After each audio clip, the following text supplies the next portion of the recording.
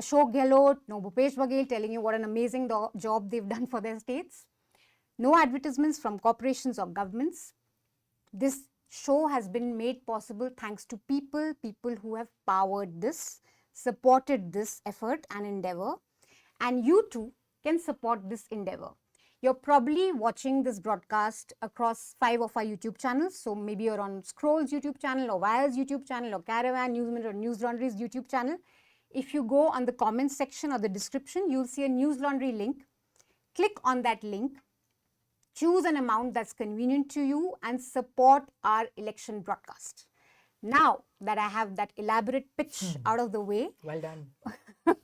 Big welcome to Hartosh from Caravan and Seema from The Wire. First up, I think we're going to do a lot of granular discussion, over the next 8 hours, like I said. But I think the first 1 hour, it's good to just zoom out a little bit, talk about big picture themes. And I just want you guys to tell our audience why we're not doing early Rujhan or early trends in the first 1 hour. Hartosh. Well, I mean, quite clearly, we are here to ensure that people watch us. But we are not here to ensure that people watch us at any cost. And that is what happens in most channels till maybe 9:30. This frenzy to start counting numbers is basically an extension of the exit poll. My exit poll versus yours, my leads versus your leads. There is no methodology that explains where you're getting these leads from, how you're collating them, how you're collecting them. It becomes a quest for eyeballs, and it is often misleading. I can give you many examples. I think one Bihar case is particularly infamous for this. And I think it is much better to restrain ourselves and look at what unfolds over the next hour, hour and a half, zoom back and see what the larger picture in this election is, and then come back to the results as they start making sense. Yeah. So from 9 onwards, we're going to do that. You've traveled to MP this time. And exit polls have created a lot of commotion because it may just be BJP back if we go by the exit polls. Were you surprised at all? Well, at least 1 or 2 of the exit polls, but I mean, since we have now 10 or 15 exit polls, I think 3/4 of them are going to be very surprising. My sense of traveling through the state, and obviously it's a huge state, you can't travel through all of it, is that I personally felt the Congress had an edge, and I speak in very unbiased fashion because in particular in Madhya Pradesh, I feel the Congress actually doesn't deserve to win. Yeah, they have a particularly bad leadership. And I go in looking with that eye, and I still feel that people were a little tired of Shivraj. So the numbers surprised me. But then we've been wrong before, and I think we have to admit that, and we'll find out soon enough. Seema, 2 big picture themes that we should be focusing on in the first 1 hour, if you zoom out. So I think critical, just to add a point to that, that, this anxiety created for who's winning, etc., much like a horse race, is a plague to journalism globally and particularly in India, to just make it into some sort of a game or a match and to go on about semi-finals. So that's wrong. Secondly, how do you signal a 4 or a 6 till the umpire says it? And the umpire in this case is the EC. So till the Election Commission gives out the results, we don't know what are we discussing. So, which is really, I mean, I just completely endorse what you said, that there's no point in rushing to discuss non-numbers, even though it gives a sense of having a lot. It's really quite illusory. I think there are 2 big pictures here which we must look at. I particularly dislike the phrase semi-final because, again, it's a sporting metaphor, which is also not very appropriate. I think a good metaphor, if we like metaphors, is almost like a prequel, like you have Star Wars 1, 2, 3, that you have separate themes being made, but the end of a particular movie leaves you with clues and cues about the next one. So this is where we need to look at what these results tell us. Of course, it's almost a cliche. States are not the same as what will happen nationally, but they indicate mood. They sometimes create momentum. So I think both things, by indicating mood and by creating momentum, we need to look out for them. One thing why it's particularly important here is because I think we must record the death of the double engine of the BJP. There is no double engine now. Willfully, the second engines, in my view, of the chief ministers have been shown their place, whether it is Raman Singh, whether it is Vasundhara Raje, Rani, whether it is Shivraj Chauhan. So it is even Shivraj Chauhan, who was, I think, at the forefront of the battle, but in the posters, he was pretty diminished. And he's not been named by Mr. Modi in any of the things. So the whole thing, because of also the MPs contesting, the central ministers contesting, it's been made to run like a 2024 campaign. So it's like really interesting after the death of the double engine, what this does to this Modi card of contesting elections. So we're just going to go to some data because we're not looking at initial trends. I especially want to speak about Madhya Pradesh because Hartosh is with us. So we can probably just get the vote share graphic on, please, and just look at previous year's election. Of course, this is a 230 assembly constituency. Last time the Congress won 114 seats, BJP was at 109. If you look at the vote share though, BJP was slightly ahead, but a little diminished from 2013. So what you have in front of you is 2013 and 2018 election data. The Congress went up slightly, but yeah, that's what we have. And we're going to have Yogendra Yadav join us. Is he with us? Okay. Hi, Yogendra. Welcome. Hi, how are you? Great. So we met you last during Karnataka elections, which was just one state, so it was easy. We have 4 states to talk about this time. The counting for Mizoram has been postponed. But tell us, we thought that the first 1 hour we should be talking about big picture themes that are coming out of this election, zoom out a little bit. On the ground, when you're traveling, a lot of the reporters at least told us that the big sort of overarching theme this time was welfare schemes. A lot of conversation about what party is offering what, especially to women voters. And communalism kind of took a back seat, Hindutva took a back seat. The large conversation was about welfare. Would you agree with that? And what were your observations in your travels? Thank you. And let me begin once again by congratulating all 5 of you for coming together, because in many ways, that's the future of independent journalism in India. So my thanks also to all of you for creating this conglomerate. Yes, as I traveled, I traveled in 3 of these 4. I must confess, I did not travel in Chhattisgarh. So what I said is hearsay. But when I traveled here, yes, very much the conversation that you get is about welfare schemes. So let's begin by saying what these elections are not about. These elections are not about Mr. Modi. BJP tried very hard. BJP, used all those standard things a week before election. Modi will come and change the election. Nothing of that sort happened. So this has happened so many times. But the legend still goes, Modi will come and change the election. Even if BJP wins a few states, it's not because of Mr. Modi. That's not what the election is about. And I heard that thing about double engine not being there. That's true. That doesn't cut ice. Now, in all the 4 states, it is not that people are saying the government didn't do any work. Let's begin with Telangana, where I expect nothing short of a wave this time. And that's what I saw. So let's see what the results say. My observation, as I said, then I wrote and said, this is clearly a wave. But even there, voters do not say that, look, he didn't do anything. So that standard thing of throw the rascals out did not exist. They said, yes, he brought current, he brought water, he brought roads. But that's all right. Ho gaya iska kaam. Now it's time for someone else to come. So there was that sense. There was that sense in Rajasthan too, where Ashok Gehlot could well win this election. However, the mood was, yes, he's done a few things. Yes, his schemes are very good. Magar yahan to roti palatti. Whether it actually, so what it would ensure is that we are not going to see the kind of thumping majority that a government which is popular, a government which has a popular chief minister, no anti-incumbency sentiment should get. We're unlikely to see that. In Madhya Pradesh, strangely, that's the one place where I heard Badlao more often than any other state. The exit polls are saying no, BJP is going to win, which would actually be a genuine surprise if that were to be the case. In Madhya Pradesh too, they said, हाँ काम किया था, मगर 18 साल बस हो गया. There was that sense. I can't say that about Chhattisgarh, but in Chhattisgarh too, you have an incumbent government which has had a decent track record in some ways, especially in terms of payments to the farmers and many other welfare schemes that they came up with, but which faces difficulties. So governments which have done work face difficulties because voters want more. That, in a sense, connects these all.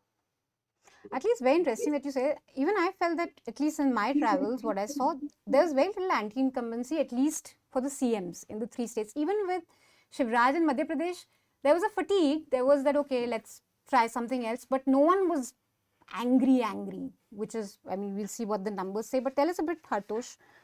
You've traveled through Madhya Pradesh. You saw a diminished Shivraj, sort of a tussle. I mean, uncharacteristic of BJP, because you usually have strong regional leaders and the center kind of supplements that. But here you saw Modi pretty much everywhere. It was one of the important. Yeah, in that sense, I think Seema began by saying that we perhaps should not use a sporting metaphor, but the kind of hold that the Sun has over the BCCI is the kind of hold the duo has now over the party. The figures that we are talking of. And the BJP, over a period of time, you look at Madhya Pradesh, it took 15 years of work before you had a set of OBC leaders like Uma Bharti, Babulal Gaur, Shivraj Chauhan. Today you look around and you are still in that era. Modi is doing what the Congress has done over the last 40 years, starting from the Indira Gandhi era, diminishing leaders with their own support and their own base, and this is being deliberately done. Shivraj is not to be projected. No projection in Chhattisgarh. Vasundhara, who by far is the most popular person on the ground, is not the person who's projected in the BJP. So the idea is very clearly that in these results, as ever, you will see that there will be a lot of credit that will go to Modi if the elections come through. And if the elections are lost, of course, I mean, these people, there was this anti-incumbency, Gehlot has done great work, Baghel has done great work. So there's always this excuse that is available. And in Madhya Pradesh, this was particularly the case. Here, people are tired of Shivraj, but nobody dislikes Shivraj. That is one of the things that has quite evident in what has come out. And I think in all these states, while we are seeing a lot of focus on delivery, I think it's only in Rajasthan that you are seeing schemes that have been crafted out with some care for the future, health, education.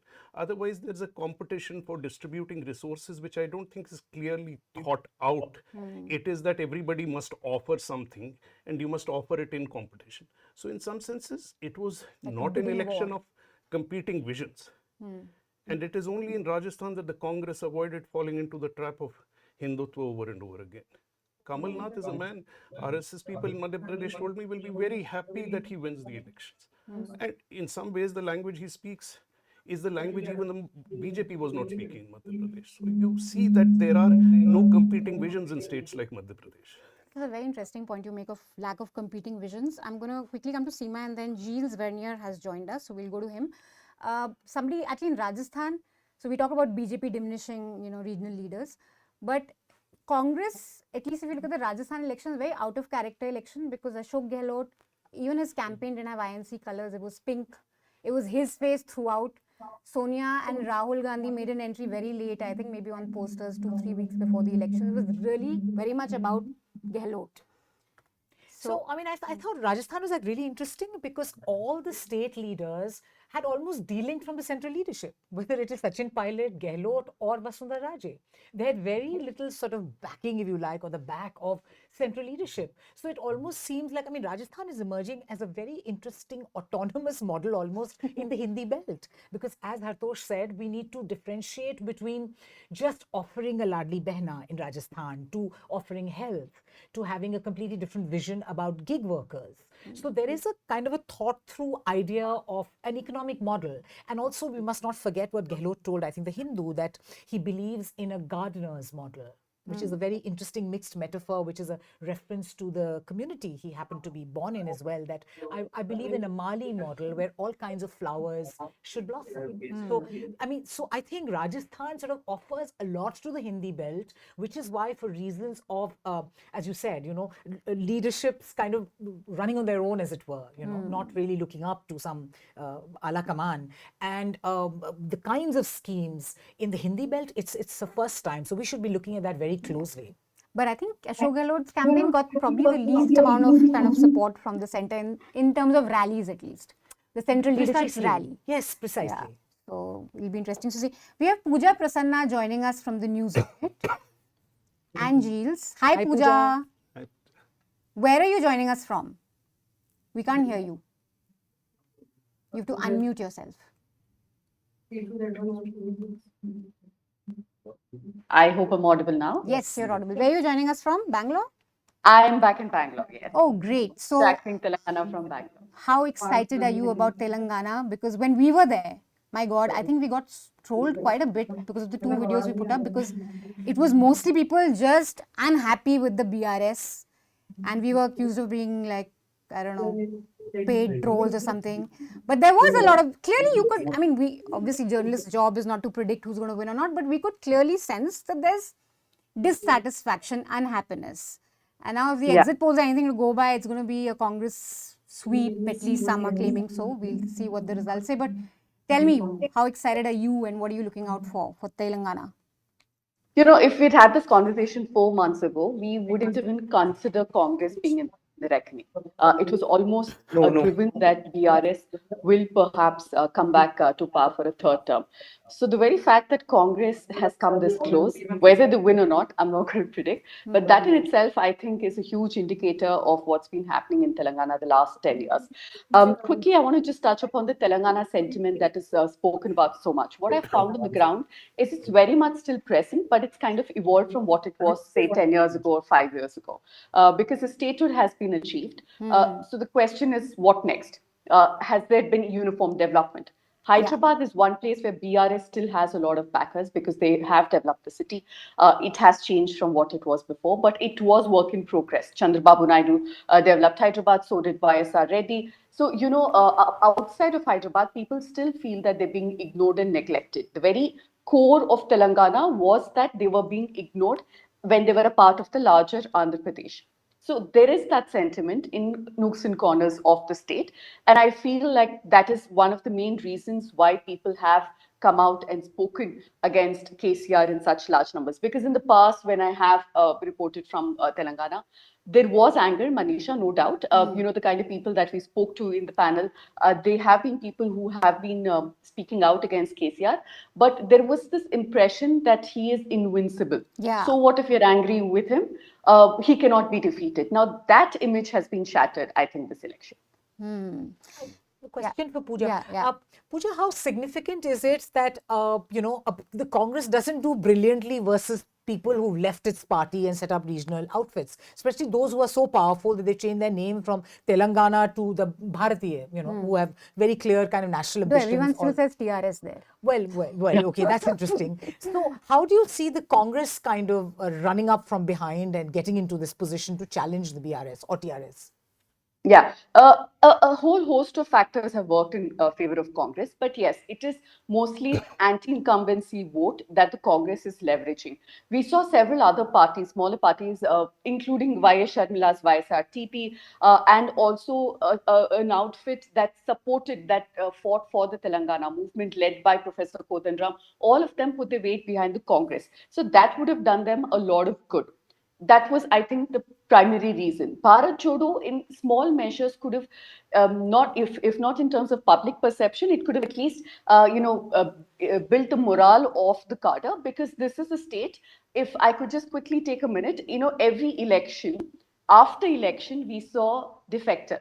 Usually we see that happening in, say, places like Madhya Pradesh and Karnataka, only to form government. Here we saw the BRS having full numbers, but still we'd see people from the Congress and in one case TDP going towards the TRS as it was then. So there was no opposition. So for the Congress, they had to build it almost from scratch. The cadre had left because they thought it's a lost cause. The leaders had left. There was a joke saying that, you know, the Congress has sleeper cells of KCR whenever he wants them to just come to TRS and they just walk. That's not happening this time around. The swing is the other way.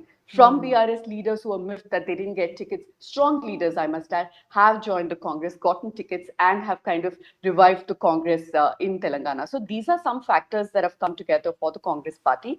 But the fact remains that even their most prominent face, Revant Reddy, is not originally a congressman. He was from the ABVP TDP, leader, yes. came and worked really hard on the ground. I must give him credit for that. So the Congress has had a rethink of its policies. You cannot no longer say that we gave Telangana, so be grateful to us. Welfareism was something that was very, very prominent in the campaign this time, both from BRS as well as Congress.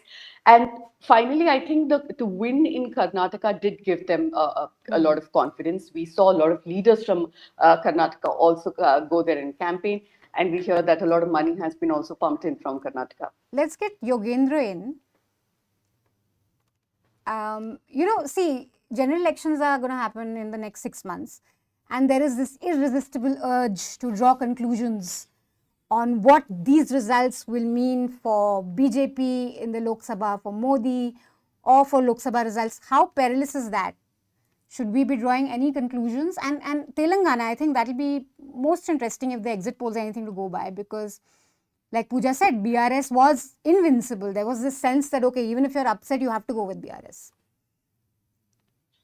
I think I heard this thing about semi-final not being an apt metaphor, and I completely agree. Year after year, election after year, after election, we've seen that these results do not directly translate into Lok Sabha elections. It's only a function of electoral coincidence that these 5 states, earlier it used to be 3, would go just before the national election. So we have to be very careful in drawing the conclusions. One conclusion to my mind would be about whether it's exit for BJP from South India, because Karnataka, they've lost. Telangana, no matter what happens, I think no one is saying that BJP is getting into double figures, which is much less than what they did in the 2019 Lok Sabha election. BJP's bid, BJP's sort of assault on Telangana, like they did in West Bengal, clearly did not happen. In West Bengal, at least they managed to become the real second party, the real competitor to TMC. Nothing of that sort is expected from Telangana this time. So in one broad thing would be BJP is out from South India. Now, this has some implications for Lok Sabha election. You could say BJP could bounce back if they ally with the BRS, which is what is widely expected, just as it happened in Karnataka, BJP aligning with JDS. There is some room there, but BJP on its own emerging as a very important player in the South is something you can rule out for 2024. That's important because that sets limits to what the BJP can do. That has been a structural limitation for the BJP. For the BJP to emerge as a very strong player in national politics in the long run, stronger than it is, it needs to break through that. And that is something it is unable to. And to my mind, it has implications for 24 as well. In Karnataka, yes, BJP can come back with some. I don't expect a 25-seat haul or something of that kind in Karnataka. And BJP would struggle to get back its 4 seats in Telangana. So there's some implication there. As for the 3 states, my sense is that all the 3 are going by very small margins. We spoke about Ashok Gehlot ji. Now, it's the 3rd time for Ashok Gehlot. Anyone who's observed Rajasthan would know that every time he's actually run a reasonably decent government. His record in the first term was a tremendous record of famine relief, which is amazing. Very few governments has done the kind of famine relief that he did during the first term, but he lost. Second time, he ran again a reasonably good government. That is when the health reforms of Rajasthan began. He lost, and he lost very bad. Yeah. This time, he has come up with a slew of policies, not just health. It's about pension, it's about gig workers, a series of reforms which have some vision for Rajasthan. And if he doesn't win, what message does it give? That's something we need to ponder over. So in all these 3 states, Rajasthan, Chhattisgarh, and Madhya Pradesh, I think we are looking at small margins.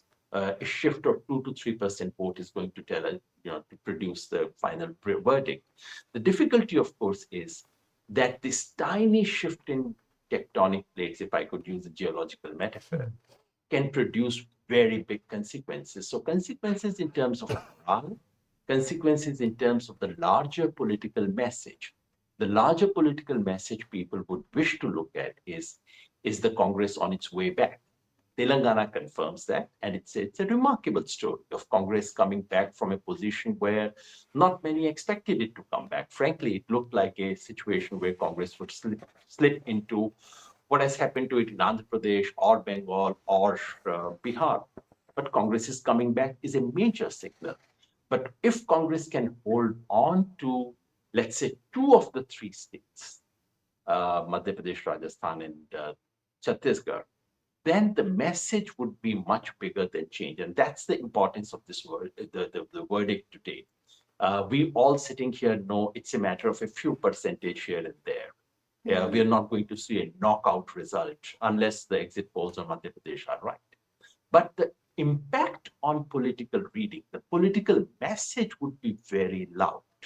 If Congress manages to win 2, Congress can go back into election confident, and it changes the morale. If BJP manages to get the 2 big states, Madhya Pradesh and Rajasthan, BJP goes back into elections much more strongly, although there is no direct correlation. But it does affect morale, it does affect political messaging, it does affect your overall preparation for the Lok Sabha. So morale is one thing, but Hartosh, like when you travel, I think the voters are pretty clear. There's a clear distinction that we're going to vote for Lok Sabha for X reasons, and the state will, vote for this government. And the, Modi's popularity hasn't diminished at all to my mind. Whenever you talk to voters, there's a very clear sense that, okay, center में तो वही ठीक है, यहाँ पे हम कांग्रेस को ला सकते हैं, यहाँ पे और किसी को try कर सकते हैं. So to what extent are voters giving any message? I mean, are we being completely wrong in taking any message from the voters? Because the voter seems very clear that ठीक है, center में मोदी अच्छा है, यहाँ पे हम देखते रहेंगे क्या करना है. Absolutely, Manisha. And I'll just stop for a minute to just remind our viewers that we will be changing into Hindi occasionally over the 8 hours. We will have a few hours of Hindi as well in between. 9 to 10, in fact, will be Hindi, hosted by Arfa from the Wire. I think what is clear from conversations, and I mean, these are anecdotal, but from small villages to sort of towns, bazaars, offices, Modi remains undiminished in at least the Hindi belt, in the sense that I know, I think it's probably true of Rajasthan, but in Madhya Pradesh, it is certainly the case. So I don't think we should be reading much into these results in terms of the Lok Sabha, except for the question of psychology and momentum as you go into the elections. This also is, and I just move away from just the campaigning for these elections, it perplexes us. What are these events that are being staged for us here? The G20, the constant propaganda, how ridiculous it seems, this constant thrusting of himself in front, the images. Everywhere I went to in Madhya Pradesh, this would come up that he has changed our stature on the world stage. You ask people this question, what does it mean? Nobody really has an answer. But the psychology of that perception is deeply embedded into a voter there. And that is very different from how they are seeing Shivraj. Shivraj in himself is quite a story. I mean, it's a 4-time chief minister, not completely out of it, still very much the most important politician in Madhya Pradesh.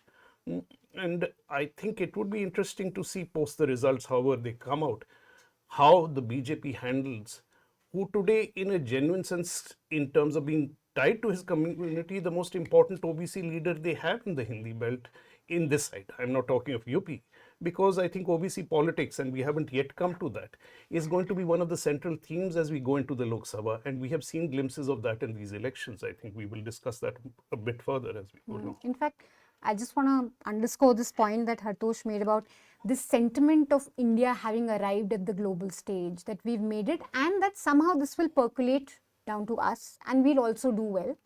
And Modi is taking care of the big picture India story. Chief ministers, states can then take care of our needs. It's a big sentiment. Would you agree with that? It's a great strategy. So I agree that that's a strategy in place. But I have views on for how long can I play the same card on the table. So I'm still thinking about it, that is it capital that diminishes? Is there diminishing returns to it? Or is it something you can keep throwing on the table and people will keep buying it? And I think our own political history tells us that there is some sort of a limit to that kind of capture. Because even when Indira Gandhi in 1977 loses the election, she doesn't really lose her popularity. So she, of course, like stages a remarkable comeback in 1980, but that's quite dramatic. But she doesn't really lose her popularity. So in India, there is a certain amount of tensile strength that cult leaders or phenomenally charismatic politicians do acquire, which doesn't mean that they don't lose the election. So I think what's a big change in terms of governments should it happen? And the defeat of the BJP in states would do is it just kind of creates chaos. Like here in the studio, if people standing behind the camera started jumping around, there were suddenly things happening. It may not interrupt our broadcast, but it shifts. I mean, I like the geological metaphor that Yogendra used. Tectonic plates also play a role. And also, we must remember one thing. Holding on states for Mr. Modi is very important. This is something that has been learnt by the BJP after 2017, because he derives his power from saying that I am elected by the people. All other institutions, whether they're courts, media, whatever, don't say that. They cannot say that because they're not elected by the people. The only ones who can say that are the state chief ministers. We've been elected by the people too. So that offers a counter. So I don't think Mr. Modi relishes to be the sole BJP sort of elected person, to be surrounded in this sea of non-BJP chief ministers. So that sets into motion other things. Other pieces of the chessboard start walking around, you see. Even the king feels that he's safe in the castle. So I think it's interesting, and politics is all about the art of the possible, or the momentum, as Hartosh says, that gets triggered by events. So Yogendra Yadav has to leave, but let's just quickly go to him. Thank you so much for joining us. He'll be back. Yeah, you'll be back. But do you want to just add in on this sentiment of India doing well under Modi? And isn't that, I mean, we call out the propaganda on television news, we look at the real numbers, but it's fantastic politics in some ways, right? To instill this sense of hope. And like Hartosh said, when you question them, why, how has India arrived, what are the reasons? There's just a belief. There's a strong sense of belief, and that really is what seems to be working for them. Well, propaganda works. And true, it works. Yeah, that's exactly what I get to hear when I travel. 2 or 3 things, and people would say, "अच्छा यादव जी, बाकी सब बातें तो ठीक है, इतना तो आप मानते हैं ना कि देश की इज्जत बढ़ गई है." I say, "अच्छा मान लूंगा, आप बताइए कैसे?" So देखिए, जब प्रधानमंत्री जाते हैं, इतनी बड़ी रैली होती है, I counter by saying, अच्छा उस रैली में तो NRI बैठे होते हैं, कोई वहां तो नहीं होता। नहीं, अब आप तो ऐसी बातें कर रहे हैं। The second thing that everyone believes is that on the border, on the Sino-Indian border, हमने चीन को करारा जवाब दे दिया है। I asked them, have you seen the satellite maps? Well, no one has, but how does it matter? So yes, that has indeed been the case, and that is, in fact, that's something very new in Indian politics. Very few politicians actually, in a sense, foreign policy, international relations has hardly been an issue, except in 1972, after the 71 victory, where Indira Gandhi, made some use of the Bangladesh victory that sort of added to her stature. Normally, that's not been the case, and this is unusual. I think the point Hartosh made about OBCs, that's a point that we need to come back probably later. But it's an important point because in Madhya Pradesh, for the first time, I sensed a little OBC wave. So Mondal is entering Madhya Pradesh for the first time. The real question was whether Congress would be able to connect to that. I personally felt that Congress didn't manage to connect to that possibility very well. There was a possibility. Congress didn't do that well. In Chhattisgarh and Rajasthan, on the other hand, Congress has seemed to have a better connect with the OBC. In Telangana, BJP made the BC into a question. They don't call it OBC, it's the BC in Telangana. BJP tried to make that into a question. Didn't work that well for the BJP, but BC question is going to dominate Telangana politics because that's actually the dominant community. It's not seen in the leadership, but it is very much going to be the question of future of Telangana politics. So in some ways, the rise of the OBC and connected to this demand of caste census, which didn't play out very well in this particular election, but for the national election, caste census, OBC, that's a question that we should pick up some signals about uh, during the course of the day. Great. Thank you so much, Yogendra, for joining us. We'll see you again when we have some numbers streaming in. For those of you who've just tuned in, we're not going to talk about early election results or early trends because postal ballots are being counted right now. There's no point getting excited about it. Sometimes it goes horribly wrong also because people get very excited about the numbers that are just streaming in and already call elections at 9 o'clock. We're not doing any of that. We're just going to have some big picture conversations from 8 to 9. That was our idea. And we have Giles joining us now, who's Senior Fellow at Center for Policy Research. Is he with Hello. us? Hi, Giles. Welcome. Hi. Good morning. It's good to be back. Yeah. So we've been talking about, personality politics, the cult of Modi, how it hasn't been diminished at all. And one could argue that, regional elections are pretty much about different competing models of governance. But is that really true if you look at this election? Because you see a Shivraj, who the exit polls are anything to go by, he may just come back. He fashions himself as this mama, who cares about women, who's their protector. The bulldozer mama, I think, didn't really work because he started off with that, but then close to the election, that disappeared. It became more the caring, loving mama that you can look up to. You look at the advertising by state governments, it's been stunning, I think, in the lead up to this election. All Chhattisgarh, Rajasthan and Madhya Pradesh and BRS also. So there is that sense that you have to project yourself as this person and fashion yourself in that Modi kind of, state alternative. Your thoughts? No, you're right. And in many ways, everyone is sort of emulating, the same model and producing, their own version of the same kind of, political figure. What strikes me is that there seems to be more differences of model of governance between states than within states. And that within states, BJP and Congress may not be as differentiated as one, can imagine.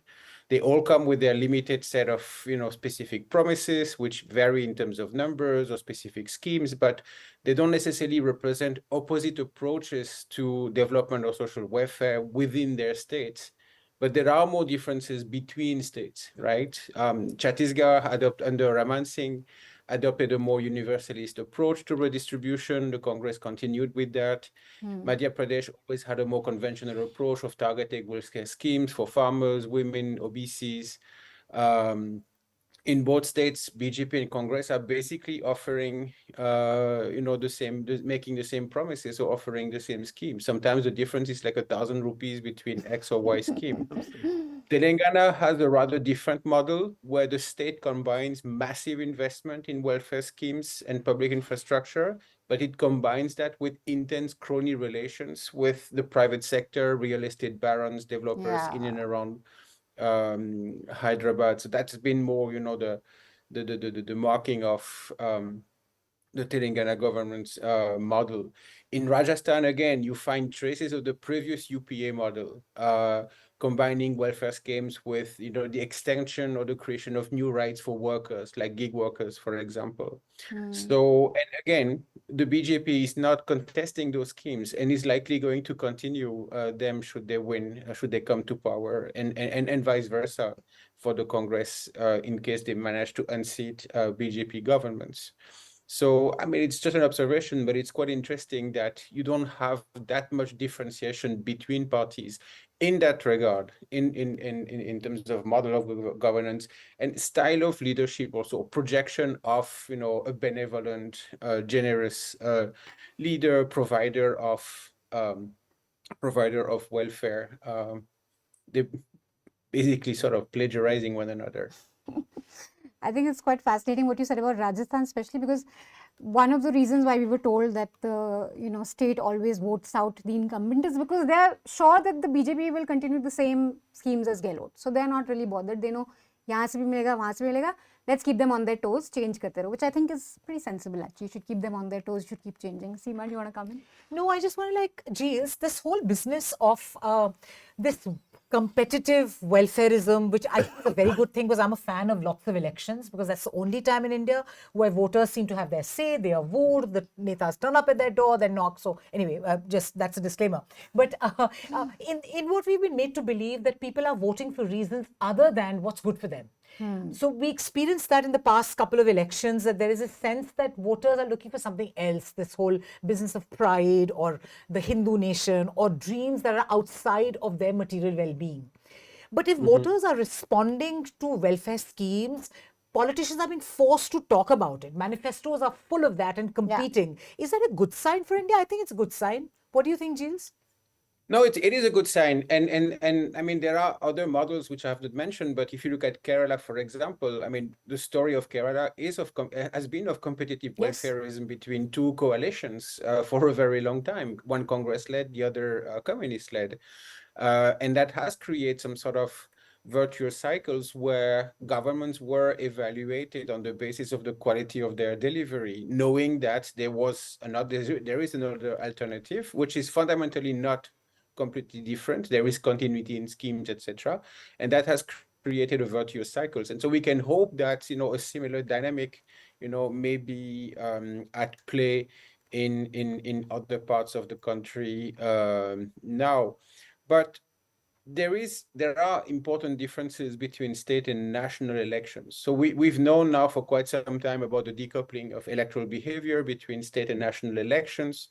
And we know, for instance, that the BJP gets a huge bump of vote share when the general election follows the state elections, or drops its vote share when the general election precedes a state election. The Congress performance also varies, but not at the same extent, right? In Rajasthan and MP, the difference in performance between BJP in state and national was 20% of vote share against 5-6 loss for the Congress. And of course, we know that the Modi factor accounts for a large part of it, but it's not just the personality or appeal of the PM alone, right? One argument that we could make is that state and general elections are fought along different logic of mobilization and accountability. So national versus regional issues.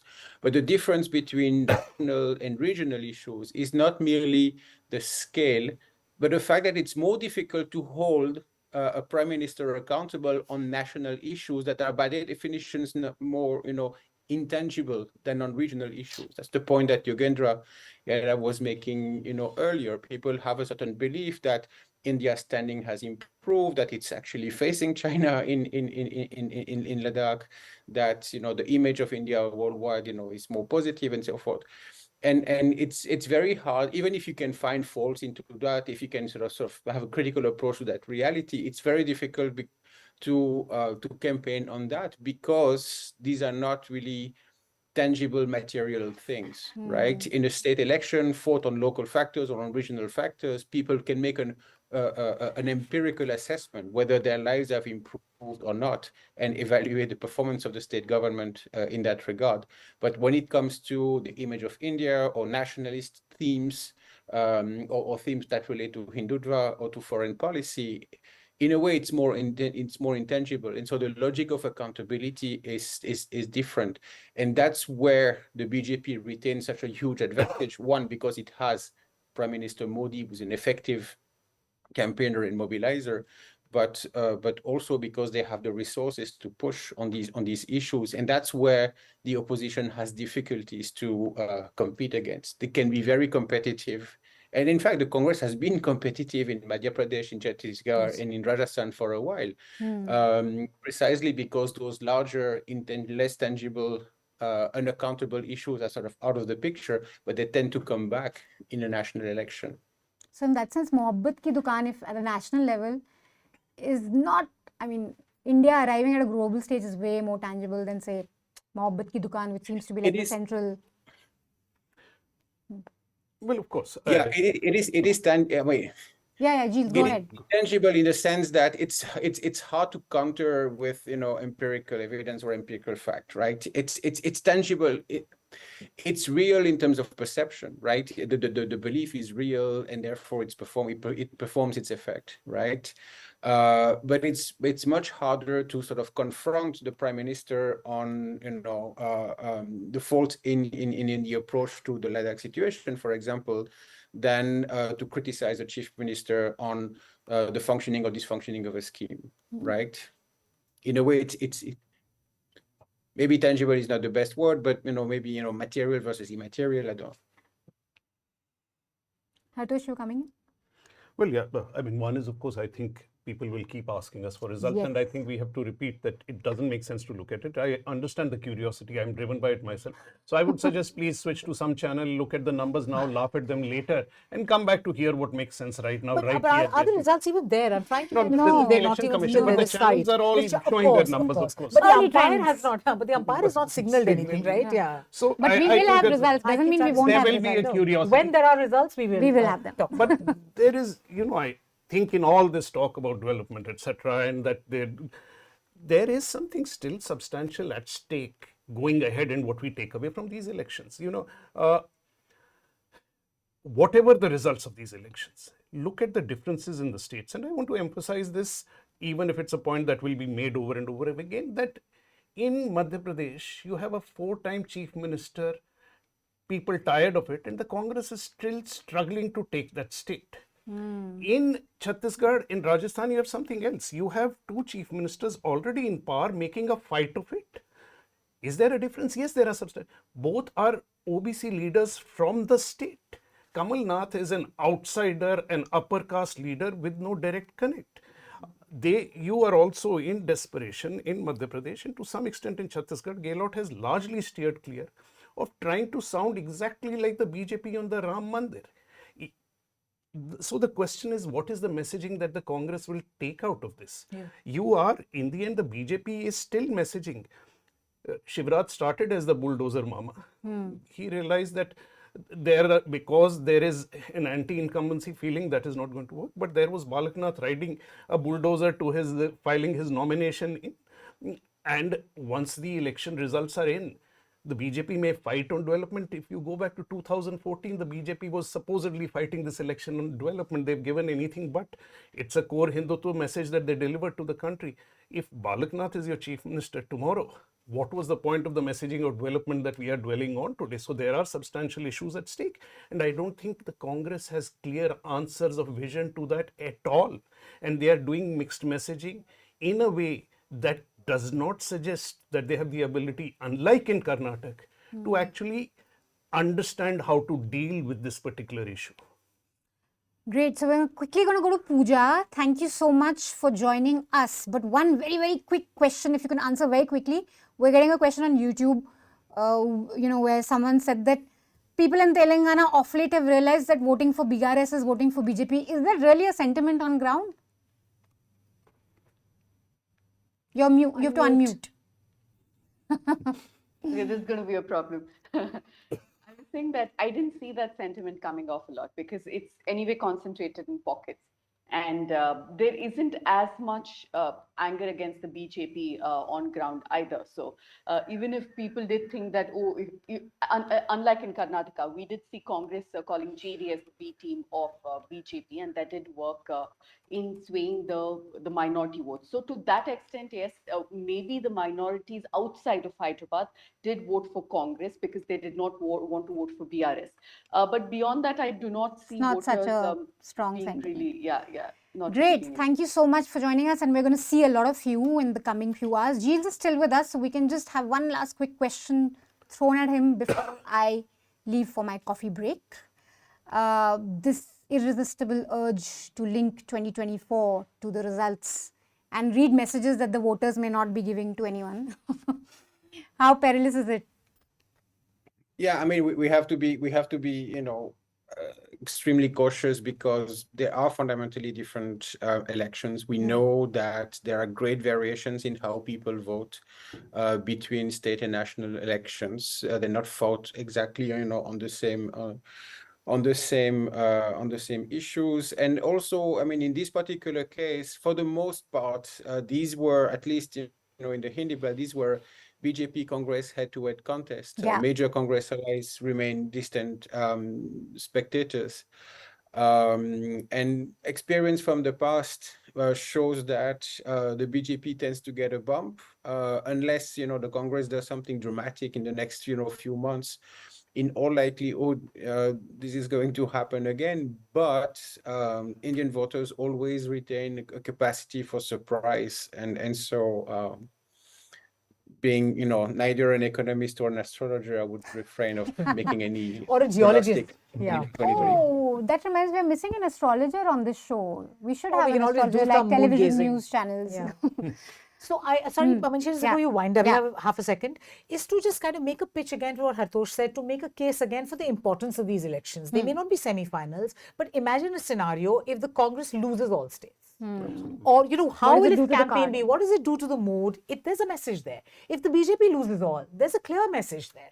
In case Congress loses Rajasthan, wins Madhya Pradesh by a huge margin, there's a message then what the Congress campaign would be for 2024. So, with Telangana, I think it goes beyond the south. It's like a gateway to the east. It's a message to all other regional leaders who are sitting on the fence. They suddenly need to be wary of the Congress. So I think there's a lot of important cues which will be thrown out by these polls. So we must really pay attention. Yes. What those are is the, I think will unfold in the hours to come.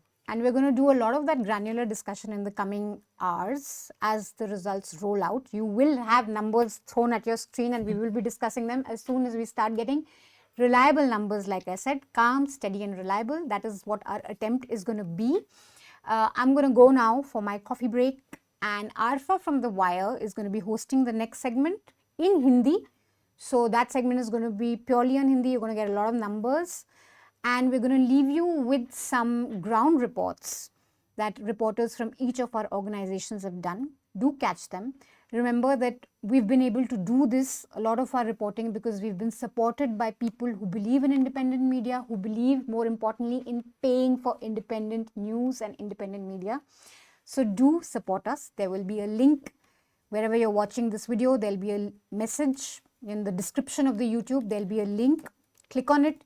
Choose an amount that you like and support our election coverage. Thank you so much for tuning on at 8 a.m. in the morning, while we're not screaming and shouting and telling you who's winning. So thank you for that. Stay tuned. We'll have a lot coming for you in the next 7 hours. I'm in Chhattisgarh and it's election season in this central Indian state. And behind me, as you can see, is the crop that is central to the election campaign this year, paddy.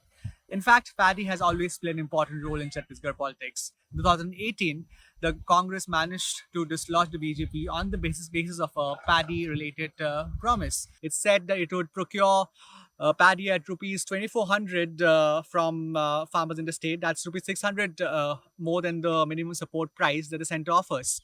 And it's a promise that the Congress government has lived up to in the state, as farmers here acknowledge. वो तो 2 साल के bonus में हे रमन देबे नहीं करी और तेने मुहारी से का ये बेचारा सबोल दे दे बघेल जी से हम खुश है सर बघेल कुछ अभी तक नहीं रोका है धान का बोनस भी दिया है sir In response to that, the BJP this time has in its Ghoshna Patra manifesto has said that it would buy paddy at rupees 3,100 per quintal. But not to be left behind, the Congress in its manifesto has now said it would buy paddy at rupees 3,200, 100 more than the BJP has offered. Paddy, as you see, is at the heart of the elections this year in Chhattisgarh, and is probably this crop that will decide the fate of the political parties in the state.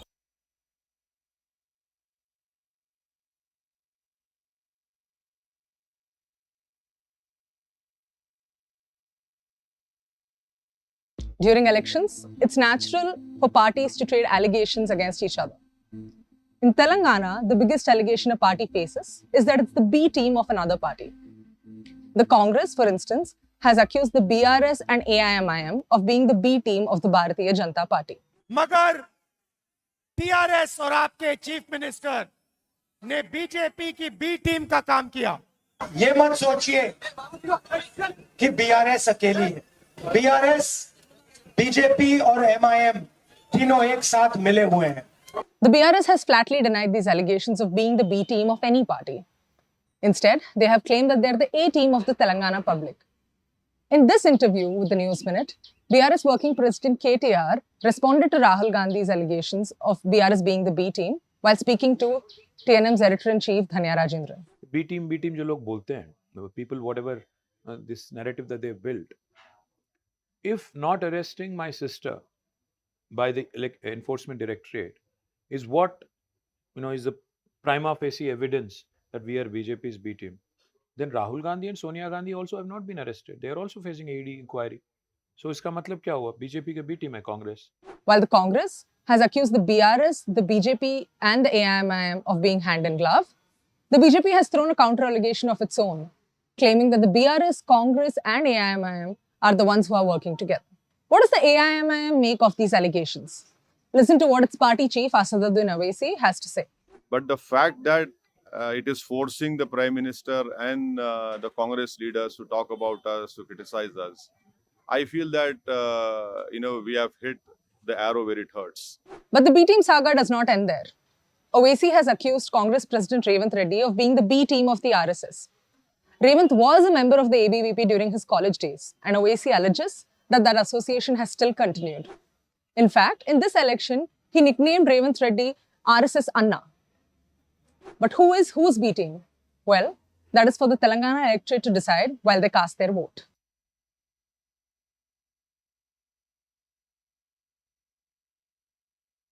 हमारी चुनावी यात्रा राजस्थान से शुरू हो गई है। हम पाली constituency में हैं, जहां 1998 से बीजेपी के एमएलए ज्ञानचंद पारख हैं। 25 साल हो गए उनको यहाँ पे। ये पाली का प्रदूषित पानी आ रहा है, उससे हमारी जमीन बर्बाद हो गई है, हमारे कुएं बर्बाद हो गए हैं और किसान सारे बर्बाद हो गए हैं। बीजेपी के राज में सब समस्या का हल था, अभी कांग्रेस के राज में कुछ नहीं है।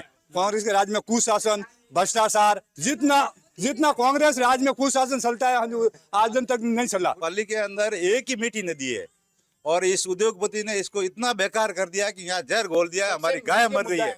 आज जो पानी है उस पानी का 11 TDS है। अगर ये जो मोदी कह रहे हैं, मैं चैलेंज कर रहा हूँ इनको कि इन कुओं का पानी पी के दिखा दे। मैं चैलेंज के साथ कहता हूँ वोट बीजेपी को दूंगा। निकलूंगा और फायदो नहीं, कोई टाबरों फायदो नहीं, कोई कुछ दान सुन कुछ नहीं मिले। आप ले वालों तारे लाल मरे जाओ। तो कांग्रेस को कटिंग करे मिनको। ये किसी नाम का या फिर धर्म के नाम पे कोई प्रचार नहीं करिए, ये अपने काम का करिए। चिरंजीवी योजना में स्वास्थ्य बीमा में 25 लाख का और जो दुर्घटना बीमा है 15 लाख का। मैं खुद MRC में रह के आया हूँ। क्या सबसे बड़ा मुद्दा है आपके लिए? एक तो हमारे टाइम पे भर्ती नहीं निकालते हैं और भर्ती निकालते हैं तो ये पेपर है जो लीक हो जाते हैं, बाद में हम एग्जाम दे के आते हैं और उसके बाद ये जो है बाद में कैंसिल हो जाता है। मोबाइल से क्या है, खर्चा बढ़ गया। 400 रुपए महीने का अंदर मोबाइल के अंदर रिचार्ज करेगा तो वो मोबाइल चलेगा। कोई अगर सिलाई की मशीन दी होती तो जिसके घर में पति नहीं है, जो गरीब है, वो सिलाई करके मजदूरी करती। सिलाई सिखा रहे ना, राजविका की वो खुली हुई ना। हाँ तो वो ट्रेनिंग करो, समूह में जुड़ो, आप समूह में जुड़ो, उसके बाद आपको सिलाई सिखा रहे हैं। वसुंधरा जी होता तो यहाँ आगे बीजेपी बहुत ज्यादा सीटों से जीतती, पर थोड़ा बहुत असर रहेगा, सरकार बीजेपी की बनी। वसुंधरा राजे का चेहरा नहीं आया, इसके पीछे क्या कारण है आपको लगता है? इसका तो ये ऊपर मोदी जी का उनका कारण ही है, दूसरा तो किसका कारण है? उनका ये ऊपर लेवल से संघ वाले है, वो क्या मैडम नहीं आनी चाहिए। मैडम तो हाई फाई है, वो राज घराने की है, वो तो दबती नहीं किसी से। उनका तो एक अलग ही रवैया है।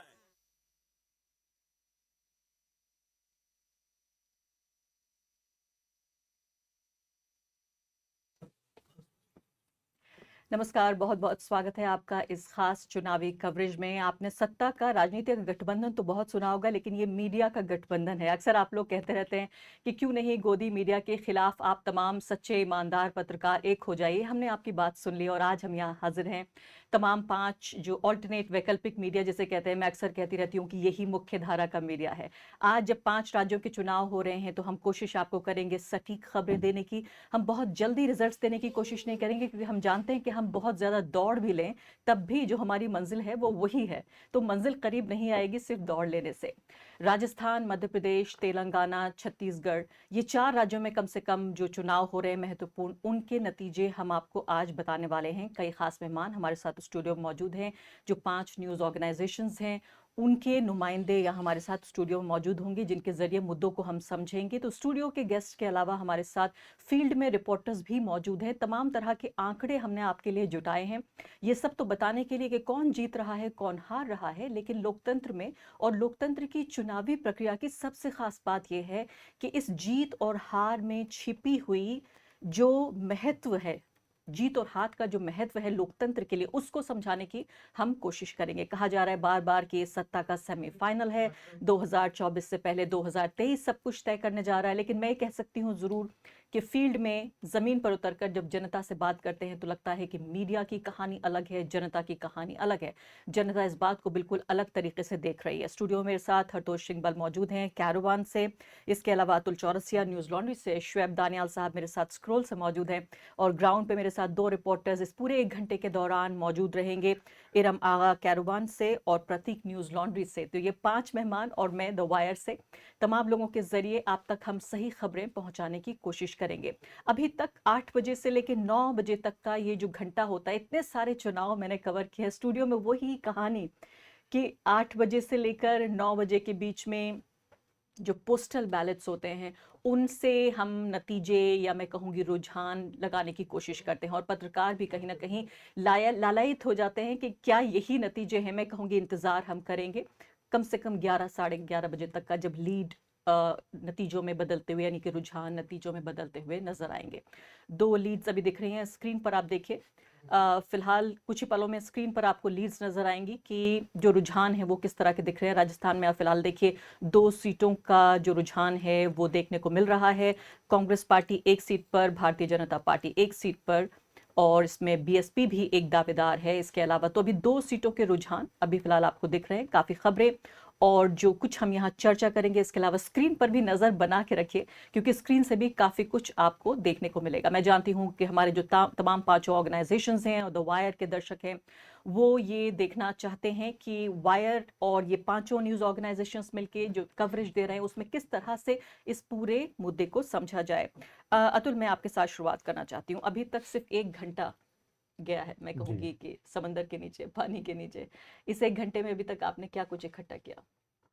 अभी बहुत शुरुआती जो रुझान है, और जो हमेशा होता है कि शुरुआत के 1-2 घंटे में चुनाव आयोग की अपनी जो वेबसाइट है, जहां से हमने कोशिश की कि हम चुनाव आयोग की वेबसाइट का ही सहारा लें रुझान या फिर नतीजों को बताने के लिए, तो वो क्रैश कर गई है। उसमें बहुत ज़्यादा कोई इन्फॉर्मेशन नहीं हमारे पास आई है।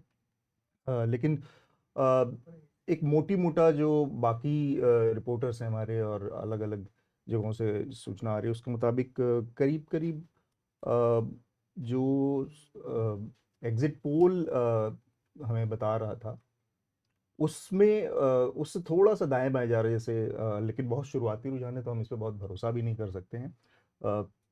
मध्य प्रदेश का जैसे जिस तरह का बताया जा रहा था उस तरह का नहीं है। मध्य प्रदेश में थोड़ा सा शुरुआत में दिखा कि शायद कांग्रेस को बढ़त मिल रही है। राजस्थान में इस तरह का जो था कि राजस्थान में शायद फिर से रिपीट हो सकती कांग्रेस की, लेकिन वहाँ पर भारतीय जनता पार्टी ठीक करती दिख रही। तेलंगाना का बहुत साफ है। तेलंगाना के जो नतीजे हैं उसमें साफ एक ट्रेंड अभी शुरुआत से ही एक दिखने लगा है। तो ये है, लेकिन अभी मुझे लगता है कि फिर भी हमें थोड़ा सा इंतज़ार करना है, क्योंकि सीट्स के लिए, रुझान के लिए एग्जैक्ट नंबर्स अभी कुछ बहुत ज़्यादा हमारे सामने नहीं है। शुएब साहब, आप क्या देखना पसंद करेंगे? मैं सोच रही हूँ कि इन 5 राज्यों में देखें, जिसमें से आज 4 के नतीजे हमें देखने को मिलेंगे, कुछ ही घंटों में पता चल जाएगा।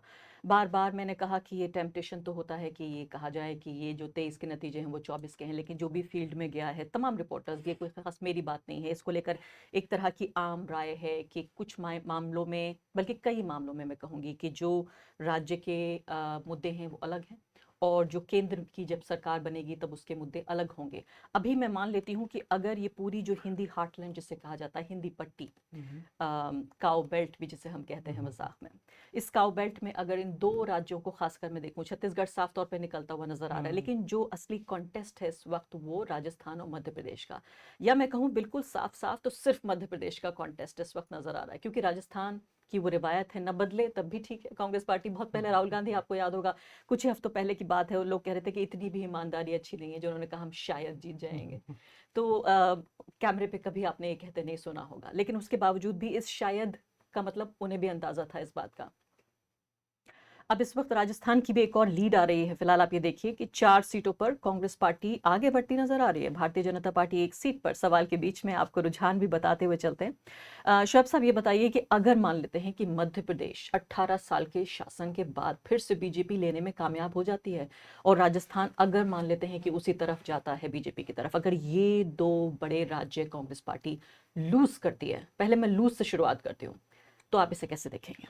देखिए, ये जो आपने कहा आरफा जी, ये बहुत ही इंपॉर्टेंट क्वेश्चन है कि इज दिस, ये क्या सेमीफाइनल है लोकसभा के लिए? क्योंकि आजकल क्या हो रहा है, जो इंडियन वोटर है वो बहुत ही अक्लमंदी से वोट दे रहा है। वो राज्य में एक जगह वोट देता है और तब सेंटर में जाके दूसरी जगह वोट देता है। तो अगर आप मान लीजिए कि बीजेपी जीत गया इस बार, तो बीजेपी के लिए तो बहुत एक मनोबल के लिए एक होगा कि वो लोकसभा में बहुत हाई स्पिरिट्स में जाएंगे। मगर अगर कांग्रेस जीत गई, इसका क्या मतलब हुआ वो कहना थोड़ा मुश्किल है, क्योंकि एक तो ऑब्वियसली उसके स्पिरिट्स हाई हो जाएंगे, मगर इसका ये आप अगर याद करिएगा, यही हुआ था 2018 में। ठीक है, कांग्रेस ने कई सारे स्टेट इलेक्शन जीते थे, उसके 2019 में मोदी साहब वापस आ गए थे बहुत भारी बहुमत से। क्योंकि अभी इंडियन जो वोटर है वो स्प्लिट टिकट वोटिंग जिसको कहते हैं, वो राज्य में एक जगह वोट देता है ऑन सम इश्यूज वेलफेयर वगैरह पर, और जब स्टेट नेशनल इलेक्शन आता है तो नेशनल सिक्योरिटी वगैरह पर मोदी जी के जो ये है फिगर है उस पर वोट देता है। तो ये इलेक्शन का मतलब क्या है, ये हम लोग को एक्चुअली 2014 में जाके ही समझ में आएगा। यानी आप ये कह रहे हैं कि ना तो सत्ता की ना ही मीडिया की बात नहीं सुनती है जनता, उसका अपना दिमाग है, तमाम प्रोपेगेंडा के बावजूद उसे पता है क्या करना है। वो सिर्फ अपनी देखता है कि उसके और उसके परिवार के लिए क्या फायदेमंद होगा, स्पेशली स्टेट इलेक्शन में। क्योंकि नेशनल इलेक्शन में तब थोड़ा सा सेंटिमेंट आ जाता है, ठीक है, कि नेशनलिज्म ये वो वगैरह वगैरह, हिंदुस्तान का जो स्टेट है वर्ल्ड में वगैरह। मगर स्टेट इलेक्शन में इट इज़ अ कम्प्लीटली पूरा वेलफेयर बेस्ड और मतलब अपने लेन देन का इलेक्शन है। वो बहुत ही चालाकी से सोचता है कि मुझे किससे ज़्यादा मिलेगा। ठीक है, तो मतलब जैसे मैं तेलंगाना में रिपोर्ट मैंने किया, तेलंगाना में तो मतलब हज़ार रुपए के लिए लोग उस पर वोट डाल रहे कि अच्छा इसने मुझे 1000 रुपये दिया, केसीआर ने मेरे 1000 रुपये डिसेबिलिटी पेंशन बढ़ाया तो इसलिए मैं उसको वोट दूंगा। तो ये मतलब बहुत मोल तोल के वोट दिया जा रहा है। और शुएब साहब, इस दौरान मुझे पीसीआर के जरिए तमाम रुझान भी मिलते जा रहे हैं। कोई आकाशवाणी नहीं है जो मुझे हो रही है, पीसीआर के जरिए हमारी जो प्रोडक्शन कंट्रोल जो रूम है वहां से पता चल रहा है कि जो नतीजे तो नहीं, जाहिर है रुझान ये भी हम बता सकते हैं। अपनी स्क्रीन पर देखते जाइए, सवालों के साथ साथ ये भी अहम है क्योंकि इन्हीं जो रुझान हैं उनसे हमारे सवाल भी निकलेंगे और सवालों के दौरान आपको रुझान भी बताते रहेंगे। इससे पहले कि मैं हरतोष सिंह बल की तरफ जाऊँ, एक और बहुत महत्वपूर्ण बात जो मेरे जैसे एक ऐसे नागरिक के लिए, एक पत्रकार के लिए जो देखना चाहता है कि आम जनता के मुद्दे ही सर्वोपरि हों, उनके लिए बहुत अहम बात यह है कि जब जमीन पर उतरकर मैंने देखा कि कितना भी सांप्रदायिकता का और झूठे राष्ट्रवाद की कोशिशें की कि इस प्रोपेगेंडा में फंस जाए जनता और ये भूल जाए कि उससे बिजली, सड़क, पानी, बैंक अकाउंट, उसे अपने बच्चों के लिए कपड़े, शिक्षा, रोजगार, ये तमाम चीजें चाहिए। मैं हैरान हूं इस बात को आपको बताते हुए, खुश भी हूं कि काफी हद तक इस पूरी हिंदी पट्टी में भी देख लें, मैं तेलंगाना तक तो नहीं गई लेकिन राजस्थान, मध्य प्रदेश में अगर आप देखें, छत्तीसगढ़ में भी मेरी सहयोगी गई थी, उन सबके जरिए पता ये चलता है कि ये राष्ट्रवाद का मुद्दा या फिर जो सांप्रदायिकता का मुद्दा है, इसे काफी हद तक कांग्रेस पार्टी के कैंपेन ने कंटेन किया है, इसको काबू में रखा है और योजनाओं के बदले योजनाओं की बात हो रही है। अभी छत्तीसगढ़ का भी आप जिक्र कर लें तो उधर बात हो रही है कि किस तरह से हम किसानों को बेहतर वो देंगे, बेहतर दाम देंगे धान के। तो दूसरी तरफ बात हो रही है, जो न्याय स्कीम की बात हो रही है, राहुल गांधी देश से बाहर जाकर दुनिया भर में छत्तीसगढ़ और राजस्थान का मॉडल जो इंटरनेशनल यूनिवर्सिटीज हैं उनको बता के आए हैं। हरतोष, ये भी एक मेरे ख्याल से एक तरह से बहुत प्लेजेंट सरप्राइज है कि राहुल गांधी जैसा नेता जो केंद्र में जाहिर है उनकी सरकार नहीं, जिन राज्यों में उनकी सरकार है, मैंने कई उनके लेक्चर सुने और उसमें जिस तरह से उन्होंने खासकर जो बीमा स्कीम है उसे एक हेल्थ मॉडल के तौर पे पेश किया कि अगर हमारी सरकार बनती है तो हम राजस्थान का ये मॉडल लागू करेंगे। या छत्तीसगढ़ का बात करें तो न्याय जो स्कीम है उसका उन्होंने जिक्र किया। राजस्थान में कम से कम मैं ये कह सकती हूँ कि मैंने ज़मीन पे इस स्कीम को, क्योंकि ये बात सिर्फ ये नहीं है कि सरकारें स्कीम बना दें, उन्हें ज़मीन पर उतार दें, जनता को समझा दें, मीडिया के इस पूरे ब्लैकआउट के बावजूद, तो बहुत शान की या काम की बात है। देखिए, जो कुछ हमने जिक्र किया, मेरे इन कई चीज़ों से मैं असहमत हूँ। एक तो मेरे को नहीं लगता कि हमें ये प्रिजम्पशन से चलना चाहिए कि राजस्थान में हार रही है या मध्य प्रदेश में जीत रही है। अभी रुझान आ रहे हैं, मेरे को नहीं लगता कि हमें इसे तय करके ये कह सकते हैं। दूसरी बात है कि अगर हम सिर्फ डेवलपमेंट के इलेक्शन लड़ रहे होते, आप इस इलेक्शन के बाद भी देखेंगे कि आप कम्युनिटीज़ की वोटिंग पैटर्न देखेंगे, वो काफ़ी अलग रहेंगे। अगर डेवलपमेंट ही सिर्फ एक मुद्दा रहता तो आप ये नहीं कह सकते थे कि ओबीसी के वोट ज़्यादा यहाँ क्यों पड़ रहे हैं या ट्राइबल्स के वोट यहाँ क्यों पड़ रहे हैं। उनमें पैटर्न जो डिफ्रेंसिएशन आ रहे हैं वो कई कारणों के आ रहे हैं। और अगर आप सिर्फ डेवलपमेंट पे फोकस रखेंगे तो इंडिया के किसी भी इलेक्शन को आप पूरी तरह से एनालिसिस नहीं कर सकते। तीसरी बात कि मेरे को नहीं लगता कि राहुल गांधी इस इलेक्शन में कोई ज़्यादा मुख्य फैक्टर थे। जो कुछ राजस्थान में हुआ है गहलोत के सिर पे हो रहा है। राहुल गांधी राजस्थान ना गए हैं, इररेलेवेंट रहे हैं राजस्थान में, और इनफैक्ट उनको सेंटर से गहलोत को जो सपोर्ट इलेक्शन में मिलना चाहिए था नहीं मिला है। जो भी उन्होंने बातें की हैं मध्य प्रदेश में जाके, खास करके जो कास्ट सेंसस को लेके, वो मैसेजिंग इफेक्टिव नहीं रही है। ओबीसी इशू लोकसभा के लिए बहुत ज़रूरी रहेगा, पर उसको कैसे कम्युनिकेट करना है, उस मैसेजिंग को लोगों तक कैसे पहुंचाना है, कांग्रेस को इसके बारे में बहुत कुछ अभी सीखना पड़ेगा। अभी तक वो मैं यहाँ पे ये कहने का मतलब नहीं था कि तमाम जाति धर्म की दीवारें लांघ कर और भारतीय वोटर वोट दे रहा है। मसला ये है कि मैं जो कहने की कोशिश कर रही हूँ कि एक जो ओवर आर्चिंग जो थीम होती है चुनाव की, कि क्या सांप्रदायिकता हावी रही, क्या ध्रुवीकरण हावी रहा, क्या तमाम तरह की समाज कल्याण की योजनाओं पर क्या एक एजेंडा हावी रहा। मैं ये कह सकती हूँ कम से कम राजस्थान मध्य प्रदेश में कि ऐसा देखने को नहीं मिला। शहरों में ज़रूर, और फिर हमें जाहिर है फिर हमें जातियों में भी बांटना पड़ेगा, हमें क्षेत्रों में भी बांटना पड़ेगा कि गांव देहात क्या सोच रहा है राजस्थान मध्य प्रदेश छत्तीसगढ़ का, शहर क्या सोच रहे हैं। शहर तो एक ज़माना हुआ, तमाम तरह की भगवा लहर तो अभी भी बह रही है, पूरे तरीके से किले बन चुके हैं भगवा। यहाँ सवाल यह है कि क्या जो एक आम जनमानस है जो इस भगवा पूरे रंग से दूर रहता है, क्या वो इस बार उसने इस मुद्दे पर वोट डाला है या नहीं? तो अब अगर हम कांग्रेस की देखें, आप राजस्थान देखिए और मध्य प्रदेश देखिए। राजस्थान पे गहलोत ने इन मुद्दों से दूर रह के सीधा डेवलपमेंट पे फोकस रखा है। कमलनाथ ये फोकस नहीं रख पाए। उनको हनुमान की मूर्ति याद आ रही है, उन्हें राम मंदिर याद आ रहा है। मैं देखिए इंदौर का मैं आपको उदाहरण दूंगा, सौरभ शुक्ला है शायद जो कैलाश विजयवर्गीय के, उनका मुख्य क्या बोस्ट क्या रहा है कि मैंने पिछले 3 साल में हर वार्ड से 600 लोगों को राम मंदिर के दर्शन के लिए भेजे हुए हैं। तो ये जो सब करंट है इस इलेक्शन में, ये मानना कि ये चीज़ हट गई है और लोग इसको लेके नहीं आगे चल रहे हैं, ये हम अपने आप को डिसीव करने की बात है। ये ज़रूर है कि डेवलपमेंट के इश्यूज इंपॉर्टेंट हैं, पर अगर आप डेवलपमेंट विजन्स की तरफ देखिए तो आज जो कुछ आधा घंटा पहले जील भी कह रहे थे, बाकी बात हुई कि दोनों पार्टी के एकदम अब मिलते बराबर के विजन हो गए हैं। दोनों में कोई अंतर ज्यादा नहीं रह गया है। वेलफेयर स्कीम कह रहे हैं, एक के बदले में हम दूसरी तो देंगे। जो अब वोटर जब निर्णय ले रहा है कि मेरे को दोनों जगह से बराबर का मिल रहा है, तो एंटी इनकम्बेंसी जैसे फैक्टर्स, साइकोलॉजिकल फैक्टर्स, मेरा अपना पर्सनल क्या कहते हैं हिंदुत्व की तरफ, ये फैक्टर्स भी डिसाइड कर रहे हैं इलेक्शन को, ये सामने आए। बीच में ये भी रोक देती हूँ, मुझे बताइए, आप ये कह रहे हैं दोनों की स्कीमें आपस में मुकाबला करिए, बिल्कुल सही बात है, लेकिन अब मायने ये रखेगा कि क्या आम जनता तक ये संदेश पहुंच रहा है या नहीं। जो आप कह रहे हैं गहलोत ने पहुंचाया, कमलनाथ ने नहीं पहुंचाया, सरकार किसकी, ये भी मायने रखता है। मैं जो राहत शिविरों का भी मैं जिक्र करना चाहती हूँ आपसे कि राहत शिविरों का जब मैं गांव देहात पहुंची तो बाकायदा लोगों की जबान पे ये एक पॉपुलर जिसे नैरेटिव कहते हैं वो था कि हाँ मैं गया राहत शिविर में, मेरी बहन गई राहत शिविर में और हमें डायरेक्ट बैंक ट्रांसफर हुआ। और ये अलग अलग जाके मैंने अलवर से लेकर और अजमेर तक कई अलग अलग सैंपल, इतना ही पत्रकार कर सकता है कि अलग अलग जाके सैंपल ले सके। मैं खुशी के साथ ये कह सकती हूँ कि मीडिया के तमाम, राष्ट्रीय मीडिया के तथाकथित तमाम ब्लैकआउट के बावजूद भी ऐसा हो पाया। अतुल, मुझे आप ये बताइए, जो हरतोष कह रहे हैं उनकी बात में जाहिर दम है, एक अलग नजरिया भी है और अच्छी बात है, इसलिए यहाँ 3 लोग बैठे हैं कि सब एक दूसरे से सहमत ना हो और सिर्फ चर्चा भी ना हो, बहस भी हो।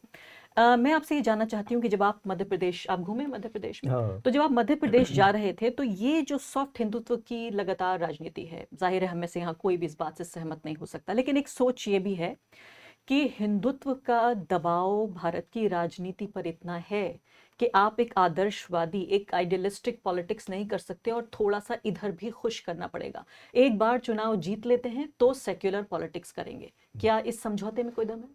देखिए, इसमें क्या, ये बहुत स्लिपरी स्लोप है। आप इलेक्शन के पहले कहें कि मैं थोड़ा सा अभी व्यावहारिक हो जाता हूँ और हिंदुत्व का भी कार्ड खेल लेता हूँ और फिर बाद में कहेंगे कि मैं सेकुलर पॉलिटिक्स करूंगा, तो वो जो स्टेक होल्डर है वो आपके ऊपर प्रेशर बनाता है, तो आप कह नहीं सकते कि चुनाव के बाद जीतने के बाद किस तरह से वो फिर वो निकल कहते हैं के कि भाई आएगा, सत्ता से नतीजा बाहर आएगा। रहने का क्या फायदा, सत्ता में एक बार आ जाते हैं तो फिर देखते फिर हैं। वही बात है, फिर तो मसला ये हो गया कि आप सत्ता के लिए केवल कर रहे हैं, आपकी कोई आइडियोलॉजिकल वो लाइन नहीं है लेकिन ना। किसी भी आइडियोलॉजी के लिए सत्ता में रहना भी बहुत जरूरी है। अगर आप विपक्ष में फिर परमानेंट मैं बैठे आपको रहे थोड़ा सा हैं। पीछे से इसको लेके बताता हूँ, बात को थोड़ा सा पीछे से हम थोड़ा देखने की कोशिश करें। कर्नाटक के चुनाव को अगर आप देखेंगी तो कर्नाटक के चुनाव के बनिस्बत मध्य प्रदेश, राजस्थान और जो छत्तीसगढ़ का चुनाव है, मैं तेलंगाना नहीं गया तो वहाँ की बात नहीं करूँगा, इन चुनावों में कम्युनलिज्म, हिंदुत्व उस तरह का उतना मुखर नहीं था जिस तरह से कर्नाटक में था। बजरंग बली आ गए थे और बहुत सारी प्रधानमंत्री हर मंच से नारे लगा रहे थे, वो चीज। लेकिन उसकी वजह दूसरी थी, उसकी वजह ये थी कि यहाँ पर भाजपा के अंदर जो लीडरशिप की क्राइसिस चल रही थी, कि यहाँ पर मोदी शिवराज को प्रोजेक्ट नहीं करना चाह रहे थे, वहाँ पर वसुंधरा को प्रोजेक्ट नहीं करना चाह रहे थे, उस वजह से उन सारी चीज़ों को, वो सारे मुद्दे जो थे जो कम्युनलाइज करते हैं या जो पोलराइज करते हैं वोटर को, उससे बीजेपी शायद बच रही थी। वो खैर एक दूसरा मुद्दा है। तो नो डाउट इसमें एक बहुत बड़ा हिस्सा था कि इसमें इस पूरे उसमें कम्युनल जो टोन होता है वो टोन डाउन था पिछले चुनावों के मुकाबले। लेकिन जो दूसरा उसका तरीका, जो बात जो उसके काउंटर करने के लिए जो अल्टरनेट था, वो था वेलफेयर। वेलफेयर के नाम पर आप देखिए कि एक तरह का विजनलेस कंपटीशन चल रहा था। आप एमपी को केवल अगर देखेंगे तो मैं 450 का गैस सिलेंडर दूंगा, वो कह रहा है मैं 500 का दूंगा, वो कह रहा है मैं 150 रुपए दूंगा हर महीने, तो वो कह रहा है कि मैं 3000 तक इसको बढ़ा के ले जाऊंगा। कहने का मतलब है कि आप पूरे भोपाल की सड़कों पे हमने देखा कि पटी हुई थी केवल और केवल छूट की स्कीमों से, मुफ्त की स्कीमों से। हम फ्रीबीज कह के वेलफेयर को गाली नहीं देना या उसको डिमीन नहीं करना चाहिए, लेकिन क्या कोई पॉलिटिक्स ऐसी हो सकती है कि केवल दो बड़ी पॉलिटिकल पार्टियों के बीच में एक इसी चीज का केवल कंपटीशन है? इसके अलावा कोई ऑल्टरनेट पॉलिटिकल बहस हो ही नहीं रही है कि लोगों की और क्या मुद्दे हैं। सामाजिक न्याय के मुद्दे हों, सामाजिक बराबरी न्याय के का मुद्दे मुद्दा हों। है। दूसरा आपके बेरोजगारी इतनी ज्यादा, मतलब बेरोजगारी की दर, उसी समय सीएमआई की रिपोर्ट आई है कि सबसे ज्यादा बढ़ी हुई है बेरोजगारी, बच्चों के, यूथ इस समय अनएम्प्लॉयमेंट इतना ज्यादा। तो ऑल्टरनेट बाकी चीजों को छोड़ के केवल इमीडिएट लक्ष्य दोनों पार्टियों का है कि किसी भी तरह से मुफ्त या कैश इंसेंटिव देकर और वोट ले लिया जाए। एक तो ये बड़ी प्रॉब्लम इस पूरे कैंपेन लेकिन हो में सकता थी। है यही विश्व गुरु की सच्चाई है कि गरीबी की रेखा के नीचे इतनी बड़ी आबादी है कि कैश देना बहुत जरूरी है। वो कहते हैं कि हम बराबर रिसोर्सेज को बांटने की कोशिश करें। आपको नहीं लगता कि ये मुकाबला देखने में अजीब लग रहा है, लेकिन ये अच्छा सा मुकाबला है कि आम जनता तक, गरीब लोगों तक कम से कम कुछ योजनाएं पहुंचे? ये नहीं, वो ठीक है, प्रतिस्पर्धा लेकिन इससे वो ठीक बात है कि लोगों तक पहुंच रहा है, लेकिन वो किस वजह से, किस मकसद से पहुंच रहा है, उस मकसद को पकड़ना ज्यादा जरूरी है। वो मकसद कोई बहुत नेक मकसद नहीं है, मेरा ये कहना है। और उसको वोट करने खरीदने की का जरूरत। मकसद है। हाँ, आप वेलफेयर नहीं बन रहा है, आपका कैपेसिटी नहीं बन रहा है, कैपेसिटी नहीं बन रही है, आप स्कूल नहीं बना रही, अस्पताल नहीं बना रहे, आप सिर्फ पैसे दे दे रहे और हैं। लोगों को निर्भर रख रहे हैं सिर्फ सरकार के रहमो करम पर। बीजेपी का तो वर्ड भी है लाभ भारती, मतलब जब आप निर्भर हो जाए आप पर, क्योंकि वो राजस्थान के नजर से राइट नहीं है तब। जी, राजस्थान के लिहाज से मैं एक और बात कहना चाहूँ। राजस्थान में जो पूरी लड़ाई है, ये जो भी आपको रुझान दिख रहे हो या एग्जिट पोल्स के आधार पर हम जो बना पाए, ये सारी की सारी लड़ाई जो है वो केवल और केवल अशोक गहलोत के अपने जो पिछले कुछ टाइम पे उनकी जो पॉलिसी लेवल पे, मैं फ्री की बात नहीं कर रहा हूँ, पॉलिसी लेवल पर जो चेंजेस है, चाहे वो चिरंजीवी योजना उनकी हो या फिर स्मार्टफोन के जरिए स्कीम्स को जोड़कर उसके फायदे पहुंचाने की चीजें रही हों, या पेंशन की जो स्कीम है, पेंशन की स्कीम में एक बड़ी अच्छी चीज उन्होंने की है जिसका बड़ा रेजोनेंस दिखा। वहां पे बार बार सबसे बात आ रही थी कि उसमें ऑटोमेटिकली हर बार, हर 1 साल बाद, 2 साल बाद उसमें सर्टेन परसेंटेज का इंक्रीज हो जाएगा जो वृद्धा पेंशन है। तो इस तरह की जो चीजें हैं वो अकेले उस वजह से कांग्रेस इस पूरी लड़ाई में दिख रही है, जी हाँ, अशोक गहलोत की। तो एक ये बड़ा वो है। जबकि इस वक्त इरम आगा हमारे साथ हैं, अतुल, इरम आगा से बातचीत कर लेते हैं। यहाँ लाभार्थियों का जिक्र हुआ। इरम, आपने उत्तर प्रदेश से रिपोर्टिंग की है काफ़ी, मैं देखती रही हूँ, पढ़ती रही हूँ आपकी रिपोर्ट्स। लाभार्थी के अलावा नुकसानार्थी भी एक शब्द है जिस फ्रेज को हमें लाना चाहिए इस पूरे डिस्कोर्स में, इस पूरी बातचीत में। क्या नाम बताया आपने? जो लाभ है उसका नुकसान भी तो होना चाहिए। अच्छा, नुकसानार्थी। नुकसानार्थी। अच्छा। ऐसे लोग जिनसे भाजपा की राजनीति से जिन लोगों को नुकसान पहुंचा है, तो लाभार्थी की जगह नुकसानार्थियों से भी मुलाकात हुई राजस्थान में काफ़ी। आपने राजस्थान से भी रिपोर्टिंग की इस दौरान, इस इलेक्शन के दौरान। मैं देख रही थी मुस्लिम वोट को लेकर यहाँ बात हो रही है कि हिंदुत्व की राजनीति का दबाव, किस तरीके से हरतोष इस बात से बिल्कुल सहमत नहीं है कि इस पूरे इलेक्शन में हमें धर्म पर आधारित राजनीति कम नजर आ रही है, नहीं नजर आ रही है। मैं देख रही थी राजस्थान में, देखिए आप 10% जो मुस्लिम आबादी है, कोई पूछने वाला नहीं है। जब वायर की टीम वहां पहुंची और लोगों से बातचीत करने की कोशिश की, उन्होंने कहा आप पहला कैमरा, पहली पत्रकार आई है हमसे पूछने के लिए कि हमारा भी कोई मुद्दा है क्या। हिंदुत्व के पैरों तले सेक्युलर पार्टियां भी दबकर मुस्लिम वोटों को इस तरह मान लेती हैं कि ठीक है ये तो हमारा है ही, कहां जाएगा आखिर।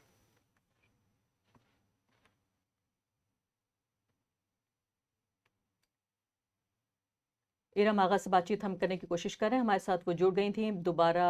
जब इरम अपना अनम्यूट कर लीजिए अपने को।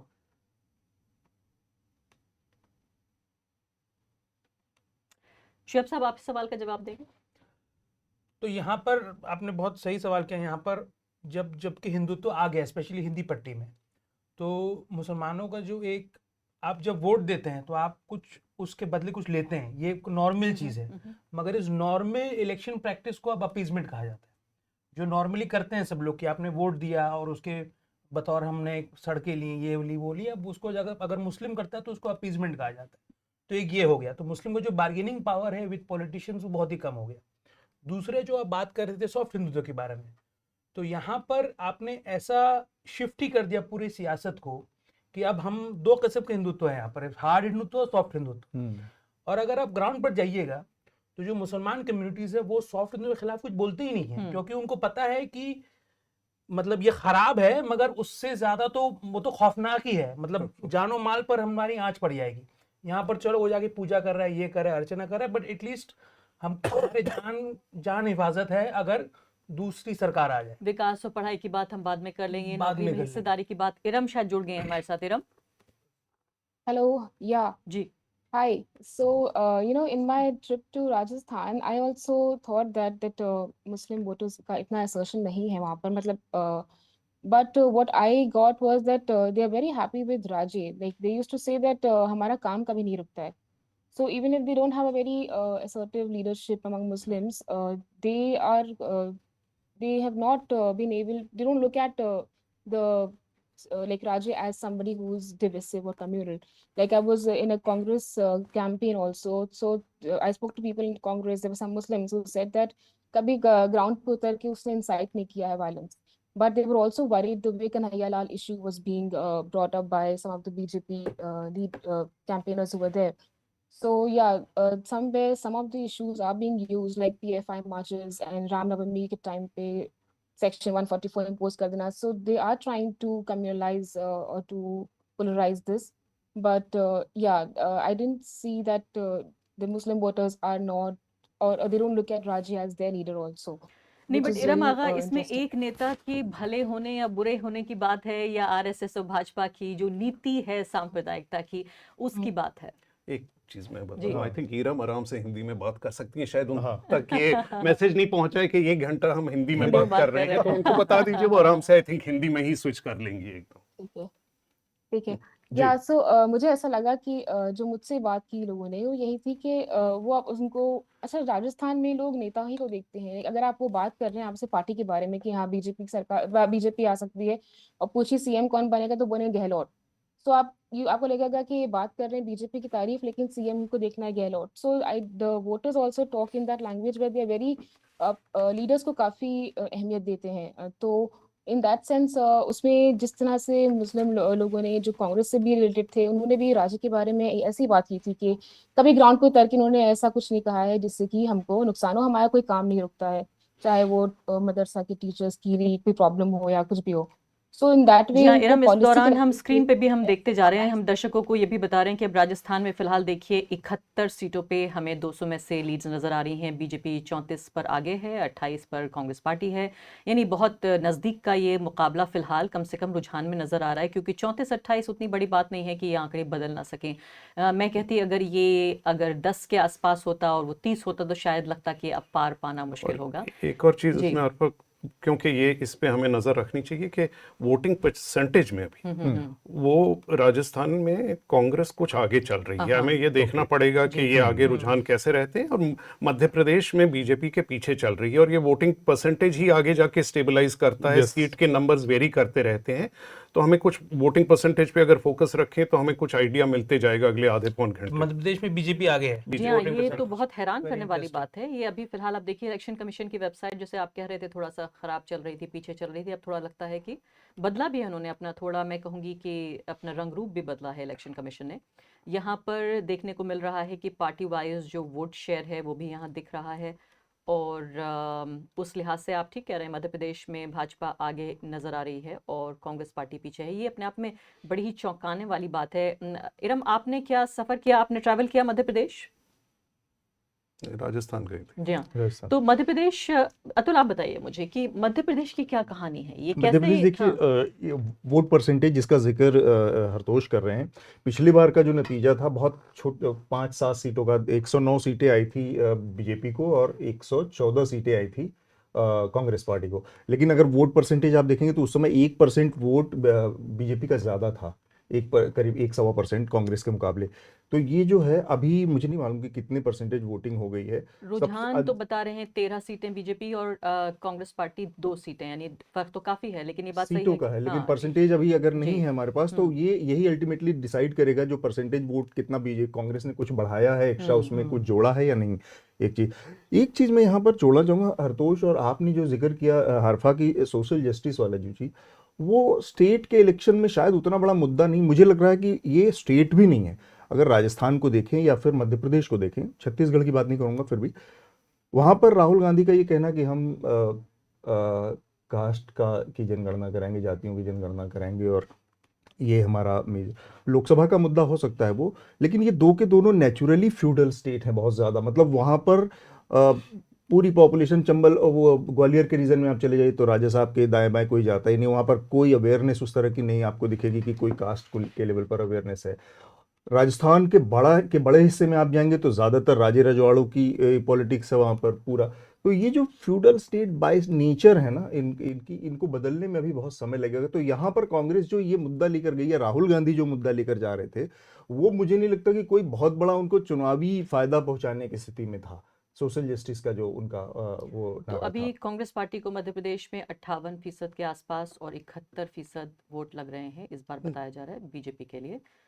तो नहीं, ये वो तो नंबर्स हैं, 50% है बीजेपी के, 41% और 50%, जी हाँ, 45 और 50%, तो काफी 41 और 50, 41 और 50 तो काफी 41% और 50। अभी तो 1 लाख वोट आए हैं, तो अभी तो ये तो बदलेगा। जी हाँ। प्लस एनीवे क्योंकि 2 पार्टी इलेक्शन है, अब वोट शेयर में बहुत ज्यादा फर्क भी नहीं होगा, नहीं होगा हाँ, क्योंकि 3-4% का ही होगा दोनों जगह में, 2 ही उसी में सारा पासा पलट। थोड़ा तेलंगाना की तरफ आगे बढ़ना चाहती हूँ मैं, यहाँ सीधे तौर पर आगे निकलती हुई नजर आ रही है कांग्रेस पार्टी। ऐसा लगता है कि बिल्कुल सीधी जीत की तरफ आगे बढ़ रही है तेलंगाना में। शोएब साहब, ये क्या खेल हुआ आखिर?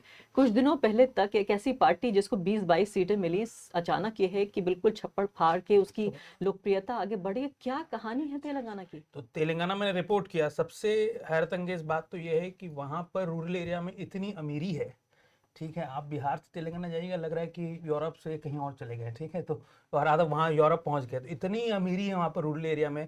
जो स्टेट का जो बंटवारा हुआ, हैदराबाद गया तेलंगाना के पास, उस रेवेन्यू से केसीआर ने रूरल एरियाज में काफी प्रॉस्पेरिटी फैलाया है। मतलब कम गरीबी नहीं, अमीरी है, आप सही बोल रहे हैं। है, अच्छा, बिल्कुल, मतलब इंडिया के आपको लग रहा मुकाबले। था व्यंग में बोला। नहीं, बिल्कुल कुछ व्यंग नहीं है। मैं खुद हैरत हो गया कि मैं बंगाल में रिपोर्टिंग किया, मैंने हिंदी पट्टी में रिपोर्टिंग की है, तो अमीरी है वहाँ पर। वहाँ कच्चे घर नहीं दिखते। फॉर एग्जाम्पल, एक मिसाल के तौर पर कहूँ, आप बिहार बंगाल में ये कच्चे घर देखेंगे, वहाँ तो कच्चा घर है ही नहीं। अब जैसे केरला में आप जाइए, गांव देहात में मैंने देखा कि कमाल है। पहली बार जब जाके देखा तो लगा कि ये भारत का शायद हिस्सा ही नहीं है, क्योंकि मैं आदत है मुझे उत्तर प्रदेश, बिहार, मध्य प्रदेश देखने की, पहुंच गए केरला, पक्के बड़े बड़े घर बने हुए वहाँ पे। तो गाँव भी नहीं है, छोटा टाउन है और सिटी है बेसिकली।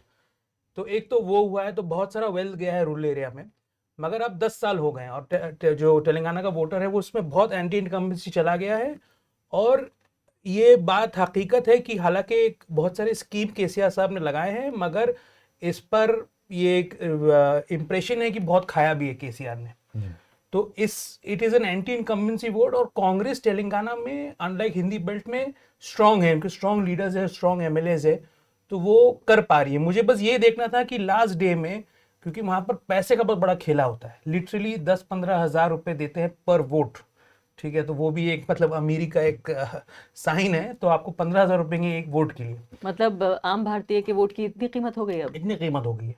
ठीक है, तो 100, आप देख 200, 500 लीजिए, रुपए हाँ, नहीं, 10-15 हजार। 5 घर का परिवार को 75,000 रुपए मिलेंगे वोट देने के। इलेक्शन कमीशन की वेबसाइट बराबर वोट शेयर बता रही है तेलंगाना में, क्या है अभी? बीआरएस और कांग्रेस पार्टी के लिए दोनों 39% पर दिख रहे हैं फिलहाल। बीआरएस और कांग्रेस दोनों? जी हाँ।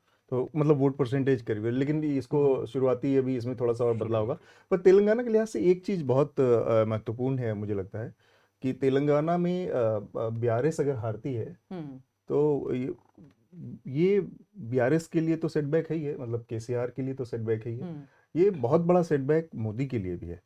मतलब अगर आप देखें तो जो पिछले दिनों का जो घटनाक्रम था, जो डेवलपमेंट थे, उसमें अचानक से ईडी आती है सीन में और फिर केसीआर उनकी बेटी को यहाँ पर बुलाया जाता है, सुनवाई होती है अचानक से। और उस समय का जो वो पूरा पीरियड है, आप देखिए कि केसीआर घूम घूम के पूरे देश में एक माइनस कांग्रेस और एंटी बीजेपी अलायंस बनाने की कोशिश कर रहे थे। वो बिहार जा रहे हैं, वो अलग अलग जगहों पे जाकर एक अलायंस कुछ ऐसा फॉर्म करने की कोशिश कर रहे थे, और लग रहा था कि वो उनकी अपनी एक नेशनल जो एम्बिशन थी उसको हवा देने की कोशिश कर रहे थे। उसको बाद अचानक से उनकी बेटी को बुलाया जाता है ईडी के बाद, और फिर वो उनका जो नेशनल अलायंस बनाने की पूरी मुहिम थी वो ठप पड़ जाती है।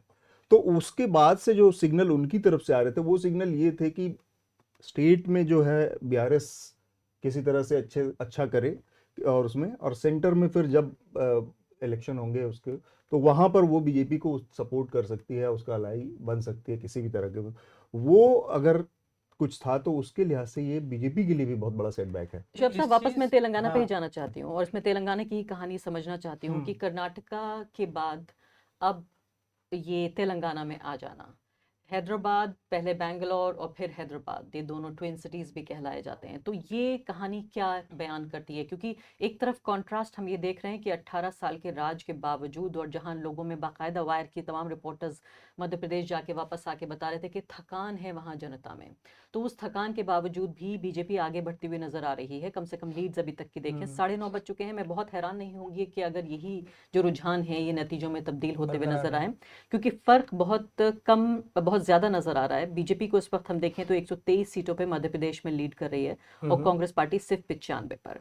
तो इस लिहाज से अगर देखें तो काफ़ी फर्क नज़र आ रहा है। वोट शेयर का भी हम बार बार अगर देखते जाएं, उसको भी एक पैमाना माने तो भी वोट शेयर भी ज़्यादा नज़र आ रहा है कांग्रेस पार्टी के मुकाबले। वो 50 को पार कर रही है और इधर ये 40 के आसपास नज़र आ रहे हैं।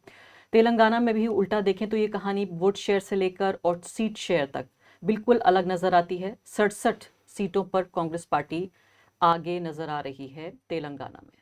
तो इन 67 सीटों को किस तरह से देखा जाएगा 2018 के मुकाबले? ये तो बिल्कुल कहानी ही बदल गई है। तो यहाँ पे जो अतुल जी ने कहा कि केसीआर साहब ने एक पलटी खाई।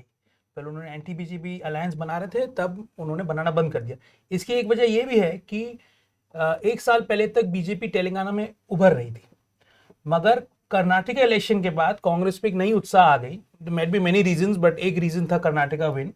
और उसके बाद अब अगर ये नतीजे देखिएगा, यहाँ पर तो बीजेपी सीन पर ही नहीं है, बीजेपी है ही नहीं। नॉर्थ में कुछ 1, 2, 4, 5 सीट जीतेगी मैक्सिमम से मैक्सिमम। ये कांग्रेस वर्सेस केसीआर है। और ये भी हमें समझा दीजिए, तेलंगाना नॉर्थ की कहानी और हैदराबाद की कहानी है कि नॉर्थ इनका गढ़ रहा है बीआरएस का, इस बार नॉर्थ पे ध्यान न देकर हैदराबाद की तरफ रुख किया।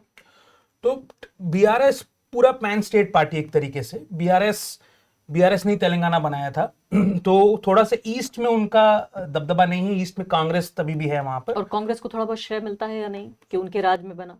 नहीं, तो ये हैरत अंगेज वाली बात है। कांग्रेस ने तो मिलता तो 2 बार हारते क्यों? तो मैं एक कांग्रेस राज्यसभा एमपी से मिला, तो वो साहब कह रहे थे कि मैंने ही तो वोट डाला था, मगर हमको ही कुछ क्रेडिट नहीं मिलता है।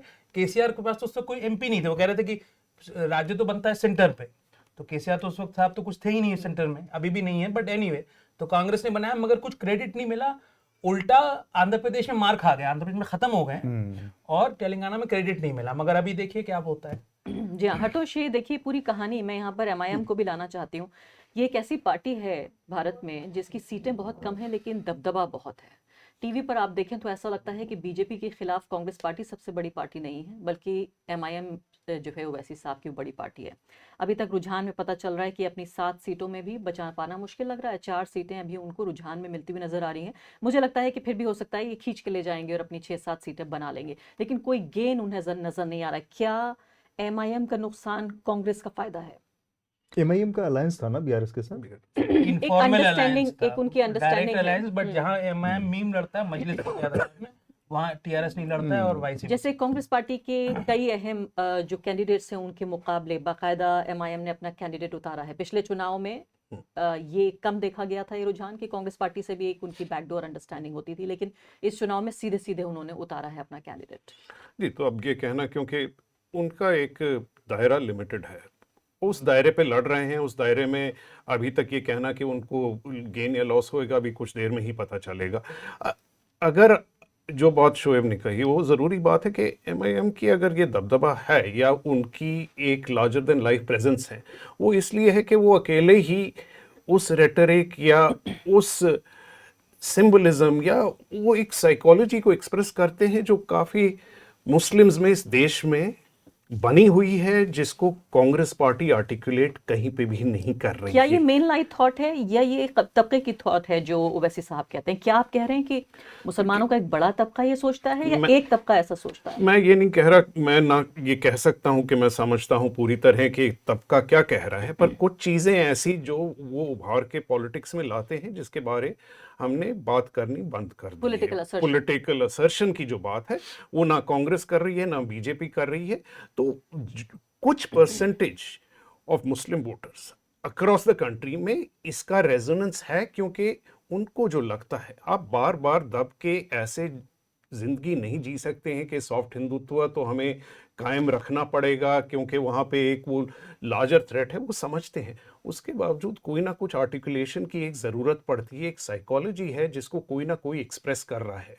उसको बार बार हम लोग ये कह देते हैं कि ये बीजेपी से यहाँ मिले हैं या वो मिले हैं, वो उसका जो भी सच्चाई होए, बट एक जो वर्बल आर्टिकुलेशन है जिसकी ज़रूरत है कई जगहों पे और जहाँ एक सेंटिमेंट एक्सप्रेस करता है वो एमआईएम ज़रूर कर रहा है। मैं इसी बात को मैं आप तक ले जाना चाहती हूँ, क्योंकि आप तेलंगाना में आपने ट्रैवल भी किया, इस पूरी पॉलिटिक्स को भी अच्छे तरीके से समझते हैं। इससे पहले कि जो प्रतीक गोयल हैं न्यूज़लॉन्ड्री के, वो भी हमारे साथ जुड़ गए। प्रतीक, एक सेकंड में आपके पास आती हूँ, लेकिन इस जो पूरी दलील है इसको यहाँ पर मैं आपके साथ काउंटर करना चाहती हूँ। एक तरफ एक पॉलिटिकल पार्टी है जिसका काम है इलेक्शन लड़ना, इलेक्शन जीतना, लेकिन अब हम देखते हैं कि ओवैसी साहब पार्लियामेंट में तो एक अच्छे पार्लियामेंटेरियन है, इस बात में तो कोई शक नहीं है। तमाम आंकड़ा ये बताता है, उनकी कितनी अटेंडेंस है, जो उनकी स्पीचेस हैं, जिस पॉलिटिकल असर्शन का जिक्र कर रहे हैं हरतोष, इस बात से असहमति नहीं है। लेकिन जब जमीन पर उतरकर उनकी इलेक्टोरल पॉलिटिक्स को आप स्टडी कीजिए, एक एक सीट देखने की कोशिश कीजिए कि उत्तर प्रदेश में मान लेते हैं इलाहाबाद सीट पर उन्होंने किस तरह से चुनाव लड़ा। अब आप बिहार आ जाइए, बिहार में वो किस तरह से चुनाव लड़ रहे हैं। तेलंगाना में यहाँ किस पार्टी के खिलाफ कहाँ उन्होंने अपना कैंडिडेट रखा। मैं आपको गुजरात तक ले जाना चाहती हूँ। गुजरात में आप ये देखिए, फिलहाल एक अकेला मुस्लिम एमएलए वहां पर मौजूद है जो कि कांग्रेस पार्टी का है, 3 से, अब वो भी कम हो गया। जब आप इस तरह से देखने की कोशिश करते हैं एमआईएम की पॉलिटिक्स को, तो ये पूरा जो पॉलिटिकल असर्शन है ये निचोड़ कर आ जाता है बिल्कुल कि आप जमीन पर किस तरह से उतारे, क्योंकि आप कोई पब्लिक इंटेलेक्चुअल नहीं है, आप पत्रकार नहीं है, आप प्रोफेसर नहीं है, आप एक पॉलिटिकल साइंटिस्ट नहीं है कि मैं आपके पॉलिटिकल असर्शन को, आपका काम है चुनाव लड़ना। तो मैं 3 चीजें कहना चाहूंगा अर्फा जी। एक तो जो मजलिस है, मीम है, वो बहुत ही छोटी पार्टी है, हैदराबाद शहर का एक हिस्से में वो ऑपरेट करते हैं, ठीक है। 7 या 8-9 सीट है, इस बार अजहरुद्दीन के खिलाफ भी उन्होंने कैंडिडेट दिया है। They only operate in a very small area. पहले तो ये पिछली बार नहीं दिया था, ठीक है। तो अभी तो ये एक समझना पड़ेगा। तेलंगाना में अगर आप रूरल एरिया में जाइएगा तो वहाँ मजलिस नहीं है, तो रूरल क्या आप हैदराबाद के दूसरे एरिया में जाइएगा वहाँ मजलिस नहीं है। उसमें दलील बोल देते हैं कि भाई देखिए बीआरएस के साथ हमारी अंडरस्टैंडिंग है तो इसलिए हम नहीं जाते हैं। तो ये है, पहले कांग्रेस के साथ अंडरस्टैंडिंग थी, तो ये मीम का स्ट्रेटेजी की जो रूलिंग पार्टी है उनके साथ अंडरस्टैंडिंग होता है। सेकंड, आप जो मीम के सीट्स में देखिएगा ओल्ड सिटी में वो वोटिंग परसेंटेज बहुत ही कम होता है, 30-40% जाता है, ठीक है। ये दूसरा रीजन है। इसके वजह से मतलब वोटर काफी वहां पर नाखुश है। एक इसका एक लक्षण है कि वोट नहीं देने जाता है वो, उसको लगता है कि वहां कुछ भी करे मजलिस का ही एमएलए आएगा। तीसरा पॉइंट है कि वहां पर जो मैंने देखा हैदराबाद में, वहां जो थोड़ा सा एजुकेटेड तबका का मुस्लिम है वो कांग्रेस की तरफ जा रहा है, और उसका यहाँ पर थोड़ा सा इफेक्ट हुआ है भारत जोड़ो यात्रा का। भारत जोड़ो वहां से गया था तो राहुल साउथ में मैंने कवर भी किया था राहुल भारत जोड़ो, साउथ में एक अलग उत्साह था भारत जोड़ो के लिए कंपेयर टू नॉर्थ। तो यहाँ पर क्योंकि राहुल गांधी जो भी कह रहे हैं, जो थोड़ा सा कह रहे हैं मद की दुकान वगैरह वगैरह, वो मुस्लिम वहाँ देख रहे हैं कि नेशनल लेवल पर मोदी जी का एक चैलेंजर है। तो राहुल जी को उस नजरिए से कुछ मुस्लिम देख रहे हैं और उसका एक कंपाउंडिंग इफेक्ट भी है। तो ये भी समझा दीजिए, जब आप ये कह रहे हैं, अभी आपने कहा कि ये एक छोटी पार्टी है जिसका हैदराबाद के भी एक हिस्से में असर है, तो वे नरेंद्र मोदी के चैलेंजर कैसे बन गए? तो अब वो कैसे बन गए वो देखना पड़ेगा। मीडिया ने बना दिया है। मीडिया ने बना दिया। तो एक्चुअली वो तेलंगाना पार्टी भी नहीं है, मतलब एक थोड़ा सा मजलिस जैसा कोई पार्टी नहीं है इंडिया में कि आप जैसे देखिएगा, अगर मध्य प्रदेश सिर्फ इंदौर में एक पार्टी लड़ती, सिर्फ भोपाल में एक पार्टी लड़ती, भोपाल का भी एक हिस्सा मेरी समझ में ओवैसी साहब की पार्टी और उनका एक इस्तेमाल जरूर है। जिस फिक्र की तरफ हम इशारा कर रहे थे कि राजस्थान में टेकन फॉर ग्रांटेड, कहाँ जाएगा आखिर मुस्लिम वोट, वो एक काम उन्होंने अच्छा किया है कि मुस्लिम वोट को लेकर सेक्युलर पार्टियों में, सेक्युलर स्पेस में एक कंपटीशन पैदा किया है। मैंने खुद पॉलिटिकल पार्टियों में, चाहे वो कांग्रेस पार्टी हो, समाजवादी पार्टी हो या बीएसपी हो, एक डर देखा है कि मुसलमानों को भी अच्छा है कि मुसलमानों को भी जरूरत है, जो साइकोलॉजी ऑफ एक्सप्रेशन और एक्सप्रेशन है, मैं उसी की बात कर रहा हूँ। कुछ दे दीजिए ना, वो वैसे आ जाएगा। वो आप उनका जो नुकसान, कई जगह पे लोग कहते हैं ये नुकसान हो रहा है, वो नुकसान उनका मिनिमल है। मैं नहीं कह रहा कि नुकसान नहीं कर रहे हैं वो, बट ये आर्टिकुलेशन अपने पॉलिटिक्स में जरूरी है, क्योंकि ये आवाज कहीं ना कहीं से आनी पड़ेगी। अगर कांग्रेस ये आवाज नहीं उठा रही है, आपको कोई ना कोई कहीं से मिलेगा जो ये आवाज उठाएगा। वो अपने पर्सनल उसके लिए करे, पर्सनल गेन के लिए, पर पॉलिटिक्स पर्सनल गेन के ही लिए लड़ रहे हैं। कोई कांग्रेस देश की भलाई नहीं चाह रही है, पहले तो वो पावर सत्ता में आना है, वही कर रही है। ये एक्सप्रेशन जरूरी है। जब तक चुनाव में टानाटूनी ना हो तब चुनाव नहीं। लेकिन प्रतीक भी हमारे साथ जुड़ गए हैं और हमेशा वैसे साहब ये कहते हैं कि भाई मुझे आप आंकड़ों में बताइए कि कहाँ मैं सेक्युलर पार्टियों को हरवा रहा हूँ। अगर मैं वोट कटुआ हूँ, जिसे स्पॉइलर कहें अंग्रेजी में, तो फिर आम आदमी पार्टी क्या है, फिर बीएसपी क्या है। और जितना अग्रेसिवली अगर आप ओवैसी साहब के खिलाफ कहते हैं, तो ये बात बीएसपी के लिए। अब आप गुजरात का पूरा चुनाव नतीजा देखिए पिछले असेंबली इलेक्शन का, उसमें सीधे स्पॉइलर का काम आम आदमी पार्टी ने किया है। लेकिन अगर ये ओवैसी ने किया होता तो बहुत सारे इल्जाम लगते। प्रतीक गोयल, ये बताइए, मध्य प्रदेश के हम देख रहे हैं फिलहाल जो ये रुझान हमें मिल रहे हैं, और साफ साफ हम ये भी बताना चाहते हैं कि अपनी स्क्रीन पर जो आप देख रहे हैं, ये रुझान आपको कम जो सीटों पे नजर आ रहे हैं। हम इलेक्शन कमीशन को फॉलो कर रहे हैं, तो स्लोली बट श्योरली आपको रुझान सही मिलेंगे। कोई भी चीज़ बहुत ज़्यादा रफ्तार से आगे बढ़ती नजर नहीं आएगी। तेलंगाना में सिर्फ 25 लीड्स दिख रही हैं हमें, और इन 25 लीडों पर जाहिर है इन रुझानों में कांग्रेस पार्टी आगे नजर आ रही है। उसके बाद अब स्क्रीन पर दूसरे स्टेट का देखिए, छत्तीसगढ़ के फिलहाल रुझान नजर आ गए, इसमें भी कांग्रेस पार्टी आगे नजर आ रही है, यानी रिटेन कर रहे हैं। मध्य प्रदेश की ये कहानी बिल्कुल समझ में आने वाली नहीं है। जो एग्जिट पोल्स थे, चाहे उनको हम जितना भी कुछ कह लें, कभी गलत भी होते हैं, अक्सर सही भी होते हैं। इस बार लगता है कि मध्य प्रदेश की ये पूरी कहानी कुछ और बयां कर रही है। प्रतीक, आप इसे कैसे देख रहे हैं? जमीन पर क्या नजर आया था कि मध्य प्रदेश थके हुए शिवराज सिंह चौहान को फिर से वापस लाने की तैयारी कर रहा है? और इसमें हैरानी की बात तो ये है कि ये शिवराज सिंह चौहान अब इतने बड़े कद के नेता बन जाएंगे कि मोदी का मुकाबला करेंगे। मतलब देखिए, एमपी में जो ग्राउंड पे था, तो जैसे वो बदलाव की बात चलती है, वो तो चल ही रही थी। और इलेक्शन, मतलब हम 3 महीने पहले जाते हैं इलेक्शन डेट से, तो जो बीजेपी की हालत थी एक्चुअल में सही नहीं थी। वहां पे इन्होंने जो सेंट्रल लीडरशिप है, उन्होंने 7 बिल्कुल सेंट्रल लेवल के लीडर्स को मैदान में भी उतारा। शिवराज सिंह चौहान को काफी साइडलाइन भी किया उन्होंने। लेकिन ये जो आप रिजल्ट अभी देख रहे हैं, अगर ये बीजेपी जीतती है चुनाव, तो ये पूरा चुनाव शिवराज सिंह चौहान की वजह से जीता जाएगा। मतलब उन्होंने बहुत ही जम के मेहनत करी है इस चुनाव में। और जैसे अक्सर बोलते हैं कि मोदी फैक्टर आता है, या बहुत जगह मतलब उनका वो दिखता है, लेकिन इस चुनाव में ना ही तो नरेंद्र मोदी उनका कोई फैक्टर चला है वहां पे, ना ही कम्युनल कार्ड चल पाया है मध्य प्रदेश में। जितना एमपी को मैं जानता हूँ, उस चुनाव में बिल्कुल नहीं चला है। जो चला है वो शिवराज सिंह चौहान ने जिस तरीके से कैंपेनिंग करी है, उन्होंने बहुत मेहनत करी। मतलब वो एक दिन में 10-15 सभाएं करते थे, और आप कंपेयर करेंगे कांग्रेस से, तो जमीन आसमान का फर्क था। और उन्होंने जिस तरीके से वहां पे काम किया, तो ये जो रिजल्ट है ना, अगर जीतती है बीजेपी तो उनकी वजह से जीतेगी। और डेफिनेटली वो, आई मीन, ये नहीं पता कि नरेंद्र मोदी जितने बड़े लीडर बन पाएंगे वो, लेकिन हाँ ये है कि उनको पहले कैसे बोलते थे कि सीएम उनको प्रोजेक्ट ही नहीं किया गया। लेकिन हाँ ये है कि उनको रोकने की कोशिश जरूर होगी सीएम बनने से, लेकिन इतना इजी नहीं होगा उनको रोक पाना। लेकिन प्रतीक क्योंकि मुझे ये समझाइए, चुनाव आप पूरा ये अपने कह रहे दम हैं, पे उनका मतलब अगर जीतते हैं तो ऐसा माना जाएगा कि शिवराज सिंह चौहान ने अपने दम पे चुनाव जिताया पूरा। आप ये कह रहे हैं कि ये जीत का सेहरा उनके सर पर सजेगा, शिवराज सिंह चौहान के, और हाँ, ये सिर्फ उनकी वजह बिल्कुल, है, आप बिल्कुल। हिंदुत्व की पॉलिटिक्स उतना नहीं देख रहे हैं। लेकिन क्या ये भूल जाएं कि पिछले 3 साल शिवराज सिंह चौहान ने सिर्फ एक योगी आदित्यनाथ के क्लोन के तौर पे काम करने की कोशिश की। चुनाव पूरा अगर जी। अभियान भी हम देख लें, उसमें भी बाकायदा बुलडोजर्स पहुंच गए मुसलमानों के घरों पे, सरकारी बुलडोजरों ने किस तरह से हमला किया बाकायदा। उस वो केस भी आपको याद दिलाना चाहती हूँ कि केमिस्ट की दुकान से उसकी पूरी दवाइयों सहित उसकी दुकान को ध्वस्त कर दिया गया। जिस तरह से पुलिस एक्शन लिया गया, पूरा एक योगी मॉडल को मध्य प्रदेश जैसे एक शांतिपूर्ण राज्य में लाने की कोशिश की गई। इससे पहले अगर आप देखें 5 साल पहले, इससे पहले के शिवराज सिंह चौहान, तो मुस्लिम तबके में भी उनको लेकर बहुत कोई ऐसी भावनाएं नहीं थी। जैसे राजस्थान के लिए कहा जाता है कि राजस्थान की बीजेपी, बाकी बीजेपी गुजरात या उत्तर प्रदेश से अलग है, मध्य प्रदेश में भी मामा सबके मामा कहलाए जाते थे वो। लेकिन इन मामा ने जो एक पूरा अपना रंग दिखाया, एक कंस की तरह जो नजर आए एक समुदाय के लिए, क्या इसके बावजूद भी आप ये कहेंगे सांप्रदायिकता आपको नहीं दिख रही है? देखिए, ये जो बुलडोजर जो 2020 में जब वापस से बीजेपी है, जब सिंधिया बीजेपी में आ गए और उसके बाद शिवराज सिंह चौहान ने डेफिनेटली उन्होंने एक सभा करी थी वहां से उन्होंने शुरू किया अपना एग्रेसिव इमेज बनाना। लेकिन वो इमेज इस इलेक्शन के पहले बिल्कुल वो उनकी ये जो बुलडोजर मामा वाली इमेज काम बिल्कुल नहीं आई।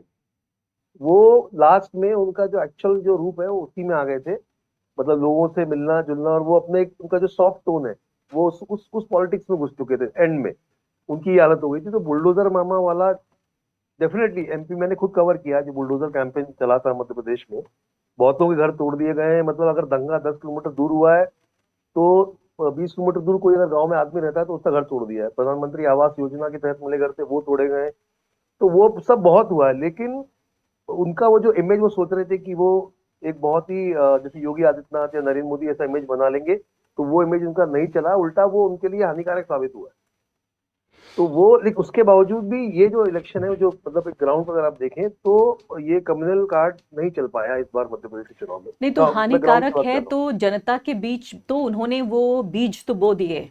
मैं कह रही हूँ आखिरी दिनों में चाहे जो भी उनके मुख से जो भी कुछ निकला हो, लेकिन उससे पहले की जो राजनीति है, आप ये सोचिए कि छोटा मोटा दंगा भी होता है, छोटा मोटा पुलिस एक्शन भी होता है दशकों के लिए, सालों नहीं। मेरी खुद की कहानी है, मेरे खुद के टाउन में मैंने देखा है कि 30 साल पहले दंगा हुआ था, उसके बाद कोई दंगा नहीं हुआ, लेकिन हमेशा के लिए जो धार्मिक समुदाय हैं वो धार्मिक रेखाओं में बट जाते हैं। तो एक बार अगर बुलडोजर एक्शन हुआ और लोगों ने उसको चीयर लीडर की तरह काम किया और गोद में अपने पॉपकॉर्न रख के देखा इस पूरे तमाशे को, आपको नहीं लगता कि इसका असर वोटों पे पड़ रहा होगा और ध्रुवीकरण भी एक इसमें बड़ी वजह रही होगी फिलहाल जो हमें रुझान दिख रहे हैं?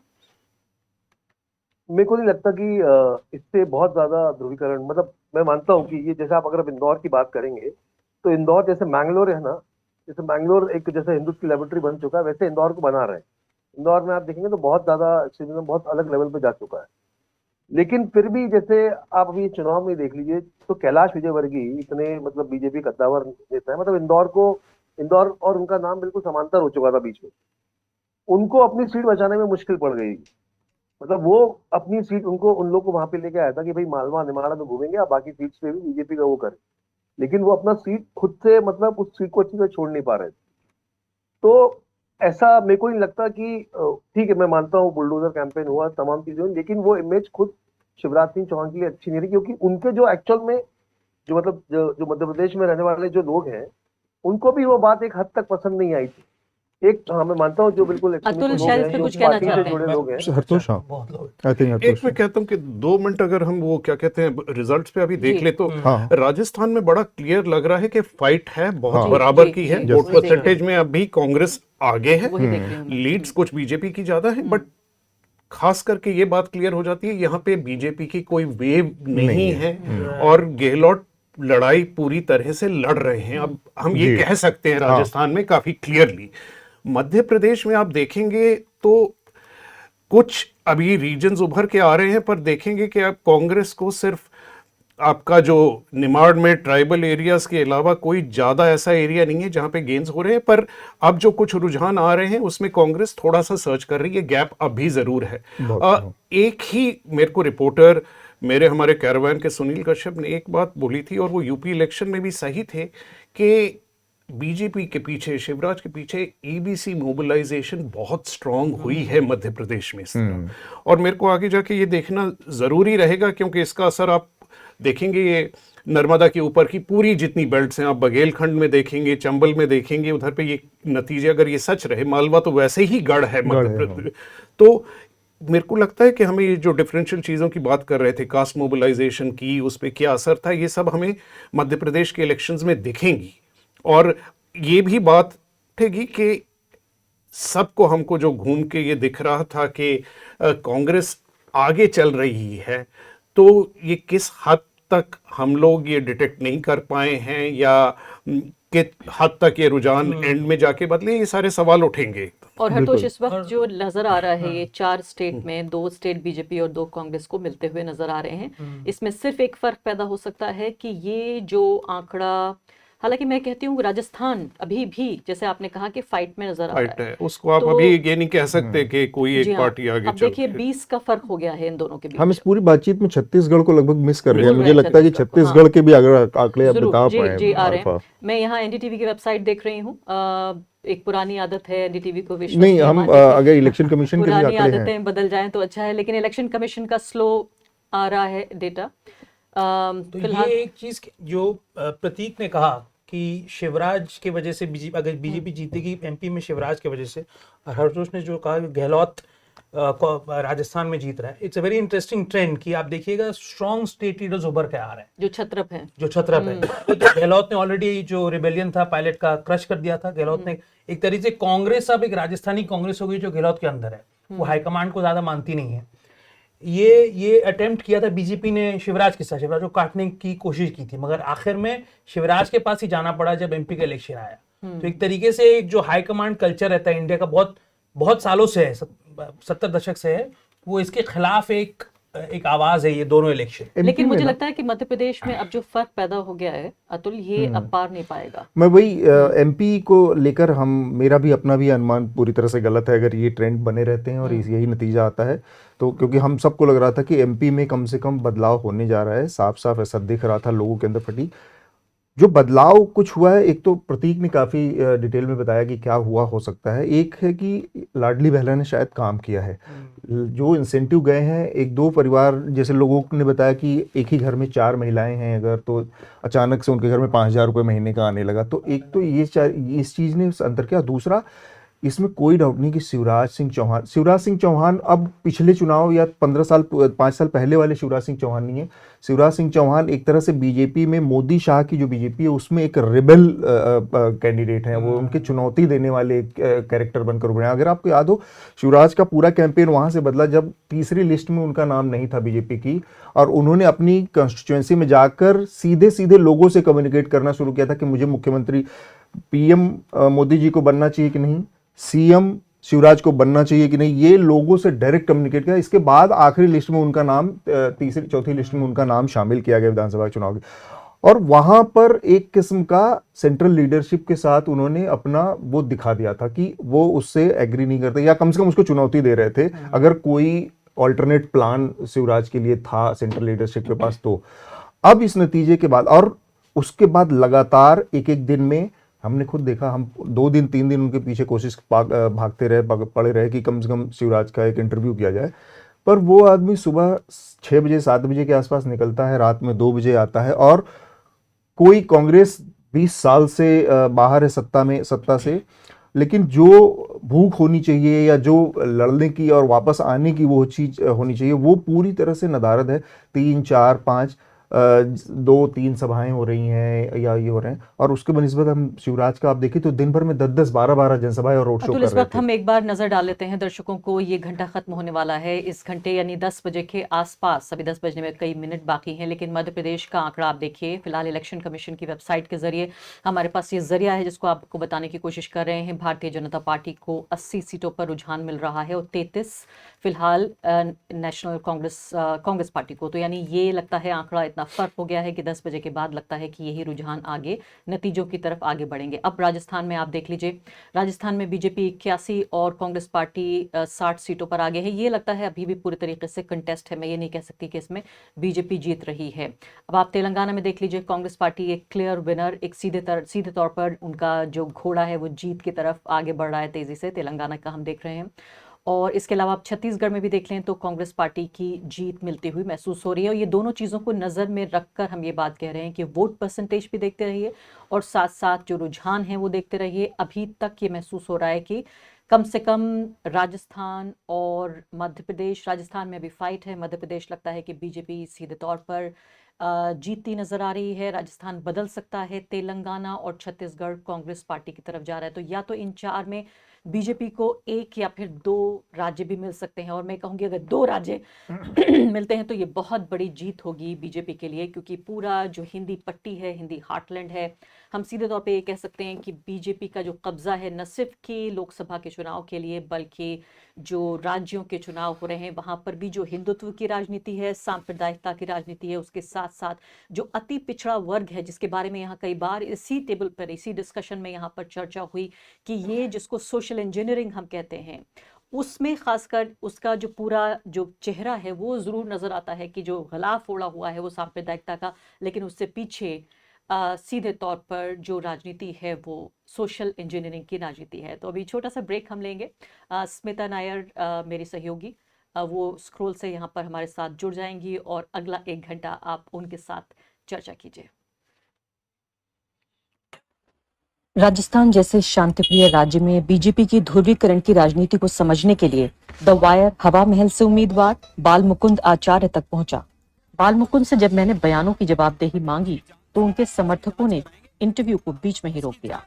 उनके समर्थक धार्मिक और राष्ट्रवादी नारे लगाने लगे और हमें इंटरव्यू को बीच में रोकना पड़ा। के सांसद ने कहा भारत पाकिस्तान की लड़ाई हो रही है, आप सहमत हैं इस बात में? सांसद ने कहा कि भारत पाकिस्तान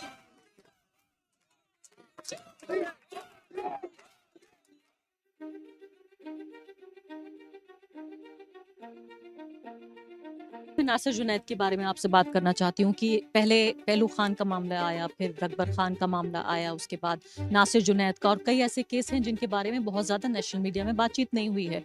एक के बाद एक जब ये लिंचिंग हो रही है तो क्या आपके परिवार में, आपके समाज में लोग ये भी सोचते हैं कि इस काम को छोड़ दें?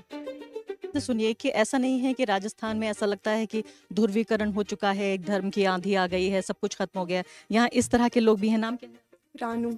रानू जो है ये बता रही हैं कि खुद एक हिंदू होने के नाते वो ये कह रही हैं कि या तो हर धर्म को प्रमोट किया जाए या किसी धर्म को प्रमोट ना किया जाए। हमने देखा कि प्रधानमंत्री मोदी ने रोड शो किए और तमाम भारतीय जनता पार्टी से जुड़े नेता राजस्थान में नजर आए, तो क्या लगता है उसका कुछ इफेक्ट पड़ेगा? देखिए, वो बदले की भावना से उन्होंने टूर किए सारे, वो धावा बोल दिया राजस्थान पे उन्होंने, क्योंकि उनको दिल में दर्द है छिपा हुआ कि सगा गिरा नहीं पाए वो। आप ईडी का इस्तेमाल देखिए। अब आप ईडी के इस्तेमाल में 95% जो लोग हैं जिनके ऊपर मुकदमे चल रहे हैं वो विपक्ष के नेता हैं। क्या आप जनता को ये बताना चाहते हैं कि भ्रष्टाचारी सिर्फ विपक्ष में है? कौन से ऐसे मुद्दे हैं जो राजस्थान की जनता के मन मस्तिष्क को छू रहे हैं? अब की बार जो भी आ सकती है, कांग्रेस सरकार आएगी। कांग्रेस तो वापसी नहीं होगी इस साल। राजस्थान सरकार में कौन सी नौकरी पाना चाहते हैं? अब इस टाइम ये सफाई कर्मचारी वाली चल रही है, इस पर आचार संहिता के लिए ये बंद करती है। क्योंकि लोकतंत्र अपने आप में सिर्फ एक चुनावी प्रक्रिया नहीं है कि 5 साल में एक बार वोट डालने का मौका मिलता है। लोकतंत्र की और जो लोकतांत्रिक प्रक्रिया है उस प्रक्रिया को समझने की कोशिश होती है जब पत्रकार बाहर निकलते हैं। छत्तीसगढ़ की कांग्रेस सरकार विधानसभा चुनाव में धान खरीद को बड़ा मुद्दा बना रही है। क्या किसानों को वास्तव में उसका लाभ मिला जो खरीद की गई, और किसान कितने खुश हैं, हम उन्हीं से बात करेंगे। इस बार फसल कैसा हुआ है, और सरकार जो कह रही है कि हमने जो वादा किया था कि 2500 रुपये क्विंटल धान खरीदेंगे, हमने उस वादे को पूरा किया। वो तो बाकी किस्त मारा है पैसा, बाकी वही 2000 आसपास कुंटल में दे रहा है। 3 किस्त तो डल गया है, अब ये किस्त बचा है। हमारे बघेल साहब के ऑफर बढ़िया है भैया, जिन की हिस्से करी सवय और बराबर पैसा ला समय में दी सवय, वही ठीक है। वो समय तो भाजपा सरकार हथकड़ी से 2100 रुपया ऐसे की के, लेकिन 2100 रुपया कहाँ दिस, वो तो 1750 1800 रुपया समर्थन मूल्य हम टेक दिस घुटना, तो 2100 देवे नहीं करिए, झूठ बोल के पूरा रह गए। किसान को 2500 में भी बहुत घाटा हो जाता है, उसमें कुछ बचता नहीं है ना, मिलता नहीं है। ये क्या है, देहात में जानते हो यहाँ पानी का सुविधा नहीं है ना, कुछ सुविधा नहीं, ऊपर वाला से भरोसा का है। उसमें कमाते हैं तो 2500 रुपया हम घाटा ही होता है, हम लोग को कुछ नहीं बचता है। अभी हाल ही में उन्होंने घोषणा की, भूपेश बघेल ने, कि अगर उनकी सरकार बनती है तो कर्ज माफ करेंगे। ना, इस बार तो माफ होना चाहिए, कोई भी सरकार आए, क्योंकि नुकसान बहुत हुआ है ना, पानी भी नहीं गिरा। हाँ, कोई भी सरकार आए इस बार कर्जा माफ होना चाहिए, क्योंकि बारिश ही नहीं हुई है। बारिश ही नहीं हुई। पिछले बार क्या वही 29 कुंटल बेचा था मैं, इस बार क्या वही 10-12 कुंटल होगा आसपास। ये तो है, इस साल का सूखा ग्रसित में कर्ज माफ तो होना चाहिए। आपने भी कर्ज लिया हुआ खेती के लिए? जी, मैं भी लिया। कितना? 90,000। आप पे 90,000 का कर्ज है, तो आप चाहते हैं कि माफ हो? जी, हम तो कर्जा माफ नहीं चाहते हैं, बस अपना बस्तर में कुछ ये रोजगार देना चाहिए, उसको चाहते हैं, कुछ प्लांट व्लांट बनना चाहिए, उसको चाहते हैं हम लोग। In 2018, Congress won 11 of the 12 assembly seats in Bastar region on the back of several promises, one of which was the implementation of the Panchayat Raj Extension in Scheduled Areas or PESA Act, in which Adivasi villages would have a say on the kind of projects implemented on their land. Now, the Congress did frame the rules after a gap of over 2 decades. However, they were strongly diluted. There was sharp anger across the region against the government. I visited several villages in Bastar where Adivasi youth were staging protests against the establishment of security camps, laying down of wide roads and mining contracts without taking the consent of the Gram Sabha, a provision mandated in the PESA Act.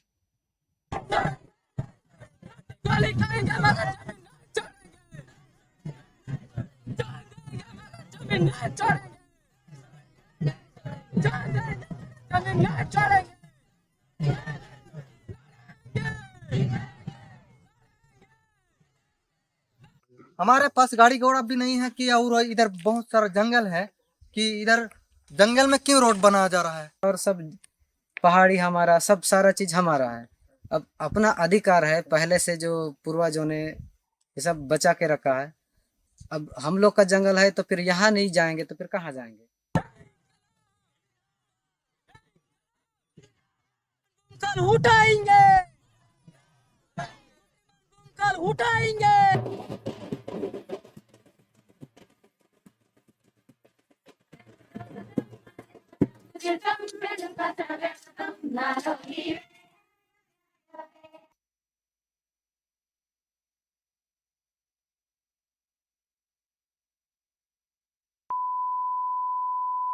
Okay, I am assuming आप सब मुझे देख सकते हैं, और मैंने ये बहुत ही बढ़िया विश्लेषण और एनालिसिस इसलिए इंटरप्ट की है क्योंकि ये सब स्टूडियो ताम झाम, इसके लिए कंट्रीब्यूशन चाहिए। अब जैसे कि आप जानते हैं, हम सब सरकारी ऐड तो लेते नहीं, ना वो हमें देंगे ना हम लेंगे। हमारा पूरा इलेक्शन कवरेज आप आम आदमी से पावर्ड है। हर विंडो में जहां आप ये प्रोग्राम देख रहे हैं उसके नीचे शो की जो डिस्क्रिप्शन में एक लिंक दिया गया है, उस लिंक को क्लिक कीजिए और आप कंट्रीब्यूट कीजिए, क्योंकि पत्रकारिता को और पॉलिटिक्स, पत्रकारिता साधन है इंफॉर्मेशन का, उसको आप ही रिक्लेम कर सकते हैं। अब क्या हो गया है, न्यूज या तो सरकारी एड से या बड़े उद्योगपतियों के एड से चलती है, तो आपके हाथ से निकल चुकी है। अब आपको इसको रिक्लेम करना है, तो इसलिए आप हमारा सहयोग कीजिए और थोड़ा बजट भी हो जाएगा, क्योंकि सब फिर मेरे कमरे में आके ठूस जाते हैं। अब देखिए, आरफा भी आई है, मनीषा भी आई है, ठीक है, और ये सीमा भी आई है, और हरतोष और धन्या भी ने, धन्या को बेस्ट जर्नलिस्ट मिला है, बेस्ट जर्नलिस्ट ऑफ इंडिया, मुबारक हो, कंग्रेचुलेशंस। अब हरतोष भी आई है, और मुझे बैठ के यहाँ काम करना है। हमारी ये भी औकात नहीं है कि इनको हम एक वेटिंग रूम दे सकें, तो ये आपके हाथ में है। आप प्लीज कंट्रीब्यूट कीजिए, click on the link in the show description wherever you're watching this, so that all these people can go and wait in some other room, so we have some budget for another room to have breakfast. Okay, so thank you for watching, thank you for your support. Let's reclaim journalism from big corporates and governments And a big hand to our colleagues at Scroll and Dhanya for Journalist of the Year, Reading Awards, Talian. And I hand over to our colleague Smita, who will tell you things of more consequence, while I will keep coming and telling you to pay. Thank you.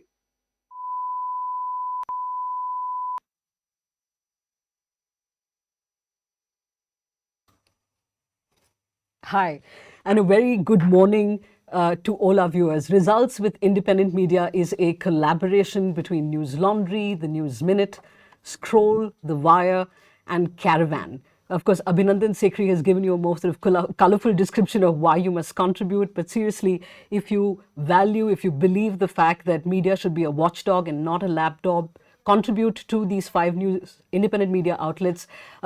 Details of contribution are in the show notes below this screen that you're on. We'll also sort of try and flash them on your screens right now.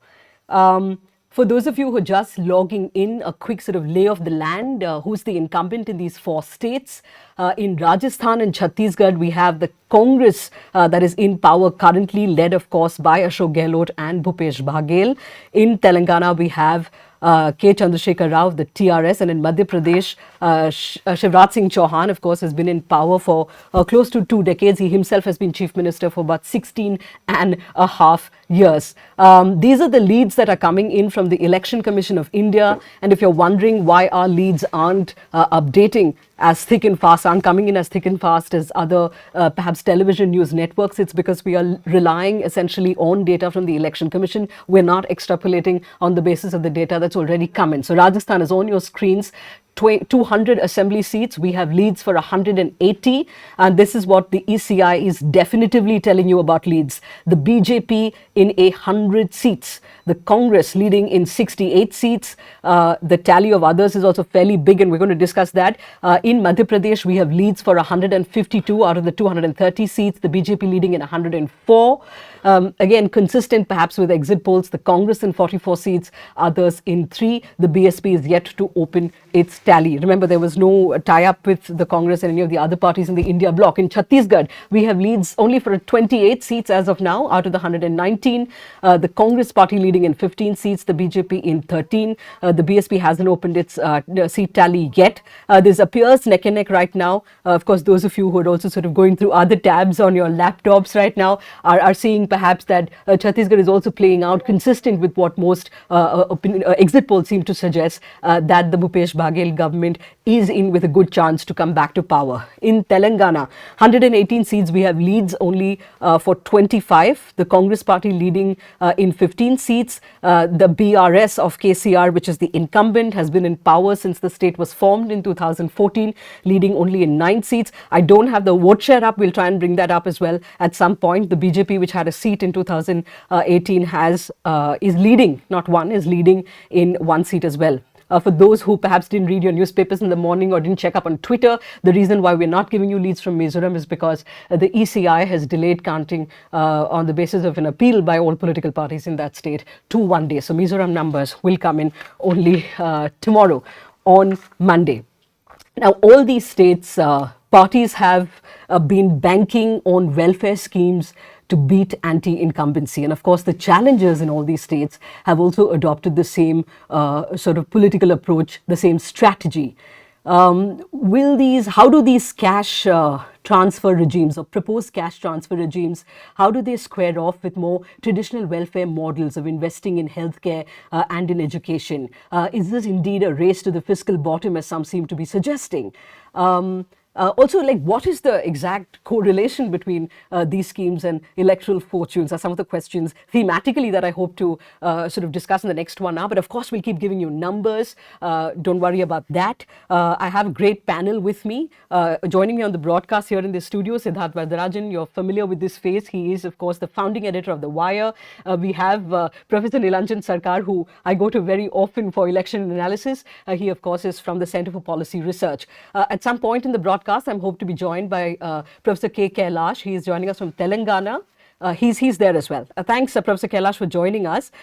He is a political scientist. We'll also have a reporter from Newslaundry who's extensively travelled in Rajasthan and filed some fascinating reports. Before I go to Nilanjan Sarkar with the numbers, Siddharth, a question to you. We know that cash transfers aren't new, particularly in the state of Tamil Nadu. We have seen some kind of sort of dole, or what you may. But would it be correct to say that in this batch of state elections, we are seeing a definitive shift, that state welfare is being reoriented in a big way to cash benefits? With some differences, I would say. And I think it's, in a way, not unsurprising that the one state where the Congress is doing better than others, right? And perhaps better than it expected at the start of the campaign, was Telangana. Now, Telangana is Telangana. Telangana is, of course, a place where there's been lots of discussion of subsidies, cash, but it's, I was struck by the attempt the Congress has made to redefine the Raitu Bandhu scheme, which currently provides welfare essentially for landowners. Right. Right. So, and if you understand the reality of Indian farming, the cultivator is often not the landowner. Right. And tenant farmers and agricultural laborers. Exactly. Yeah. Right. Yeah. So you have, I mean, the vast majority, in fact, are perhaps not owning any land. So in trying to redefine Raitu Bandhu, so there's some attempt to anchor welfareism or cash transfers, because at the end of the day, this is still a cash transfer, but anchor it in the specific requirements of the state's political economy, right? But otherwise, everywhere else, and actually even in Telangana, I mean, it's a competition for who can give the best price for rice, who will have the most attractive pension scheme, the most attractive scheme for women, and somewhere down the line, one would have thought that Indian politics would allow for the calm and careful design of a long-term, public welfare, social insurance scheme that would not be subject to the vagaries of elections in this way. But the nature of competitive politics in India is such that that conversation has become virtually impossible. Which was going to be a question that can we arrive at a democratic consensus on, where we are heading economically as a country, what should policy be? I'll come to that in a short bit, because we need to keep going to numbers as well. Professor Sarkar, you and I have chatted a lot over the last week, and we've spoken about Rajasthan. Can we pull up Rajasthan numbers, please? There you have it on your screens. The BJP leading in 100 seats, the Congress in 68. We have leads for 187 out of 200. Perhaps the most number of leads coming in on the Election Commission of India website is from Rajasthan, and which is to suggest that perhaps Rajasthan is following its revolving door politics of 5 years Congress and 5 years the BJP. Could you speak to the numbers on the basis of the travels you've had in that state?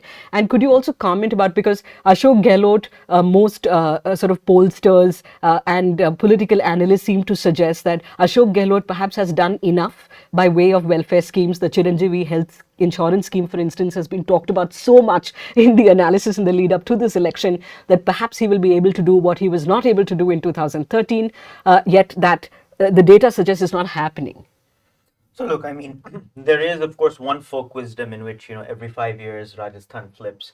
This time it's true that when you went on the ground, Gehlot is the single most popular politician in Rajasthan.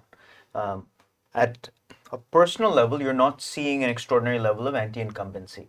Unlike Telangana, also you don't really have a concern that the delivery was unfair, right? That is, been one of the critiques that was made against the BRS in Telangana. But where the Congress has struggled is in actually managing its own factions. Of course, we know about Sachin Pilot, but when you traveled around, you saw significant splits in, let's say, the Jat community in the Shekhawati belt or in the Gujjar community due to the inability to manage some of these factions. So I think one of the challenges of analyzing a state like Rajasthan is that in addition to personal popularity, distribution of benefits, there are still these sort of structural caste-wise factors. The other issue, which I suspect we'll be talking about all day, is that you are increasingly seeing a split between male and female voters. Correct. So it is challenging, and many people in the field, especially if you're male, are not speaking to female voters, especially in Rajasthan and Madhya Pradesh, where it can be quite difficult. But when you do actually speak to female voters, you have to do it carefully if you're male. You do actually see that there is a push towards the BJP in a number of these Hindi belt states among female voters. A lot of that is a Modi effect. A lot of it is, the ways in which some of the schemes have been branded towards women overall from the BJP. But that is something that you are seeing systematically now across many of the states. When you put two of those together, you do actually have just enough votes dropping from the Congress party in Rajasthan. The other just very quick thing, I know I've taken a little bit of time, is that Rajasthan is a state that has a real seat-by-seat character. There are lots of factions within the Congress, within the BJP, independent candidates being put up, other parties being put up, and you can see it in the initial seat tally. You have a very large number of non-BJP, non-Congress party as winning, even though it's largely a Congress-BJP fight. And that is basically defectors and so on and so forth that are pulling votes away. So there's a chance that despite the BJP being the single largest party, we may still have a hung assembly. Right. So that's the others column that Professor Sarkar is referring to. The 14 leads that you're seeing in Rajasthan for the others is essentially what he's referring to. I'll move to Telangana, but quickly, Siddharth, you would also be interested in this. I was listening to a conversation that Mr. Sanjay Lodha of Lokniti CSDS was having with an interviewer a few weeks ago, and he said that their study very clearly showed that the welfare delivery of state government schemes was perhaps better in Rajasthan of the state government than of central government schemes. That satisfaction shown with the state government schemes was much higher than, say, Ayushman Bharat at the center or the Ujala scheme.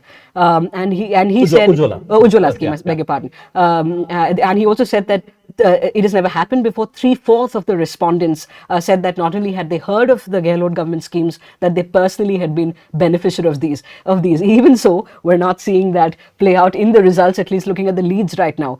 But can I just add a caveat though? In the sense that, to explain the mystery, as it were, right? In both in Rajasthan and in Chhattisgarh, but let's stick to Rajasthan. Actually, you have a large difference in seats, but the vote percentages of both the Congress and the BJP are remarkably stable, right? Right. You've got the data in front of you. Yeah. I mean, I noted earlier that in 2018, the BJP was 38%, Congress was 39%. Right. Both are at roughly 40% today. Right. So it's neck and neck in terms of vote shares, right? But clearly, the way in which these votes are distributed across constituencies can often make all the difference. In the last election, with the vote share difference of barely 1%, the Congress, ran away with the state, winning 100 seats. Correct. So I would just say that the seat result does not necessarily contradict what you heard about the delivery of schemes. It's just that the way in which this gets manifested in terms of actually the seat distribution is the sort of the magic source of first past the post. Right. And also a health warning. I think even with Election Commission data, there's a stats reason for this, but vote shares converge before seat shares. Correct. So in the next hour and a half, we could likely see a change in how that is translating into seats. We don't know yet. Okay. With that caveat in place, can I bring in Professor Kailash from Hyderabad? Thanks, Professor, for joining us. I want to read to you from a report filed by my colleague, Scroll's political editor, Shoaib Danial. This is with regard to the welfare schemes in Telangana. He wrote, "So extensive is the spread of cash transfer schemes in the state that the BRS government has even crafted schemes for Brahmins as well as castes and communities across the spectrum. This incredible reliance on cash transfers and transfer of private goods in general is KCR's main weapon as his party hopes to win a third term. That may not be happening looking at the numbers. Cash transfers have an immediate and visible impact among voters in a way that traditional welfare, for example, building hospitals and schools, just cannot. Yet it would seem, as we pull up the numbers from Telangana on your screens, Professor Kailash, that the TRS is perhaps unable to battle anti-incumbency. What does this say for the manner in which these cash transfer schemes, a massive sort of cash transfer schemes that we saw in Telangana, how do you see the correlation with the numbers that we're seeing play out right now? Okay, so thank you for having me here. Let me just put this whole issue of cash transfer and the type of welfare that we see in India in context. So the first thing is that I think we need to see the type of welfare delivery that is happening here as part two of the economic reform program. So the first set of economic reforms that we had since 1991 largely focused on issues like licensing, financial services, export laws, and so on. So this largely left out the ordinary people, whereas the second level economic reforms that actually begin focus on welfare delivery. Here again, the state is sort of withdrawing and there is more space for the market. So this is also the dominant thinking that happens in economics as such. When you say that you move away to, you sort of incentivize or you give cash transfer so that this then leads to increases demand in the economy and then there is a entire runoff that happens. So I think this is the idea behind the cash transfer schemes that have happened. And every across India, that is this whole idea of how welfare delivery should take place has changed. Now, the Andhra Pradesh and Telangana have been, I think, one of the first few states to actually experiment with this sort of mechanisms in India. A lot of these welfare schemes are first experimented in Andhra, Telangana, and then it sort of moves over to the rest of the country. One good example of this would be, let's say, the whole health insurance scheme, which was started by YSR, then it went on to become the RSBY, and today now you have the Pradhan Mantri Arogya Health Scheme or something around that. So I think in the context of Telangana, there is a very big difference between having these schemes that is promising a lot and then when it comes to delivery, there's a big gap between this. So whether it is the famous Right to Bandhu scheme or whether it is the Grihalakshmi scheme, which gave money to women for building houses, or whether it is with regard to the Dalit Bandhu scheme, which gave money to Dalits to build for self-employment. In each of this, there is a gap between what is promised and what is fulfilled. Okay, right. So, and then I think Congress has picked up on all the gaps and then made a good chance out of it, or made promise much more than what KCR has been promising. I think that's where the Congress has sort of benefited. How much of the Congress's Doralu versus Prajalu, which is essentially saying that the BRS is more sort of saying that they are more sort of feudal, or still feudal in nature, something that perhaps resonates very well with the people of Telangana, given the history of the Telangana movement. The Congress seem to be sort of reiterating this point that the BRS are Doralu versus we are speaking for the Prajalu, the people. Again, making a reference to the fact that the Raitu Bandhu scheme essentially that gives 10,000 odd rupees per season per acre only benefits rich farmers and doesn't really do so for tenant farmers and agricultural laborers. Did that have a sort of, did that strike with the voter, you think? As we say that, and as you answer that question, Professor Kailash, maybe look at the trends that are coming in from the Election Commission of India. These are fairly sort of significant leads that are coming in right now. From Chhattisgarh, we have leads on 90 seats. Sorry, these are the 90 seats, of which we have leads, the BJP leading in 24, the Congress in 22. So, that seems to be neck and neck again, Chhattisgarh, surprising. Madhya Pradesh, the BJP in 115 seats, the Congress in 44. In Rajasthan, the BJP leading in 99 and the Congress in 72. Again, consistent with what is being said this morning. In Telangana, the Congress seem to be definitively ahead on 46 seats and the BRS on 28. Professor Kailash, could you answer that question of Doralu versus Prajalu in the Congress's campaign? Yeah, so if you remember, this Right to Bandhu scheme came out just before the last election in 2018, and it's a flagship scheme of the TRS and now the BRS government, and this is what gave the TRS or the BRS now the space to sort of go all India. And if you look at his campaign subsequently, he would talk of Abki Bar Kisan Sarkar, and it sort of spread to Maharashtra, etc., to cash in on the disenchantment of the farmers there. So the BRS scheme, when it started, and as Siddharth also rightly mentioned, it was mainly for only the landowners. It is, but when you look at there have been a lot of civil society organizations that have done surveys around in Telangana and found that the number of tenant farmers is actually very huge, and they do not necessarily benefit not only from the Bandhu scheme, but also from the insurance scheme, and also they have problems when it comes to procurement. So this unhappiness with a large section of the population, I think, has also benefited the Congress. Right. And as I cross over to my colleague Sudipto Mondal, who's the executive editor of the News Minute, I want to remind our viewers, or perhaps our viewers already know about this, the Prime Minister, who has in the course of the campaign for Gujarat and the course of the campaign for Karnataka, derided political parties for what he said was bribing voters. Revdi is the word used by the Prime Minister. But Mr. Modi himself has been, as you would know from the meetings that have happened with the BJP in the last week, looking to sort of broaden the base of what the BJP refers to as Labhartis, the beneficiaries of the many welfare schemes at the end of the day. So perhaps, which scheme gets tagged as Revdi and which scheme gets tagged as just social welfare depends on which political party is proposing or implementing it, Siddharth. Yeah, and I mean, even at the time when he said it about a year ago, year and a half back. Yes. I mean, it was actually when AAP announced free electricity in Gujarat. That's when it started, and then he reiterated that during Karnataka. And so what's that famous meme from one of the TV shows? Ki, Sada Kutta, Tommy, so everybody was sort of saying that, look, when you do it, it's all great economics, and when we do it, it's Revdi. So that's the fact that every party has plunged into this same pool also is a comment on, and I think this is the other aspect that should alarm us, right? There is poverty which the state successive governments have been unable to dent. Like, look at the food subsidy that the BJP government at the center is unable to withdraw, right? The subsidy that was announced during COVID, right? Yeah, they've extended it now indefinitely. Exactly, it's extended it, and so that's you can say that that's tempting the voters.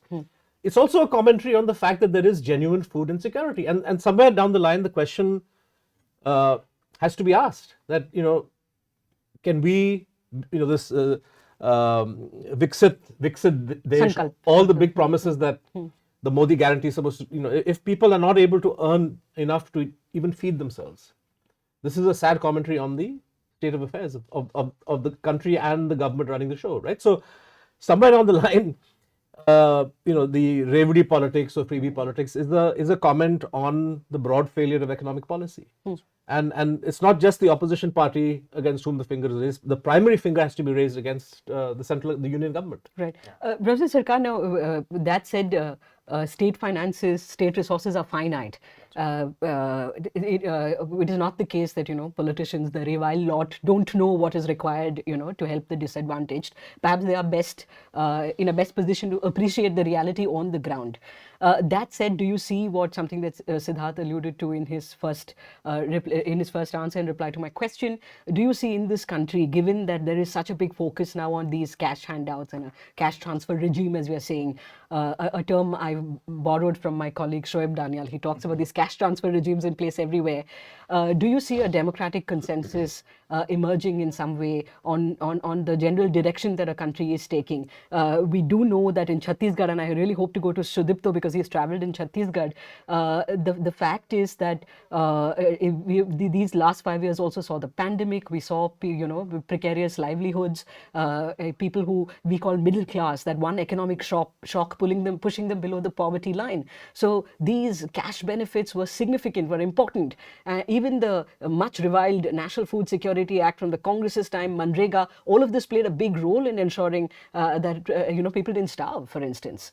So how do you see this going forward? Three related comments. So I think that what concerns me, and if you actually talk to even some of the people, academics who initially made an argument for these kinds of cash transfers, is that they didn't realize the monster that they were going to unleash. What I think has been unleashed on the system is a certain cynicism about what the state can do. So there are certain characteristics about many of these cash transfers. First, there's an attempt to make them universalistic, right? Which is a cynicism about the ability to target, let's say, the poorest people, right? So if I'm giving a cash transfer, I'm often giving cash transfers, free rations, scholarships, not just to the poorest people or the most needy, but basically to everybody, because the conditions for meeting these, for getting these benefits is typically very permissive. The second is that a cash transfer does not need to be spent on the purpose for which it's being given. For instance, if I'm giving a scholarship and putting it in the bank account of the mother, there's no requirement that money be spent on education. Can be spent on consumption anyway. Right. So when you talk to people in, let's say, the education department in many of these states, they're actually quite upset. And the reason is it's education money. But that money need not be spent on education. So how these schemes are framed and the manner of delivery, something that we'll talk about bureaucrats and how they. Sudipto Mondal, the News Minutes executive editor who travelled in Chhattisgarh, is with us. Sudipto, if you're going to, there we have the numbers from Chhattisgarh: 61 leads of the 119 seats. And about 7 minutes ago, I told you that the Congress appeared to be in the lead, but now the BJP has inched slightly ahead in 31 seats to the BJP, to the Congress's 28, others in 2 seats. Sudipto, a question about political alliances. There was much talk about how the Congress couldn't come to an understanding with the Samajwadi Party in Madhya Pradesh. And that it could have perhaps been, we all know of how talks failed and the sort of falling out between Kamal Nath and Akhilesh Yadav. Much has been written about it. Even sorry, I was going to talk about Telangana with you because he reports in the south. But Chhattisgarh, let's look at Chhattisgarh. Sorry, let's look at the cash transfer regime in Chhattisgarh, the welfare schemes, and how they played out. What was your sense in the course of your reporting on whether Bhupesh Baghel is in a position to get the Congress back to power in these elections? And those numbers, are they surprising, the leads that are coming in right now? Right. Thanks, Smita. Firstly, it's kind of fitting that they are neck and neck, the BJP and Congress in Chhattisgarh, because essentially they are the same party, in terms of ideology. In fact, I dare say that someone like a Baghel has done better than Raman Singh on the question of Hindutva. He's contributed more to the Hindutva cause than Baghel did, than Raman Singh did in 15 years of his rule. Ram, one mug, whatever, that path he's creating where supposedly Lord Ram went through the forest and all of that. But since you bring up this cash transfer, I was listening to what you guys were talking about. See, I do believe that you have to look at it and look at any development initiative in India.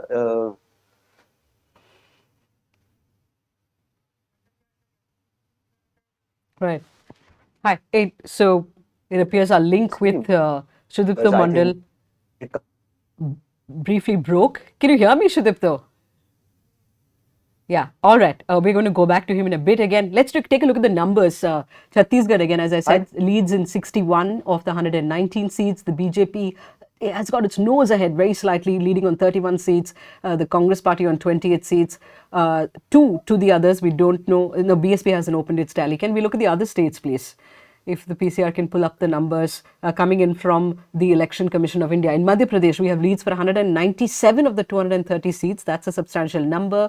The BJP leading on 137, the Congress only on 57. That lead appears to be far too big for the Congress to make up. So it would seem that remarkably, the BJP coming back again to power. Remember, they came to power first in 2003. They have continually been in power. 2018, of course, the Congress won in Madhya Pradesh and the BJP engineered a defection which resulted in the party forming a government in Madhya Pradesh again. Rajasthan, 194 of the 200 leads in, the BJP leading in 98, the Congress in 76. This lead also looks fairly big, maybe not as big as Madhya Pradesh, but the BJP certainly ahead here. Others, 18 seats, that's big. And so the BSP... still be hung. You believe it could be, right? It could be, right? I mean, it's right at that 50-50 mark. Right. Yeah. Rajasthan, it appears we'll have to wait till later today to get a better sense of how this is going to be. At some point, I'll try and go to our reporter from Newslaundry, Shiv is on. Shiv is on. All right. I'm told Shiv is on. Shiv, there was a fascinating report you filed from Rajasthan on you traveled across 4 districts, you went to about 15 villages, and you were trying to track down these young people in the state who were part of these BJP WhatsApp groups that were looking to seed the ideology of Hindutva. And what is it that you found? Could you tell our viewers through the insight you gained from many of these young people who perhaps will be voting for the first time or voted for the first time in this election? Yeah, so for this story, I traveled to 5 districts, and I traveled to mostly tribal areas in Udaipur division. I went to Udaipur, I went to Pratapgarh. So the story was basically about how BJP is using WhatsApp groups, how big their machinery is. So I tried to reach out to youths, only youths who are recent converts or people who are slightly older but who have recently converted to who have recently started voting for the BJP. So and by the time I was already part of BJP's WhatsApp group, so I was looking at the content also, what kind of content BJP pushes out on daily basis. So I saw that the content that they push out, it's not only about the schedule, the itinerary of leaders. It's also about it's also hateful content, Islamophobic content that they push out. When I met these youths in these areas, in these 15 odd villages, they were saying the same thing what I had been saying in WhatsApp groups. For example, they were saying they were convinced that Rahul Gandhi is a Muslim. They were convinced that Congress didn't want the construction of Ram temple, and they fielded some 25 lawyers. Wow. And yeah, and they also said that look at Priyanka Gandhi, wherever she goes, if she is in Kerala, she wears the cross. If she is in UP, she wears Janeu, she wears Rudraksh. So they are hypocrite. So look at Modi, wherever he goes, he doesn't wear religious symbols of other religions. So these were the instances where I mean, these were only anecdotal evidence, but it shows me to what extent BJP has sort of brainwashed youths in some sense. Maybe everybody may not be convinced by what BJP is pushing out in WhatsApp group, but to some extent it confirms to their bias, and it also helps BJP in pushing their agenda, what kind of India they want. In fact, I met one class 12 student, and who was just 2 months shy of the age of 18, and there was an essay competition in his school where the essay was on how how do you see Rajasthan in 2013. So he wrote in the essay that he wants India to be a Hindu Rashtra. Wow. So even school students are saying these things. Of course, apart from that, he must have written so many other things. But the first thing that he came to his mind was like, I want India to be Hindu Rashtra by 2013. That's my idea of India.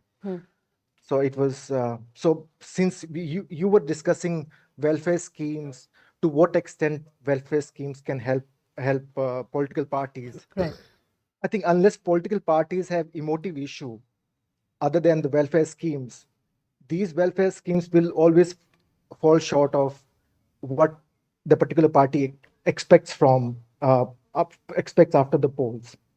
So I think the Congress, I mean, most of the welfare schemes came in the run-up to the polls. Or maybe the Congress didn't have much time to implement these schemes.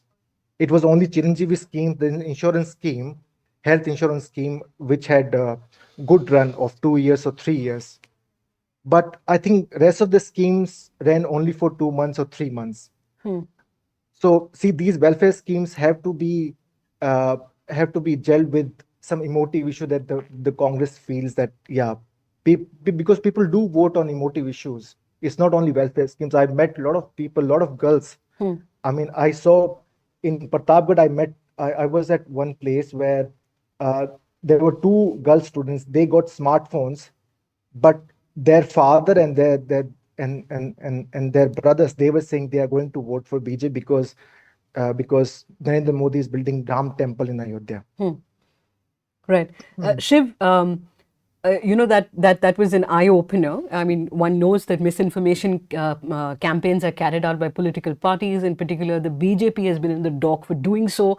But the extent to which these WhatsApp groups that you refer to in your reporting, and it is important for our viewers to recognize here that Shiv had to seed himself in these WhatsApp groups. Then he had to go and track down people who are part of these WhatsApp groups and try and understand from them, you know, to what why did they join the group in the first place? To what extent are they being influenced by the kind of propaganda, if I may, that is being sort of given to them, fed to them day in and day out. And this sort of reporting takes time. You know, he puts in the hard yards, so do all of us here. If you watch me on Scroll, you know, I say this time and again, in a democracy, nothing is more important than an informed electorate. That's what we're trying to do here. Unfortunately, a lot of media outlets have now just become props for the powerful. So if you want to help us do the kind of reporting that Shiv is doing, go and check that report out. I mean, it is an eye-opener. Please do contribute to these five independent outlets. Like I said, the show notes below the screen, you will have details on how you can contribute and how you can help us, put in these, as I said, hard yards and go get the information from various corners of the country. Those numbers continue to be on your screen. I was partially distracted by the conversation that was going on here between Siddharth and Professor Sarkar. Can you tell us what is it about the numbers that's either surprising you or is it the vote share? Siddharth, what is it that you're looking at? No, I mean, we're seeing a massive increase in the vote share of the BJP in Madhya Pradesh. Okay. Up about 8 percentage points compared to the last election, and actually up even compared to 2013. Wow. Right, so in 2013, the BJP got around 44-45%. And right now they're coming close to 48-49%. Right. Congress has held its level, but the BJP seems to have added 8 or 9% extra, which probably has come from the kitty of the smaller parties. Right. And or independents. I want to tell our viewers, 50% vote share is not, it's unusual. I mean, maybe 2015 Delhi, maybe Gujarat. 50% is massive if that's Last happening. election was 41 to 41%, right? Right. So we're talking about a massive increase, probably, as you said, at the cost of the others. Can I just say, we have seen some 50% plus results. Of course, Delhi at a state level, but it's not uncommon at the national level, right? So in Madhya Pradesh in 2019, the BJP... You're saying per state in the Lok Sabha election, you have seen some states go, So the BJP if you compare 2019 to 2023, the BJP's vote share in 2019 was 56% across Madhya Pradesh, right? Which is a stunning, majority. But 48-49% at a state election is pretty good. And I think somewhere down the line, maybe the lack of, the floating voter who was perhaps putting her vote with smaller parties or independents, frankly, we'll have to look at this constituency by constituency to understand where these votes have shifted. Right. But unlike in Rajasthan or Chhattisgarh, right. And Rajasthan is surprising because the seat results are not neck and neck. Correct. But the vote share is neck and neck. Neck and neck, right. Yeah. Professor, I'll give you the last word, but can I go to Professor Kailash in Hyderabad?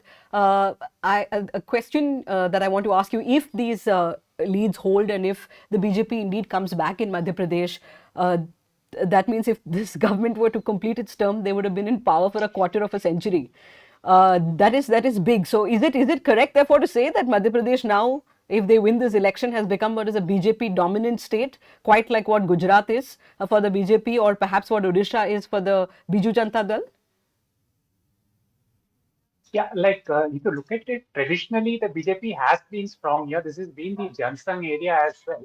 So it's basically between the Congress and the BJP. So I think it has always been a BJP dominated state. And plus, I think there is actually no difference between the BJP and the Congress when it comes to its the way in which they sort of campaign, the issues they take up. And it's a very conservative state. So I think there's no difference between the BJP and the Congress. And yes. Right. Yes, Professor Sarkar, you were saying.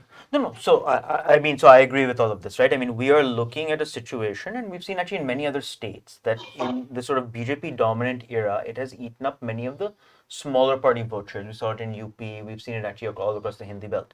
That seems to be happening in Madhya Pradesh as well.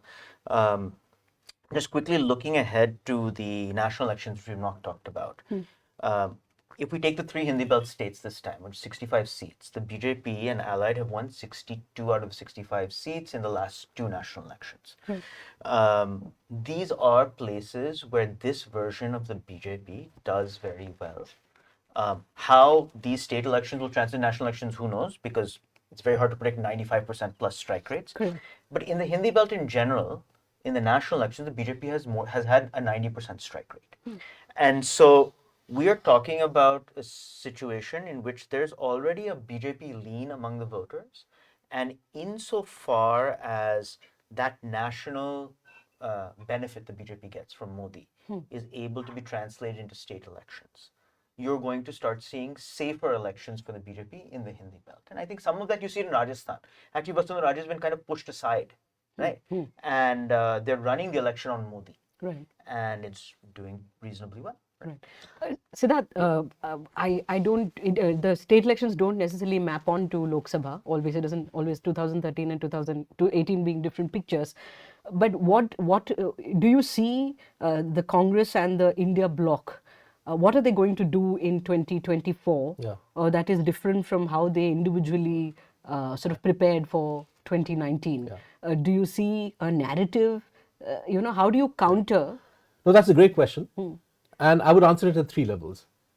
First, each individual party in the state where they are the strongest needs to get their act together. Organizationally, in terms of leadership. I think one of the biggest problems for the Congress in Rajasthan, the X factor, if you will, because I got a question from a viewer on my WhatsApp that if the Congress vote share is roughly the same as last time, and the schemes seem to have performed reasonably well, what went wrong, right? And what went wrong is the fact that you were a divided house. You papered over the Gehlot versus Pilot, divisions in the last 6 months, but the voters knew, and I suspect party cadre were suitably, demoralized on the basis of these divisions, right? So you need to get your party house in order. Secondly, and this is the silver lining for the Congress and for the India Alliance, if they're feeling a bit disheartened, because if the Congress had romped home the way Rahul Gandhi had said, ki we're winning 4 out of 5, he excluded Mizoram, right? About a month ago. If that had really happened, you can imagine the effect this would have had on seat sharing talks within the India Alliance, right? Congress would have said, no, we're not going to share. We want more seats. So I think that in a funny sort of way, this result, which is quite good for the BJP, today's state election results, will galvanize the India Alliance to get serious about seat sharing. I know that since the Bombay meeting, there's been virtually no progress. And this result is a wake-up call. Third point, and this ties together the discussion we've been having on quote-unquote freebies, welfare schemes, etc. And what the reporter who was in the WhatsApp groups was saying. People want a vision, right? And I fear that some of the observations that he has picked up from Rajasthan, their effect is going to be even more, will be magnified at the national level in 2024. The Congress and the India Alliance have to come up with an alternative vision. And, it's good to have a hard-hitting, concrete, practical economic program for jobs, for other kinds of economic insecurity. But in terms of the broad direction that the country is taking, if you don't have a narrative that can counter the line that the BJP is clearly going to push, which is of Hindutva, Hindu Rashtra, in various ways, I think the India Alliance will have a problem. So I think they need to work on these 3 aspects. To what extent, as we look at the numbers coming in from Madhya Pradesh and Telangana, these are, of course, in one you have the Congress having something to cheer about, leading in 51 seats, the BJP in the Bharatiya Rashtra Samiti, I beg your pardon, on 29 seats, and the BJP in 6. They had only 1 in 2018. And Madhya Pradesh, of the 211 seats that we have leads for, the BJP leading in 147. They're just like storming ahead, and this is true to at least some of the exit polls seem to say that it's going to be a fairly big sort of lead. And the Congress party with only 30 in Chhattisgarh, you have the BJP on 36, the Congress on 33. That seems to be neck and neck. We have leads for 71 of the 119 seats, and 2 for the others. The BSP isn't able to open its account in Chhattisgarh yet. The counter narrative to the BJP sort of overarching Hindutva narrative, coupled with what they call Pradhan Mantri ke guarantee, Modi ke guarantee. On my way here from the airport, I saw that everywhere as well. What did the Bharat Jodo Yatra do for the Congress and its potential India bloc allies? The Mohabbat Ki Dukaan and all of it seemed to, I know he spent a fair amount of time in Telangana, for instance, at the Bharat Jodo Yatra, more than what was initially envisaged. Sort of his program went on longer, and some people would say that perhaps you can credit Rahul Gandhi to that extent for the manner in which the numbers are playing out for them in Telangana. But that doesn't seem to have sort of, and there's no tangible electoral benefit. Is that correct to say, or? I mean, look, the Hindi belt is a tough nut to crack for the Congress. I think that's the simple fact, right? In the last two national elections, the BJP versus Congress head to head, the BJP's had a 90% strike rate. In the Hindi belt, the BJP's had a 90% strike rate.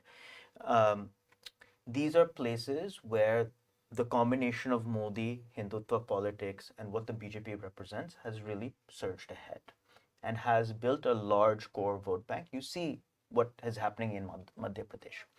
So I think it's a bit unfair actually to say that Bharat Jodo Yatra hasn't worked even in North India. It just has to go much further. In the South, where there was actually room for the Congress to come back, it seems to have had some impact, right? So maybe, right? I mean, but I think like we see that in Rajasthan, there were local factors that hurt the Congress. We see that in Madhya Pradesh, you have an ascendant BJP vote bank. You have Shivraj Singh Chauhan, even in a diminished capacity, and Modi being very popular. Just to give you one sort of thing, because I look at a lot of surveys. When you look at the South and you ask who is responsible for delivering benefits to you, you typically get a much lower percentage for the Prime Minister. When you look at the North, in the Hindi belt, you'll typically get a much higher number. So the combination of a chief minister that is reasonably popular, even in diminished capacity, and the overwhelming popularity of the Prime Minister makes the BJP very formidable in the Hindi belt. Right. Professor Kailash, a question to you about, this seeming north-south divide in how the Congress, of course, having been able to make a comeback in Telangana, if these numbers indeed hold, and it appears they will, and having won Karnataka earlier in the year. This is obviously significant for the party, for the cadre morale, and frankly for campaign finance, for raising money. I mean, you need to be in power somewhere to get money, do you not? But how do you see, Professor Kailash, the sort of distinctly separate tastes in the south and in the north of voters in the context of how the BJP's campaign has been, and what the Congress and what is the larger India bloc, the sort of the narratives that they have looked to offer to the people, to the voter? Yeah, just to take Nilanjan's point, especially one is when you speak of voter satisfaction with the government, whether it's at the state level or with the center, I think one doesn't know whether the voters are actually talking of satisfaction with the government, or is it a partisan sort of identity that matters, whether they're looking at governance through the lens of the party. So they support a party, and therefore whatever the government in that particular state does, if it's their party, they say yes. So I think one needs to be a little more careful when looking at it in terms of that. So I think, but there is this divide between, let's say, the North and the South, because the BJP has been traditionally weak in the southern states, whether it is Kerala, Tamil Nadu, Andhra, or Telangana. It has got a space in Karnataka. Now, moving on to the sort of India bloc that which we hope will come up in 2024, or which plans are being made, I think it is very difficult. And it's not as easy as the, say, 1989 sort of coming together of opposition parties that happened, because today there are many more players that are there in terms of political parties, and there is much more overlap between these political parties, unlike in 89 when there was not much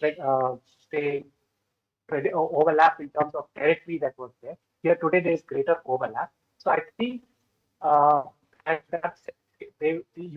have sort of a narrative for each party to actually do well, and I think any sort of negotiation that could happen is most likely to be a post-electoral one rather than a pre-electoral one, because none of these parties are going to cede space to any of them, anyone.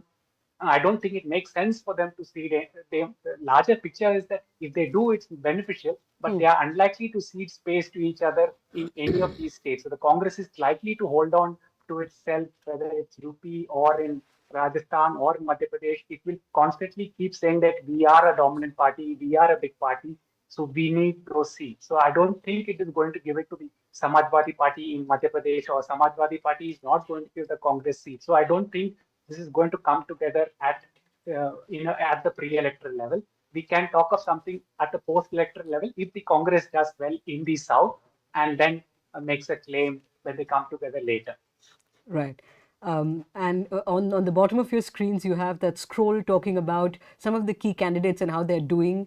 Two expected results, of course, Chief Minister Ashok Gehlot of Rajasthan is leading from his seat of Sardarpura, and that very interesting battle that Bhupesh Baghel, the Chief Minister of Chhattisgarh, had against his own nephew, fielded by the BJP, and of course Amit Jogi as well. Again, the speculation has been that BJP fielded him as well. Let's see what happens getting in Amit Jogi, but Bhupesh Baghel seems to be from Patin ahead comfortably for the moment. Siddharth, what Professor Kailash was talking about, that what everybody is saying, that the India bloc will collapse under the weight of its own internal contradictions. Essentially, historically, the Congress and these regional parties have had similar demographics as their core voter base, and therefore he doesn't envisage a situation pre-2024 that there could be a smart, clever sort of consensus arrived at on seat sharing. If at all anything could happen, it has to be post the election results come in.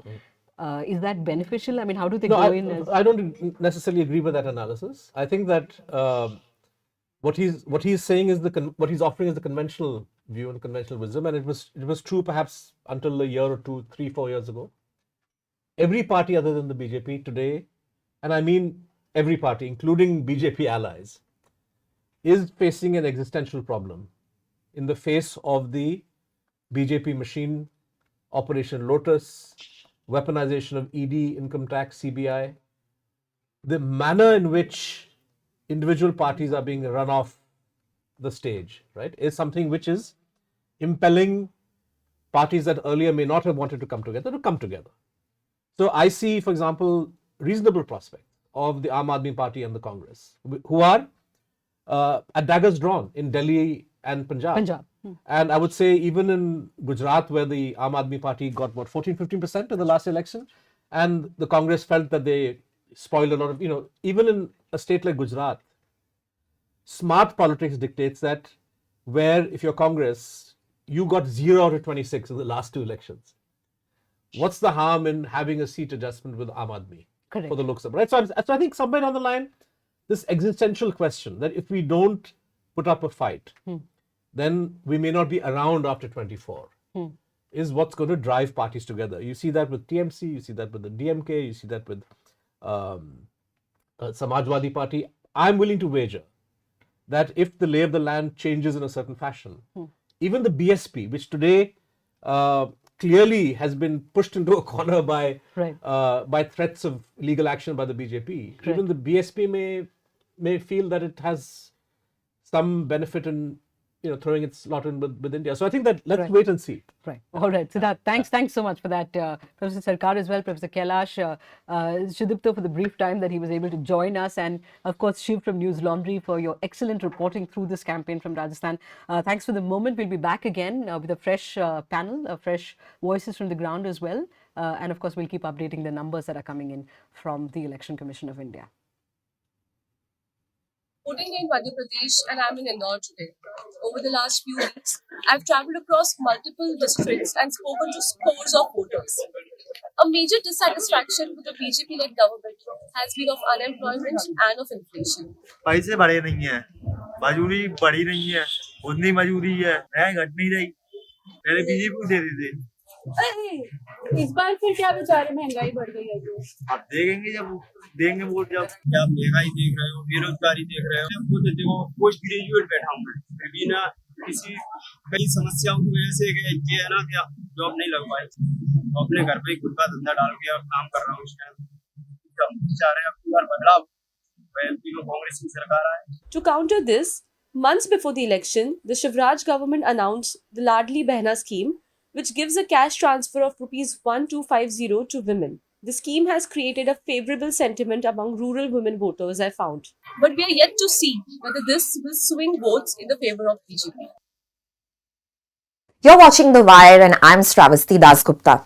In September, Union Home Minister Amit Shah alleged that a wave of religious conversions has been unleashed in Chhattisgarh under the Bhupesh Baghel-led Congress government. The Congress, on the other hand, has called these allegations baseless and said that the BJP has no issues to highlight and was hence polarizing the people in the elections. In November, I travelled to Chhattisgarh's Narayanpur district, which has emerged as the epicenter of the BJP's claims of forced conversions by Christian missionaries in the tribal regions of the state, and I found that the Christian Adivasis in the area are facing increasing attacks from other villagers, some of whom are backed by Hindutva groups. Narayanpur is in the Adivasi-dominated Bastar region, which went to the polls on November 7th. We found that Christian Adivasis living in the forest areas are struggling to bury their dead, facing social boycott of these claims of forced conversions. On November 2nd, 13-year-old Sunita from the Brehebeda village of Chhattisgarh died of typhoid at the district hospital in Narayanpur. Her brother, Manu Potai, said that when her body was brought home, a large number of villagers arrived and stopped the family from burying the teenager's body on the village land using Christian rituals. Instead, they insisted that the family bury the body using traditional Adivasi customs and traditions. On March 6th, Santer Nag's 36-year-old elder brother died of a heart attack in Sulenga village. Like Manu Potai, Santer Nag brought his sibling's body back home from the hospital and wanted to bury him. However, about 5 to 6 people prevented the family from accessing the burial ground, saying that they would only allow it if the family followed the traditional Adivasi customs. These villagers said to us that there is no force behind their conversions and that they have adopted the Christian faith because of their own free will and beliefs. However, it's not just the burial of the dead. Christian Adivasis there are also facing social boycott. 24-year-old Sarita, who lives in Kokri village, said that she has been boycotted by her family for adopting Christianity back in 2012. She claimed that she's also being stopped from working on her family land by her brother and has to travel outside the village to work as a labourer. Over 20 instances of anti-Christian violence were reported from the Narayanpur district in December last year alone. Things came to a boil at the turn of the year when the Sacred Heart Church inside the Vishwadipti High School in Narayanpur was vandalized on 2nd January 2023. The attack took place shortly after the police held a meeting with the tribal community over religious conversions in the area. When we visited the school, we found that the church is now being rebuilt. However, scars of the attack remain, with several glass windows still damaged and yet to be fixed. The incident resulted in a police officer being injured. Following the attack, 5 individuals, including BJP District President Roopsai Salam, were arrested. While the residents are paying the price for the bogey of conversions, the Congress and the BJP leadership in the district have resorted to pointing fingers at each other. Chandan Kashyap, the Congress candidate from Narayanpur, who is also the sitting MLA, said to us that the BJP is only talking about forced conversions as it has no other issues to highlight. Roopsai Salam, who was arrested in connection with the vandalism of the church in Narayanpur in January, however, said that conversion is not just a social issue. The Adivasis in Narayanpur who have converted to Christianity are looking at these elections for a chance to get their right to life, livelihood and dignity restored. You can head to our website thewire.in to read our full story and support our journalism so we can bring you more such ground reports. No loudspeakers, no rallies, no processions, no door-to-door campaigns, and very few posters. Elections in Mizoram look and feel very different compared to the rest of the country. Are you wondering why? The Mizoram People's Forum is a church-backed poll watchdog that was started in 2006 to ensure fair and free elections in the state.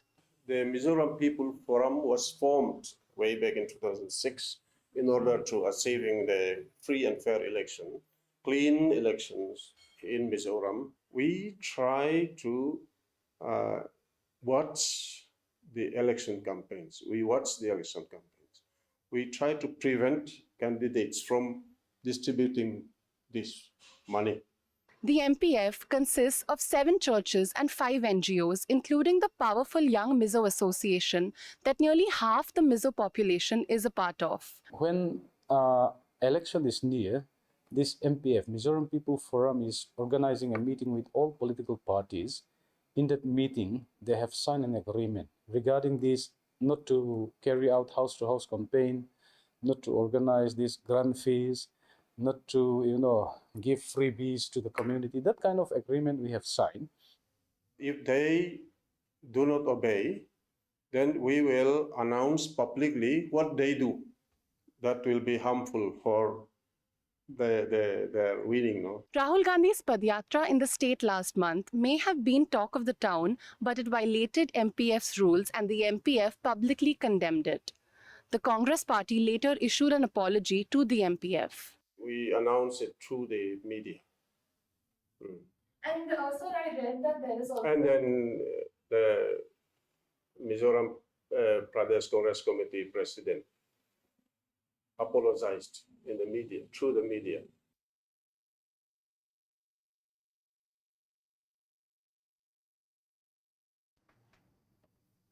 A very good morning to you all. It's 11 a.m. Results with Independent Media is a collaboration between Newslaundry, the News Minute, Scroll, The Wire, and Caravan. From Scroll, I'm Smita Nair. Now, for those of you who are just tuning in, perhaps at 11 a.m., it's best that we go with the numbers first. So could we pull up the various states, please? We have numbers coming in thick and fast, at least from the Hindi belt. I know a substantial leads from a substantial number of seats in Rajasthan are available. In fact, 196 of the 199 seats that are being counted today. One seat, of course, it's been put off the election. Here are the leads. The BJP leading in 100 seats. The Congress party in 78. Others with 15. The Bahujan Samaj party leading in 3 seats. The general trend that was being suggested in the exit polls done by the various news networks seemed to suggest it was neck and neck. If these leads are to be believed, it certainly isn't. The BJP seems firmly in the lead. In Chhattisgarh, we have numbers coming in from 81 of the 90 seats. Here again, about 10 minutes ago when I checked the numbers, they seem neck and neck, with the BJP again inching forward here in 42 seats as opposed to Congress's 37, others in 2 seats. Can we pull up Madhya Pradesh and Telangana, please? In Madhya Pradesh, leads from 218 of the 230 seats, the BJP leading in 150, the Congress in 65, the others in 2, and the Bahujan Samaj party in 1. This is big, which means, as we were talking about in the earlier panel, the Congress, the BJP, if it were to form the government in Madhya Pradesh again, would have been in power for a quarter of a century. Telangana leads from 98 of the 119 seats. The Congress firmly in the lead here, 51, well beyond the halfway mark. KCR's BRS in 29 seats, and the BJP in 6 seats. I'm going to ask one of our panelists who's joining us to comment on that particular figure and whether it's going to be relevant in the Lok Sabha polls that happen in a few months from now. Let me introduce the panel to you. My colleague and editor here from the Scroll, Supriya Sharma. She's traveled extensively in Chhattisgarh.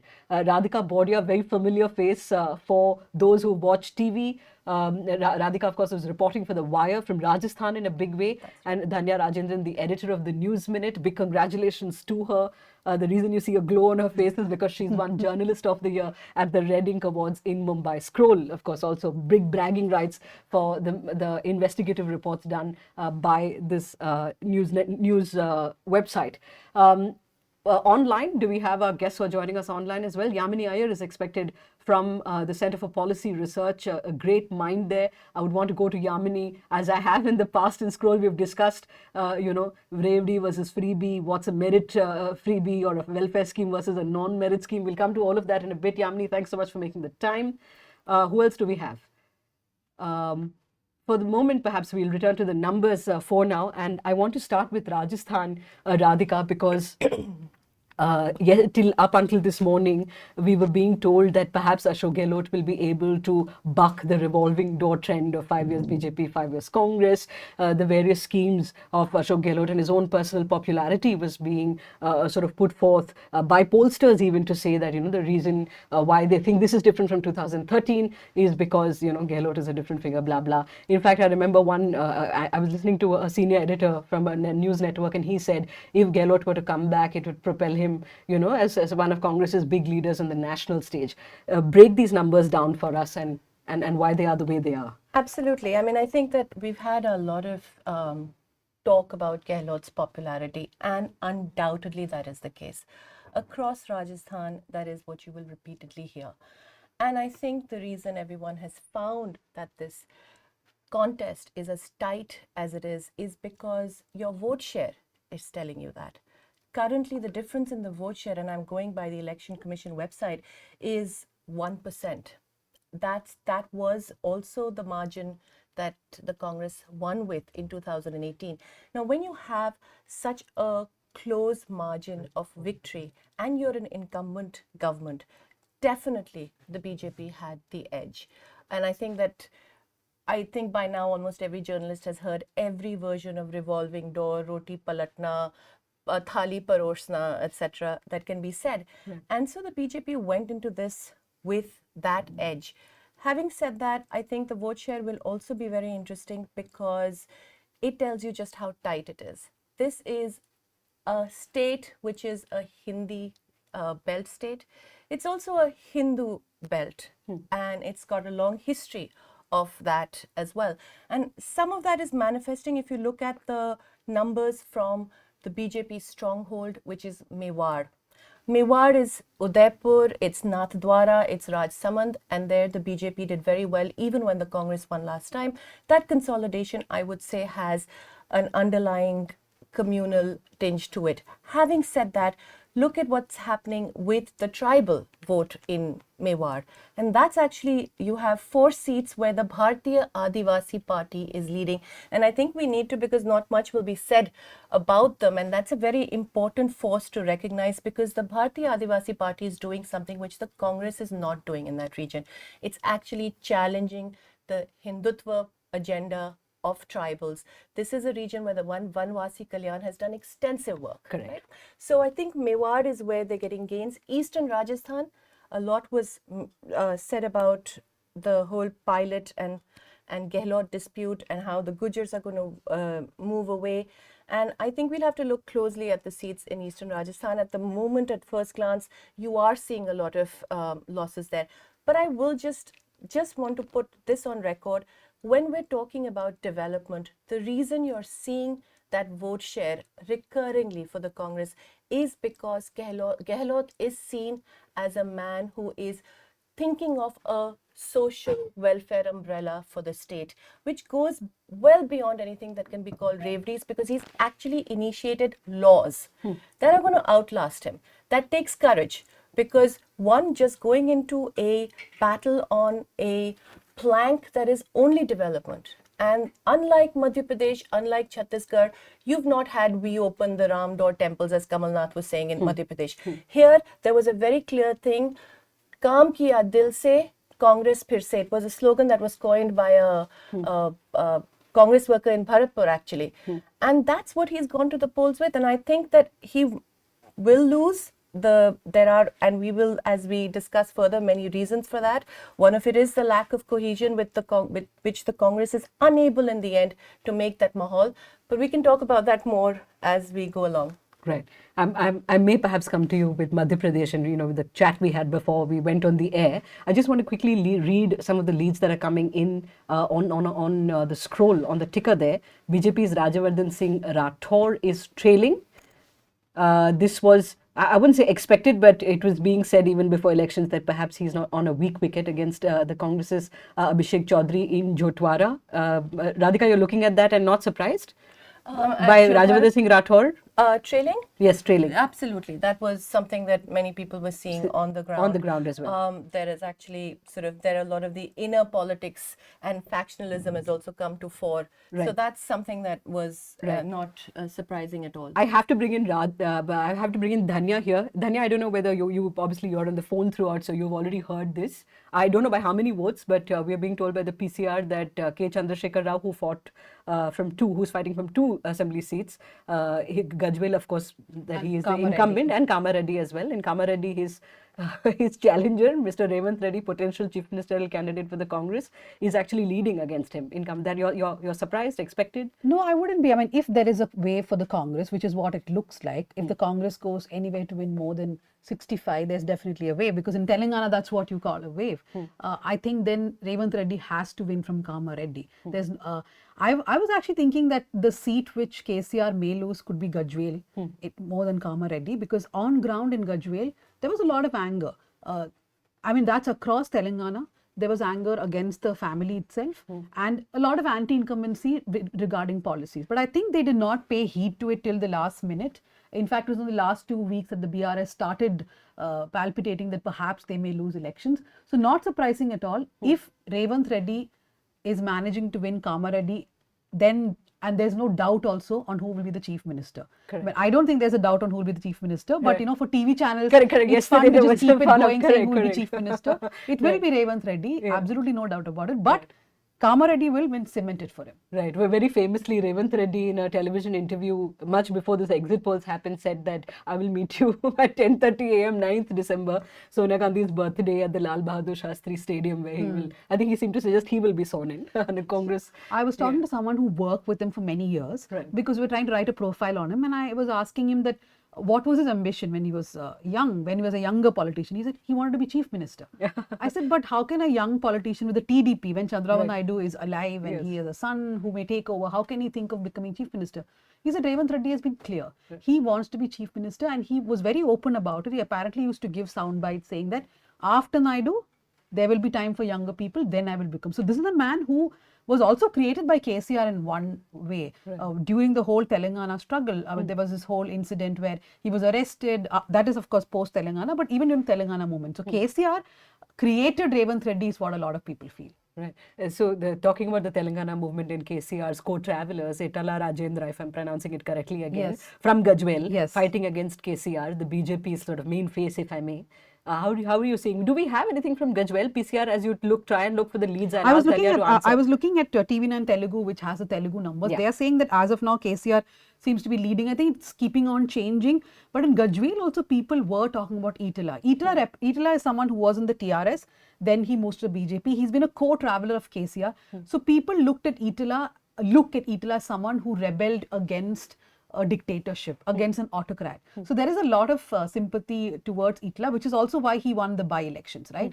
So wherever we went, people would speak about Itla, and if the BJP itself does better than it did last time, that's the message for the BRS, that they gave away a lot of space to the BJP, and if the BJP walks away with those numbers, it's not just the Congress that poses a challenge for the BRS anymore. It is going to be the BJP too in 2024. Yeah, if I forget, remind me. We are going to talk about BJP, okay, and what it means. I want to go to Yamini before I speak with Supriya. Yamini, I'm not specifically asking you only about welfareism or about the OBC caste census promised by the Congress party in various states. Thematically, as you look at these numbers that are coming in, there seems to be more for the BJP to cheer than the Congress party. Give us your sort of big picture of what you make of the numbers coming in from the 4 states that we're counting today. Thanks, Smita. I think it is interesting. There was, I think the Congress was expecting to do a lot better in Madhya Pradesh than they have. But it tells us, if I look at it from the broad trend perspective, I would say a few things. I think it tells us very clearly that there is a lot more political space for Congress in southern India at this moment in time than in North India.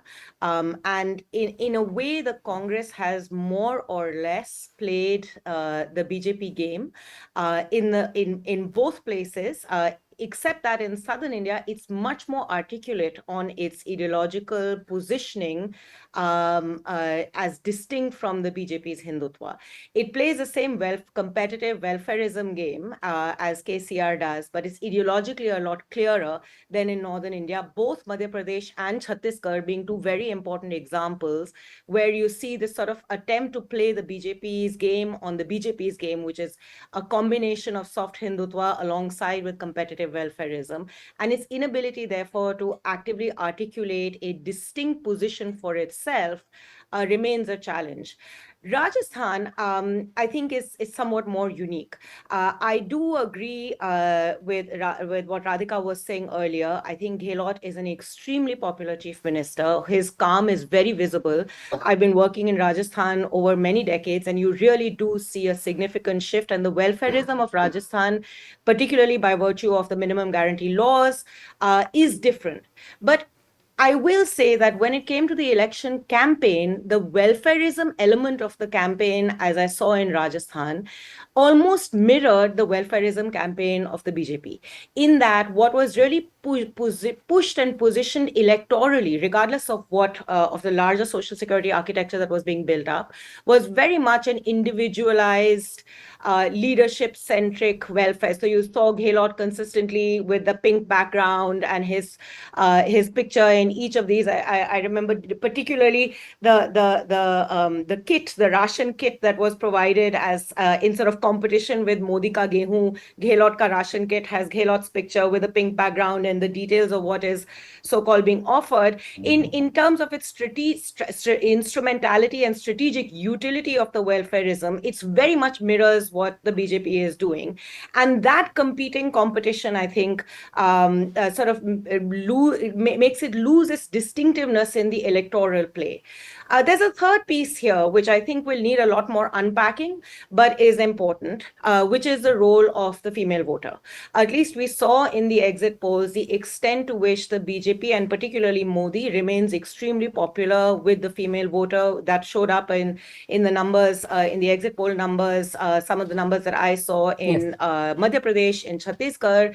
And, I think that needs to be unpacked a lot more. We've seen this in different state elections in North India too.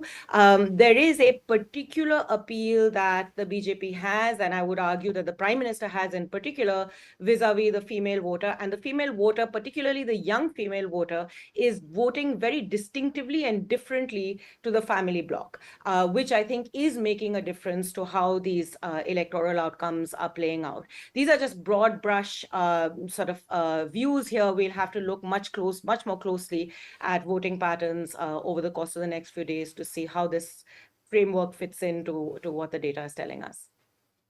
Right. I know you have to go, Yamini, at 11:30, so I want to ask you, because I know you have sort of debated this and written so much about welfare politics or competitive welfareism, when the RBI put out its data, or when the Prime Minister sort of repeatedly since the Gujarat election and then in the Karnataka election spoke about REVD, dissing other political parties for doing so, at the same time looking to broad base his own, labhartis or beneficiaries of the schemes. You answered some of it already, but is there a direct sort of tangible outcome to what is being offered, if I may, in terms of welfare schemes? Or does it matter how it's been tailored? How, for example, a panelist in the hour that went by said the manner in which the scheme has been designed by the bureaucrats at that particular state perhaps is also key to how it's being perceived by the voter. On the basis of the numbers you're seeing right now, Yamini, is this the new sort of political idiom, the political narrative going into 2024? We've seen the Prime Minister in hoardings talking about Modi ke guarantee as well, even as he derides other parties for so-called bribing the voter or REVDs. How do you see welfare and welfare politics in the run-up to 2024 and the results on the basis of the numbers that are coming in from the states? So, I think we are definitely seeing a very clear political consensus that cuts across political parties. There are obviously regional prioritizations that and sectoral prioritizations that occasionally make themselves visible. And I think here Rajasthan to a degree stands out, Chhattisgarh stands out a wee bit as well. But there is an overarching political consensus that has emerged about the kind of welfareism that is now getting increasingly popular within political parties, and the kind of electoral offerings and positionings of welfareism that we are seeing. And that is the use of the technology-enabled direct benefit transfers as a means of establishing a very direct emotive connection between the political party, and in more cases than not, the political party leader and the voter. And it's a form of it's playing out in different ways in different states, but that is really the instrument of delivery. So the political party leader becomes really important. I think in the BJP state leaders' problem is that Modi takes over that space. So even in Rajasthan, there is no chief ministerial candidate that is visible. Vasudha Raje has most definitely been pushed to the sidelines and the margins. We will see what plays out over the next few days. In Madhya Pradesh too, an active attempt was made to sideline Shivraj Singh Chauhan to a greater degree. I think his ability to fight back is a lot more visible than, say, Vasundhara Raje's ability to fight back. But even so, it's a double engine with Modi winning, and it is Modi's visibility that is able to establish that direct connect with the voter. In Rajasthan, the attempt was made by Gehlot to do exactly the same, but bypassing other political leaders, the Gandhis most visibly, but also seeking to bypass the local political challenges that he was competition that he was facing with Sachin Pilot to become the established figure that is establishing the emotive connect. That is why his image or his photograph was so central to the way in which the welfare offerings were delivered. In Telangana, this was being done much more so within the framework of the Gandhis, who played a much more visible role, I would say, in the political campaign there than they did in Rajasthan, for example. But in each of these, so you see differences, but in each of these, you see an attempt to bypass the local structure of delivery and establish this very direct connect between the cash transfer, the DBT, and the voter. And it is an attempt to build out an emotive relationship between the voter and the leader and the political party, rather than a more broad-based discourse about welfare, poverty. And what's also distinct about this is how distinguished it is from the discourse on jobs. So you find in conversations with voters that the question of unemployment is a very, very visible question that you see all across the country. But but unemployment doesn't translate into a discourse about whether welfare is supporting that unemployment. It is mostly two completely different realms, which is very unique. Most welfare states across the world have developed within the framework of the labor market. This one is developing as a compensation for a labor market that is simply failing to employ workers in ways that workers would like to be employed.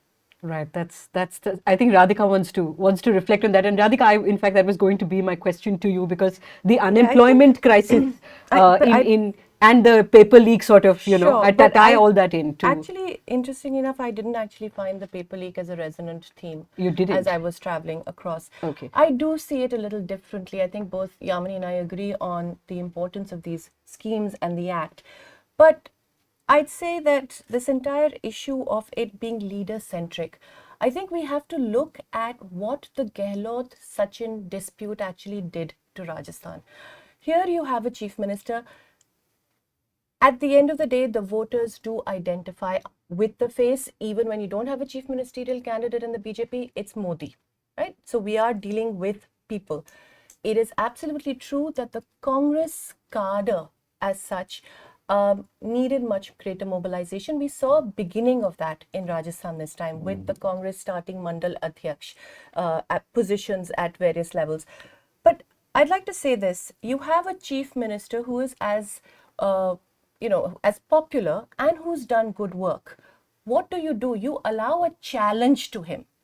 The Sachin Pilot narrative is a narrative, and I want to say this emphatically: it is a Delhi narrative. Okay. It is not a narrative in Rajasthan. He worked hard as a Congress president. He had many years. He could have been a great chief minister in the years to come. The Congress had a great second-rung leader.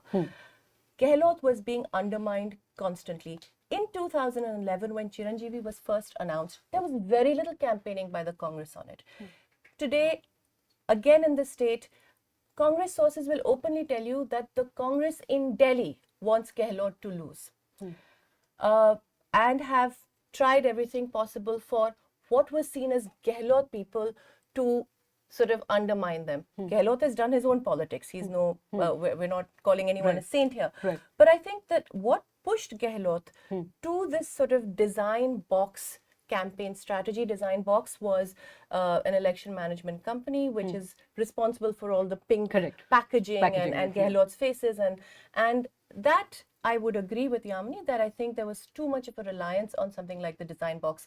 Why? I will though understand what pushed him there, because does his party project him as the leader that he is? It doesn't. Even though, and I'd say that again, I go back to the vote share, where you see in all the other Hindi speaking states a complete consolidation of the OBC vote. In Rajasthan, yes, the OBCs have moved to the BJP, but it's not as total and complete as it is in all the other states. When we start looking at vote shares closely, I suspect whether it's Dalit vote share or Adivasi vote share, and that, of course, Adivasi is a different story we can come to later. Correct. So net TLDR is that internal machinations of the Congress party in Rajasthan perhaps is responsible for the numbers you're seeing. Supriya, thanks for waiting patiently. Sorry, Supriya, can I just come in? Sorry, I can't see yes, you, so I Yamini. know I'm yes, interrupting, yes. You're still here, Yamini. Yes. just wanted to come in on one point just to add to what we've said so far. I think there's another dimension that we need to think a little bit harder about just to understand and analyze better, to get a better sense of what voter behavior is looking like, and how political parties are trying to distinguish their non-BJP political parties are trying to distinguish their ideological framework, which is the role of the discourse around the caste census, such as it exists in this whole framework. And I have speculated, this is speculation which I think is beginning to bear out a little bit with these electoral results, which is that given the nature of the role of that technology is playing in welfareism and the broader ways in which citizens are now engaging with the state, and this very leadership-centric political process, that in a sense, the appeal of the caste census from the point of view of what it does to how the state looks like at the grassroots level, the presence of your own representatives of your caste in the state, which facilitates your ability to access the state and demand from the state, is now no longer as appealing because technology has sort of cut out the layers of the intermediary functions of the state. It's literally a centralized top-down delivery structure in which the citizen is engaging with the state in a very peripheral way, largely from the point of view of centralized databases and whether they are in or out, and the presence or absence, therefore, of their own group-based identities within the state is mattering somewhat less to the everyday experiences and everyday dimensions of citizen-state engagement. It's just something for us to understand a little better, because I am curious about why, given the caste census demand was very much part of the electoral offerings, so-called, through these elections, it's not showing up as much in much of our discussion and understanding of how the results are playing out. All right. Iram Agha and Arunabh Saikia, our colleagues, are also joining us, and they're waiting by. But Supriya, can we pull up Chhattisgarh numbers, please? Supriya, you've not just in the course of this campaign, but Chhattisgarh is your state. You've lived there. You've reported extensively from there. Just for our viewers who are there, Chhattisgarh, you have it. BJP on 46, the Congress on 40. Do we know the vote share? If we know the vote share, perhaps we'll be able to comment better on, and others won. The vote share will come up in a bit as well. Supriya, make sense of this for us. Well, I'm actually looking at the vote share, and it's 45% vote share for BJP and 42 for Congress. That's a 3% lead for BJP, and that's possibly more votes for BJP than it has ever had in the state, even in the elections that it won in 2003, in 2008, in 2013. So, of course, there's a cautionary note here. In Chhattisgarh, elections tend to be close, and counting goes on till I remember in 2013 it went on till 11 p.m. And with every round, sometimes seats can change hands. So this does seem close. At the same time, by every benchmark, this is a day when Congress needs to introspect in Chhattisgarh, because this is a state where it had a massive landslide victory in 2018. It has 80% of the seats in the assembly. To put that in context, Modi's victory in 2019, BJP has 55% seats in the Lok Sabha. So just to give you a scale of how spectacular Congress's victory in 2018 was, and from there, within 5 years, this is its position, where it's currently trailing. In a state where BJP won 3 consecutive elections, this was an election for Congress to win, and yet it's doing badly. The other thing that, as I'm looking at the EC site, I can see spatially there's a story there, and this is something that everyone who's reported from Chhattisgarh has picked up, which is Congress is doing very badly in the Adivasi regions. And somewhere this larger interpretation of the 2018 victory of the Congress, I think, was off the mark, where everyone only spoke about paddy and about the fact that Congress won on the back of its promise to give farmers a paddy bonus. Congress also won because it made several promises to the Adivasi population of Chhattisgarh, which is 1/3 of the state's population. It said it's going to implement the Panchayat, the Extension to Scheduled Areas Act, PESA. It said it's going to protect their Jal Jangal Zameen. Rahul Gandhi made a famous campaign speech saying that he's going to protect... Vanvasi versus Adivasi. Yes, but also that he's going to protect the Hasdev Aran forest in North Chhattisgarh, which is this coal-rich belt. And the Congress literally walked back on all of those promises. It took 4 years to implement PESA. and that was done in a diluted form. In Sarguja, there's a lot of anger because it actually did not stop mining. And for all that it says on the national stage about taking on the Adani group, it allowed the Adani mines to continue. And it's only after a massive people's movement that it put it on hold. And that's not still been cancelled. And south in Bastar, in both these regions actually, in North Chhattisgarh, in the Ambikapur division, Congress had won 14 of all 14 seats, and in Bastar, 11 of 12 seats. So actually it was the Adivasi regions that voted for Congress in a decisive way. And in, as I said, in Sarguja and Ambikapur, it's already let down people by allowing mining. And in Bastar, again, this was an opportunity for the Congress to show that it's different from the BJP in the way it handles the Maoist insurgency and the general sort of angst of people in the area, which it didn't do anything about when there was a police firing episode in Selgair village in which 3 people were killed. Not a single minister went down there to talk to people. So there's a lot of anger that's built up in Adivasi areas, and we're seeing that right now. BJP is doing very well in both Bastar and in Sarguja. On the map, you can see these are 2 regions on the extremes of the state, while the plains are in the middle, and the plains we're seeing blue, the color of Congress, and that is Bilaspur on and both the the other. extremes we're seeing saffron. Correct. So that tells the story. And again, in the plains, it isn't as if Congress is sweeping the plains. They literally thought paddy is like a silver bullet solution, that all they need to do is continue promising farmers, a hike in the paddy bonus. What they didn't realize is that the BJP is going to match it. In fact, just like a week, like 10 days before the elections, they were both engaged in a paddy war where both of them were trying to further up the price. And So loan that- waivers as well. Loan waivers was the other. Yeah. Supriya, how many reserved seats in Sarguja in the north and Bastar in the seat? I think the most number of reserved seats tribals is split across these 2. Yes, exactly. I mean, Yeah. these are Adivasi regions. 11 of 12 seats in Bastar are reserved. And similarly so in Ambikapur. Right. And these are the regions Congress is doing badly. But I may also add here that it's also the internal factionalism of the Congress. Right. I mean, and in some way, the blame for that lies with the central leadership of the party, where someone came up with this bizarre idea that you can do a half-term solution between Bhupesh Baghel and T.S. Singh. Does anyone seriously believe that the chief minister at half-term is going to step down and make space for someone else? Right. And the 2 leaders have spent these 5 years fighting. And because of that, very little has actually been done in the state. Right. And the Congress is now paying a price for that. Right. Arnab traveled to Chhattisgarh as well. Some of the reporting for Scroll was done. Arnab, I want to pick up from where Supriya has left off and what Radhika alluded to in her answer with respect to Rajasthan. It was being reported in national dailies that, Mallikarjun Kharge, the Congress president, has been able to bring warring factions together. Gehlot and Sachin Pilot, of course, in Rajasthan. And here, T.S. Singhdev, for viewers who are perhaps not that familiar with Chhattisgarh, T.S. Singhdev, candidate from Ambikapur from the Sarguja region. There was in 2018, there was much talk that it is a toss-up between the 2. Mr. Baghel, of course, becoming the chief minister. Again, there was speculation that perhaps this is a half-term chief ministership, and that supporters of Mr. Singhdev will perhaps be unhappy that he wasn't able to sort of take over the chief minister's chair. In June, the Congress made him the deputy chief minister.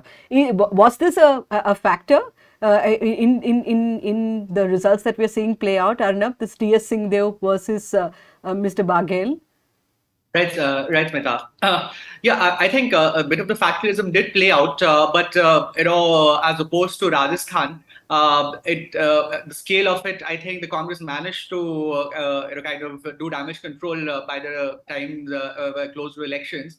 But as Supriya was pointing out, if you look at the map, for example, the district of Jashpur, Jashpur is where one of Asia's largest churches is, and so that Congress is trailing in all 3 seats in that district.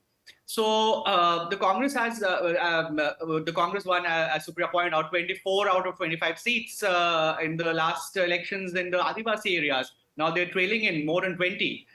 So in terms of the paddy belt, the Congress has by far has by and large managed to hold on, it seems.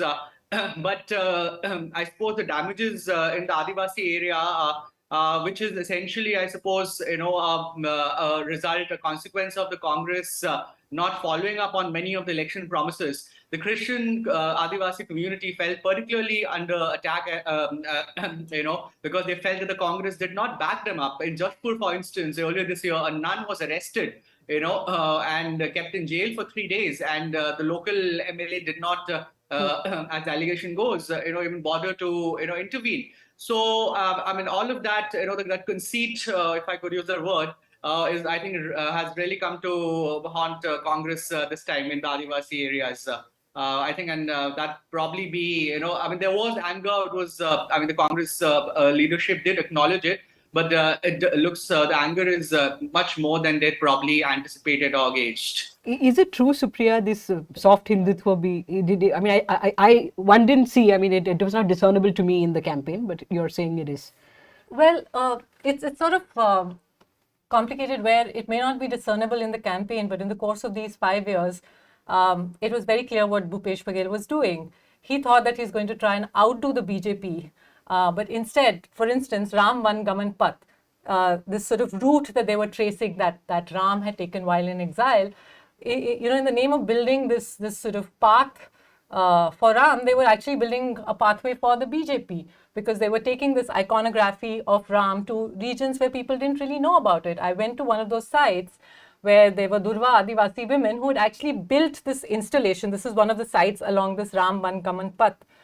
And they didn't know anything about what they had built. And there's a temple there and none of them have visited it. But clearly, in the years to come, they've introduced people to what is actually a Hindutva plank.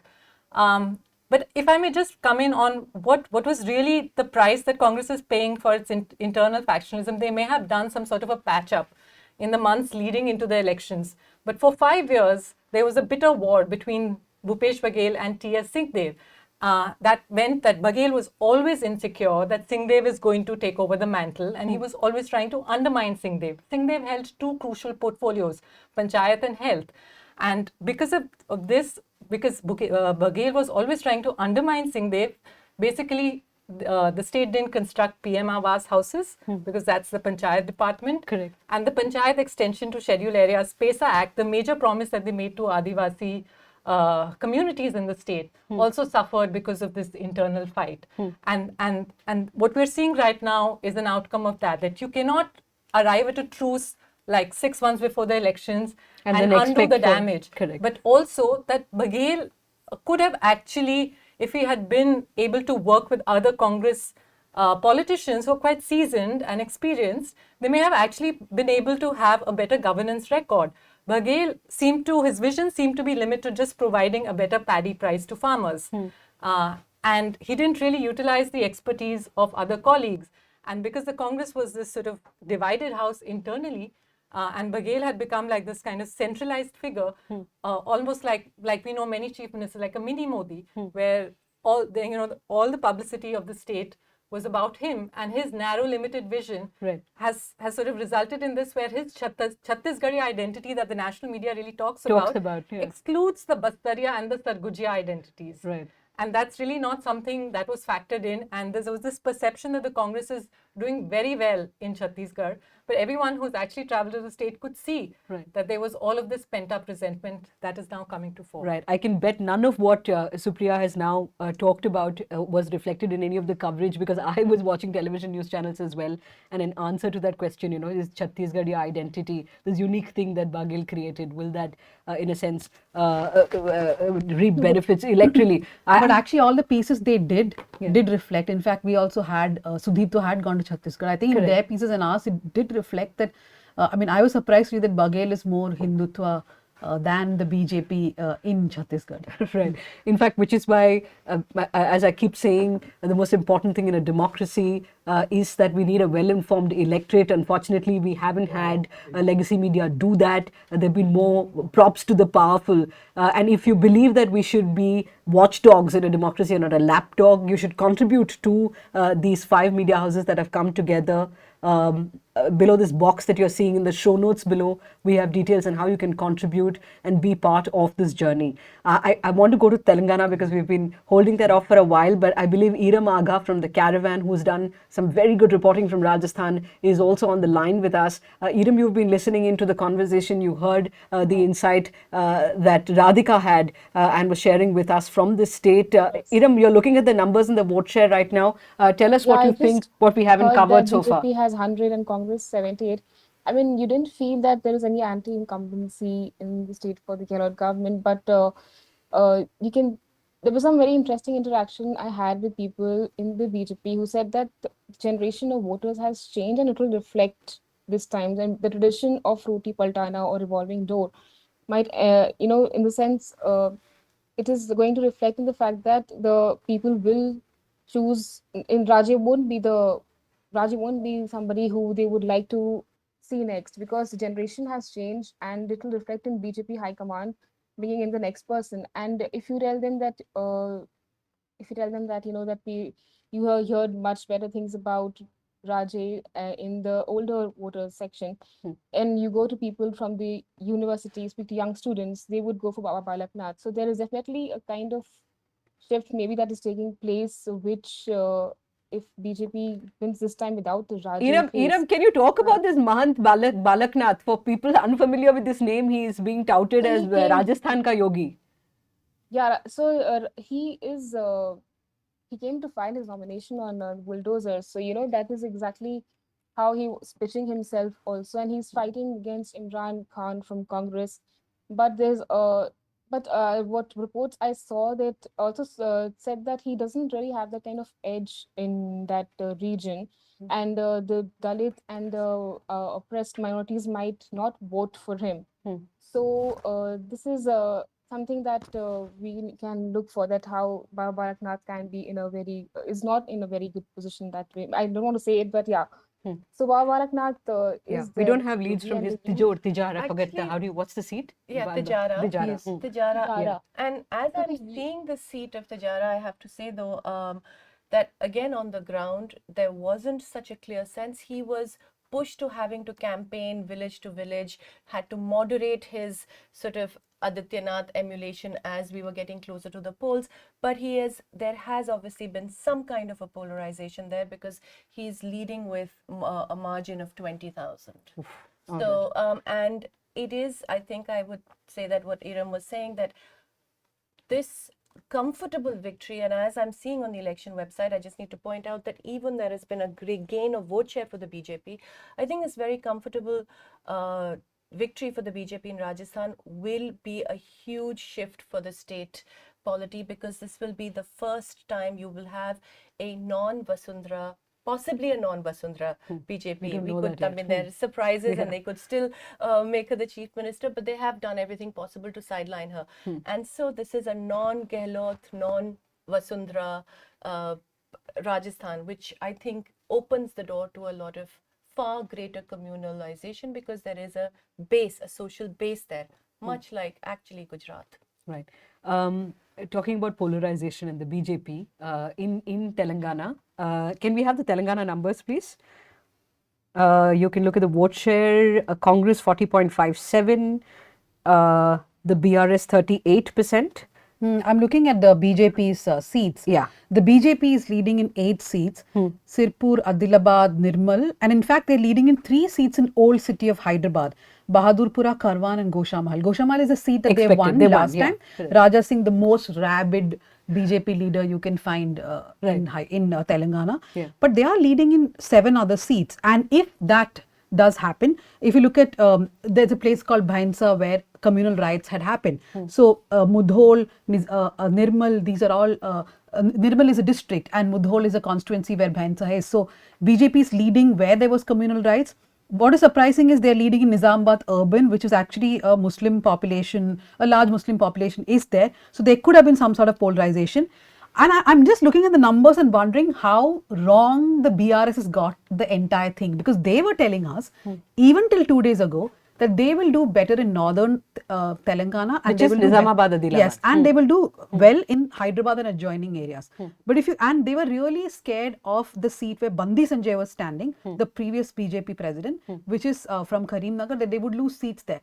But now it looks like the BJP may walk away with old city seats. And also the places where there was communalization. So old city seats at the cost of MIM?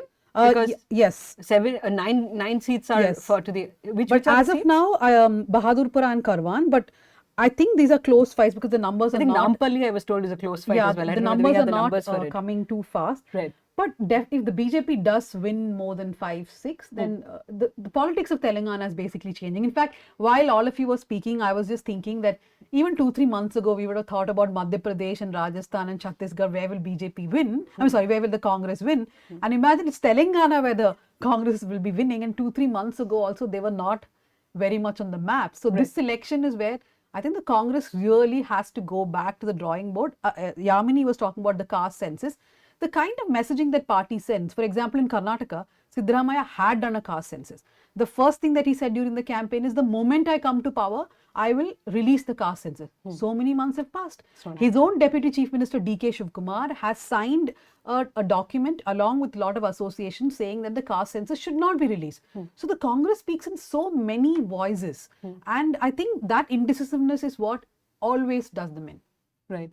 What do you make of this 13.73? What was their vote share in 2018? I know the BJP, when they won one seat. Yeah, almost the same. Almost the the BJP same. but the BJP's vote share actually went up quite a bit in the last election.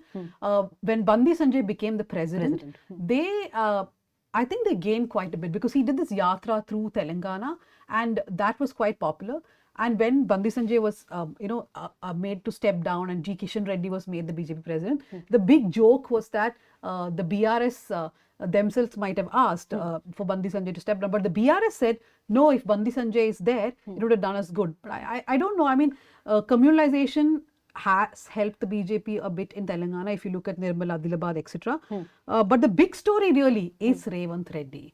Revant Reddy is set to become the chief minister of the state if we go by the numbers. Right. In case somebody is scratching their heads, I'll come back to Revant Reddy. Bandi Sanjay was the man leading the BJP in Telangana. He's an OBC leader. He was very popular. He was basically known for taking on the BRS in a very big way. And then later it was speculated that perhaps there is some understanding between the BJP and the BRS, which is why the BJP went on an upswing, went on a rise, removed Bandi Sanjay and supplanted G. Kishan Reddy, a very quiet sort of man. Yes, I mean, I haven't exactly. seen a tourism minister. You may be familiar with him at the center. Sort of take that role on. Tell us about Congress and Revant Reddy and the importance of Telangana for the Congress party after, again, they've come back in the south. Now they've got Karnataka, they've got Telangana. As I keep saying that it doesn't matter whether these, it doesn't matter if these map on to Lok Sabha. The fact is a political party needs campaign finance, right? You need to be in power somewhere to raise money. And so, I don't know about how things were in Rajasthan and Madhya Pradesh, but in Telangana, money was flowing. Is that the same in Rajasthan and Madhya Pradesh, Chhattisgarh? I suspect not as much as Telangana. In Telangana, there was one constituency where they paid 3,500 rupees per voter. So money, I heard 10,000 from other people. No, I think 3,000. I think the maximum was 3,000. That was possibly a figure for the family, the household. Yeah. Okay. But the money has not helped because the BRS themselves were thinking that they are way more confident because in the last 2-3 days they gave money to a larger number of people. But I don't think that's helped. And as far as the Congress is concerned, 2-3 things worked. One, after the Bharat Jodo Yatra, there has been some sort of a movement, a positive movement for the Congress. The second thing is the promises. The promises helped them in Karnataka. They replicated the same in Telangana, and people thought, okay, fine. If KCR is making the same promise, he's only second in line, right? The Congress made it first. But I think more than anything else, more than this being a vote for the Congress, this is a vote against the BRS. People are saying no to the BRS. Not because this was a party which didn't have schemes. They had Dalita Bandhu, Raita Bandhu, a lot of schemes they brought in. But people felt that the family has been in power for 10 years. There is this whole notion that they have made a lot of money. There's been corruption, something the BJP and the Congress has been hammering for months now. That Kaleshwaram or any other big project you take, the BRS and the first family has made a lot of money. So I think this is a vote primarily against the family. In fact, there was this woman, we spoke to in Gajwel, where KCR had one from. She said, an old woman, she gets all the schemes and everything, but she said, what happens if he loses one time? He's won twice, now let him lose. So even that thought, one simple thought, right? Like, why should someone be in power for 5 more years? Right, and this Revant Reddy, the man who could likely be chief minister if these numbers stay and the Congress wins, he's also an interesting character. Former ABVP, joined the TDP, was there for a while. 2017, I think he joined the Congress. And he was also in the TRS for a short while. Then he goes to the Congress. Yeah. And I think 2021 is when he was made. He was made the president. Yeah, of the and party. now he's potentially chief minister in a matter of two years. There's so many things I don't know how to sort of reorient myself now to looking at all the states. But as we close, because my PCR director is sort of counting down, saying itne minute bache hain. Thankfully, we have no ads. I don't know if it's thankfully or not. Supriya, you're my big picture person for a lot of things. So while you have travelled only in Chhattisgarh this time around, can you map what is happening now onto Lok Sabha 2024?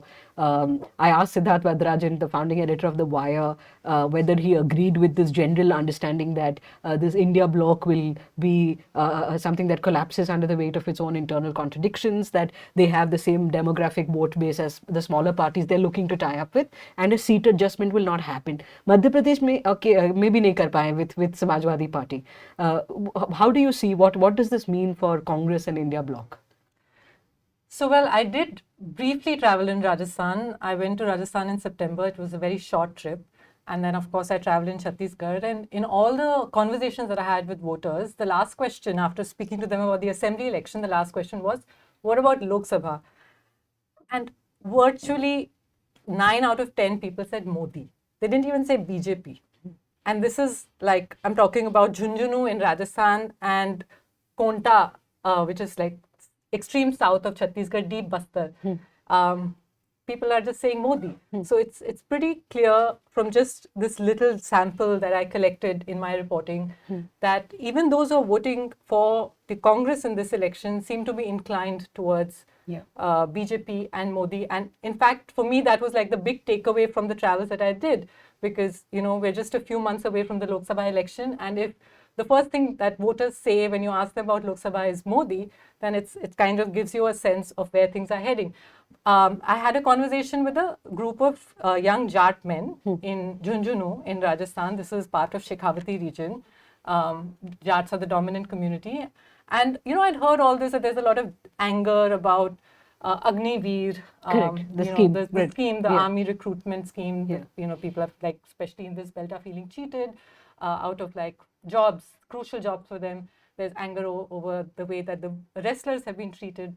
And that was all the case. Yet at the end of it, they said, when I asked them about Lok Sabha, they said BJP. I said, you've just been complaining about all that's been happening. So how does this add up? They said, koi vikalp nahi hai, there's no alternative. And I said, there is an alternative. There's India bloc. These 17 parties that have come together. They said, chehra nahi hai, there's no face. I said, well, there's Rahul Gandhi. And they all just broke out laughing. So I guess that's really right. We sort of, you both are dyed-in-the-wool TV people, so you should be able to give me brief answers to close, because we have like 4 minutes. Supriya is also on, but she doesn't. She forgotten TV. Yeah, she's forgotten TV. Yeah. So you were nodding when Supriya was saying that when it comes to Lok Sabha, everybody says Modi. I would assume that is not the case in southern India. Maybe not, but I feel even Karnataka, where I'm based out of, I think when the Lok Sabha elections come, a lot of people are going to think that they're not angry with Modi ji per se, right? They voted out the Karnataka government, which is Bommai's government. They may, as well as a lot of people will choose to vote for BJP in Lok Sabha. So I think how people behave during state elections is going to be very different how they behave in the national election. I just want to quickly point out one seat in Telangana called Sirpur, where BJP is leading from. This is where R.S. Praveen, the BSP leader, is also contesting. Split of votes or whatever, it could be any reason. But the point is, just before the elections, one of the biggest Madiga groups, one of the Dalit communities, they came together with Narendra Modi on a stage. So there is a lot of community coming together, which the BJP does, right? And they are doing that in the southern states also. So even if it doesn't bear fruit now, it will at some point, is what they believe. Right. We unfortunately, Radhika, we don't have time. I'm saying wrap. I'm being told to wrap. So thanks so much though for all your reporting that you've done. And please go to our websites, to Scroll, to Wire, to Caravan, to News Minute, to Newslaundry, and read the reporting that we have done. All these issues explained in great detail. Supriya, Radhika, Dhanya, Iram there from Rajasthan as well, and Arnab, my colleague from the Scroll. Thanks for the moment. The elections are in Telangana, but the buzzword is Karnataka. The Congress had made 6 poll promises to youth, women, etc. The party aims to replicate its victory in Karnataka, where it made similar poll promises. We are announcing 6 guarantees Mahalakshmi being the first one. The BRS was quick to counter Congress's campaign, trying to punch holes in its Karnataka's model. BRS leaders Krishank Manne and several others traveled through districts in Karnataka, intending to gather proof of Karnataka's failed governance. From October, BRS leaders have been sharing videos of women, farmers, youth, etc. that they are unhappy with the Congress rule in Karnataka. The BRS constant reminder to its voters has been, look what's happening to the people of Karnataka. Don't repeat the same here. The BRS party has also alleged that the Congress in Karnataka has been funding the party in Telangana. The Congress has hit back at the ruling BRS by even bringing Chief Minister Siddaramaiah. Deputy Chief Minister D.K. Shivkumar and almost 70% of the cabinet participated in Congress's election campaign in Telangana. Even today, I will ask Mr. Chandrasekhar Rao, please come to Karnataka. Don't make all delegations unnecessarily for the election purposes. So why did the Telangana election become about Karnataka? The BRS blames it's the Congress that it had made the election all about Karnataka and it was forced to reply. But in reality, the Congress win in Karnataka will have a spillover effect in Telangana. Congress leaders and its cadre are confident than ever, and that itself is a threat to BRS. So instead of allowing the Congress to praise its rule in the neighboring state, the BRS has decided to go for an attack and claim from the very beginning that the Karnataka model is a failed model. But will the people of Telangana buy it?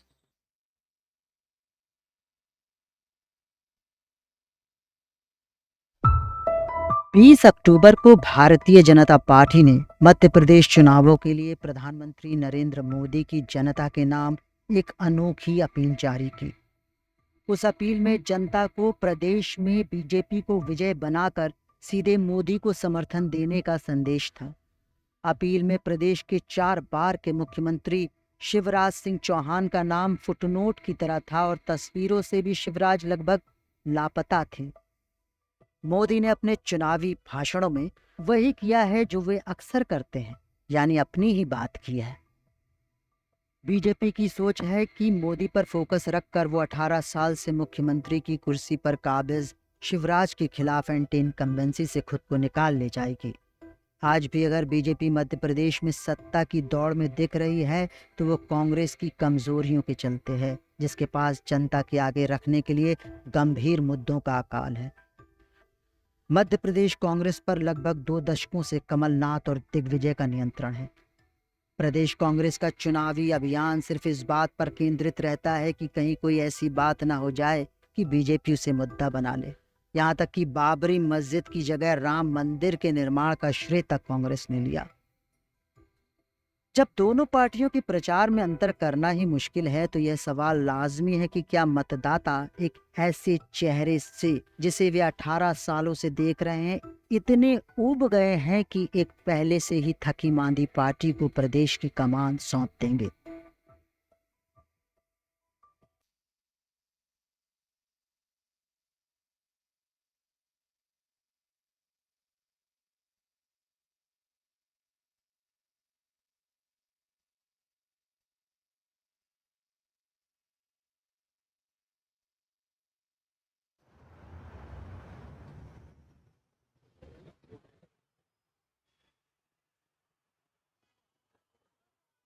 In Rajasthan, Chief Minister Ashok Gehlot has managed to ensure development and welfare schemes are the dominant themes of the campaign.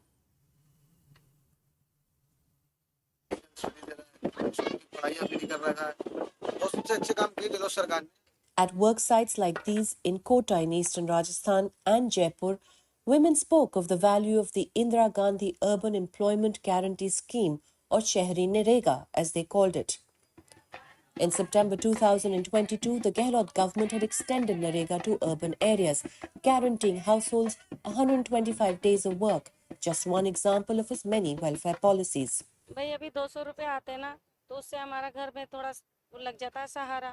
By late October, the Congress had also announced its social welfare guarantees. Ironically, development and welfare are seen as electorally risky, pushing the Congress to also adopt Hindutva overtones in states like Madhya Pradesh and Chhattisgarh. In Rajasthan, the slogan is predominantly secular. But phir se or once again is the problem in a state which changes governments every year. A logic peculiar to Rajasthan, a pattern of change almost internalized by voters. Gehlot had other issues to contend with. The Gehlot pilot dispute will impact the Congress and has polarized the party into two camps. ये गहलोत साहब कमी नहीं है वैसे काम की उम्र से काम की वर्कर सिद्धि बेस्ट आप कह रहे हो गहलोत साहब बेस्ट हैं तो इस वजह से इन्होंने इतना कर दिया ना, हमसे कड़ा कर दिया, वोट ले लिए, सचिव पायलट की वजह से ले लिए, भाई सीएम बनाया जाएगा, फिर धोखाधड़ी कर दी। तो आप कह रहे हो कि पायलट की नाराजगी के कारण गुजर 90% खिलाफ रही, लेकिन गहलोत जी एक नंबर पे हैं, the best. Pilot's challenge to Gehlot's stable government also forced the CM to seek the help of MLAs. Some of them faced serious anti-incumbency, but beholden to them, Gehlot was in no position to replace them. And yet, Gehlot remained a formidable rival to the BJP, which went into these elections with few issues, banking more on Hindutva, the idea of change, and Modi. The party has had to fight hard, even having to pull out 7 of their MPs to contest assembly seats, like Diya Kumari from the erstwhile royal family of Jaipur. In the Mewat region, Balaknath Yadav, the MP of Alwar, who filed his nomination for the Tajara seat atop a bulldozer with another saffron-clad MP and CM of Uttar Pradesh in tow. The BJP believes this will be enough for victory and the Satta market is tilted in their favour.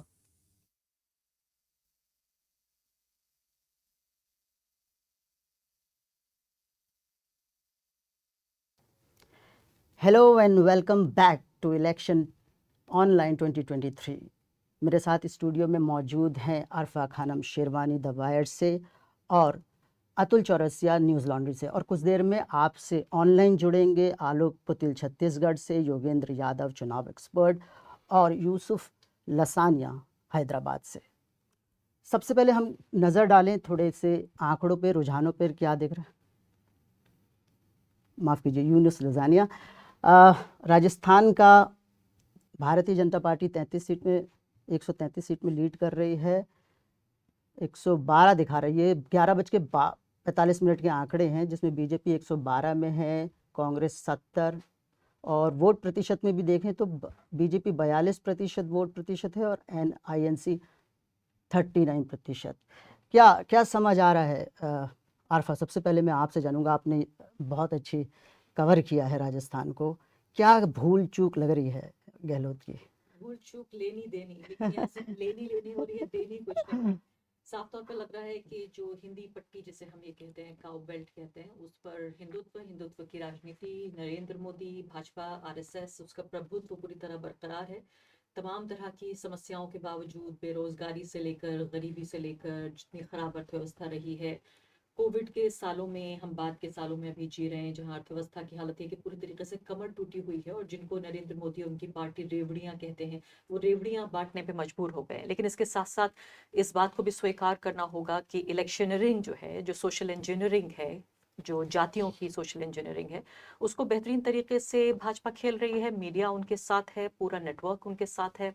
इसमें अलग अलग राज्यों को मुझे लगता है अलग अलग तरीके से भी देखने की ज़रूरत है। लेकिन अगर आप मुझसे कहें एक वाक्य में इसको कहा जा सके, तो 2024 के लोकसभा चुनाव से ठीक पहले, जहां आज हम दिसंबर 3 में यहाँ बैठे हुए हैं न्यूज़ लॉन्ड्री के स्टूडियो में, इसमें पूरे तौर पे ये कहा जा सकता है कि 2024 के लिए बीजेपी की राह आसान होती हुई नजर आ रही है, और जो इंडिया अलायंस है उसमें कांग्रेस पार्टी को अंग्रेजी में एक हम्बल्ड शब्द होता है कि थोड़ा सा झुक जाना, उर्दू में कहें तो आजिज़ी बरतना, कांग्रेस पार्टी को करना होगा। और मुझे लगता है कि इंडिया अलायंस की भी जो इक्वेशन है वो इस चुनाव के बाद बदलती हुई मुझे नजर आ रही है। इसी सवाल को मैं अगर आपसे पूछूं कि जो भीतरघात की बात हो रही थी दोनों पार्टियों में, खासकर बीजेपी में भी और कांग्रेस में भी, बीजेपी मेरे को लगता है अपना हाउस ऑर्डर करने में सफल रही है। आपको क्या लगता है कि कांग्रेस की गड़बड़ी कहाँ शुरू होती है? कांग्रेस की गड़बड़ी आप ये देखिए कि एक राजस्थान के संदर्भ में अगर हम बात करें तो जो लड़ाई थी, मैं पहले भी शो में बताया कि करीब करीब वो सारी की सारी लड़ाई एक व्यक्ति तक केंद्रित थी। वो अशोक गहलोत और उनकी जो वेलफेयर स्कीम थी वो लड़ रही थी स्कीम। जहाँ पर भी हम लोग ग्राउंड पर गए, लोगों से मिला या गाँव में लोगों को, तो उसमें अशोक गहलोत को लेकर एक किस्म का एक्सेप्टेंस था, लेकिन वो एक साथ में पैटर्न भी है, ट्रेंड भी है कि हर 5 साल में वो सरकार बदल देने का, तो लोगों के अंदर वो भी चीज एक चल रही थी कि अशोक गहलोत की स्कीम्स हैं। और वो आप देखें कि पहली बार अशोक गहलोत या कांग्रेस पार्टी के नजर से देखें तो राजस्थान का जो कैंपेन था एक आदमी के इर्द गिर्द बहुत फोकस था, केवल और केवल अशोक गहलोत लड़ रहे थे। इवन उसमें से सेंट्रल लीडरशिप पूरी तरह से नदारद थी, वो सोनिया, राहुल गांधी और प्रियंका गांधी थे। और अगर आप मध्य प्रदेश और छत्तीसगढ़ के मुकाबले राजस्थान में इनके दौरों को देखेंगे सेंट्रल लीडरशिप की, तो वो बहुत कम था। करीब करीब मैं बताऊं आपको, जब 17 तारीख को मध्य प्रदेश और ये खत्म हो गए, पोलिंग खत्म हो गई है, इसके बाद राहुल और प्रियंका ने यहाँ पर शुरू किया है कैंपेन, जब 4-5 दिन का टाइम बाकी रह गया। तो एक किस्म का वो चल रहा था उनका, क्योंकि अशोक गहलोत का जो पहले अध्यक्ष पद को लेकर जो एक खींचतान हुई, फिर टिकट को देने को लेकर एक बड़ा फ्रिक्शन पैदा हुआ था, क्योंकि ऐसे लोगों को टिकट दिया गया जो लोग वो अध्यक्ष पद के चुनाव के दौरान जो छोटा सा एक रिबेल हुआ था, एक विद्रोह हुआ था, जिसमें अशोक गहलोत को वहां से दिल्ली आना था, लेकिन वो नहीं हुआ।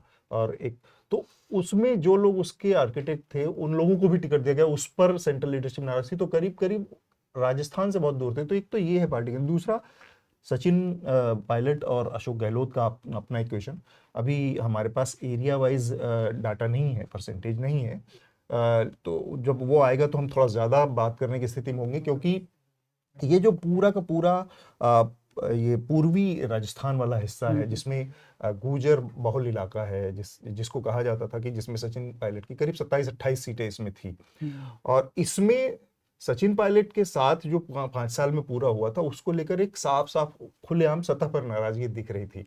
तो वहां पर कितना नुकसान हुआ है, कितने सीटें कांग्रेस ने गंवाई हैं, क्योंकि पिछली बार ये सारी की सारी सीटें कांग्रेस को मिली थी, तो वो एक चीज है। तो नो डाउट कि इसमें एक कांग्रेस का अपना हाउस ऑर्डर में नहीं था बहुत सारा, लेकिन इससे ज्यादा गड़बड़ भारतीय जनता पार्टी के अंदर चल रहा था। वसुंधरा राजे को लेकर ये बहुत नाराजगी थी, आखिरी समय तक एकदम उनको एक तो चेहरा नहीं बनाया बीजेपी ने, प्लस उनके लोगों को टिकट भी थर्ड लिस्ट में जाकर उन सारे नामों को शामिल किया गया, और ये सब तो काफी देर हुआ। लेकिन अगर हम बहुत कम में केवल ये कहें तो दोनों उसमें पार्टियों के अंदर ये गड़बड़ी थी। आंकड़ों के लिहाज से अगर हम बात करें तो पिछली बार से इस बार अभी जो पैटर्न है उसके हिसाब से जो परसेंटेज आ रहा है, भारतीय जनता पार्टी ने अपना परफॉर्मेंस को बहुत बेहतर किया है। मतलब पिछली बार के मुकाबले अगर हम देखें तो करीब 38% उनको वोट मिला था और 73 सीटें मिली थी। इस बार ऐसा लग रहा है कि भारतीय जनता पार्टी ने अपने परफॉर्मेंस में कम से कम अब तक के जो काउंटिंग हुई है और इलेक्शन कमीशन के जो आंकड़े बता रहे हैं उसमें 4% का गेन किया है, फायदा हुआ है। भारतीय जनता पार्टी, कांग्रेस को इसके उलट करीब 1.5% से 2% का नुकसान हुआ, 1% का नुकसान हुआ पिछली बार के मुकाबले। तो ये जो चीज है, सीटों का अंतर मुझे लग रहा है कि बना रही है। अगर ये बना रहा तो करीब करीब जो रुझान आ रहे हैं कि भारतीय जनता पार्टी आराम से बहुमत की ओर बढ़ती दिख रही है, वो बना रहेगा पैटर्न।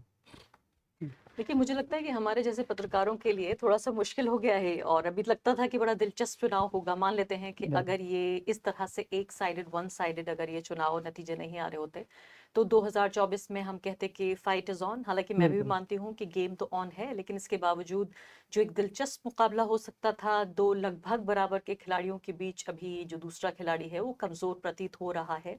जन भावनाएं, पब्लिक सेंटिमेंट, या आम अगर भाषा में हम कहें तो जो चुनावी हवा होती है वो हवा फिलहाल बीजेपी के फेवर में नजर आएगी इसके बाद। और इस सब के अलावा आप ये देखिए कि रिसोर्सेज का, जितने ज्यादा राज्य उनके हाथ में होंगे उतने ज्यादा रिसोर्सेज उनके पास होंगे, धन ज्यादा होगा, बल ज्यादा होगा।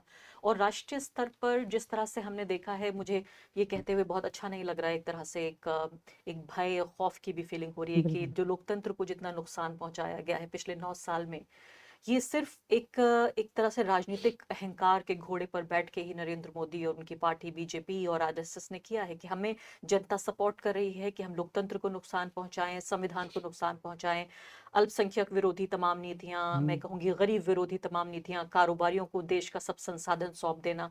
अब ये जो चुनावी जीत है ये सीधे तौर पर उनके हौसले और ज्यादा बुलंद करेगी। ये कोई बहुत खुशी के साथ मैं इस बात को नहीं कह रही हूँ, एक ऐसे नागरिक के तौर पे जिसको लगता है कि चुनाव तो जाहिर है एक एक बुनियाद है लोकतंत्र की, लेकिन चुनाव में एक बराबरी का जो, जिसे अंग्रेजी में लेवल प्लेइंग फील्ड कहते हैं, हमें ये भी समझना ज़रूरी है कि क्या चुनावों में हमें लेवल प्लेइंग फील्ड पार्टियों को हम दे पा रहे हैं। एक के पास जो धन का बल है वो ज़्यादा है, एक के पास मीडिया की पूरी ताकत है।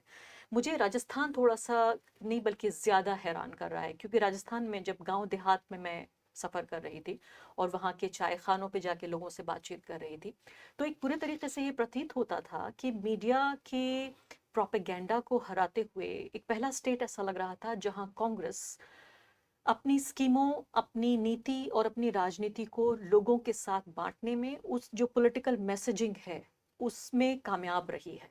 क्योंकि जब लोगों से आप बात कर रहे थे तो वो सिर्फ ये नहीं कहते थे कि हमें गहलोत चाहिए या मोदी चाहिए, वो ये कहते थे कि गहलोत हमें पसंद है लेकिन क्यों पसंद है, और उसकी वजह बताते थे बिल्कुल कि देखिए ये 5 स्कीमें हैं, ये 5 गारंटी हैं, और ये जो 5 स्कीमें हैं या 7 उन्होंने वादे किए, 7 गारंटी की, 7 गारंटी चुनावी, मैं कैंपेन की बात नहीं कर रही हूँ सिर्फ, उससे मैनिफेस्टो से पहले 5 साल राजस्थान में जो गहलोत सरकार थी उसने लोगों की जिंदगी में तब्दीली लाई। लोग, मुझे गांव देहात में ये कहते पाए गए कि मेरा ट्यूमर का ऑपरेशन होना था, जिसको लेकर मुझे लगता था कि अब ये मेरे ताऊजी हैं, ये तो बचेंगे ही नहीं, और 5 लाख रुपए लगे और उनका ट्यूमर निकल गया, और मुझे लगता है उन्हें 5 साल जिंदगी और मिल गई। लोग ऐसे मुझे मिले वहां पर जो कहते थे हमें मोबाइल फोन मिला है, किसी को लैपटॉप मिला है, बहुत सारे ऐसे लोग थे जिनको जो 60+ की जो पेंशन स्कीम्स थी वो उनको मिली थी। तो ये अपने आप में ये भी बताता है कि क्या वाकई अब कांग्रेस पार्टी, जिसको हम बार बार पुश करते हैं और कहते हैं कि आपको सॉफ्ट हिंदुत्व नहीं, हार्ड सेक्युलरिज्म की पॉलिटिक्स करनी चाहिए, हमने देखा एक बयान आया था अशोक गहलोत जी का कि अरफा, मैं अगर 1 मिनट आपको रोकता हूँ, क्योंकि आलोक पुतिल हमसे छत्तीसगढ़ से जुड़ गए हैं और छत्तीसगढ़ का जो उम्मीद से बिल्कुल उल्टा दिख रहा है रिजल्ट इस समय। आलोक हमारे साथ हैं, उनसे बात करते हैं, जानते हैं क्या गड़बड़ कांग्रेस की तरफ से हुई है। हेलो आलोक जी, शुक्रिया। पिछले 5 सालों से कांग्रेस पार्टी ने जो जमीन तैयार की थी हिंदुत्व की, बीजेपी उसी जमीन का लाभ उठाने में सफल रही है। हमारे हिंदुत्व जैसे की लोग जमीन पिछले कांग्रेस 3 ने साल तैयार 4 की साल से लगातार ये बात कहते रहे थे कि ये जो कांग्रेस पार्टी है ये बार बार राम वन गमन पथ, अंतरराष्ट्रीय रामायण महोत्सव, गांव गांव में मानस प्रतियोगिता, रामायण प्रतियोगिता, आरएसएस के सहयोग से राम और राम वन गमन पथ पर होने वाले सेमिनार, तो उसका हल तो यही आना था, परिणाम तो इस रूप में ही आना था। तो मुझको बिल्कुल आश्चर्य नहीं है।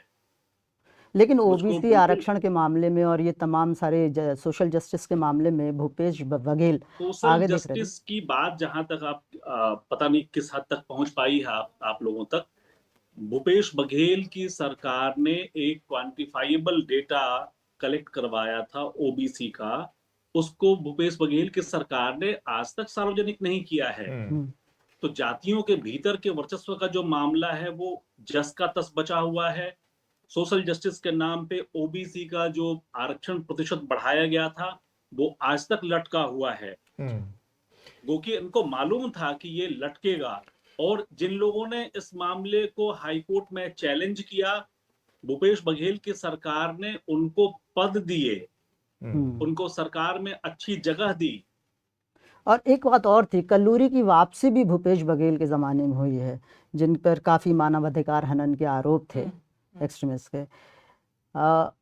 एक सवाल मैं यहाँ पे विष्णु आलोक जी से पूछना चाह रहा हूँ। आलोक जी, एक बड़ा जो मुद्दा था चुनाव में, हमेशा छत्तीसगढ़ की उसमें हमने देखा धान की खरीद का बड़ा मुद्दा था, और बार बार उस पे बहुत जोर था भूपेश बघेल का। इन लोगों ने एमएसपी धान की बढ़ाकर 3100 रुपये पर क्विंटल कर दी थी, और पर एकड़ 20 कुंटल से बढ़ाकर 21 कुंटल करने का ऐलान किया था।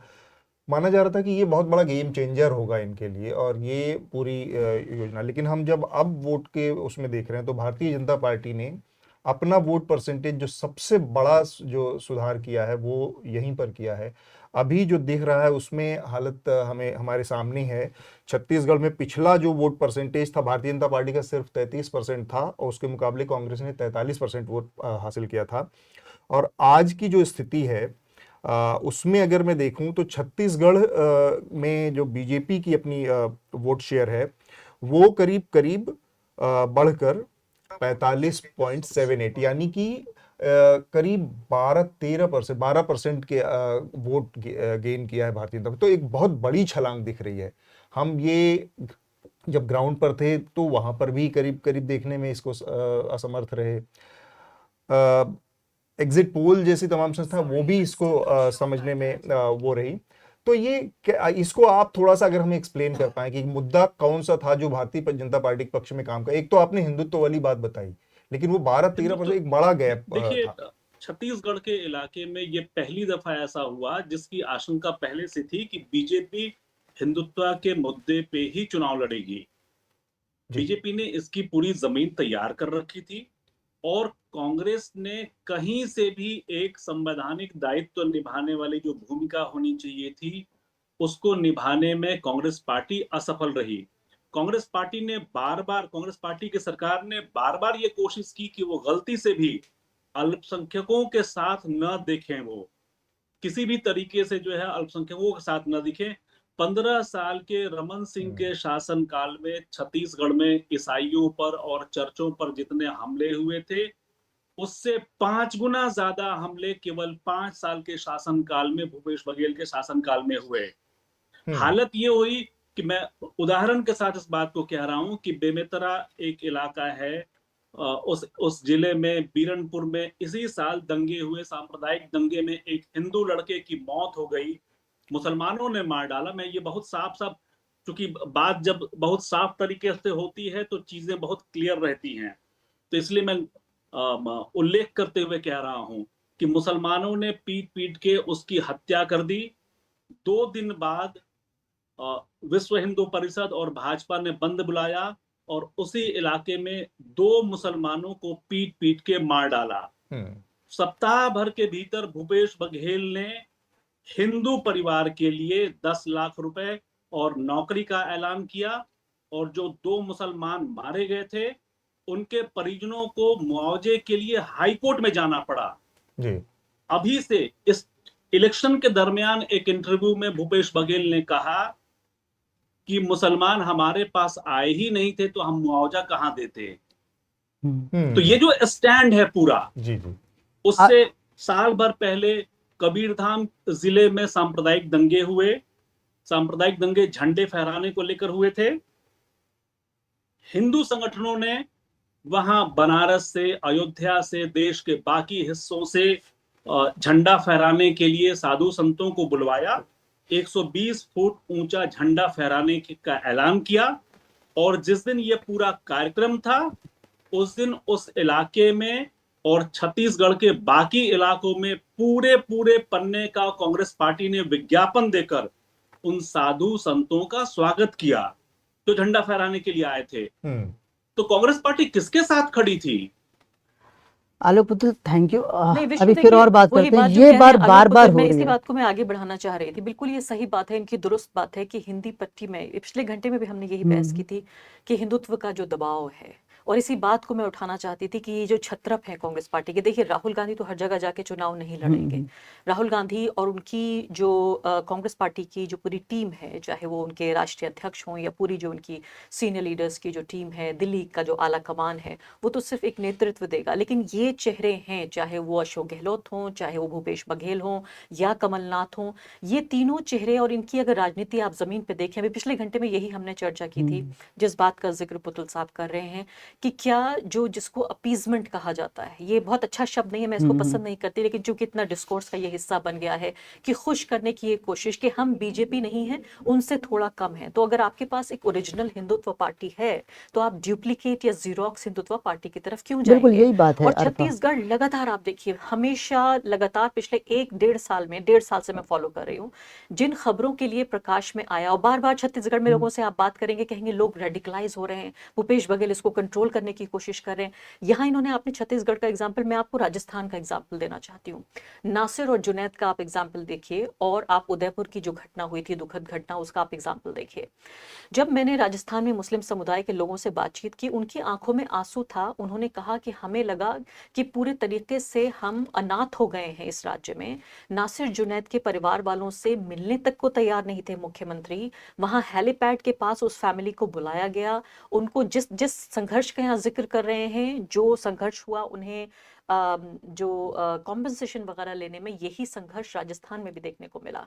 तो पूरे तरीके से जो मुस्लिम आबादी है उससे नदारत करके, उसे जो पॉलिटिकल स्टेज जिसे हम कहते हैं कि कोई दाढ़ी वाला ना दिख जाए, कोई टोपी वाला ना दिख जाए, बुरके में कोई औरत, यानी कोई भी विजिबल मुस्लिम, ये जो कांग्रेस पार्टी के छत्रप्स हैं ये देखने को तैयार नहीं है। इनको ये लगता है ये हमारा कैप्टिव वोटिंग वोटर्स है, तो इससे हमें कुछ कहने की जरूरत नहीं है, तो उसके साथ इंसाफ भी करने को तैयार नहीं बिल्कुल। ये मध्य प्रदेश में बार बार होता है। कमलनाथ एक तरह से लाइबिलिटी हो जाते हैं कांग्रेस की, क्योंकि पिछली बार जब कमलनाथ जीते थे, मैं मध्य प्रदेश में था, मध्य प्रदेश से हूँ, तो मैं देखता था कि वो वही नीतियाँ ला रहे थे, गाय से रिलेटेड, लव जिहाद से रिलेटेड, इवन महाकुंभ कर रहे थे, नर्मदा महाकुंभ कर रहे थे। कोई बहुत अंतर दिख नहीं रहा था कि ये नई सरकार है। जबकि हम कर्नाटक में अगर देखते हैं, जब कांग्रेस कहती है कि बजरंग दल पे प्रतिबंध लगाएंगे, तो उसको फेवर मिलता है।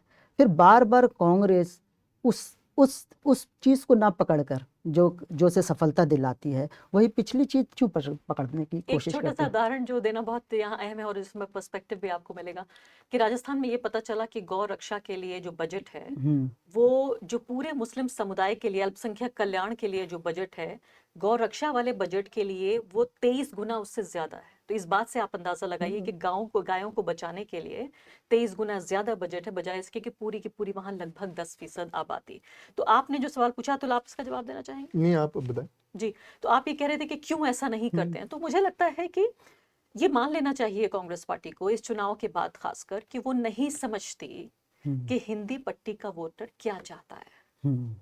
ये पिछले 5 साल की कहानी है इस पूरी हिंदी पट्टी की, कि मीडिया, आप देखिए मीडिया को देखिए आप, ये पूरा जो बिग मीडिया आप इसे देखेंगे, लगातार भूपेश बघेल जैसे लोग, गहलोत जैसे लोग, कमलनाथ जैसे लोग, इनके प्लेटफॉर्म्स पे लगातार देखे जाते हैं। इसके बावजूद भी कि पूरे इंडिया अलायंस ने बॉयकॉट किया कि हम इन गोदी एंकर्स के साथ नहीं देखे जाएंगे। क्या कमलनाथ ने इंटरव्यू नहीं दिया? बिल्कुल जो गोदी दिया, मीडिया के एंकर को। बिल्कुल। बघेल ने क्या वो बड़े से बड़े फेस्टिवल्स, जो एक खास मीडिया नेटवर्क के फेस्टिवल है, मीडिया फेस्टिवल, उसमें नहीं देखे गए? बिल्कुल। क्या अशोक गहलोत ने बढ़ चढ़कर हेलीकॉप्टर में बैठ बैठ के क्या बिग मीडिया को इंटरव्यू नहीं दिया? तो मुझे लगता है कि इनको ये लगता है कि हम बीजेपी जैसे लगते हुए भी चुनाव जीत सकते हैं।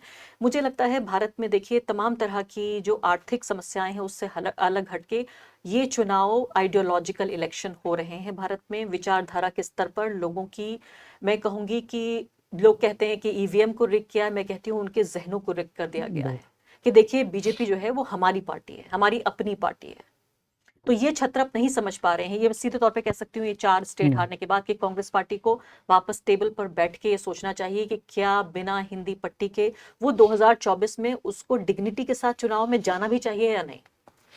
अब यहाँ हम आलोक पुतिल जी से एक सवाल पूछना चाहते हैं। आलोक दिख रहे हैं स्क्रीन में? आलोक, ये जो रुझान अभी दिख रहे हैं, क्या उसमें कुछ फेरबदल हो सकता है? एक्चुअली मैं पिछले चुनावों की बात करूं तो छत्तीसगढ़ में बहुत लेट पिक्चर क्लियर होती है। अभी आपको क्या लग रहा है, थोड़ा सा कांग्रेस फाइट बैक करेगी? म्यूट पे हैं आलोक, आप अनम्यूट करिए प्लीज।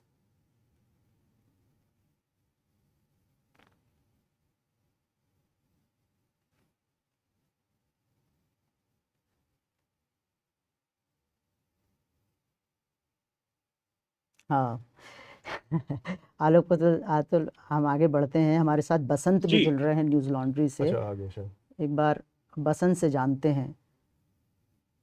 बसंत स्क्रीन में दिखाई नहीं दे रहे हैं। हाय बसंत। हेलो हेलो, नमस्ते। क्या दिख रहा है? चुनाव परिणाम छत्तीसगढ़ के और राजस्थान के सब क्लियर हैं, एक वेव सी दिख रही है, क्या कारण है? मैं छत्तीसगढ़ गया था और मुझे थोड़ा हैरान करने वाला लग रहा है जो नतीजा आ रहा है। क्योंकि ग्राउंड पे भूपेश बघेल कांग्रेस को लेकर झुकाव तो दिख रहा था, लेकिन भाजपा खराब प्रदर्शन नहीं करेगी। जैसे दिल्ली में हम लोग देख रहे थे कि मैंने एक दिल्ली के जर्नलिस्ट को बोला कि मैं छत्तीसगढ़ आया हूँ, तो उन्होंने मजाक मजाक में बोला कि वहाँ क्यों गए, वहाँ तो कांग्रेस आ रही है। तो ऐसे हंसते हुए उन्होंने बोला था। लेकिन जब अभी जो आपने आलोक सर से सवाल पूछा उसका मैं अभी इलेक्शन कमीशन का देख रहा हूँ। जैसे सर ने जिस साजा की घटना का जिक्र किया, जिन हिंदू लड़के की हत्या हुई थी, उनके पिता चुनाव लड़ रहे हैं साजा विधानसभा क्षेत्र से। अभी वो 1000 वोट से आगे चल रहे हैं ईश्वर साहू, लेकिन 22 राउंड की काउंटिंग होनी है, सिर्फ 3 राउंड की काउंटिंग हुई है। और ऐसे ही कई अन्य क्षेत्रों में हम देखें, जैसे पाटन मुख्यमंत्री का विधानसभा क्षेत्र है भूपेश बघेल का, वहां अभी बघेल आगे चल रहे हैं 1400 वोट से, लेकिन अभी 18 राउंड की काउंटिंग होनी है, 5 राउंड की हुई है।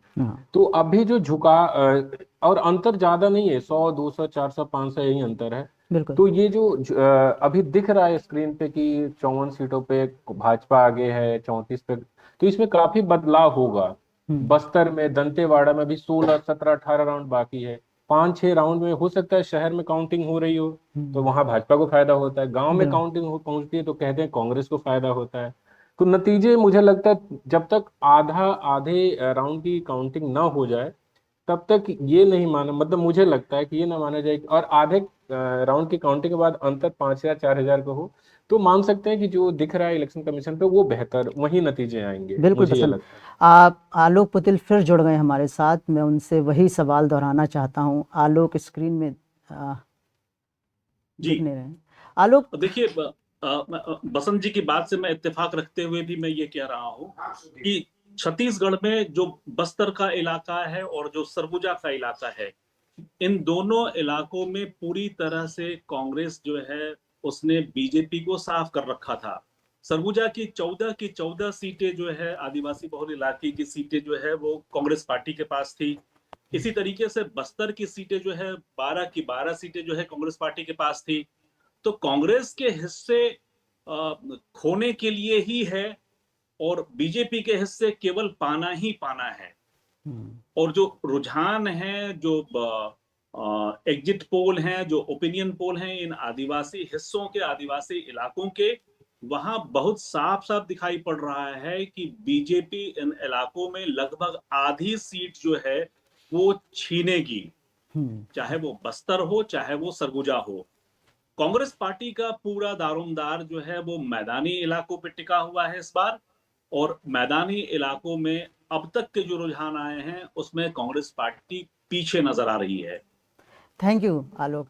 हमारे साथ तबस्सुम स्क्रॉल से भी जुड़ रहे विष्णु, हैं। इस बीच जो है अगर हम ये इलेक्शन कमीशन का वोट शेयर देखें तो देखिए इसकी जो डिफरेंस है, जो फ़र्क है वो बढ़ता जा रहा है। बीजेपी फिलहाल छत्तीसगढ़ में 45% से भी आगे बढ़ रही है और कांग्रेस पार्टी 41। जो आप सोच रहे थे कि शायद नतीजे में कोई तब्दीली आएगी, 12:30 बज चुके हैं, इसकी उम्मीद बहुत कम है। बहुत सारे इलेक्शंस ऐसे ही स्टूडियोज़ में बैठ के देखे हैं और जो हमारे अंदाजे होते हैं और जो हमारे ऑब्जर्वेशंस होते हैं वो जब मैच नहीं करते, थोड़ी हैरानी तो ज़रूर होती है, लेकिन इसको स्वीकार करना ज़रूरी है कि ये जिस तरह के तमाम एग्जिट पोल्स को भी हरा के ये तो नतीजे बहुत आगे बढ़ लेकिन जैसे बसंत बता रहे थे कि अभी सिर्फ 4-5 राउंड की काउंटिंग हुई है और 22 राउंड की काउंटिंग है, तो थोड़ा इंतज़ार करते हैं। हमारे साथ तबस्सुम जुड़ गई हैं स्क्रॉल से।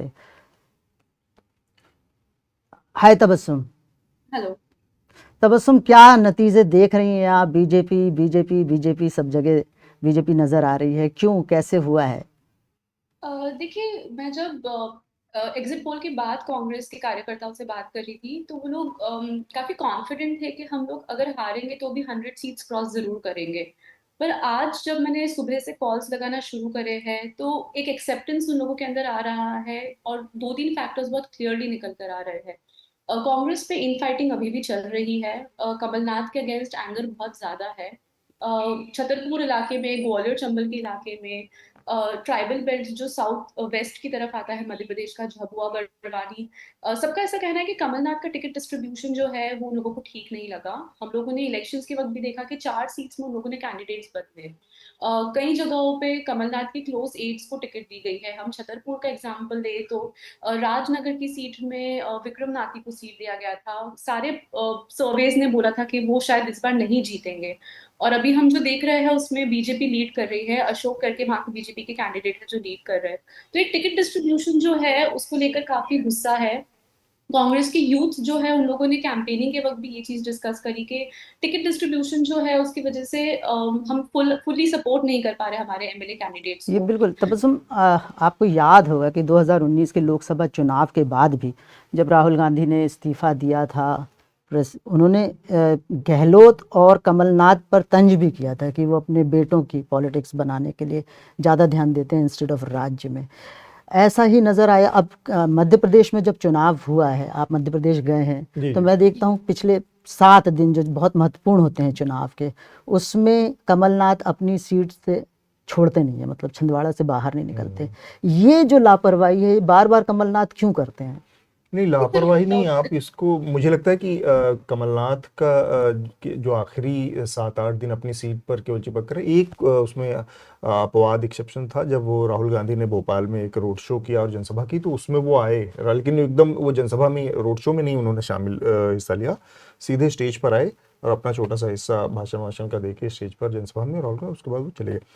ये शायद इसलिए क्योंकि उनको कहीं ना कहीं इस बात का एहसास हो रहा हो कि पूरे स्टेट के चक्कर में ऐसा ना हो कि कहीं वो अपनी सीट ना गवा बैठे, अपनी सीट हारने का कोई खतरा नहीं हो। मतलब ये तो हम अंदाजा लगा सकते हैं, ये तो हुई अटकलबाजी की बात।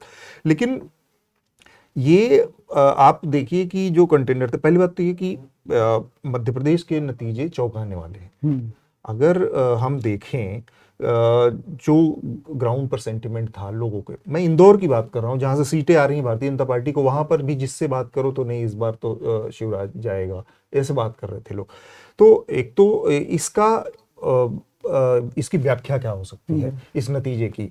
जब हम वहां पर थे तो कुछ और था। इसकी एक ही 2 चीजें मुझे समझ में आती है। एक तो कांग्रेस ओवर कॉन्फिडेंट हो गई क्योंकि चारों तरफ से सिग्नल आ रहे थे कि भाई जीत रहे हैं, जीत रहे हैं, जीत रहे हैं, तो वो ओवर कॉन्फिडेंट हो। शायद उसी ओवर कॉन्फिडेंट होने का नतीजा था कि इनको, कमलनाथ को लगा हो कि अपनी सीट पर बैठते हैं आराम से, बाकी जगह काम हो जाएगा, निकल जाएगा से। तो एक तो वो है। दूसरा ये कि शायद एक चीज होती है इमोशनल, जो भावनात्मक जो एक कार्ड होता है, उसके नजरिए से अगर मैं देखूं तो इस चुनाव में, मध्य प्रदेश के चुनाव की व्याख्या, नतीजों की व्याख्या, अभी तो ये नतीजे नहीं है, रुझान है, फिर भी इसमें कोई बहुत बड़ा बदलाव नहीं, क्योंकि बहुत बड़ा अंतर है और परसेंटेज में भी बहुत बड़ा अंतर दिख रहा है, सीटों में भी बहुत बड़ा अंतर दिख रहा है। एक इसकी व्याख्या ये हो सकती है कि शायद जो भावनात्मक कार्ड होता है, इमोशनल कार्ड होता है, एक उसकी वो हावी हो गई बनिस्बत बाकी मुद्दों के। 20 साल की एंटी इनकम्बेंसी, 18 साल, 18.5 साल कह लीजिए, उसकी एंटी इनकम्बेंसी पर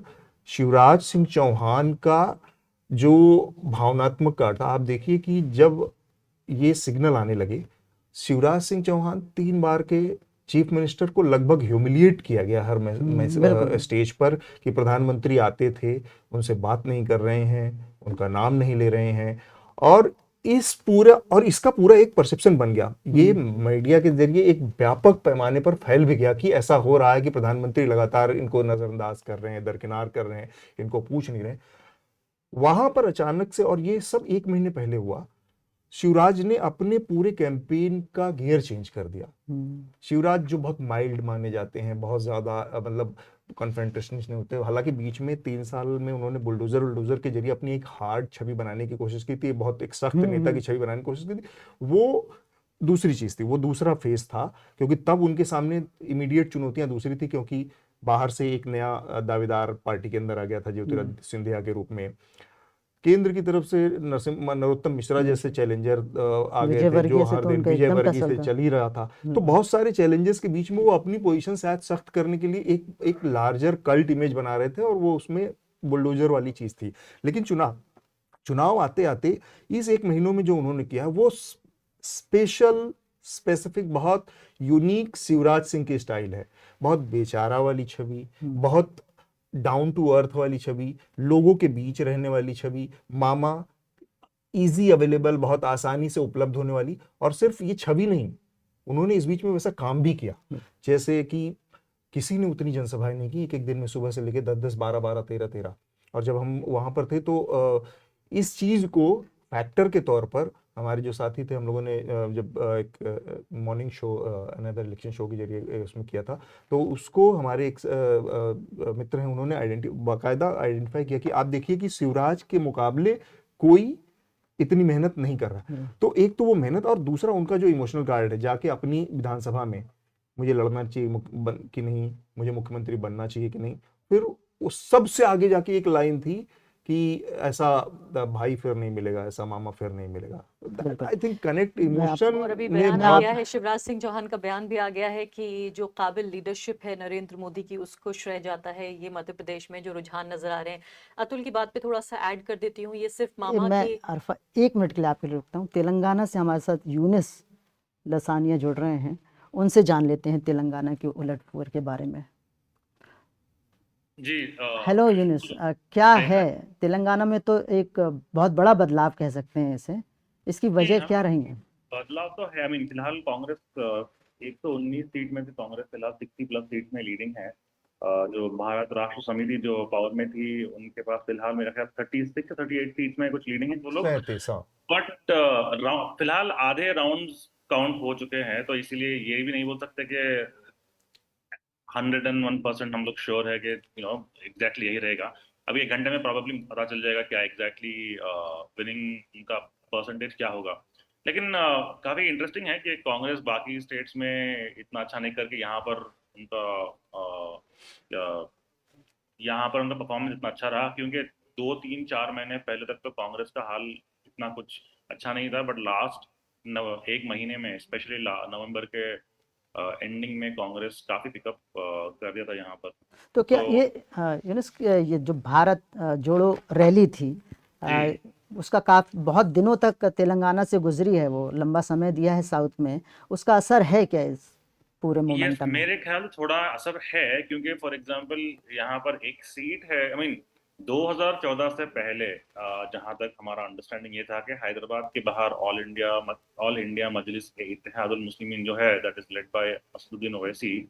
अंडरस्टैंडिंग ये था कि हैदराबाद ओल्ड सिटी या कोर हैदराबाद एरियाज के बाहर जनरली मिस्टर ओवैसी का होल्ड इतना कुछ खास नहीं था कि और तो डिस्ट्रिक्ट्स में काफी सारा मुस्लिम जो वोट था 2014 के बाद बीआरएस को शिफ्ट हो गया था, जहां तक हमको समझ में आया था।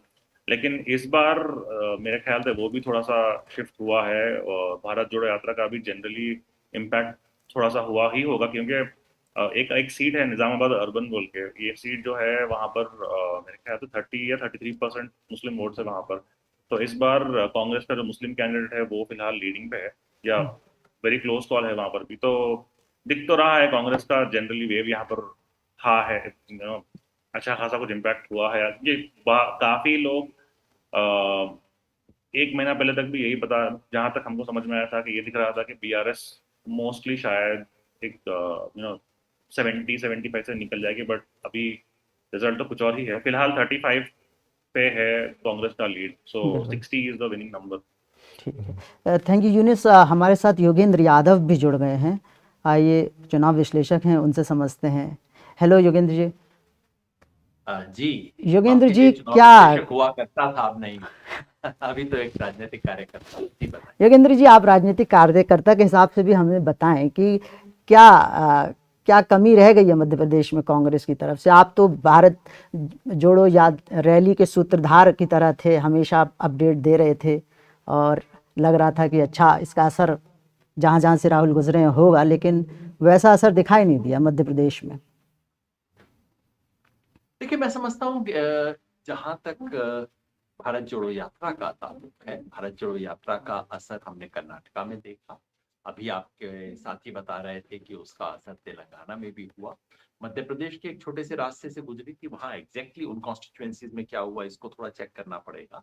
लेकिन भारत जोड़ो यात्रा का महत्व मैं बार बार कहता था कि देश का माहौल बनाने की यात्रा है, देश में एक पॉजिटिव माहौल बनाने और हर चुनाव के बाद अमूमन एक टेंडेंसी रहती है कि हम हर सफलता के पीछे हर चीज को सफल बता देते हैं, हर विफलता के पीछे हर चीज विफल हो जाती है, नॉर्मल चीज है। मैं समझता हूँ इससे अलग हटके हमें सोचना चाहिए। कांग्रेस को जो तेलंगाना में सफलता मिली है बहुत बड़ी है, क्योंकि कांग्रेस जिस हालत में पहुंच गई पिछली बार 28% वोट, तो बिल्कुल लग रहा था कि जो कांग्रेस के साथ आंध्र प्रदेश में हुआ, बंगाल में हुआ, बिहार में हुआ, कुछ उस स्थिति में कांग्रेस जा रही। वहां से पलट के कांग्रेस आई ये अपने आप में एक लेसन है कि हाँ, यदि आपके पास नेतृत्व हो, आप ऊर्जा डालें तो बदलाव आ सकता है।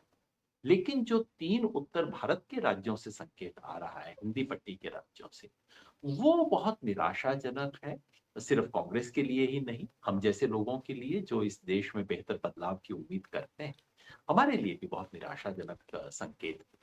अब उसके लिए ये कह देना कि हर चीज गलत थी, उसकी बजाय या बीजेपी जो सब कुछ कर रही है सब सही है, वो तो ठीक नहीं होगा, क्योंकि क्रिकेट मैच में भी आप नहीं कहते कि अगर कोई टीम जीत गई तो उसकी बॉलिंग भी अच्छी थी, बैटिंग भी अच्छी थी, फील्डिंग भी अच्छी थी, ऐसा तो नहीं होता।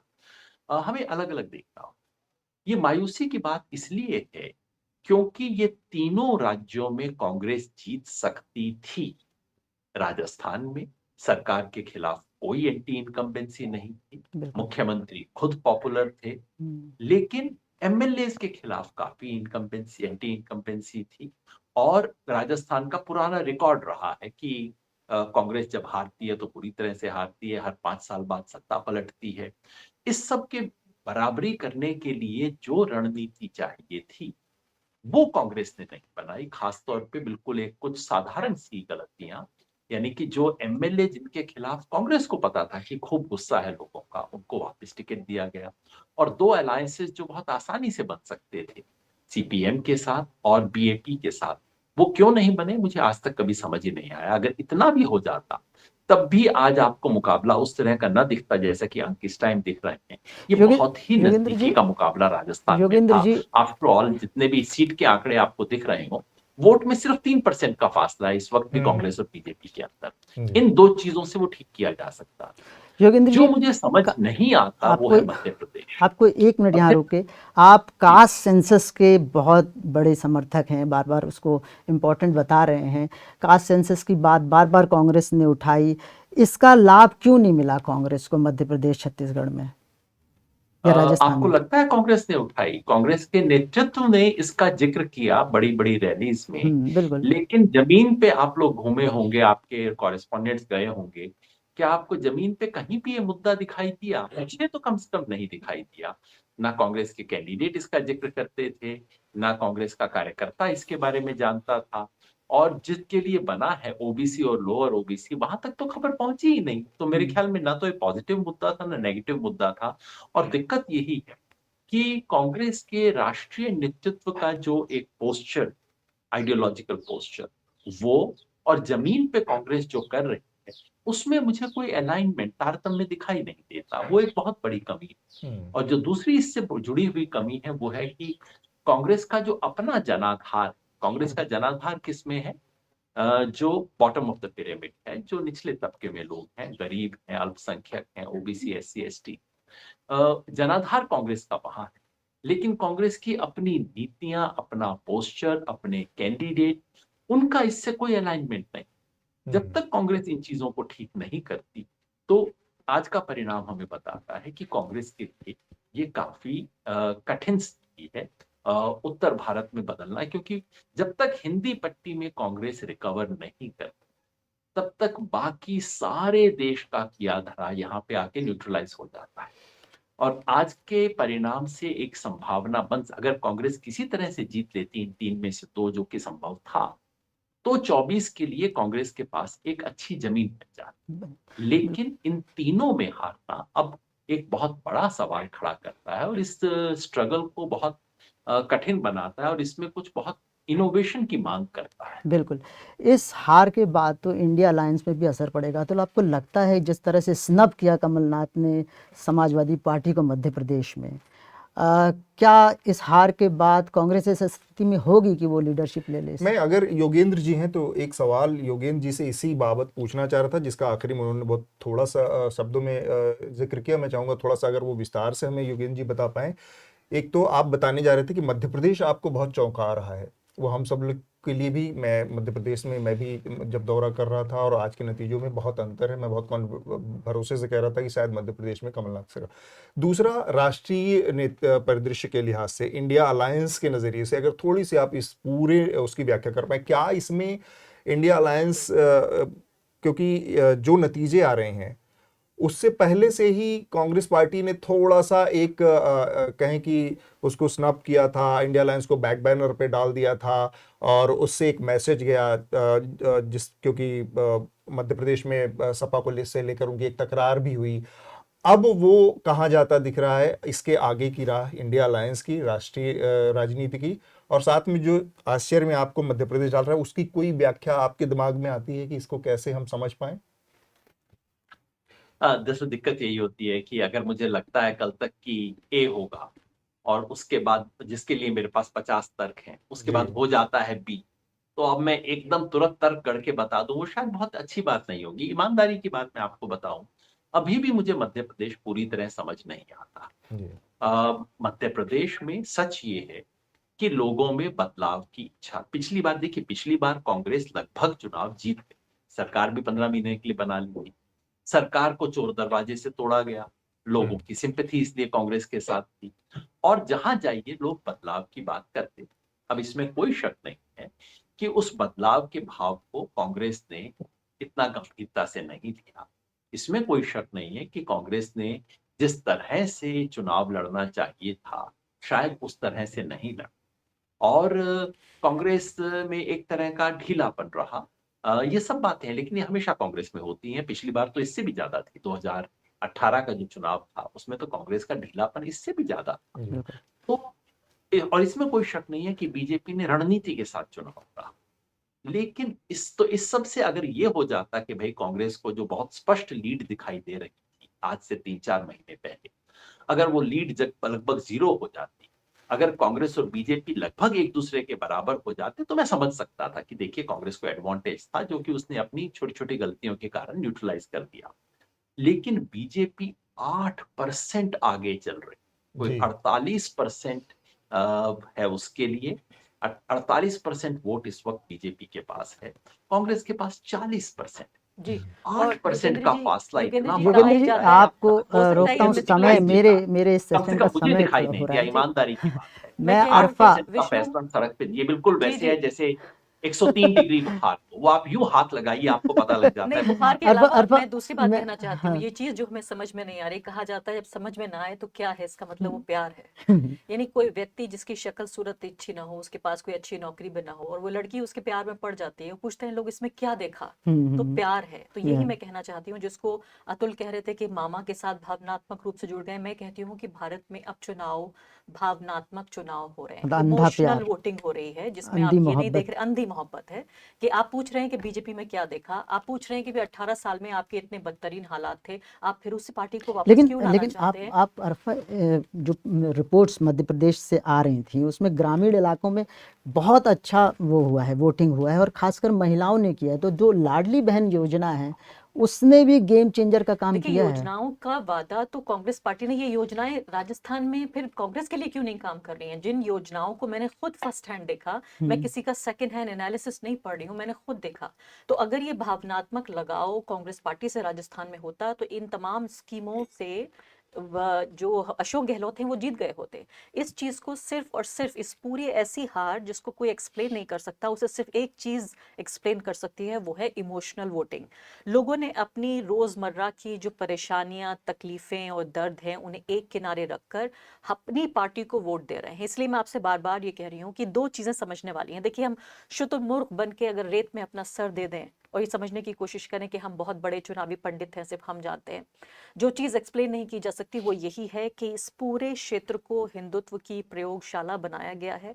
और न सिर्फ जिस तरह से पुतुल जी कह रहे थे, मैं 100% उनके साथ हूँ इसमें, कि इस प्रयोगशाला में और ज्यादा जो रसायन डालने का काम कर रहे हैं वो कांग्रेस पार्टी के छत्रप कर रहे हैं। ये वक्त है सीधे कांग्रेस पार्टी को ये देखने का कि 6 महीने पहले आप ये देखिए, उत्तर प्रदेश, गुजरात, मध्य प्रदेश, राजस्थान, उत्तराखंड, और ये अगर आप मिला लें 6-7 स्टेट्स, तो ये करीब 160-170 सीटें बैठ जाती हैं ये भाजपा के लिए।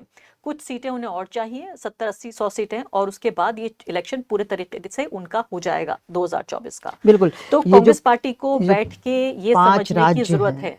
5 राज्य हैं अरफा, आपको मैं रोक रहा हूँ, 5 राज्य में 83 लोकसभा सीट बनती है, और इसका व्यापक इन पांचों में मिलाकर इनका व्यापक असर होने वाला है। तबस्सुम हमसे कुछ कहना चाहती हैं, तबस्सुम से जुड़ते हैं, हमारा वक्त भी देखिए, मध्य प्रदेश में हमें एक योगेंद्र जी ने एक बात बोली कि कास्ट सेंसस को लेकर ग्राउंड पे ज्यादा डिस्कशन नहीं था। ये ओबीसी महासभा के लोगों ने भी मुझे कहा कि राहुल गांधी और प्रियंका गांधी बात कर रहे हैं कास्ट सेंसस की, पर कमलनाथ उनकी स्पीचेस में बहुत एग्रेसिवली ये प्रॉमिस नहीं कर रहे कि कास्ट सेंसस किया जाएगा। दूसरी बात ये है कि कांग्रेस ने काफी अच्छी अच्छी स्कीम्स अनाउंस करी है इस पोल कैंपेन में। उन्होंने पढ़ो और पढ़ाओ स्कीम अनाउंस करी, जिसमें बच्चों को 500 से 1500 रुपए दिए जाएंगे स्कूल गोइंग बच्चों को हर महीने। इस चीज को ग्राउंड पर अगर हम जाकर देखें तो पब्लिसाइज कांग्रेस ने बिल्कुल नहीं करा। तो कहीं ना कहीं एक तालमेल नहीं था, उन लोगों में कोऑर्डिनेशन नहीं था कि वो लोग इस चीज को अच्छे से पब्लिसाइज करें। लाडली बहना स्कीम को जिस तरीके से बीजेपी ने पब्लिसाइज करा है, आप कोई भी गांव में जाइए, लोग उसके बारे में बात कर रहे हैं, लोगों को पैसा मिल रहा है। तो कहीं ना कहीं मध्य प्रदेश में फाइनेंशियल पे आउट्स हेल्प करते हैं। 2018 इलेक्शंस में कांग्रेस ने वादा किया था फार्म डिस्ट्रेस को ठीक करने का, लोन वेवर्स का, उन लोगों को उसका फायदा दिखा। इस इलेक्शंस में लाडली बहना 4 महीने औरतों के अकाउंट में पैसे आए हैं 1250 रुपीज। कोई छोटा अमाउंट नहीं है, बहुत बड़ा अमाउंट है। 6 महीना पहले अगर मैं लोगों से जाके बात करती हूँ, मैं बहुत गुस्सा था बीजेपी के against, but Ladli Behna scheme शुरू होने के बाद गुस्सा पूरी तरीके से ठंडा हो गया है। कहीं ना कहीं कांग्रेस ने अपनी नारी सम्मान योजना का इतने अच्छे से पब्लिसिटी नहीं करा, पढ़ो पढ़ाओ स्कीम का पब्लिसिटी नहीं करा। काफी ज्यादा एक वो जो हवा है एंटी इनकम्बेंसी की, उस हवा को लेकर ये लोग बहुत ज्यादा कॉन्फिडेंस में थे, और कमलनाथ का वो कॉन्फिडेंस दिख रहा था इस बार। बिल्कुल बिल्कुल। थैंक यू तबस्सुम, हमारा वक्त भी ख़त्म हो रहा है। अब हमारे नए मेहमान भी आ चुके हैं, नीलांजना सरकार और के वेनु अगले सत्र में होंगे और उनका साथ देंगे, उनके साथ चर्चा करेंगी मेरी वायर की कलीग श्रमस्ते। तब तक लेकिन हम स्क्रीन पे कुछ देख लेते हैं। स्क्रीन पे आप थोड़ा सा ला सकते हैं क्या भैया? छत्तीसगढ़ में भारतीय जनता पार्टी 53 सीट में आगे है, इंडियन नेशनल कांग्रेस 36 में, अदर 1 और बहुजन पार्टी 0। क्या हमारे पास मध्य प्रदेश का है? हाँ, मध्य प्रदेश भारतीय जनता पार्टी 162 में, एक तूफान है वहाँ। इंडियन नेशनल कांग्रेस 65 में, बहुजन पार्टी 2 में और अदर 1 में। इसके साथ राजस्थान में भी 114 में Bharatiya Janata party, Indian national Congress 70, other 13 और बहुजन समाज पार्टी ने 2 सीटें हासिल की हैं। तेलंगाना का हमें दिख रहा है इंडियन नेशनल कांग्रेस 64, भारतीय राष्ट्रीय समिति 40, भारतीय जनता पार्टी 9 और अदर्स 5। ये अब तक का रुझान है। उम्मीद है, लगता है कि ये कंटिन्यू रहेगा। हम आपको बता दें कि ये जो इलेक्शन ऑनलाइन 2023 आप देख रहे हैं, ये 5 मीडिया घराने, इंडिपेंडेंट मीडिया घराने लेकर आए हैं आपके लिए, आपके खर्चे पर लाए हैं। प्लीज़ हमारी YouTube चैनल के लिंक में जाइए और हमें कंट्रीब्यूट कीजिए ताकि हमारी हौसला अफजाई हो, हम ऐसे ही कार्यक्रम बार बार आपके लिए लाते रहें। Thank you Arfa, thank you Atul, शुक्रिया। ये बमोरी विधानसभा क्षेत्र का धर्मपुरी गांव है। शाम ढलने पर इस गांव के लोग आग जलाकर या टॉर्चों के सहारे रोशनी किया करते हैं। पानी भरने के लिए भी लोगों को यहाँ से 4 किलोमीटर दूर पैदल या मोटरसाइकिल पर जाना पड़ता है। अगर किसी गर्भवती महिला को प्रसव की पीड़ा हो तो उसे खटिया पर लिटाकर 4 कंधों पर ले जाना पड़ता है। यहाँ न बिजली है, न पानी है, न सड़क है। परेशानी आ रही है, टॉर्च जला रहे हैं, टॉर्च भी नहीं जल रही, अभी जल रही है और फिर बंद हो जाएगी। कहाँ जा रहे हैं? ये कावर बमोरी जाते हैं। किस लिए? पानी भरने के लिए। अच्छा, और ये दिन में कितनी बार जाना पड़ता है? 4 चक्कर हो जाते हैं। यहाँ ऐसे बहुत से गांव हैं जो बिजली, पानी, सड़क जैसी बुनियादी जरूरतों के मोहताज हैं। लेकिन अगर मैं आपसे कहूं कि बमोरी विधानसभा क्षेत्र में 22,000 करोड़ का विकास हुआ है तो शायद आप चकरा जाएं। लेकिन इस क्षेत्र के विधायक और मध्य प्रदेश के ग्रामीण विकास मंत्री महेंद्र सिंह सिसोदिया खुद इस बात का दावा कर 22,000 करोड़ के काम अकेली बमोरी विधानसभा में। और यहाँ पे ये कितने कमरे हैं स्कूल में? मतलब 2 कमरे है कमी। हमें तो फिलहाल में पानी की कमी बहुत बड़ी है हमारे, तो हम इधर उधर से पानी भरवा के बच्चों से ही मंगाते हैं। अच्छा, पीने के लिए। तो कहाँ से लाते हो पानी पीने का? बाहर से। और बाथरूम वगैरह किधर जाते हो आप? बमोरी विधानसभा में लगभग 2 लाख वोटर्स हैं, जिनमें से लगभग 70,000 आदिवासी वोटर्स हैं। यहाँ आदिवासी वोटर्स की चुनाव में निर्णायक भूमिका होती है, लेकिन फिर भी उनकी यहाँ कोई सुनवाई नहीं है। तो आपने किसी शिकायत करी कभी इसकी कि भाई हमारे यहाँ बिजली नहीं है, पानी नहीं है, सड़क नहीं है?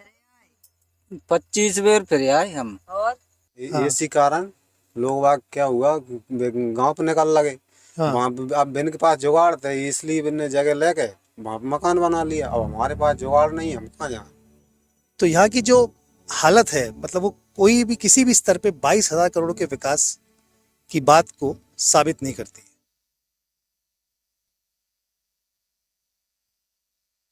The elections are in Telangana, but the buzzword is Karnataka.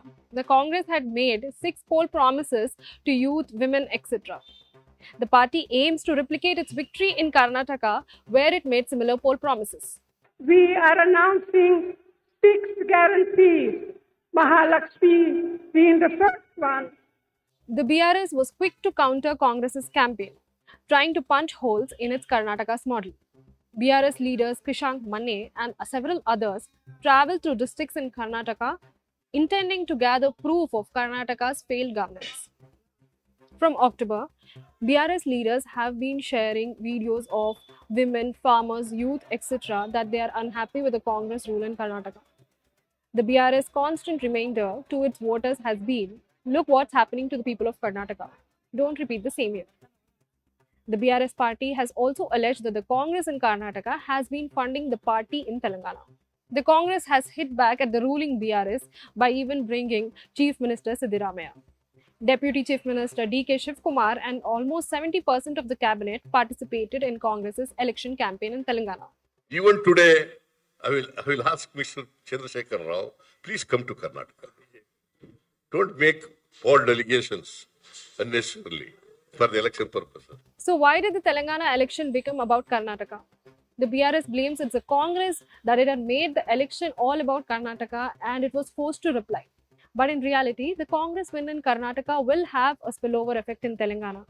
Congress leaders and its cadre are confident than ever, and that itself is a threat to BRS. So instead of allowing the Congress to praise its rule in the neighboring state, the BRS has decided to go for an attack and claim from the very beginning that the Karnataka model is a failed model.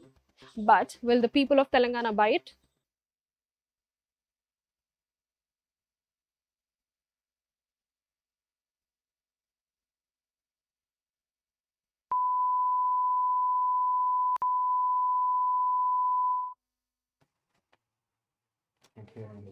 The great thing about visual कि आप जो हमारा ये programme है, ये ना किसी सरकारी ऐड से फंडेड है, ना किसी लार्ज उद्योगपतियों के ऐड से फंडेड है, ये ऐड से फंडेड है ही नहीं। ये आप लोग जो कंट्रीब्यूशन देते हैं, उससे हम अपना जर्नलिज्म करते हैं, अपनी पत्रकारिता करते हैं। तो जहां पर भी आप देख रहे हो, उसके नीचे डिस्क्रिप्शन में, इस शो के डिस्क्रिप्शन में एक लिंक होगा।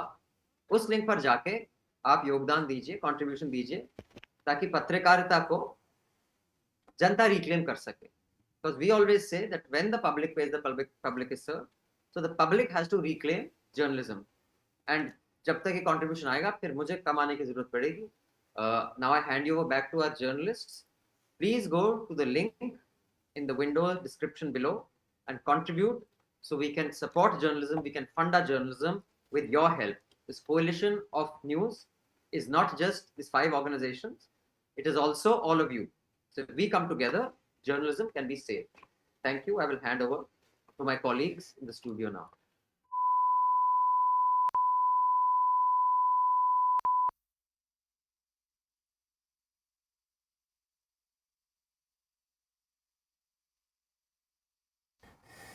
Hello and a very warm welcome this afternoon. I'm Shravasti Dasgupta from The Wire and you're watching Elections Online 2023. This is a very special webcast that is being brought to you by the coming together of 5 independent news organizations, The Wire, Scroll, Newslaundry, News Minute and The Caravan. And this webcast is being powered by you, the viewer. So I would urge you to support our efforts by contributing and the link is down below in the description box. At this hour on the webcast, we are being joined by M.K. Venu. He's founding editor at The Wire, and Nilanjan Sarkar. He's senior fellow at the Centre for Policy Research. We are also going to be joined by our reporters from all 5 organizations. We're going to be having Pooja Prasanna from the News Minute, Aruna Bhasakia from The Scroll, as well as Shiv Narayan from Newslaundry and Sujata from The Caravan, and they'll be joining us in just a moment. But first, let's take a look at the trends that are coming in at this hour. are, and these are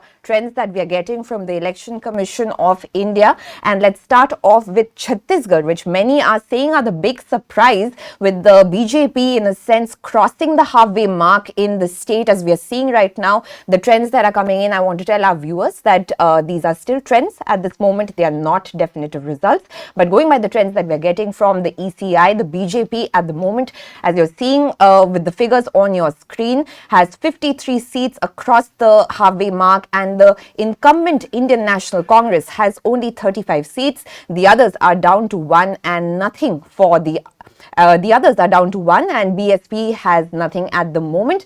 Let's go across to our guests in the studio. Nilanjan, I want to come to you first.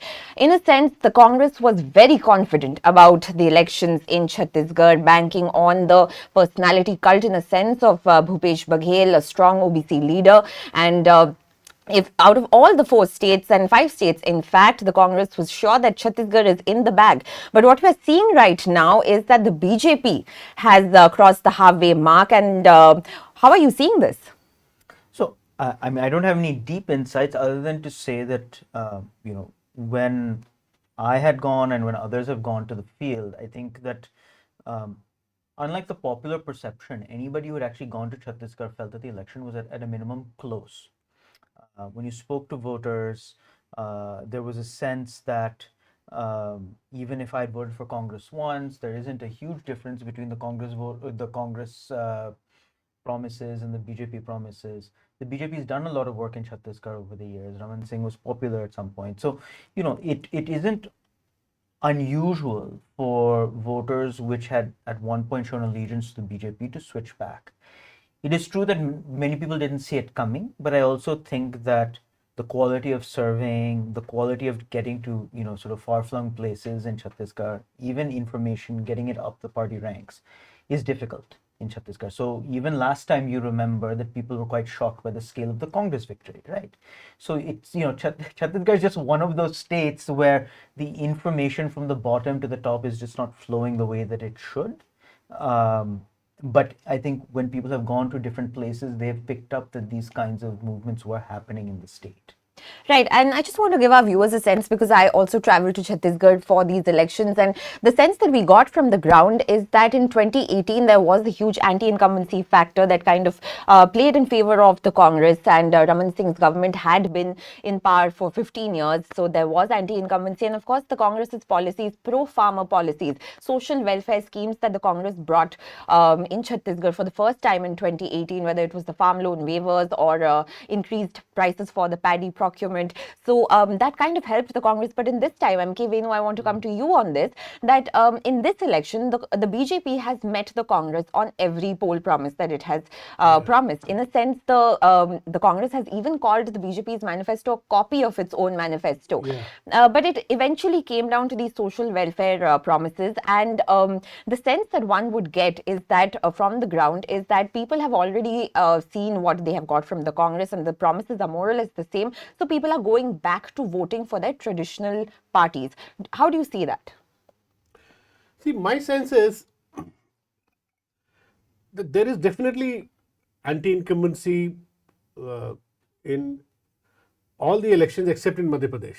If you notice, all the other elections, including Telangana, the incumbent is actually under, is being thrown out, right? More or less, right?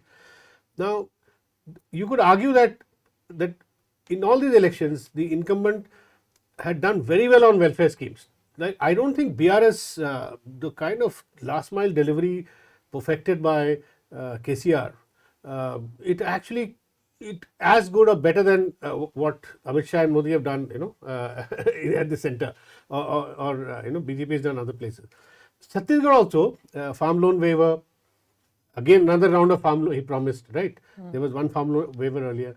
And then he also promised to increase the quantity of food grains to be procured. And he also announced some new schemes, gas cylinder, etc., subsidy schemes.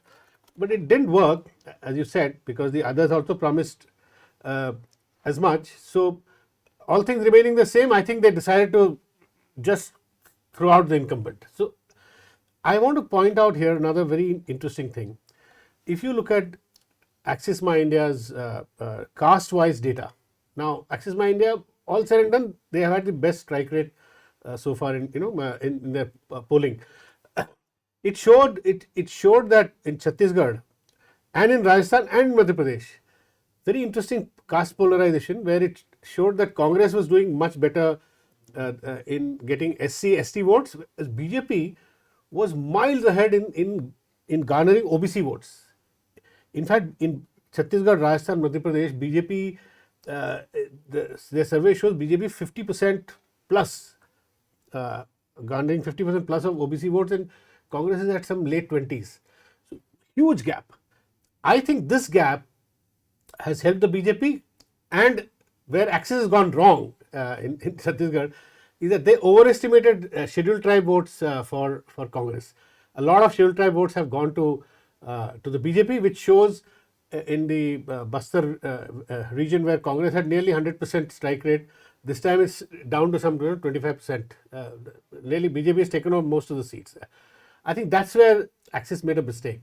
But my larger point is that this massive OBC, other backward caste vote bank that BJP has built in central India, Madhya Pradesh, Rajasthan, Chhattisgarh, it should be a worry for the India Alliance for even Lok Sabha election, because this caste census, politics around caste census may have some impact in Bihar, but not showing if this data, if you go by this data, with BJP's lead among OBCs being so large, caste census politics will take a long time to take roots here in central India. That's very interesting that you're mentioning that, because the Congress and Rahul Gandhi from the front has led this whole OBC mobilization in a sense, while talking about the caste census across all election bound states. And the Congress has also promised that if they come to power in 2024, they will bring a nationwide caste census. In fact, in all these election going states also, they said that if they form the government, they will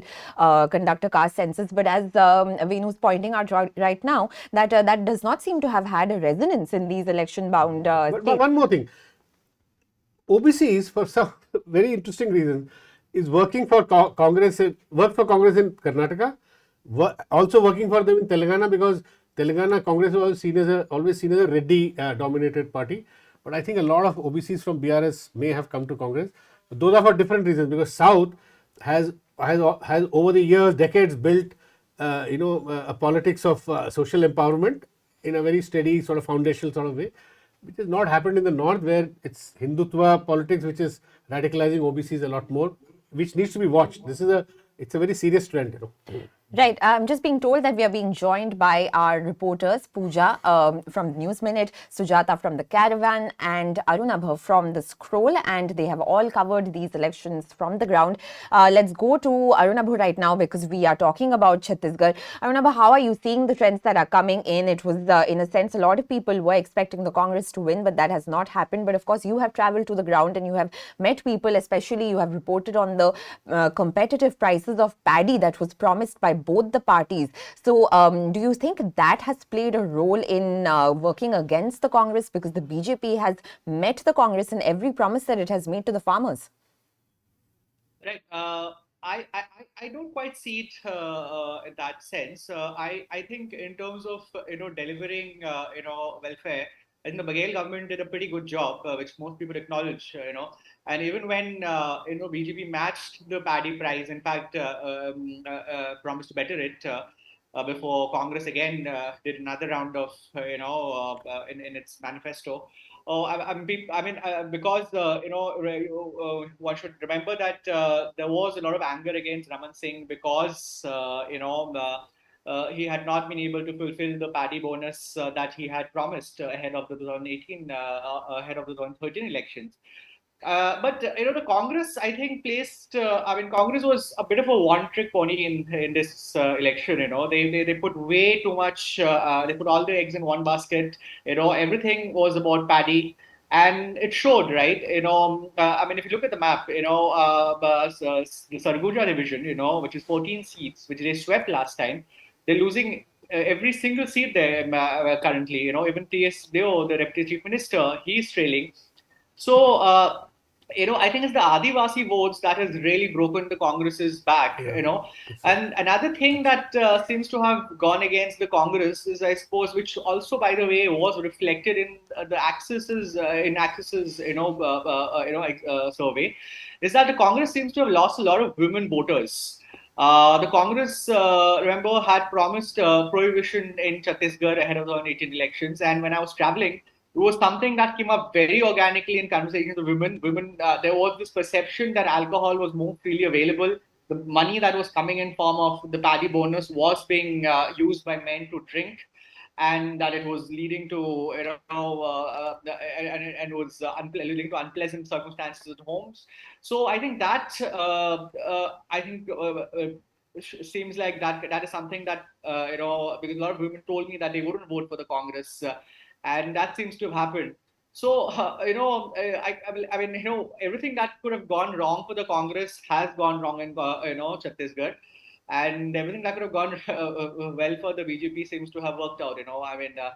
There's this in the plains, if you see, there's this the Kavartha Bemadara belt, which is where there was some talk of polarization, and the BJP seems to have reaped benefits. Mohammed Akbar, Congress stalwart, is trailing from his seat. He's been MLA 5 times. Ravindra Chaube in Saja, where the BJP propped up the father of this young man who died during communal riots. Ishwar Sahu is the candidate from there. So I think a lot of factors came together for the BJP, and I think the Congress kind of put too much onus on its paddy scheme, and I think the results are for all to see. I want to add something here. I was just looking at some data. The Chhattisgarh government, Baghel, had made so many promises that it all added up to an extra some 30,000 crore of extra budget. We are forgetting he had implemented old pension scheme. Yeah. That itself would have cost an extra 22,000 crores from 3 years from now, 4 years from now. And 1 lakh crore budget, he had promised the moon. Maybe these things were not properly communicated to the to the electorate. Also, an interesting point related to this is, of course, that as you're mentioning, that the whole cost to the exchequer has been huge, and anyone who has travelled to the state will also notice this, that because of these promises that have been made, electricity at half the price to farmers, or even the increased prices of paddy, which they're just trying to up one after another, the infrastructure development, the roads leading to these places are practically breaking down. There's no roads, there's no infrastructure, and people are complaining that there has been no development in this regard, and the cost to the state exchequer after a point is getting so huge that what is the long-term policy and the long-term monetary politics behind this? You were saying, Nilanjan? No. So one of the things I say, when you look at the election commission numbers, it might be the seats are going to move around a little bit, but the vote shares are broadly intact by now. They've converged. And so it's actually only 46% for BJP and 42% for Congress. And in Chhattisgarh. Okay. And so one of the things that we sort of always, and that same thing happened last time, a small vote share difference actually created a huge difference in seats gap. Yeah. And so I think part of what is challenging about trying to analyze Chhattisgarh ex post, sort of to take a step back, is that 1 or 2 percentage points this way or that way, had Congress done something a little bit better, had BJP done something a little bit worse, would have given us a completely different result, right? And so... basically, you're saying 42% is a good vote share for Congress to have got. 4 percentage point difference can happen for a number of reasons, right? And you will see I have a similar phenomenon in Rajasthan, right? Where 3 percentage point difference is giving you a massive difference in... All right, we're just getting to know that the Bharat Adivasi Party has won in Rajasthan by 70,000 votes. That's the latest that's coming in. It's on your screens right now. Bharat Adivasi Party's Rajkumar Roat wins Chaurasia seat by nearly 70,000 votes. Please continue, Nilanjan. So that's it. So I just want to say that, I think part of what the challenge here is that we will have to look, when all is said and done, at the vote share splits by community, because 1 or 2 percentage points means that even having done just a little bit better among, as you said, among scheduled tribes, would have just had a dramatic impact on the electoral outcomes in the state. All right, let's just shift focus right now to some of the other states where trends are coming in. If we can have the trends coming in from Rajasthan at this point, please, and then we can just take a look at what's happening over there. Rajasthan, of course, Congress incumbent government over there as well, and the BJP leading on 111 seats and the Congress down to 73 seats, others at 13 and the BSP at 2 seats. So Rajasthan in a way sticking to its pattern of revolving door governments. The Congress had said that it's very confident that it's going to come back to power, but Rajasthan has stuck to its trend and looks like we're going to get a BJP government over there as well. How do you see this? So look, I mean, one thing is that Gehlot is actually the single most popular political actor on the ground. However, the level of factionalism within the Congress party, it was clear that there were several factions, not just Sachin Pilot, and that was going to hurt Congress in this election. The question was how much. When you travel to areas with large Gujjar populations, you met a lot of people who had voted for the Congress who were shifting to the BJP. Big time. When you travel to Shekhawati belt, and the Jat politics is slightly different in the region, you did meet that it was not going to be a sweep for the Congress this time at a minimum. So you were seeing a shift towards the BJP. I was actually quite surprised by the exit polls, including Axis, because I thought it was pretty clear the BJP was going to be ahead. So I think that what we're seeing today is probably what a lot of reporters saw on the ground. But Axis did show your point. Yeah. Like among Gujars, BJP has 56% plus vote share and Congress are in the 20s. Like massive lead among Gujars. Massive share. Which shows that, I mean, the question to ask is Sachin Pilot, I mean, what was his efficacy? Yeah, so the Congress did try to set its house in order in a sense before the elections in terms of pacifying Sachin Pilot and settling the differences between Gehlot and Pilot. But it doesn't seem to have worked in Rajasthan. The best social security scheme with the Chiranjeevi ever, scheme. you know, by implementing any state. Yeah. It's like a pioneering social security scheme they've implemented. But you didn't see severe anti-incumbency in Gehlot, right? That was there was no. That's what I'm saying. Yeah. In India, I guess elections are lost rather than won. You know, well, especially for Congress. Yeah, I mean, there's anti-incumbency working everywhere except, as I said, Madhya Pradesh. So I guess it worked. It worked in Karnataka also, anti-incumbency. So I don't know whether South and North are showing different trends. You know? Since you're mentioning South and North, let's go across to Pooja, who's joining us. She's my colleague from the News Minute, and she's joining us live.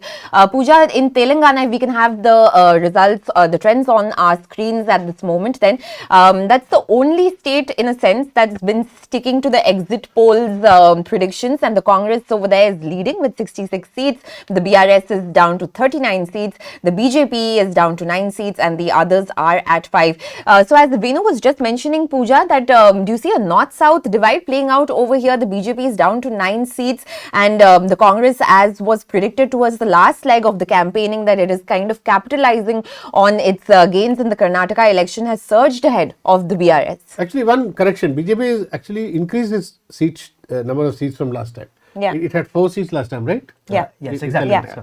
So it's not down to 9 seats. It's a little marginal increase at the cost of obviously BRS. You know. Sorry. Yeah. Yeah, Pooja, if you could go ahead. As I was speaking to you about, if you could unmute your mic and just. So I was saying I slightly disagree. The BJP's gains have been at the cost of Congress. Many people feel that if it wasn't for the BJP, the Congress could have very easily crossed 85. So a lot of anti-incumbency votes have been split between Congress and BJP. And even if the seat share does not reflect it, in many places BJP candidates have come either in the second or third place, which goes on to show that maybe if the BJP was not present, Congress could have very well won those seats as well. But yeah, the trends are by and large sticking by what exit polls predicted, but the Congress is performing better than what most exit polls predicted, because they gave around 55 to 65 seats to Congress. Now it looks like they will get a simple majority.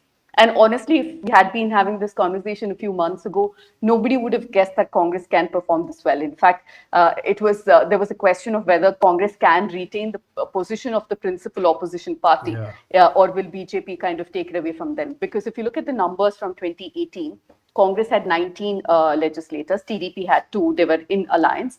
But over the next few years, many of them defected to the BRS. And just before elections, Congress had just 5 MLAs in the Telangana Assembly. So that's almost negligible. That's True. less than MIM. Today, there has been a huge resurgence. And yes, Karnataka, I think, has been a big factor. Not just because it has given a huge morale boost for the cadre, but also somewhere Congress is now seen as a winning horse, right? Because it was almost written off in Telangana.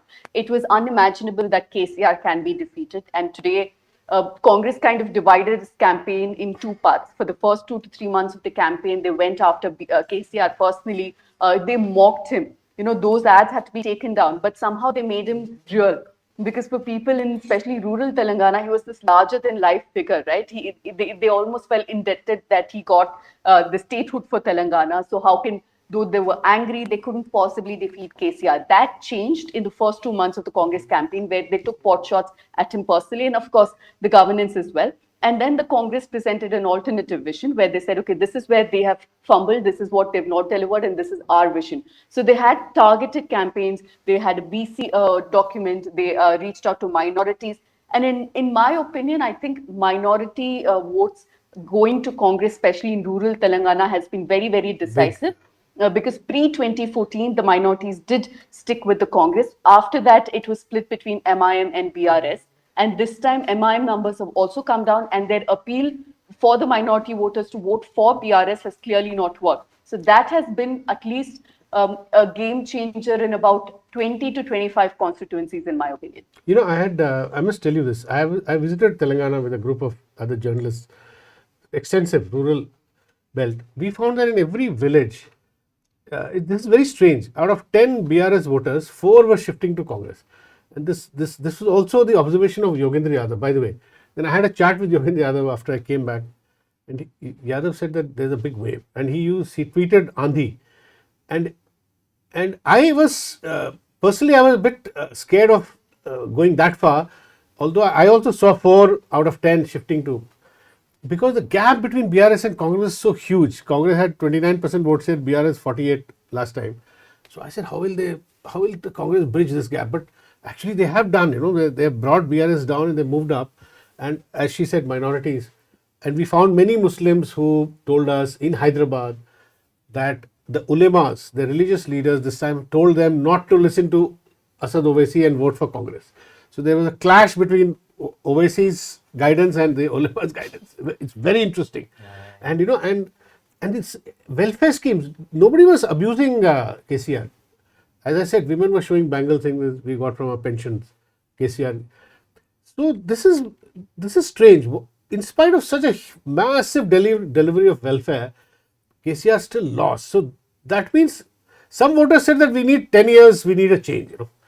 In fact, Revant Reddy, when we met him, Revant Reddy responded to this very point. And he said the Nizam of Hyderabad was the greatest welfare deliverer. You know, even he had to at some point go. So that was the logic he used. So you know, and that's what has happened. You know. So anti-incumbency, in a sense, playing out hugely in Telangana. Nilanjan, from your observation, these social welfare schemes that were promised by both the Congress and the BRS, but it doesn't seem to have worked in the BRS's favor, and it has lost out to the Congress in a huge sense. And the unequal development of Telangana has also, in a sense, come back to bite the BRS. Do you see that playing out as a factor? No, absolutely. I mean, you know, it is, we'll still have to figure out a little more about why, despite such welfare delivery that seems to have actually reached the ground, why, when you actually talk to people, there is still a narrative of uneven development, right? True. There is a narrative that there's a bias in in the beneficiary list. There is a narrative of the MLAs have siphoned off money in this direction or that direction, right? Now, it is peculiar. MLA level anti-incumbency was there, you're right. And it is very peculiar because in principle, this kind of, the logic of this kind of social welfare delivery is that the chief minister and some bureaucrats are pushing a button from the top and the money is getting to people, right? That's exactly how this kind of cash into bank accounts works. So what is it how is the MLA inserting herself or himself into this equation is unclear.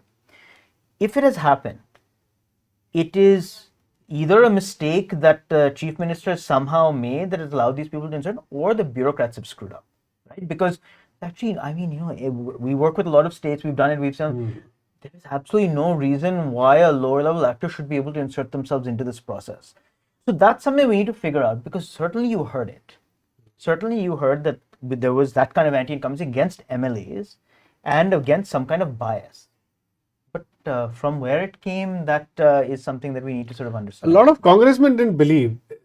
1 week before the election, they said we may hit 50 to 55, but they never, at the ground level, they didn't believe they could get this performance. Yeah, and Pooja wants to come in on this. She has some insight on the social welfare schemes not really bringing back the BRS into power. Pooja, if you can unmute yourself and come in. No, I spoke to a few people who traveled about 60, 70 constituencies also, and they feel that, the Raita Bandhu and the Dalita Bandhu schemes, which the, KCR and the BRS party speak so much about, did not reach people in a uniform way. They have reached mostly BRS supporters, and that's where, that aspect of MLAs coming in the middle comes in, because it apparently in many, many villages seem like if you are from the party, then you are a beneficiary of these schemes. The MLAs did find a way to kind of, ensure that it is not uniformly distributed.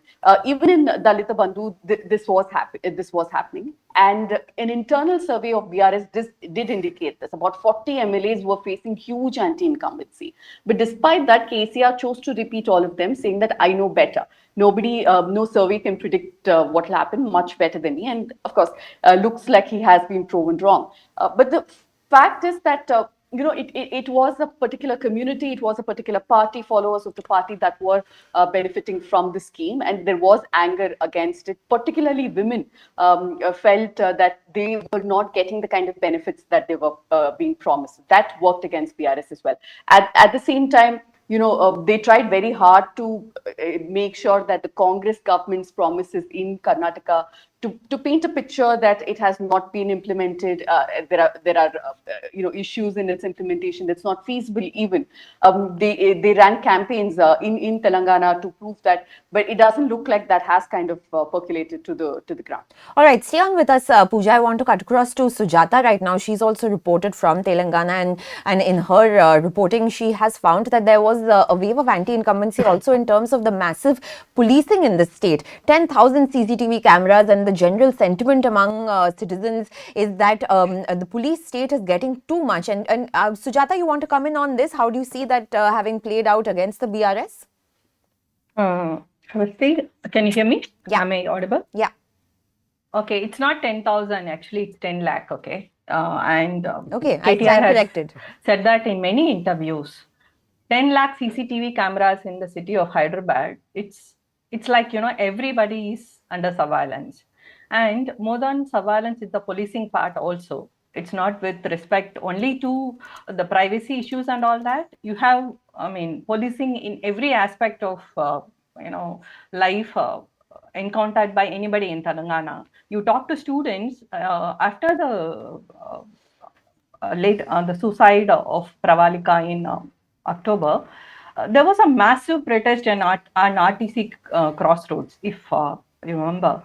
The protest was just not about that day alone. It was the oppression.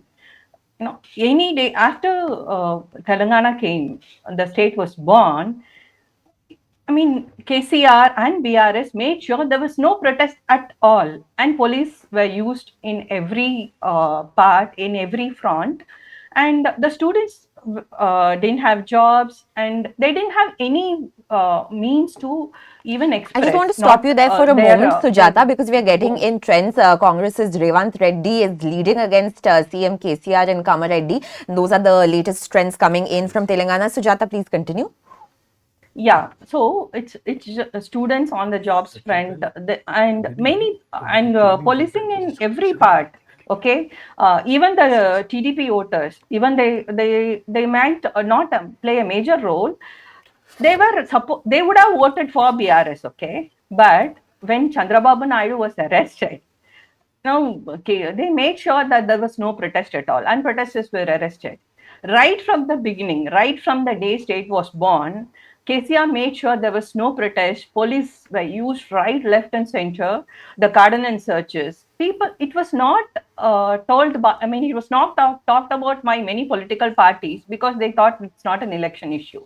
But it was an election issue. People were talking about it. People were talking about the atrocities of police. People were going through under the police regime, and it was there all over. Okay, and it finally translated to some amount of, not some amount, a lot of resentment against the BRS. Yes, definitely.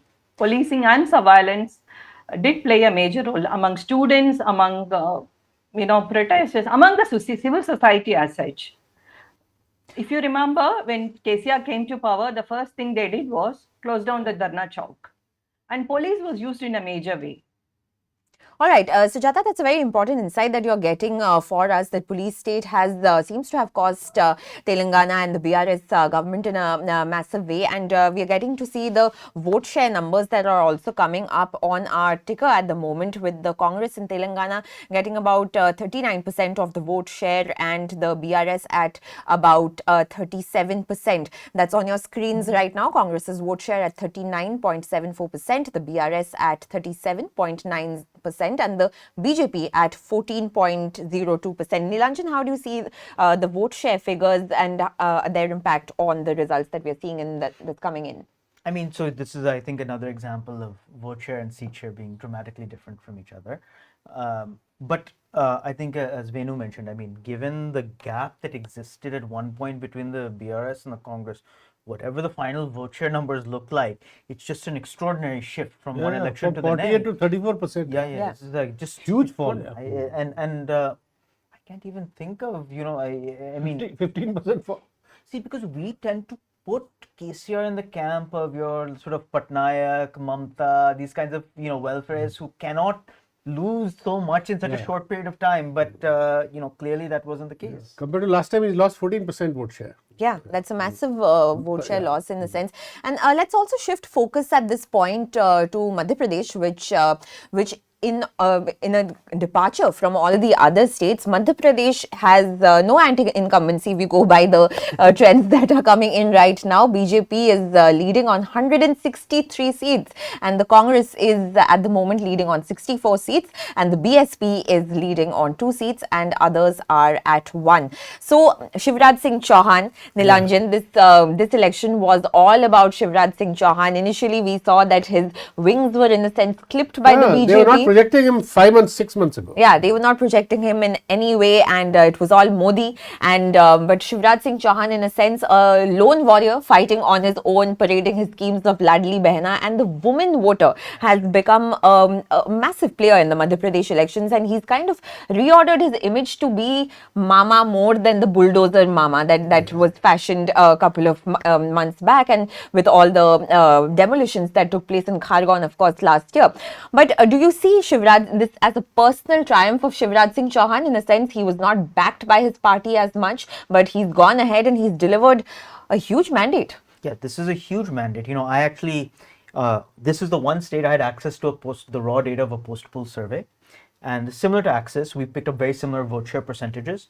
9 percentage point gap of support for among women. You kind of anticipated that this guy. Vote shares were looking like this, like what Axis. So had. Therefore, you would retain the. Yes, and it's all from women. So actually, men, even in the Axis data, I think it's like a 1 percentage point gap, something like that. Among women, there was a 9 percentage point advantage for the BJP. Big, yeah. This is a huge advantage, and it's across the board. Every community, every subgroup, and.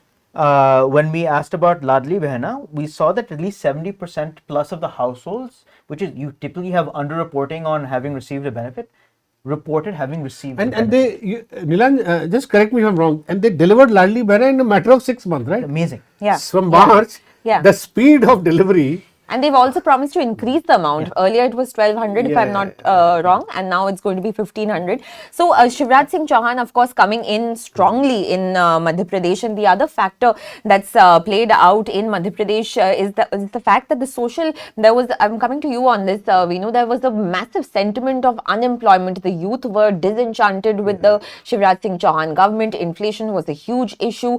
But he seemed to have defied all of that, and he's coming back to power. How do you see this playing out in the upcoming government, the unemployment and the inflation issues? See, here I want to say something. As I said before, MP is the only state which defied anti-incumbency. In spite of, I mean, anti-incumbency so far in other states has kind of neutralized welfare delivery also, right? It has overridden welfare. Here it has not. And Shivraj and Ladli Behna, as Nilanjan just said, I think the women are sticking by him. OBCs in Madhya Pradesh, massive lead BJP has over Congress. At least 25 percentage point leads, if I'm not mistaken from the Axis data. And I feel that employment, somehow the voter links employment and inflation to the center, much more than to the state, in basic psychology, you know, because it is a center which has been screaming from rooftop, you know, starting from Modi, 2 crore job ek saal mein, ye kar denge, wo kar denge, you know, and inflation control, always center talks about controlling inflation, right? So that may play out more in the Lok Sabha polls. But you're right, Shivraj Singh Chauhan has defied Delhi. They were not projecting him until 5 months ago. Mr. Modi was not even having him by his side in some of the meetings. But later on he came, he suddenly appeared after last 2 months he appeared. And now I can guarantee that BJP will find it very difficult not to make him CM. There is some buzz in the BJP circuit that some younger person should be made. You know, Shivraj has run his course, but no, he's not. He's 64. He's much younger than many people, and if they don't make him a CM, there will be some disappointment which BJP can ill afford, because they are going into the Lok Sabha elections by 4-5 months, and Shivraj Singh has beaten Modi's record of longest duration as CM. CM, yeah. Which will not make some people happy in the BJP, because they want Mr. Modi to retain all the records. You know, it's a bit like you know, in cricket, you know, somebody is breaking somebody else's record, and if they and by virtue of having broken Modi's record, I also anticipate that Shivraj Chauhan has made his claim for future prime ministership in the eyes of the RSS. By the way, the RSS is very fond of him. All right. On that note, I want to bring in Shiv Narayan, our reporter from Rajasthan, and let's get the trends coming in from Rajasthan at the moment on our screens, and we can just take a look at that. So the BJP also leading in Rajasthan with 111 seats, the Congress with 73 seats, the others at 13, and the BSP is at 2 seats at the moment. So as we were talking about earlier, in Rajasthan, it has by and large stuck to its pattern of revolving door governments. The incumbent Congress is out, and we are seeing that the BJP is set to form the government again, if going by these particular trends that we are getting at this moment. So let me go across to my colleague Shiv Narayan, who's covered Rajasthan for the Newslaundry. Shiv Narayan, how do you see these trends that are coming in a sense, Rajasthan sticking to the predictions in the past few elections that has taken place in the state, and the BJP is all set to form the government again, if we are going by the current trends? Yeah, if we look at the trends, it seems that BJP is likely to form the government. But I will just give you a couple of things why Congress has not been able to capitalize on its welfare schemes. First is, in so many ways, this election campaign of the Congress was different from previous assembly elections. In 2003, when Congress lost, and at the time Ashok Gehlot was chief minister, at the time his focus was also welfare schemes. By the time after losing election, he ruled the fact that he regretted that he could not market welfare schemes. He could not take schemes to people in terms of awareness. In at the time they were reduced to 50 plus seats. In 2013, again, when the Congress lost, they were reduced to 21. It's worst tally in its history in Rajasthan. At the time also he was at his wits end, like what is wrong with the welfare schemes, what is the part where what are the areas where the Congress is not working properly. So this time he roped in a consultancy firm, Design Box, to market welfare schemes just in the run up to the assembly elections. So, and after, I mean, in the run up to the polls, there were so many posters about subsidized gas cylinders. There were Mehengai Rahat camps also, where people could go and register themselves and avail a lot of welfare schemes. And once the election dates were announced, the same firm helped the Congress government in its campaign. But again, that did not work out. So there are a couple of reasons why this strategy didn't work for Ashok Gehlot, because the Ashok Gehlot was at the center of the Congress campaign, and I mean, there was he gave an interview to Indian Express why Rahul Gandhi came so late in Rajasthan for campaigning. He said that the Rahul Gandhi trusted him. That's why Rahul Gandhi was late in campaigning in Rajasthan. So at the same time, there is a pilot factor also, as MK Venu and Nilanjan were discussing Gujjar votes and Jat votes. This time, Pilot was not as active as he was in 2018. At the time, he was Congress state president, and he would hold so many rallies in single day. This time, until 16th or 17th of November, if I'm correct, he was campaigning in Madhya Pradesh, and it made sense for Pilot because Pilot was nowhere on the posters, on Congress posters.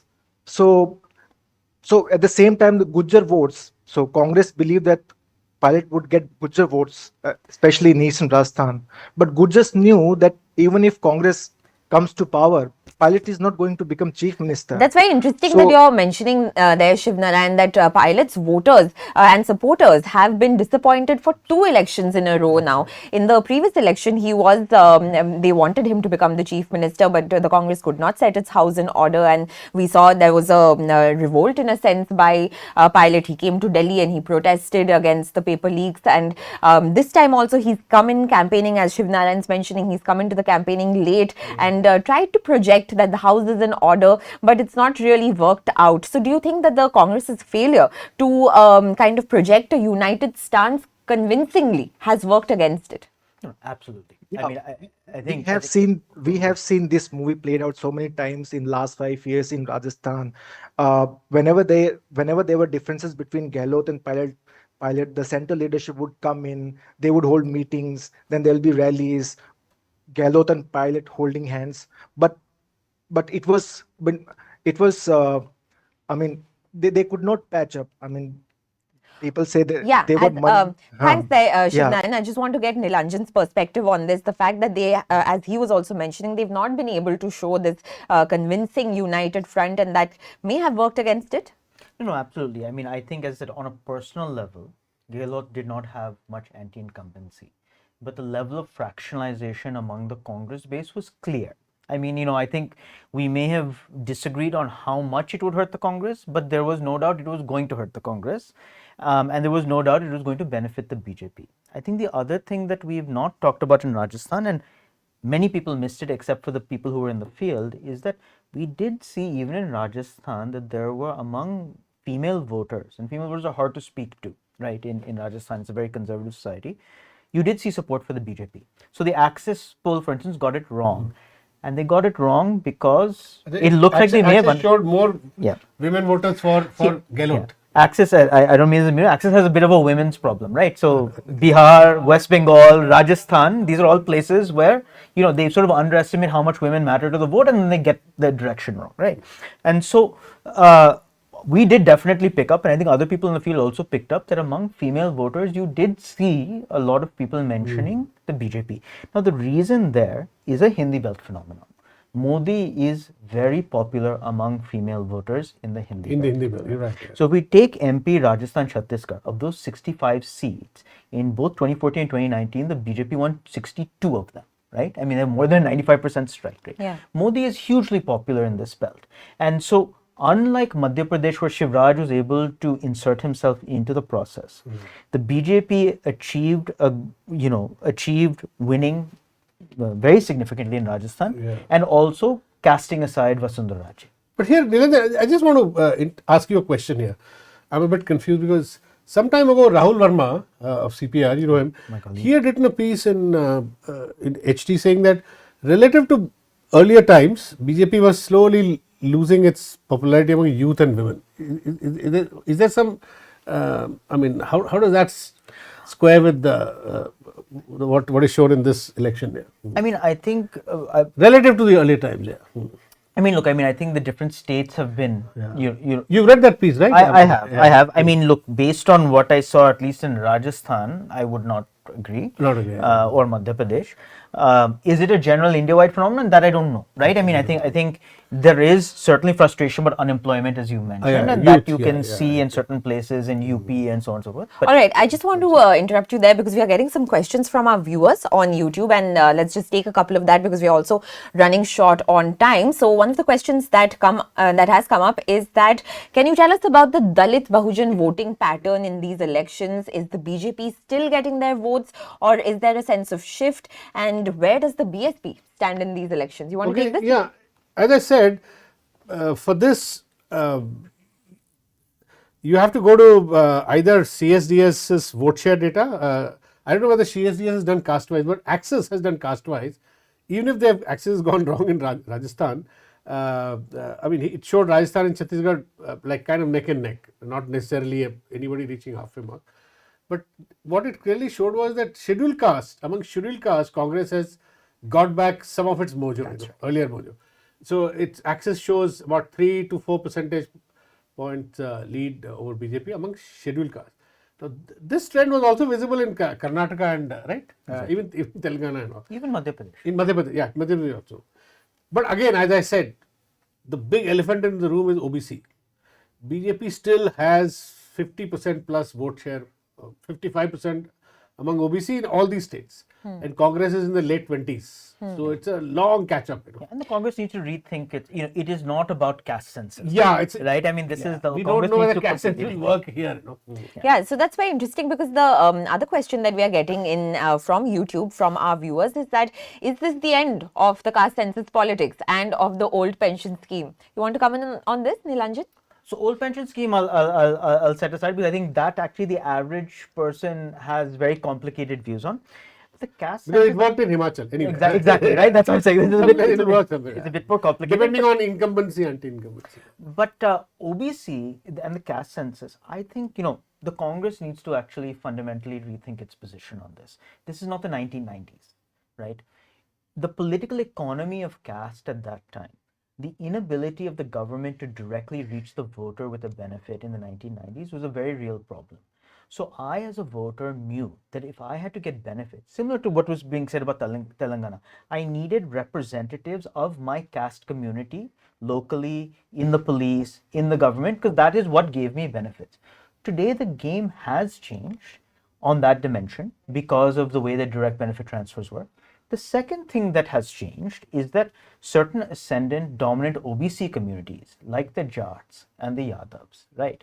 Today, if you are a backward caste that is not from one of these dominant groups, do you dislike the Brahmins more or do you dislike the Yadavs more? Do you dislike the Thakurs more or do you like, right? These are complicated calculations and you cannot simply reduce it to OBC and non-OBC. And so this kind of calculation is just something that hasn't made it into this language yet. Yeah, it is a. It's a big North-South difference too. That's why the South doesn't have this kind of OBC South dynamic. doesn't have, because South has built its politics around, social empowerment over decades. So there is a more organic development of caste politics there. In the North, my experience is I covered the Rath Yatra. From there on, I covered the entire BJP's Ram Temple movement. And BJP involved a lot of OBCs in their temple. In the North, OBCs have, whether you like it or not, there is a Hindutva element which Modi has kind of managed to further fortify. So to bring them out of the Hindutva thing and to build a South type of social development empowerment politics will take time. I'm not rejecting caste census, but it has This to. is not about personal support for the caste census. It This has is to be. about- It has to be packaged in such a way that people start trusting it. Because in the first instance, caste politics was hijacked by, at least in UP and Bihar, by Muslim Yadav combination. That kind of discredited the caste politics and helped BJP. In the second Mandal 2.0, Congress and others, India Alliance will have to demonstrate that it's really scientifically kind of packaging caste census and caste empowerment in such a way that it also overlaps with class. This is a point that Jeffrey Law recently made in a conversation with. Yeah, we're running short on time, so one final question just to our guests in the studio that I think in the end we can kind of surmise that these elections, Rajasthan, Madhya Pradesh, Chhattisgarh, apart from Telangana, Modi is coming up as a big factor, which was not seen earlier in state elections because people were believed to vote differently in state elections on local level. And vote differently in the central elections in the Lok Sabha, where Modi was a huge factor. But here we are seeing that whether it's in Madhya Pradesh or in Rajasthan or even in Chhattisgarh to a certain extent, Modi has loomed large, and that's the it's a new message coming out of state elections for the first time. You want to weigh in on this? No, so I think this is something Modi has been working at for a while, right? He is the social welfare provider in the country. That is how he has positioned himself. And actually, for a short period of time, other welfare chief ministers from the BJP were getting hurt by that, like Raman Singh, like Shivraj, although he's made a comeback, right? So that is certainly what he represents. And even casting aside locally strong BJP leaders, the BJP is able to hold forth, especially in the Hindi belt, because of the popularity of Modi and because of his association with delivery. Right, so I think that is very much there. You have a double-digit difference between Lok Sabha and Vidhan Sabha elections, a double-digit vote share difference for the BJP between Lok Sabha and Vidhan Sabha. That will likely still hold, right? The national elections are different, but systematically, the idea for the BJP is to centralize elections to such an extent. Like the optimal thing for Modi and Amit Shah is that every election is, even at the state level, run on Modi and not on some strong chief ministerial candidate, right? Except in Madhya Pradesh. In Madhya Pradesh, I think Shivraj had a play role. They did not succeed in doing it, but they tried. In Rajasthan, they succeted. Rajasthan. And one point I just want to make very quickly. We just have a minute left. Modi, but it will be unfair when some state is won, you give credit to Modi, and when it's lost, you say no, he was nowhere in the picture. So I think give credit to Shivraj Chauhan. While he's right that Modi has popularity among women and OBCs, that is uniform. Yeah. All right. So that's the big message coming in from the elections at this point, that Modi's factor is playing out in the Hindi belt once again. And there were questions that were raised about the leadership crisis in the BJP in these states, but it doesn't seem to have had any effect, and the BJP is surging ahead. I'm going to hand over to my colleague Pooja now, who's going to be bringing you the numbers, the trends that are coming in from all 4 states. And after that, Pooja is going to be handing over to our colleague Atul, who's going to be joined by new guests and reporters to take you through the next hour. Over to you, Pooja. Thank you so much. I am bringing you numbers from 3 minutes ago, the latest numbers, and I'll start with Chhattisgarh. The current numbers are 54 for the BJP, 33 for the Congress. GGP is at 1, so is BSP and the CPI. Moving on to Madhya Pradesh, the BJP is surging ahead at 161. The Congress has been reduced to 66. BSP is leading in 2 seats. And moving on to Rajasthan, we'll start with the BJP, which is again at a formidable 112. The Congress is leading in 71 seats. Independent MLAs candidates are leading in at least 8 seats at this point, and BSP candidates in 2. And Telangana, we are seeing Congress at 64, way past the halfway mark. The BRS has been reduced to 40 from the 101 that they were at. The BJP is at 8, which is still an improvement of the previous tally. MIM has reduced its tally by 1. They're currently at 6. And CPI is leading in 1 constituency. Before I hand it to Atul, a quick appeal from all of us here. Our entire coverage and today has been not sponsored by any advertiser with vested interest or by any political party. You, the viewer, have completely throughout powered our coverage. We still have a couple of hours left. I request you to do your bit and support independent journalism. Over to you, Atul.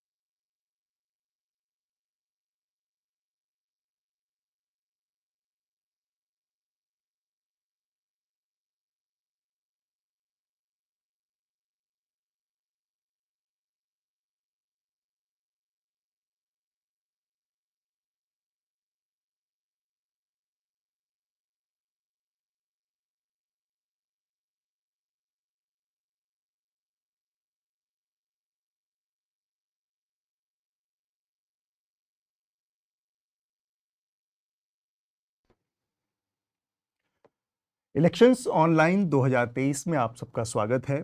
मैं Atul Chaurasia news laundry से हूं। 5 media संस्थान मिलकर एक साथ ये चुनावी नतीजों की कवरेज लाइव आप तक पहुंचा रहे हैं। मेरे साथ स्टूडियो में 2 मेहमान होंगे। हमारे साथ ही विष्णु शर्मा हैं द कैरावन से। इसके अलावा बहुत जल्दी थोड़ी ही देर में द वायर के editor in chief Siddharth Varadarajan भी हमसे स्टूडियो में जुड़ने वाले हैं। और साथ में ऑनलाइन हमसे CSDS के राजस्थान चैप्टर के संजय लोढ़ा भी हमसे जुड़ेंगे और वो भी जो नतीजे आ रहे हैं उन पर अपनी राय रखेंगे। इसके अलावा हमारे साथ 3 रिपोर्टर ऑनलाइन जुड़ेंगे।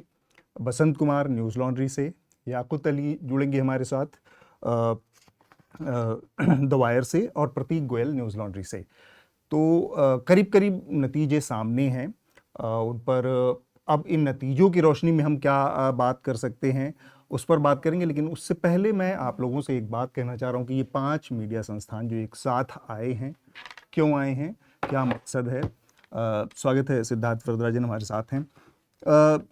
बहुत लंबे अरसे से हम देख रहे थे कि डिजिटल मीडिया को एक तरह से ये कहा जा रहा था और बड़ी मांग आ रही थी कि बहुत बिखरा बिखरा सा है, तो एक कोशिश ये भी है कि सारी जो महत्वपूर्ण आवाज़ें हैं वो एक साथ आएँ और वो इलेक्शन के नतीजों पर या ख़बरों की बात जो कि आजकल चिल्पों में चीख चिल्लाहट में तब्दील हो गई है, हल्ले गुल्ले में तब्दील हो गई, बहुत हिस्टीरिया में तब्दील हो गई है, उसको एक सैनिटी भी दी जाए। आराम से बैठकर, शांति से बैठकर हम चुनावी नतीजों को थोड़ा सा समझ पाएँ, उसके निहितार्थ को समझ पाएँ, उसके क्या परिणाम हो सकते हैं उसको भी समझें। तो इस नीयत से भी ये पांचों मीडिया संस्थान एक साथ आए हैं और इसकी जो सबसे बड़ी खासियत ये है कि इस पूरे 8-9 घंटे के जो लाइव में हम आपसे मिल रहे हैं, इसमें ना किसी तरह का आपको विज्ञापन मिलेगा, ना कोई और कॉमर्शियल ब्रेक मिलेगा, क्योंकि ये पूरी तरह से आप यानी जो भी हमारे दर्शक हैं, जो भी हमारे व्यूअर हैं, उनके समर्थन से हम ये लाइव शो आयोजित कर रहे हैं आज। और ये बहुत ज़रूरी है कि न्यूज़ में जो ख़बरों की दुनिया है उसमें आपकी हिस्सेदारी आपकी से बढ़े, क्योंकि आज जो हमारे मीडिया की हालत है उसमें विज्ञापन का एक बड़ा हिस्सा है और वो खबरों को संचालित करता है, नियंत्रित करता है। तो यहाँ पर ये 5 मीडिया संस्थान जो मिले हैं, उनकी ये कोशिश है कि खबरें विज्ञापन के चंगुल से, चाहे वो सरकारी विज्ञापन हो, सरकार के विज्ञापन हो या फिर कॉरपोरेशन के विज्ञापन हो, इनसे मुक्त होकर जो पब्लिक इंटरेस्ट, जो मेन मुख्य काम है पत्रकारिता का, उस तरफ ध्यान फोकस कर पाएँ, उससे न्याय कर पाएँ। तो वो भी हमारा एक मकसद है। मैंने आपसे पहले ही बताया कि करीब करीब जो अभी रुझान हैं, नतीजे जिस तरफ जाते दिख रहे हैं वो करीब करीब आ गए हैं। तो अब हम एक बार मैं हमारे जो पीसीआर में मैं बोलूँगा कि एक बार जल्दी से जो चारों राज्यों के नतीजों के अभी तक आंकड़े हैं वो हमारे सामने रख दें। सबसे पहले मेरे सामने छत्तीसगढ़ है और छत्तीसगढ़ की 90 से 90 सीटों में रुझान सामने है। भारतीय जनता पार्टी यहाँ पर 55 सीटों पर आगे चल रही है, कांग्रेस पार्टी 32 सीटों पर आगे चल रही है, अदर्स 2 और बहुजन समाज पार्टी 1। ये छत्तीसगढ़ की बात हुई।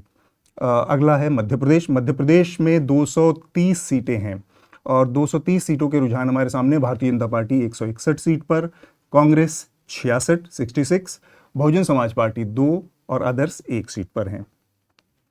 राजस्थान के नतीजे 199 सीटों के रुझान हमारे सामने हैं। भारतीय जनता पार्टी 112 पर आगे है, कांग्रेस पार्टी 71 पर, अदर्स 14 पर और बहुजन समाज पार्टी 2 सीटों पर।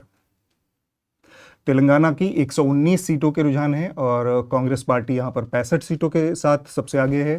भारत राष्ट्र समिति 39 सीटों पर है, भारतीय जनता पार्टी 9 सीट पर, अदर्स 6 सीट पर। तो ये अब नतीजे हैं। करीब करीब ये माना जा रहा है कि इन्हीं रुझानों के इर्द गिर्द अंतिम नतीजे भी आएंगे। सबसे पहले मैं इस बातचीत को शुरू करना चाह रहा हूँ। सिद्धार्थ, में ये समझना चाह रहा था कि ये जो नतीजे आए हैं, तेलंगाना को थोड़ा सा हम अगर हिंदी पट्टी से अलग करके रखें तो कांग्रेस पार्टी का कमोबेश जो हिंदी पट्टी में है, इस नतीजे के बाद लगभग सफाया जैसी स्थिति है। पहले से ही हम उत्तर प्रदेश, बिहार और तमाम उन राज्यों में देख रहे हैं कि कांग्रेस पार्टी अपने एग्जिस्टेंशियल क्राइसिस से गुजरे, वहाँ पे ना ऑर्गेनाइजेशन ना कुछ। इन तीनों स्टेट्स के जाने के बाद, इसमें से मान लीजिए एक तो पहले से ही नहीं था मध्य प्रदेश, लेकिन बाकी 2 जगहों पे, फिर आप आगे क्या कांग्रेस के का भविष्य देखते हैं और राष्ट्रीय राजनीति में उसकी क्या भूमिका दे? मैं सफाया लफ्ज शायद इस्तेमाल ना करूं। हाँ, मध्य प्रदेश के हवाले से तो वो लफ्ज ठीक लग रहा है जी, लेकिन राजस्थान, छत्तीसगढ़ में लड़ाई अच्छी हुई है जी जी। वोटों का फासला, सीटों का फासला शायद काफी ज्यादा है, वोटों का फासला 3-4% के आसपास इर्द गिर्द है। मध्य प्रदेश में फासला बहुत ज्यादा है। इसीलिए मुझे लगता है कि राजस्थान और छत्तीसगढ़ में अभी भी कांग्रेस रिकवरी के पोजीशन में दिख रहा है। मतलब नॉट इन दिस, इस चुनाव में नहीं, लेकिन अगर हम पार्टी के भविष्य की बात कर रहे हैं, हाँ, उन राज्यों में, राइट।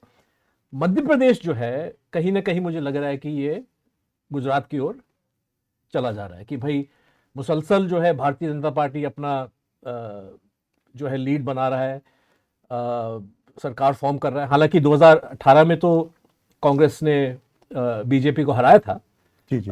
लेकिन जिस तरह से बीजेपी ने अपने आप को कंसोलिडेट किया, ये जो चुनाव है, बीजेपी का जो वोट शेयर मतलब 2013 से भी ज्यादा जी जीत चुके हैं। तो मुझे लगता है कि मध्य प्रदेश डेफिनेटली सफाया लफ्ज हम इस्तेमाल कर सकते हैं। रहा जो सवाल आपका राष्ट्रीय स्तर पर अगर भारतीय जनता पार्टी का इन 3 प्रदेशों में ये परफॉर्मेंस रहा है तो यूं समझ लीजिए कि लोकसभा चुनाव 2024 में जो 2019 में रिजल्ट आया लगभग वही आने वाला है जी, जहां पे एनडीए राजस्थान में 25 के 25 ले गया। जी जी, मध्य प्रदेश में शायद छिंदवाड़ा को छोड़ के लगता है कि आप छिंदवाड़ा भी शायद कांग्रेस ना बचा पाए। जी जी, और छत्तीसगढ़ में शायद 1 या 2 सीट जो है बीजेपी हार गई थी 2019 में, शायद कांग्रेस वो 1-2 सीट अपना बचा ले। लेकिन ऑलरेडी राष्ट्रीय स्तर पे बीजेपी मैक्स पोजीशन पे है, इसलिए इसके नेशनल इंप्लीकेशंस जहां तक इन 3 प्रदेशों का सवाल है इतना ज्यादा नहीं है। लेकिन अगर हम मनोबल की बात करें, अगर हम कांग्रेस के अंदर जो मोराल है काडर के और लीडरशिप का भी,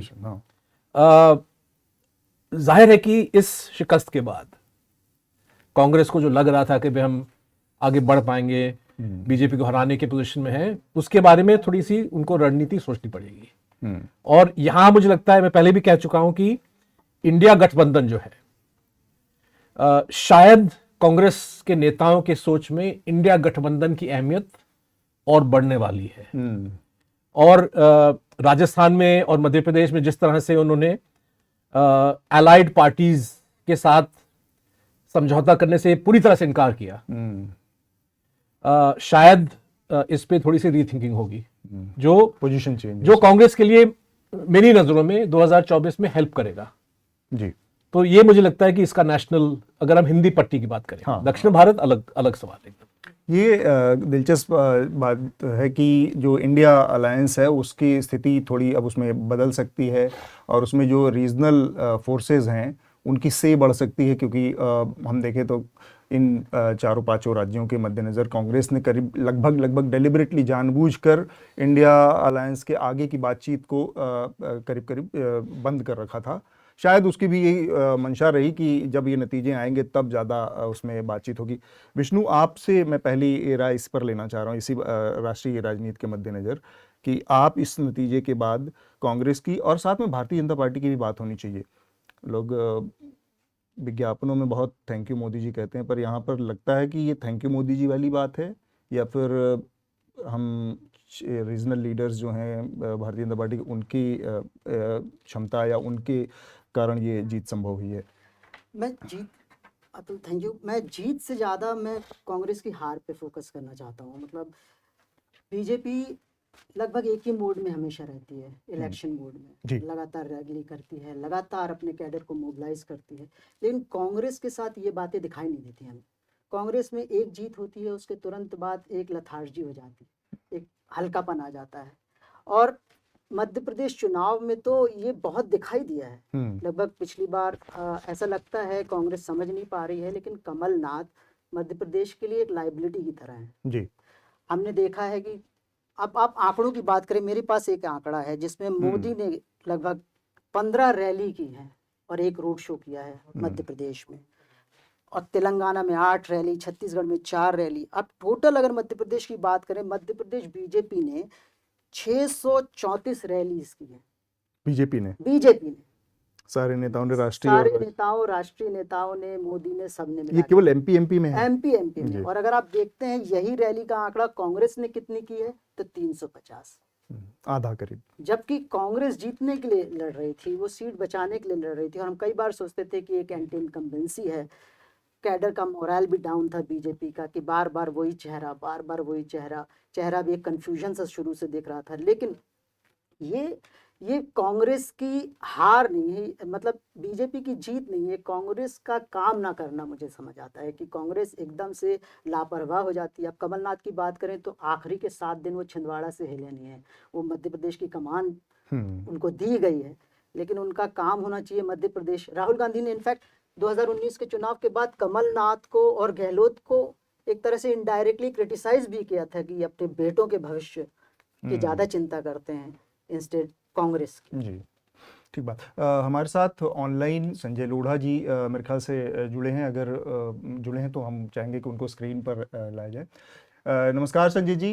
राजस्थान के नतीजों पर मैं सबसे पहले चाहूँगा कि आप हमें थोड़ा सा समझाएं, क्योंकि राजस्थान को लेकर भी ये बात कही जा रही थी जो एग्जिट पोल्स के मुताबिक कि कांग्रेस को वहाँ पर एज है, और साथ में वहाँ पर जब हम लोग थे तो उनकी जो वेलफेयर स्कीम्स थी अशोक गहलोत की, वो भी काफ़ी उनकी चर्चा थी और उसको लेकर बड़ी बड़ी बातें कही जाती, बहुत सारे लाभार्थी भी थे उसके, गाँव में तमाम लोग मिले। तो ये नतीजे उससे अलग दिख रहे हैं। इसको आप कैसे परिभाषित कर पाएंगे हमारे लिए? नमस्ते अतुल जी, वापस आपसे बातचीत हो रही है, अच्छा लग रहा है कुछ दिनों बाद। और आज जब हम पहले बात कर रहे थे पत्रिका गेट पे जवाहर सर्कल में जयपुर में जी, तब से लेके और आज जब परिणाम हमारे सामने आ रहे हैं तो स्थिति काफी कुछ बदली हुई नजर आ रही है। देखिए, वैसे तो एक स्थापित जो समझ है राजस्थान की राजनीति की, तो ये परिणाम उस स्थापित समझ को और मजबूत कर रहे हैं कि एक प्रकार का ऑसिलेशन है या रिवॉल्विंग डोर पॉलिटिक्स राजस्थान के अंदर है कि 5 साल कांग्रेस की सरकार और 5 साल बीजेपी की सरकार, तो उससे तो कोई इनकार किया ही नहीं जा सकता। नतीजे बहुत स्पष्ट हैं। एक बहुत ही हैंडसम विक्ट्री बीजेपी की हमें देखने को मिल रही है। शायद 115 प्लस कुछ सीट्स होंगी और कांग्रेस के पास शायद 76 के आसपास सीट्स होंगी। मैं सिद्धार्थ की बात से पूर्णतः इत्तेफाक रखता हूं कि मतलब अंग्रेजी में कहें तो Congress has been defeated but not disgraced. जो पहले 2003 या 2013 में हुआ, जब 50 के आसपास तक कांग्रेस या 22 के आसपास तक कांग्रेस सिमट गई थी, आज वो स्थिति हाल फिलहाल नहीं लग रही है। आधी काउंटिंग से ज्यादा हो चुके हैं, अब शायद 7-8 राउंड्स बचे हैं, लेकिन मुझे लगता है कि वो स्थिति कांग्रेस की नहीं होने वाली है। तो एक तो ये अंतर मुझे साफ नजर आ रहा है कि हाँ, रिवॉल्विंग डोर कंटिन्यू कर रहा है, लेकिन रिवॉल्विंग डोर में भी कांग्रेस ने अपनी स्थिति को उतना कमजोर नहीं होने दिया है जितना कि वो पहले हुई थी। अब यहाँ पे सवाल यह उठता है कि जो पूरा पिछले 2-2.5 महीनों का जो इलेक्शन कैंपेनिंग हुई, प्रधानमंत्री की सभाएं इत्यादि, जैसा अभी हमारे मध्य प्रदेश के साथी बता रहे थे विष्णु जी, तो राजस्थान में भी नरेंद्र मोदी जी के 14 मीटिंग्स हुई, 2 रोड शोज हुए, ये सारी चीजें हुई थी। अमित शाह बहुत बार आए, दूसरे सेंट्रल मिनिस्टर्स आए, 3 राज्य के मुख्यमंत्री असम के, यूपी के और महाराष्ट्र के लगातार राजस्थान के दौरे कर रहे थे। तो उसका प्रभाव, उससे इनकार नहीं किया जा सकता, उसका प्रभाव शर्तिया इस चुनाव के ऊपर कुछ इलाकों में पड़ा है। लेकिन मैं साथ ही साथ एक काउंटर आर्ग्यूमेंट जो हमेशा मैं देता रहा हूं कि यदि हम 2019 के लोकसभा चुनावों के बाद के विधानसभा चुनाव देखते हैं उत्तर पश्चिम भारत में या दक्षिण भारत में भी, जहां इसी लीडरशिप को रीजनल लीडरशिप की जगह प्रोजेक्ट किया गया था, वहां पे लोकसभा 2019 की तुलना में विधानसभा चुनावों में सब जगह बीजेपी के वोट परसेंटेज कम हुए हैं। तो हम ये नहीं कह सकते हैं कि this victory of BJP in all these 3 states could be singularly attributed to the projection of Narendra Modi as the principal towering leader, which he is definitely. इसके अलावा कई चीजें हैं जिनके ऊपर हमको नजर डालनी चाहिए, और उसमें सबसे बड़ी बात, अगर हम बीजेपी की जीत की बात करें, बाद में कांग्रेस की हार की भी हम चर्चा करेंगे, क्या हुआ कैसे हुआ। तो जो माइक्रो मैनेजमेंट वाली जो बात है और जिस प्रकार का ऑर्गेनाइजेशनल नेटवर्क बीजेपी का आरएसएस के मार्फत है या दूसरे जो संगठन हैं, चाहे वो बजरंग दल हो या वीएचपी हो, राजस्थान के अंदर हम लगातार ये महसूस करते रहे कि सोशल मीडिया के ऊपर लगभग 38,000 ग्रुप्स बीजेपी के द्वारा अलग अलग तरीके से बनाए गए हैं। तो जिस तरीके से युवाओं को इन ग्रुप्स के माध्यम से कैप्चर किया गया है, वो एक बहुत इंपॉर्टेंट फैक्टर है। आरएसएस का माइक्रो मैनेजमेंट एक बहुत इंपॉर्टेंट फैक्टर है। साथ ही साथ में जो कलेक्टिव लीडरशिप की बात की जा रही है कि एक लीडर को रीजनल लेवल पर प्रोजेक्ट न करना, मुझे लगता है कि हालांकि हमारे सर्वे के डेटा अभी तक मेरे पास आए नहीं है सीएसडीएस के, लेकिन मुझे लगता है कि यदि किसी लोकल लीडर को प्रोजेक्ट किया जाता तो बीजेपी में जिस प्रकार के अनुशासन है, आरएसएस का जो अनुशासन है, जो कांग्रेस की जो फियर था कांग्रेस का कि यदि हम कई एमएलए को बदल देते हैं, नए एमएलए नए कैंडिडेट्स लेके आते हैं, तो उससे सिटिंग एमएलए नाराज हो जाएंगे, इसलिए उनको नाराज नहीं किया जाना चाहिए। बीजेपी में उस प्रकार की स्थिति नहीं है। बीजेपी में जो हाई कमांड एक बार डिसीजन ले लेता है, everybody falls back on that, उसके अलावा वो उस तरीके से बात नहीं करते। तो यदि लोकल लीडर को प्रोजेक्ट किया जाता तो हो सकता है कि स्थिति शायद और भी अच्छी बीजेपी के लिए हो सकती थी, ऐसा मेरा मानना है। अब आते हैं हम कांग्रेस के ऊपर की पिछले, जैसा आपने पहले भी बातचीत, बस एक सेकंड मैं आपको रोकूंगा संजय जी। 2-3 अपडेट है यहाँ पर राजस्थान से जुड़े, वो मैं बता दूं कि शांति लाल धारीवाल जो कि जिनको लेकर बहुत बवाल हुआ, बहुत वो था उनको टिकट देने को लेकर, वो बहुत छोटे वोट के अंतर से आगे चल रहे हैं, 400-450 वोटों के अंतर से आगे चल रहे हैं। सचिन पायलट काफ़ी अच्छे मार्जिन से आगे चल रहे हैं। तो ये 2 अपडेट है। दिया कुमारी जो भारतीय जनता पार्टी के नेता, वो मैं हमारे साथ अगर हमारे हमारे रिपोर्टर बसंत और प्रतीक जुड़े हों, मैं उन लोगों से ये जानना चाहूँगा कि बड़ी संख्या में सांसदों को और मंत्रियों को, 7 सांसदों को सिटिंग टिकट दिया था भारतीय जनता पार्टी ने मध्य प्रदेश में, और इसके अलावा यही स्थिति करीब करीब राजस्थान में थी, और 4 सांसदों को दिया गया था टिकट छत्तीसगढ़ से। तो इन लोगों के बारे में अगर कोई आंकड़ा हो, कोई वो हो, तो थोड़ा सा मैं चाहूँगा कि हमारी टीम उनके परफॉर्मेंस के बारे में हमें जानकारी दे। सिद्धार्थ, आपने सुना ये पूरा, थोड़ा सा मैं स्कीम्स के बारे में जानना चाहूँगा। बहुत सारी स्कीम्स इस पूरे कैंपेन के दौरान सामने आई। एक उसमें बहुत बड़ी चीज़ थी ओपीएस, ओल्ड पेंशन स्कीम, उसको लेकर बड़ी मिक्स सी राय है। कुछ लोगों का कहना है कि ये बहुत उल्टी दिशा में जाने वाला कदम है, लेकिन इसने थोड़ा सा एक तरह का मोमेंटम कांग्रेस को दिया था, चाहे वो छत्तीसगढ़, हिमाचल प्रदेश रहा हो या कर्नाटका, वहाँ पर उसका काफ़ी वो दिखा एम्प्लॉयज़ के साथ, तो जहाँ पर बड़ी संख्या में। पर यहाँ पर ओल्ड पेंशन स्कीम पूरी तरह से लग रहा है कि किसी के ऊपर कोई खास उसका असर नहीं दिखा है। तो ये स्कीम आगे चलकर आपको लग रहा है कि अब इसमें एक किसी तरह का पार्टियां दोनों रिकैलिब्रेशन करेंगी? भारतीय जनता पार्टी ने तो कभी कोई कमिटमेंट किया नहीं, लेकिन कांग्रेस को इस पर फिर से रीथॉट करने की जरूरत होगी। कहना मुश्किल है। पोस्ट पोल सर्वेज शायद बता पाएंगे कि किस हद तक कौन सा अपील कांग्रेस का जो है लोगों तक पहुंच पाया। लेकिन मेरा मानना है कि कहीं ना कहीं कांग्रेस पार्टी को और शायद बीजेपी को भी एक होलिस्टिक अप्रोच, जहां तक डेवलपमेंट की बात है, उसके बारे में गंभीरता से सोचना पड़ेगा। क्योंकि ये स्कीम्स का जो दौर है, ये कि भाई चुनाव के टाइम आपने कुछ अनाउंस कर दिया, एमएसपी में बढ़ोतरी की जो रेट है, या ओल्ड एज पेंशन आप या विधवाओं का पेंशन आप 3,000 से 4,000 बढ़ा दोगे। मतलब मुझे लगता है कि इससे ज़्यादा बेहतर ये होगा कि पार्टीज कोई विजन इकोनॉमी का और एक सोशल वेलफेयर सिस्टम का वोटर्स तक पहुंचाए। शायद कांग्रेस के लिए ये बहुत बड़ी चुनौती होगी कि भाई अभी आपके पास मुश्किल से 6 महीने रह गए हैं जी, 4-5 महीने रह गए। आपका विजन क्या है? आप नरेंद्र मोदी सरकार को एम्प्लॉयमेंट के इशू पे भर के आप आलोचना करते हैं, लेकिन विकल्प आप आगे क्या बढ़ाएंगे? मुझे लगता है कि स्कीम से ज्यादा जी कांग्रेस को चाहिए कि कोई ऐसा एक विजन, कोई ऐसा प्रोग्राम जो न सिर्फ नौजवानों को, बल्कि जो एम्प्लॉयज हैं, जो एक बड़ी तादाद में जो वर्किंग क्लास है, जो हिंदुस्तान की जो पेजेंट्री है जी, उनके इमेजिनेशन को कैप्चर करे। और मुझे लगता है कि शायद ये चुनाव हमको बता रहा है कि इम्प्लीमेंटेशन, जैसे राजस्थान में जो हेल्थ इंश्योरेंस का जो गहलोत साहब का जो स्कीम था, चिरंजीवी स्कीम, हर कोई कह रहा है कि भाई वो अच्छी तरह से वो चल रहा था, लेकिन ये एक वजह नहीं हो सकती कि इसलिए लोग आपको वोट करेंगे। आपका भी, आप सरकार हैं, आपका जिम्मा है कि आप लोगों को स्वास्थ्य, शिक्षा, तमाम जो चीजें हैं आप मुहैया कराएं। तो आपने डिलीवरी की, तो इसकी वजह से ही आपको वोट मिले, ये मुझे लगता है कि गले से नहीं उतरता। मतलब कि आपको कुछ और देना पड़ेगा, एक विजन देना पड़ेगा, जो कांग्रेस में आज नहीं दिखता है।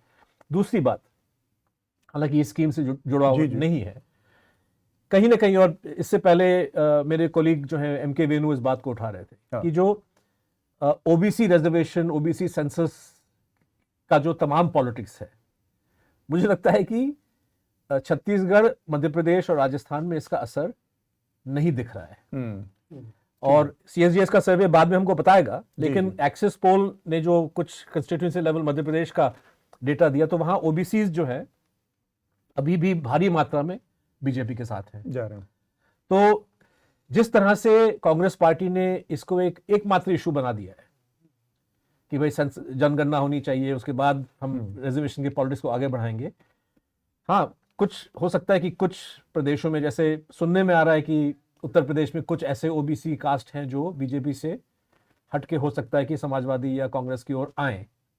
बिहार में भी हो सकता है कि इसके कुछ असरात हो, हाँ। लेकिन पूर्ण रूप से क्या इसको एक मतलब कि जैसे अंग्रेजी में कहते हैं मैजिक सिल्वर बुलेट कि भाई ये इश्यू आपको चुनाव जितवा लेगा, ऐसा नहीं लगता इन रिजल्ट्स को देख के।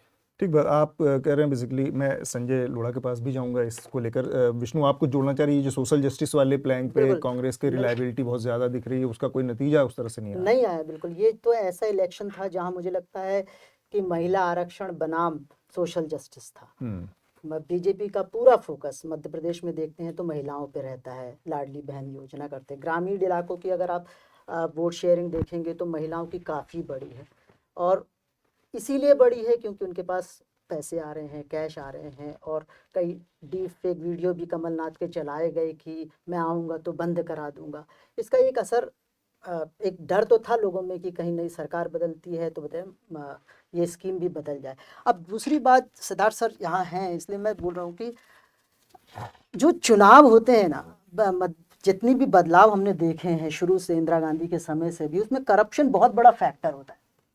और कोई भी विपक्षी दल जो करप्शन को सेंटर मुद्दा बना पाती है वो हमेशा जीतती है। चाहे इंदिरा गांधी के समय हमने देखा, अटल बिहारी वाजपेयी के समय भी हम देख रहे थे कि कॉफिन स्कैम था, पेट्रोल पंप आवंटन स्कैम था। उसके बाद हम देख रहे थे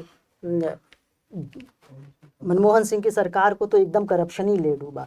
कांग्रेस जिन राज्यों में बीजेपी की सरकार है वहाँ कोशिश तक नहीं करती है कि करप्शन जैसे मुद्दे को सामने हाईलाइट लाए। और मुझे लगता है ये सोशल जस्टिस के मुद्दे जो बहुत इंपॉर्टेंट है, लेकिन करप्शन एक ऐसा मुद्दा होता है जिसको भारतीय जनता बहुत शिद्दत से समझती है और उसके अंदर एक तरह से नाकार है इसके। बल्कि इसी बात को मैं आगे बढ़ाऊं 2 सेकंड।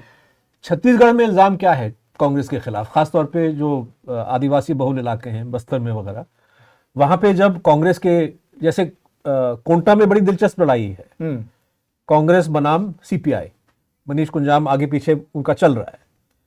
इल्जाम कांग्रेस पे ये है कि भाई आपने आदिवासी एम्प्लॉयमेंट की बात की कि शिक्षकों को आप उनका भर्ती कराएंगे, लेकिन पता चला कि बहुत सारे फंड्स कलेक्ट किए गए और नियुक्ति जो है और लोगों की गई। और जिस तरह से छत्तीसगढ़ को एक एटीएम मशीन जैसे कहा जाता है ना कांग्रेस पार्टी के लिए, जो बाकी चुनाव लड़ने हैं वगैरह, तो एक जमाना था जब छत्तीसगढ़ वाहिद इकलौता जो है कांग्रेस का स्टेट था। तो कहीं ना कहीं ये करप्शन जो है, मतलब नॉट ओनली वो बीजेपी के खिलाफ इसको यूज नहीं करें, लेकिन बीजेपी को आप हथियार के तौर पे पेश करें। और ये जो महादेव इशू, पता नहीं कितना उसमें सच्चाई है कि नहीं है, लेकिन सेकंड फेज में तो उसने नुकसान ऐसा लग रहा है कि मैं एक बार संजय लोढ़ा जी से फिर से लाना चाह रहा हूँ उनसे। ये जो सोशल जस्टिस वाला मुद्दा हुआ, ओबीसी को लेकर बहुत कांग्रेस पार्टी एक असर्शन दिख रहा था कि वो जातिगत आरक्षण, वो जनगणना करवाएगी। तो ये सारी जो चीज़ें चल रही थी, आपको लगता है कि राजस्थान या मध्य प्रदेश, मैं पहले भी इसको थोड़ा सा समझने की कोशिश कर रहा था कि मुझे लग रहा था कि ये एक तो वोट के रूप में नतीजों में दिख रहा है कि वो इतना बड़ा आपके लिए वोट बैंक या जिताऊ मुद्दा नहीं बन रहा है। दूसरे, ये राज्य इस मुद्दे के लिए मुफीद हैं क्या, जहां पर इतनी ज्यादा फ्यूडलिस्टिक अप्रोच है पॉलिटिक्स में पूरी?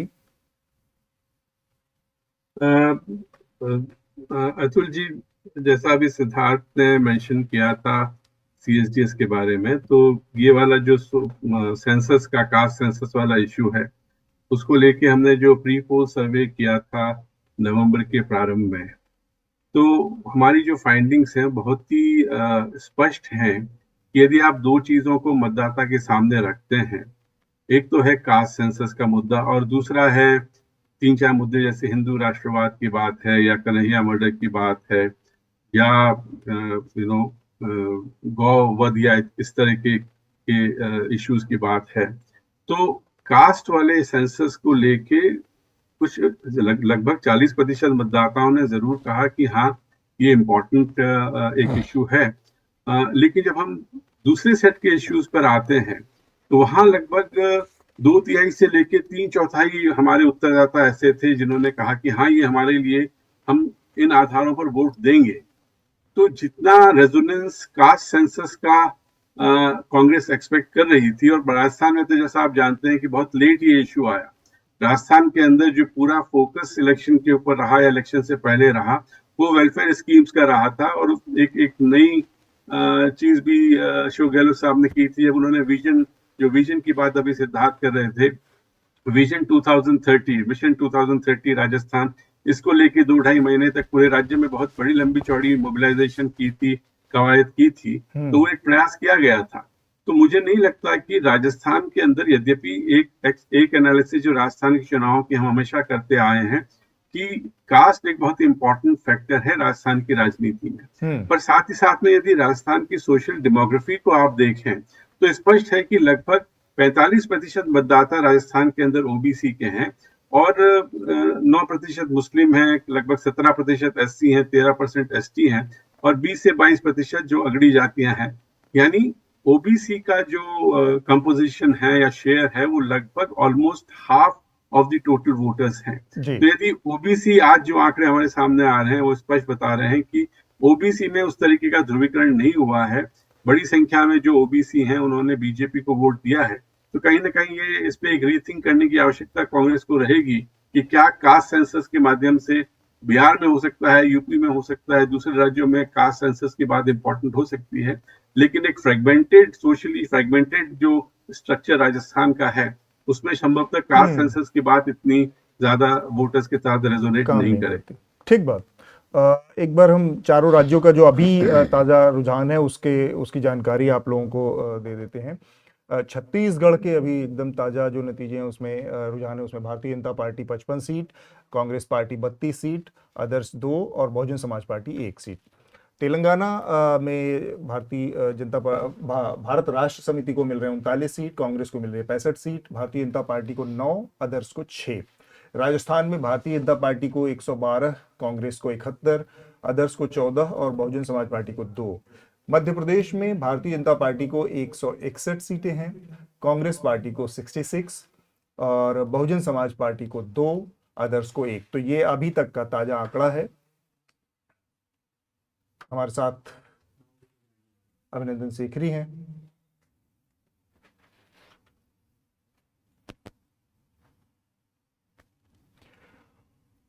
ओके, तो हमारे साथ बसंत और तबस्सुम भी हैं। मैं उन दोनों लोगों को चाहूँगा कि आप एक बार स्क्रीन पे लाएं। मैं छत्तीसगढ़ के नज़रिए से एक बार बसंत से समझना चाह रहा हूँ कि जब 2 फेज़ में हुए, पहला जो 7 नवंबर का था और फिर 17 नवंबर का, इस बीच में क्या चेंज हुआ, क्या बदलाव आया, उसको मैं थोड़ा सा समझाएं। जो नतीजे अब आ रहे हैं और जो वहाँ पर रहकर आपने देखा, बसंत, क्या चेंज हो गए, बदलाव, क्यों इतना अंतर दिख रहा है नतीजों में?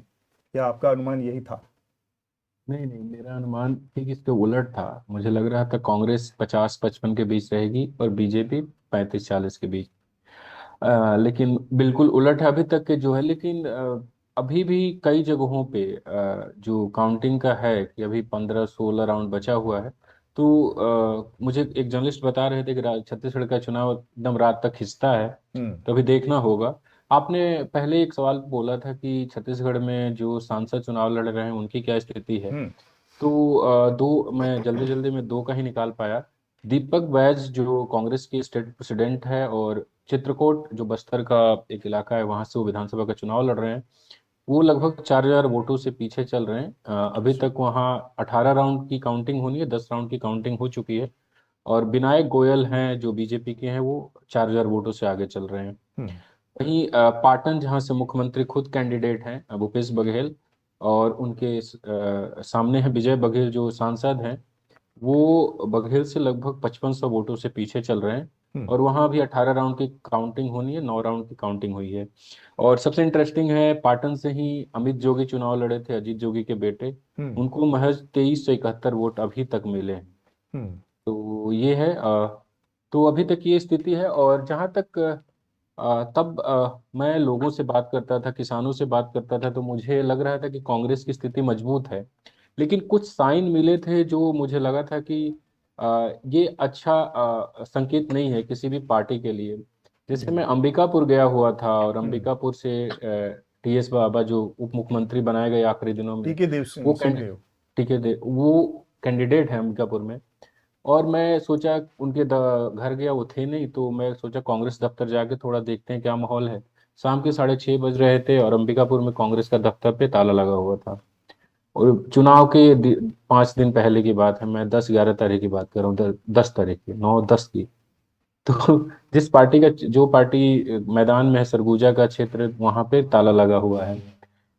जब जिस दिन मैं छत्तीसगढ़ पहुंचा, सबसे पहले कांग्रेस दफ्तर गया, 10 बज रहे थे सुबह सुबह। तो वहाँ पे एक नगर निगम के कर्मचारी थे जो सफाई का काम करते थे।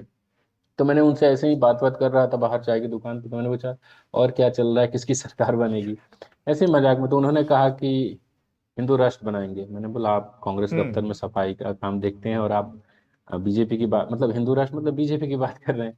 तो बोला नहीं नहीं। फिर मैंने थोड़ा और बातचीत की, तो उसने कहा कि सैलरी कम मिले कुछ नहीं, लेकिन हमें हिंदू राष्ट्र चाहिए। तो ये 2-3 लक्षण ऐसे थे। लेकिन सबसे ज्यादा हैरानी है कि किसान वर्ग काफी खुश था, जो हमें दिख रहा था। और किसानों का ये कहना था कि बघेल ने दिया है, बीजेपी नहीं दिए तो हम बघेल को चुनेंगे। एमएसपी का बड़ा मुद्दा था धान की खरीद में, जो उन्होंने 3100 करने का। एक सीट का मैं थोड़ा जिक्र करना चाहता हूँ, साजा विधानसभा क्षेत्र, जिसपे मैंने स्टोरी भी किया था।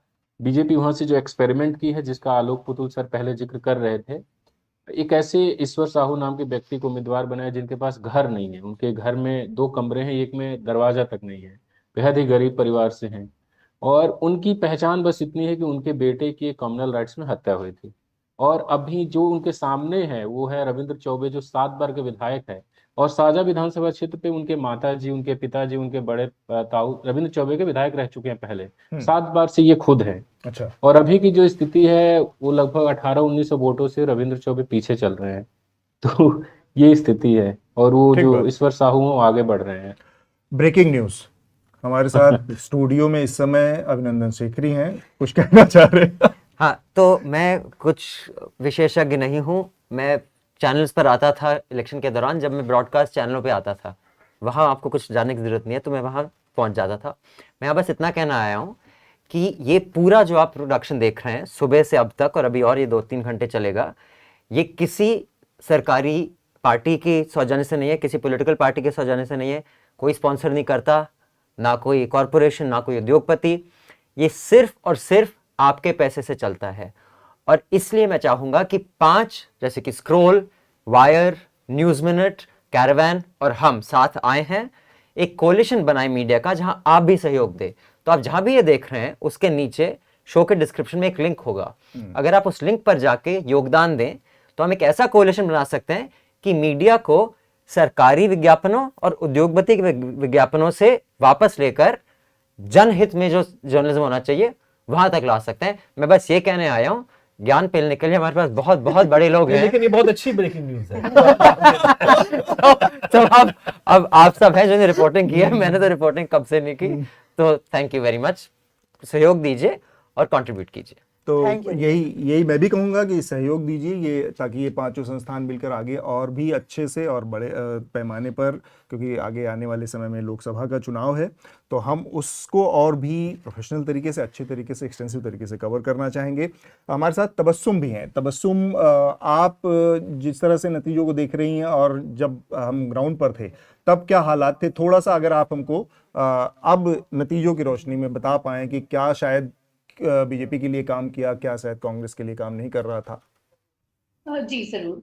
2-3 इंटरेस्टिंग डेवलपमेंट्स हुए हैं पिछले 1 घंटे में। अगर हम ग्वालियर चंबल बेल्ट में देखें तो दतिया जो है, जहाँ पे नरोत्तम सिंह मिश्रा कंटेस्ट कर रहे हैं, वो भी पीछे है। अभी के जो राउंड्स की काउंटिंग है दिल्ली रोक दूं में मैं, ये नरेंद्र सिंह आहत के मिश्रा इनका नाम है, ये इनको कहा जाता है आहत मिश्रा, क्योंकि इन्होंने एक टाइम पर एक के बाद एक हर दिन सुबह इनके बारे में माना जाता था कि एक प्रेस कॉन्फ्रेंस करके और किसी एक चीज पर बैन लगाने, एफआईआर दर्ज करने का निर्देश देते थे, बतौर गृह मंत्री रहते हुए मध्य प्रदेश के। तो इनका आहत मिश्रा लोग कहते हैं। हाँ, जारी करें। निवास के अंदर फगन सिंह जो है वो अभी पीछे लैग कर रहे हैं। तो ये हैवी वेट्स थे बीजेपी के, जिनको डाला गया था इंश्योर करने के लिए कि ना ही बस वो अपनी कॉन्स्टिट्यूएंसी बट आसपास की कॉन्स्टिट्यूएंसीज को भी अफेक्ट करे। अगर हम वो देखें तो कैलाश विजयवर्गीय इंदौर में ऑलमोस्ट सारी सीट्स उनका एक इन्फ्लुएंस रहा है। इंदौर हमेशा से बीजेपी का एक सीट भी रहा है और कैलाश विजयवर्गीय के आसपास राव के एरिया में भी उन्होंने इन्फ्लुएंस किया है। जीतू पटवारी कांग्रेस के बहुत पॉपुलर फेस है, वो अभी इलेक्शंस में पीछे चल रहे हैं। वो यूजुअली पिछले 2-3 टर्म से वो जीतते आ रहे हैं। तो कैलाश विजयवर्गीय का हम जहाँ इन्फ्लुएंस देख रहे हैं, वहाँ ग्वालियर चंबल में थोड़ा बहुत दतिया और इधर निवास के एरिया में हमको डाउटफुल लग रहा है कि बीजेपी जीत पाएगी या नहीं। तो वो एक इंटरेस्टिंग डेवलपमेंट है। अगर हम साउथ वेस्ट बेल्ट देखते हैं मध्य प्रदेश का, ये प्रॉपर कांग्रेस वोट बैंक है। 2018 के इलेक्शंस में यहाँ पे कुछ अराउंड 20 कॉन्स्टिट्यूएंसी सीट्स थी, जिसमें ज्यादातर वोट्स कांग्रेस को गए थे, कुछ 4-5 सीट्स बीजेपी को गई थी। अगर हम अभी देखते हैं लेटेस्ट ट्रेंड्स, तो हमको ये दिख रहा है कि यहाँ पे बीजेपी ऑलमोस्ट 50% सीट्स पे लीड कर रही है। ये ह्यूज डेवलपमेंट है। दिस शोज कि जो कांग्रेस के लॉयल वोटर्स है वो लोग शिफ्ट हुए हैं टुवर्ड्स बीजेपी। और इस एरिया में माइग्रेशन बहुत ज्यादा होता है। यहाँ पर लाडली बहना का इम्पैक्ट दिख रहा है बहुत ज्यादा। जब मैं इस एरिया में टूर भी की थी, तभी मुझे लोगों ने बोला था कि जो हमारे अकाउंट में पैसा देगा हम उसको वोट देंगे। तो कहीं ना कहीं एक फाइनेंशियल पे आउट्स वाला जो स्कीम है वो मध्य प्रदेश के लिए वर्क करता है, वो हम देख रहे हैं। 2018 में देखा हमने, हम अभी फिर से देख रहे हैं। तो ये अभी के लेटेस्ट ट्रेंड्स चल रहे हैं। ये आप कुछ और जोड़ना चाहेंगे? जो हमें डिस्कस करनी चाहिए वो काफी सारा कांग्रेस के काफी सारे लोगों से जब मैं सुबह से बात करी, वो कमलनाथ के ऊपर काफी कुछ ब्लेम कर रहे हैं इलेक्शन स्ट्रैटेजी को लेकर, कैंपेनिंग को लेकर। कई सारे कांग्रेस यूथ के नेताओं से मैंने बात करी, उन्होंने बोला कि जो एक कर्नाटक इलेक्शंस के चीफ आर्किटेक्ट थे सुनील कोनुबल, उनका रोल बहुत ज्यादा इंपॉर्टेंट था तेलंगाना में भी और मध्य प्रदेश में भी। बट मध्य प्रदेश में इलेक्शंस के कुछ दिन पहले ही कमलनाथ और उनका डिसएग्रीमेंट हुआ और कमलनाथ उनके आइडियाज एक्सेप्ट करने के लिए रेडी नहीं थे। तो एक वो जो आइसोलेटेड वे ऑफ वर्किंग है वो कमलनाथ का इस बार इस इलेक्शंस में दिखा है और उसकी वजह से आई थिंक कांग्रेस को एक बहुत बड़ा हिट हुआ है। तो अभी तक इतना हमारे सामने आया है। ये बिल्कुल आपकी बात ठीक है। वहाँ पर जब हम लोग मध्य प्रदेश में काम कर रहे थे तो बहुत सारे कांग्रेस के नेताओं और कार्यकर्ताओं में ही ये बात थी कि एक कमलनाथ एक किस्म की पैरेलल कांग्रेस यहाँ पर चला रहे हैं। और वो कई घटनाएं हुई, जैसे समाजवादी पार्टी के अखिलेश के साथ जो तू मैं हुई, या इंडिया अलायंस को लेकर, या भोपाल में जो वहाँ पर इंडिया अलायंस की सभा होने वाली थी, पब्लिक रैली, उसको दरकिनार करना। तो ये सारी चीज़ों से एक किस्म का ये था कि सेंट्रल लीडरशिप और मध्य प्रदेश की जो यूनिट थी जो कि कमलनाथ के अंडर में काम कर रही थी, दोनों के बीच में उस तरह का कोई मेल मिलाप या कोऑर्डिनेशन बहुत अच्छा नहीं था। एक चीज़ और तो बस मैं आपसे जानना चाहूँगा, 7 जो एमपीज और सेंट्रल मिनिस्टर्स को उतारा था बीजेपी ने, उनकी स्थिति आपके पास कुछ रिपोर्ट है उनके बारे में? जी हाँ, तो जैसे मैंने अभी आपको बताया कि निवास में फगन सिंह जो है वो पीछे चल रहे हैं। इंदौर में कैलाश विजयवर्गीय इज अहेड। दतिया के अंदर नरोत्तम मिश्रा उनका थोड़ा वो चल रहा है पीछे, वो उनके चांसेस थोड़े डिफिकल्ट लग रहे हैं। दिमनी में नरेंद्र सिंह तोमार अभी फिलहाल लीड कर रहे हैं, लेकिन आधे घंटे पहले पिछले राउंड में वो पीछे चल रहे थे। तो उनका रविंद्र तोमार के साथ कंटेस्ट है दिमनी में। रविंद्र तोमार भी बहुत स्ट्रॉन्ग कैंडिडेट है कांग्रेस के, उन्होंने काफी प्रचार वगैरह किया है। ये कुछ हैवी वेट्स है। प्रहलाद पटेल इज लीडिंग, वो आगे चल रहे हैं। और अगर हम दूसरे की प्लेयर्स का देखें तो जैसे रघुगढ़ में जयवर्धन हुए, वो अभी आगे चल रहे हैं। झाबुआ के अंदर विक्रांत भूरिया पीछे चल रहे हैं। विक्रांत भूरिया कांग्रेस के युवा नेता के स्टेट हेड है। उनका सीट अज्यूम किया गया था कि वो जीतेंगे, बट झाबुआ के अंदर अभी वो भी पीछे लैग कर रहे हैं। It is a big loss for Congress in a sense, क्योंकि उनकी कुछ शॉर्ट सीट्स है। जीतू पटवारी, विक्रांत भूरिया, वो भी वो लोग ऐसा लग रहा है कि वो लोग लूज आउट कर देंगे। इसके अलावा राजनगर जो छतरपुर में सीट है, विक्रमनाथ पीछे चल रहे हैं। वो बहुत सालों से ही is been the MLA. Narsinghpur में जैसे मैंने आपको बताया प्रहलाद पटेल लीड में है, शिवपुरी में बीजेपी लीड कर रही है, छिंदवाड़ा में कमलनाथ लीड कर रहे हैं, ग्वालियर में प्रद्युमन सिंह तोमर लीड कर रहे हैं। ये सिंधिया फैक्शन के साथ स्विच किए थे बीजेपी में। अराउंड 18 एमएलएज सिंधिया के साथ स्विच किए थे जिनको टिकट्स मिली है इस बार इलेक्शंस की बीजेपी की तरफ से, और ज्यादातर उसमें से जो है वो लोग लीड कर रहे हैं अभी अपनी ज्यादातर चुनाव अपनी सीट जीत रहे हैं। मतलब आप कुछ तबस्सुम से पूछ सकते हैं कि जबलपुर पश्चिम का क्या हाल है, क्योंकि वहां पर कई बार के सांसद राकेश सिंह को बीजेपी ने उतारा था, पूर्व वित्त मंत्री तरुण भानोट के खिलाफ। कोई अपडेट है उनके बारे में तबस्सुम? जबलपुर में मैं जो ओवरऑल देख रही थी उसमें मुझे बीजेपी लीड करते हुए दिख रहा था, विच इज इंटरेस्टिंग क्योंकि जबलपुर के कॉर्पोरेशन इलेक्शंस में इस बार कांग्रेस जीती थी, तो एक वहां पे माहौल था कि शायद इस बार कांग्रेस एक स्विच हो सकता है क्योंकि वो हमेशा से बीजेपी का वोट बैंक रहा है। बट यहाँ पे भी मेजरली जबलपुर की most of the seats Vishnu का स्पेशल इंटरेस्ट था क्योंकि विष्णु जबलपुर से खुद हैं, तो विष्णु को लगा कि जबलपुर का अपडेट ले लिया जाए। और मुझे उम्मीद थी कि तरुण भानोट का काम एक्चुअली बहुत अच्छा था, काफी उनकी रिस्पेक्ट थी, एकमात्र कांग्रेस लीडर थे जो जनता में खुले हुए थे, मतलब आप जब भी जा सकते थे उनके खिलाफ। और राकेश सिंह की इज्जत एकदम जा चुकी थी, सवाल नहीं पूछते, कुछ नहीं करते संसद में। राजस्थान की एक सीट का नतीजा हमारे सामने आ रहा है और दिया कुमारी जो कि बहुत स्टार कैंडिडेट थी भारतीय जनता पार्टी की, वो 71,000 वोटों से चुनाव जीत गई हैं। मैं सिद्धार्थ एक चीज आपसे जानना चाहूँगा, जो तबस्सुम ने कहा एक जगह पर कैश इंसेंटिव स्कीम बीजेपी के पक्ष में काम कर रही है, दूसरी तरफ कैश इंसेंटिव की स्कीम जो है अशोक गहलोत ने बहुत सारी शुरू की, चिरंजीवी योजना से लेकर वो काम नहीं कर रही है। तो ये जो कैश इंसेंटिव वाली चीज़ें हैं, लगता है कि श्योर शॉट हो जाएंगी, पर कहीं काम करते हैं कहीं नहीं काम करते, तो इसको कैसे हम देख पाए? मेरा हमेशा मानना है कि चुनाव सिर्फ और सिर्फ स्कीम से आप नहीं जीतेंगे जी, स्कीम्स के अलावा आपको कुछ और चाहिए, और वो मिसिंग फैक्टर जो है, जो आप उसको विजन कह लीजिए या एक वोटर के साथ लगाव, या जैसे बीजेपी ने हिंदुत्व के इशू को बना के, मतलब इस चुनाव में शायद इतना खुल के उसका प्रचार नहीं हुआ, लेकिन लंबे अरसे से भारतीय जनता पार्टी के साथ वो एक इशू रहा है, और मध्य प्रदेश में ख़ास तौर पे। तो मुझे लगता है कि इन चीज़ों से भी एक सपोर्ट बेस बन जाता है, जिसके चलते ये स्कीम्स मतलब दे सर्व एज, अंग्रेजी में कहते हैं फोर्स मल्टीप्लायर, कि भाई ये चीज़ें और आपके लिए कामयाब हो जाती हैं। लेकिन अगर आपके पास वो विजन नहीं है, अगर आपके पास एक अटैचमेंट वोटरों के साथ या कोई ऐसा नहीं बन पाता जी, तो शायद ये आपके लिए काम नहीं करते। इसलिए मेरा मानना है कि अगर जो ऑपोजिशन पार्टीज़ हैं वो भारतीय जनता पार्टी को मुकाबला देना चाहते हैं, तो कहीं ना कहीं एक कनेक्ट वोटर के साथ, और जहाँ तक संजय की बात, मतलब शायद CSDS के सर्वे के अलावा ये जो नतीजे हैं जी, ये हमको बता रहा है कि सारे भारत में जो OBC कास्ट सेंसस का जो इशू था, जो राहुल गांधी ने पकड़ लिया, खरगे साहब ने पकड़ लिया, कि उनको लगा कि बहुत बड़ा ये बन सकता है, और लोग कहते कि भाई मंडल 2.0 जो है कमंडल 2.0 को हराएगा।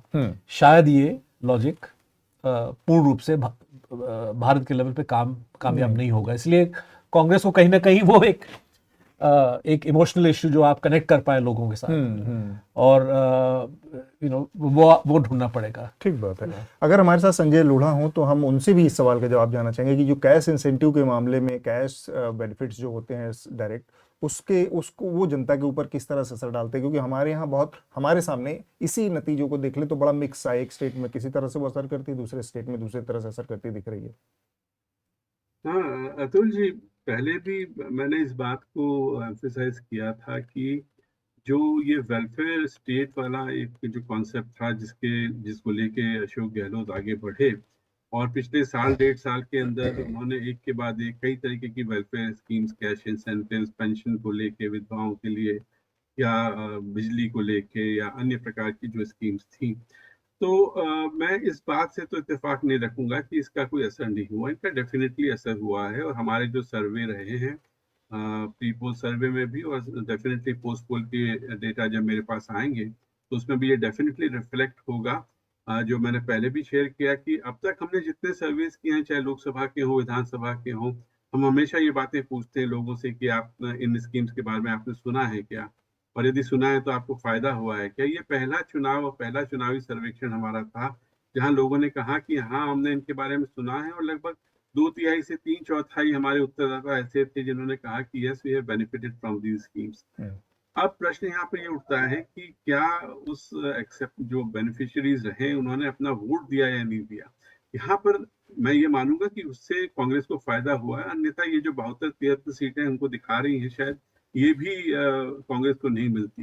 दूसरी बात और भी है जो कि किस प्रकार से ये सर्विसेज दी जा रही हैं और कितने लोग इनका फायदा उठा रहे हैं। जब ये राजस्थान मिशन 2030 की बातचीत हो रही थी कि कई संवादों में मैं भी था, आईडीएस जयपुर की तरफ से मैं गया था इन संवादों के अंदर, और मैंने ये ग्रीवेंसेस जो कमेटी है उसके अध्यक्ष से भी पूछा जो कि मुख्यमंत्री जी के बहुत नजदीक हैं कि आप सब बोलते हैं कि ये सब मतलब guaranteed delivery of public services ऐसा कई तरह के कानून आप लेके आए हैं, लेकिन इफेक्टिवली कहाँ तक लोगों को इनसे इन चीजों से फायदा मिल रहा है।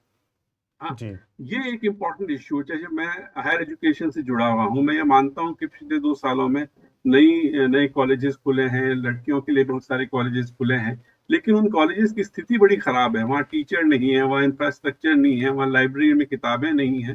तो ऐसी इंस्टीट्यूशंस खोलने से क्या फायदा कि जिस पर्पज के लिए उनको एस्टैब्लिश किया जा रहा है वो फायदा लोगों को नहीं मिल रहा है। इसी प्रकार से कई साथी ऐसे भी हैं मेरे पत्रकार मित्र जो कह रहे हैं कि चिरंजीवी की चर्चा तो बहुत है, लेकिन चिरंजीवी से लोगों को जिस प्रकार का फायदा मिलना चाहिए था आपने दे दिया, लेकिन लोग उसका फायदा नहीं उठा पा रहे हैं। कुछ भी कारण हो, चाहे हॉस्पिटल अच्छी तरीके से नहीं हो, इंफ्रास्ट्रक्चर नहीं हो, डॉक्टर्स नहीं हो, डिस्टेंसेस हो, सेवा अच्छी तरीके से नहीं दी जा रही है। इसके बारे में भी सोचने की जरूरत है। केवल आप कुछ घोषणाएं कर देते हैं वेलफेयर स्कीम्स की, लेकिन उनका इम्प्लीमेंटेशन या तो सही तरीके से नहीं हो रहा है या वो घोषणाएं बहुत लेट आई। ये वो लोगों तक पहुंच नहीं पा रही हैं। मेरे ख्याल से कुछ सीटों के परिणाम सामने आ गए हैं। राजस्थान से करीब 7 सीटों के नतीजे आ गए हैं। भारतीय जनता पार्टी को 5 सीटें मिली हैं, 1 कांग्रेस पार्टी को जाती गई हैं और 1 अदर्स को गई है। एक चीज़ और मैं यहाँ पर समझना चाह रहा हूँ सिद्धार्थ और विष्णु दोनों लोगों से, थोड़ा सा हम इन नतीजों की रोशनी में थोड़ा सा मीडिया के लिहाज से बात करना चाह रहे हैं।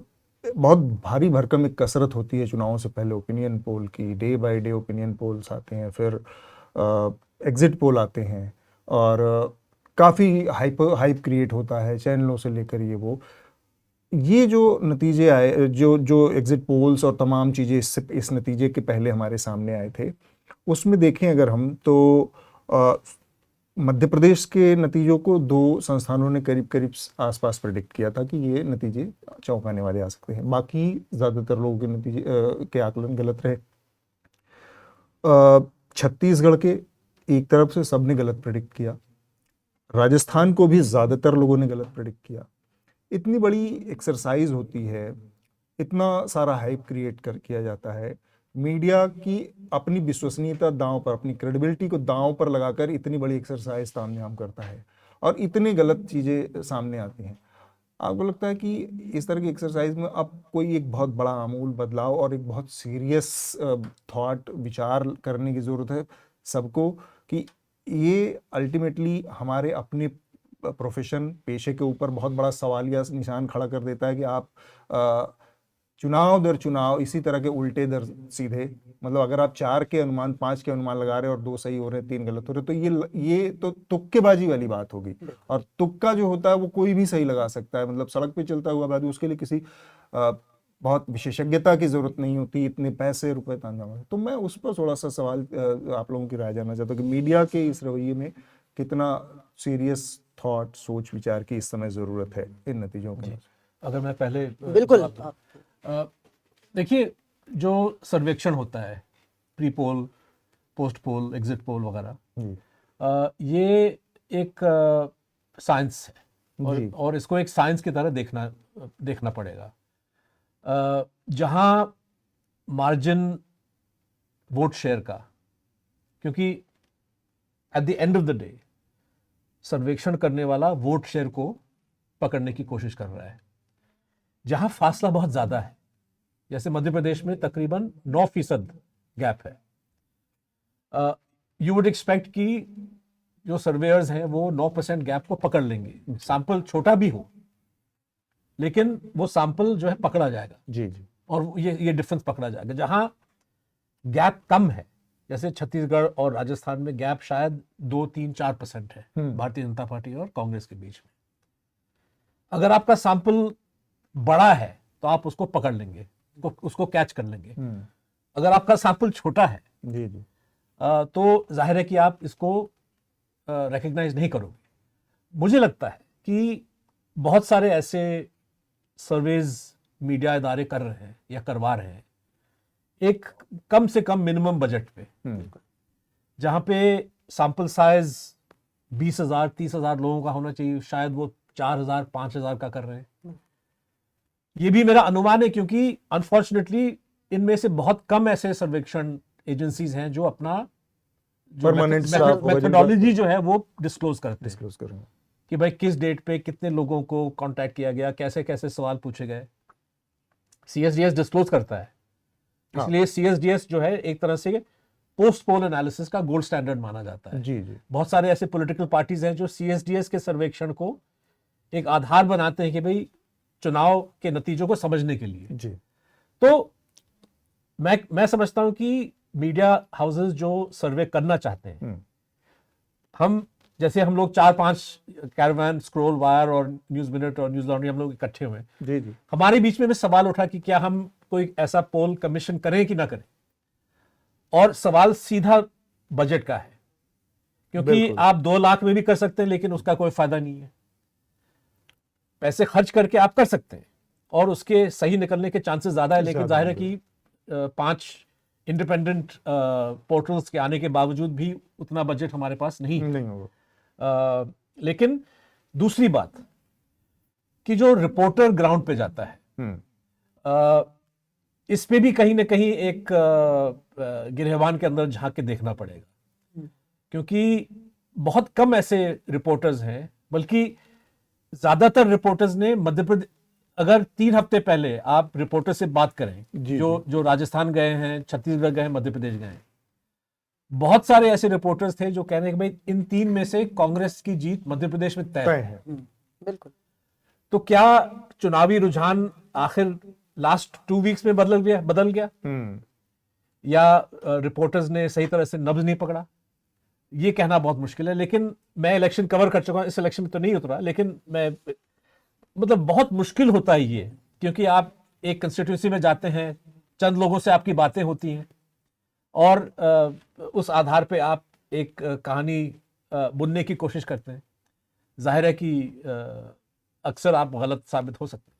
ठीक बात है विष्णु। बिल्कुल, यही मेरा भी ये कहना है कि जिस तरह का रिसोर्स इस तरह के सर्वे में होना चाहिए वो बहुत कम दिखता है। मीडिया हाउसेस, बड़े मीडिया हाउसेस, हम अपनी क्या बात करें, लेकिन जो बड़े मीडिया हाउसेस हैं लगातार कॉस्ट कटिंग पे ज़्यादा जाता है। रिपोर्टर्स की संख्या कम है, आपको डेस्क में ज़्यादा लोग मिल जाएंगे, रिपोर्टर्स कम हैं, तो वो भी जब उसका असर तो सीधे सीधे यहाँ दिखता है। और जब तक आप रिपोर्टिंग पे रिसोर्स अपना खर्च नहीं करते, रिपोर्टर्स की संख्या नहीं बढ़ाते, मुझे नहीं लगता मीडिया हाउसेस, ये बड़े हाउस या कुछ नया कर पाएंगे या अच्छे से दिखा पाएंगे चीज़ों को। जिस साइंटिफिक सर्वे की बात हो रही है, वेस्ट में, पश्चिमी देशों में अगर देखा जाए तो वहाँ पर ज़्यादातर पोल और सर्वे जो होते हैं इस तरह के बहुत एक्यूरेट आते हैं कई बार। तो एक तो हिस्सा उसका वो है ही है कि भाई उसमें रिसोर्स बहुत ज़्यादा है और सैम्पलिंग बहुत ज़्यादा है, बारीकी से उसको किया जाता है। दूसरा उसका है कि भारत का जो स्ट्रक्चर या सामाजिक संरचना है वो बहुत डाइवर्स है। डाइवर्स इस कॉन्टेक्स्ट में कि मतलब वेस्ट के कॉन्टेक्स्ट में देखें तो कास्ट और ये सब इतनी सारी फॉल्ट लाइंस उसमें बटी हुई हैं, तो उसको पकड़ने के लिए उससे कई गुना ज़्यादा साइंटिफिक होना पड़ेगा, कई गुना ज़्यादा रिसोर्सेज लगाने पड़ेंगे। वो चीज़ें कमोबेश हमारे यहाँ ज़्यादातर ये कंपनियां हैं वहाँ पे मिसिंग दिखती हैं, और इसी वजह से वो बहुत लीनियर और वो फिर एवरेज वाले फार्मूले से काम चलाते हैं कि वो काम 4 का किया, 2 का सही हो गया, 1 का सही, 3 का सही हो गया, 1 का गलत हो गया। ये एरर वाला जो हिस्सा है इसीलिए हमेशा ज़्यादा रहता है, जैसे इसमें ही दिख रहा है कि इतनी सारी गड़बड़ियाँ और आप हैं। ये देखिए माफ़ी भी नहीं मांगते गलत करने के बाद वापस वही गलती करने के लिए तैयार। बिल्कुल। तो ये हमारा आज अभी का जो हिंदी का सत्र था, इसके बाद आखिरी सत्र शुरू होगा। उसमें मनीषा होंगी, धन्या होंगी, हरतोष होंगे और इसके अलावा हमारे साथ एक और पैनल होगा साथ में, और कुछ मेहमान भी जुड़ेंगे। उससे पहले बसंत कुमार आपसे कुछ कहना चाह रहे हैं, मैं उनके हवाले यहाँ पर करूँगा मंच, और फिर अगले 1 घंटे के लिए आपको फाइनल नतीजों के ऊपर बातचीत होगी। संजय सर कुछ कहना चाह रहे थे। अतुल जी, एक बात कहना चाहूंगा जी, अगर आप इजाजत दें। जी, बहुत संक्षेप में, समय नहीं है। हाँ, सिद्धार्थ ने सैंपल की बात की। मैं आपको ये कहूँ कि राजस्थान के अंदर जो हमने किया प्री पोल भी पोस्ट पोल में, दोनों में हमने ये बताया कि हमने सीट प्रेडिक्शन नहीं किया, लेकिन हमने कहा वोट परसेंटेज में लगभग 3% का गैप होगा। तो वो कंसिस्टेंसी नवंबर के पहले सप्ताह में भी थी, और वो कंसिस्टेंसी अभी भी हमको देखने को मिल रही है। बीजेपी के 42% हैं और कांग्रेस के 39% हैं। तो 3% के गैप में हम मान के चलते हैं कि 30-40 सीट का अंतर आता ही आता है। ठीक बात है। तो बसंत के हवाले करेंगे, और साथ में हाँ अगले पैनल में सीमा चिश्ती भी होंगी। हाँ, जो एक्चुअली छत्तीसगढ़ की बात है, तो छत्तीसगढ़ में भी 54 सीटों पे भारतीय जनता पार्टी लीड कर रही है, 33 पे कांग्रेस, 1 पे गुड़वाना जो जीजीपी है वो है, और एक है बहुजन समाज पार्टी बीएसपी 1 पर, और कम्युनिस्ट पार्टी 1 सीट पे आगे चल रही है। कुछ सीटों का मैं बता देता हूँ जो महत्वपूर्ण सीट है। अंबिकापुर जो टीएस बाबा जो उप मुख्यमंत्री बनाए गए हाल ही में, काफी उनका दबदबा है, वो लगभग 7500 वोटों से पीछे चल रहे हैं। राजेश अग्रवाल जो भारतीय जनता पार्टी के नेता हैं वो आगे चल रहे हैं, और अभी वहां पे 21 राउंड की वोट काउंटिंग होनी है, जिसमें अभी सिर्फ 6 राउंड हुआ है इलेक्शन कमीशन के मुताबिक। ऐसे ही आपको दंतेवाड़ा काफी इंटरेस्टिंग है। दंतेवाड़ा में जो महेंद्र कर्मा के बेटे थे छविंदर कर्मा, वो 10,000 वोटों से पीछे चल रहे हैं। कांग्रेस ने उनको कैंडिडेट बनाया। बस्तर में जो 12 सीटें हैं, एकमात्र सीट थी जहां से बीजेपी जीती थी, लेकिन 2019 के चुनाव के दौरान यहाँ जो बीजेपी के सिटिंग एमएलए थे, नक्सलियों ने उनकी हत्या कर दी। उसके बाद जो उपचुनाव हुआ उसमें इनकी माँ छविंद्र कर्मा की माँ चुनाव लड़ी और जीती थी। अभी ये चैतराम अटामी जो बीजेपी के नेता हैं उनसे लगभग 10,000 वोटों से पीछे चल रहे हैं।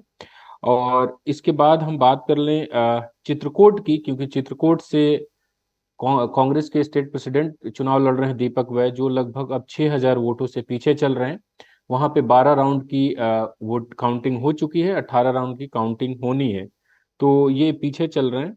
अब पाटन की बात कर लेते हैं, क्योंकि दुर्ग पाटन है जहां से मुख्यमंत्री खुद उम्मीदवार है। पाटन की अगर बात करें तो पाटन में मुख्यमंत्री लगभग 10,000 भूपेश बघेल 10,000 वोटों से आगे चल रहे हैं, और उनके सामने विजय बघेल हैं जो 10,000 से पीछे चल रहे हैं। तो ये कुछ बड़े सीट है। बस्तर की अगर बात करें, वहां से कांग्रेस के जो कांग्रेस यहाँ से लगभग 5,000 वोटों से आगे चल रही है, बीजेपी दूसरे नंबर पे है। और एक और कांग्रेस के नेता हैं ताम्रध्वज साहू, उनकी स्थिति काफी अच्छी नहीं लग रही है, क्योंकि वो लगभग 10,000 वोटों से पीछे चल रहे हैं दुर्ग रूरल से।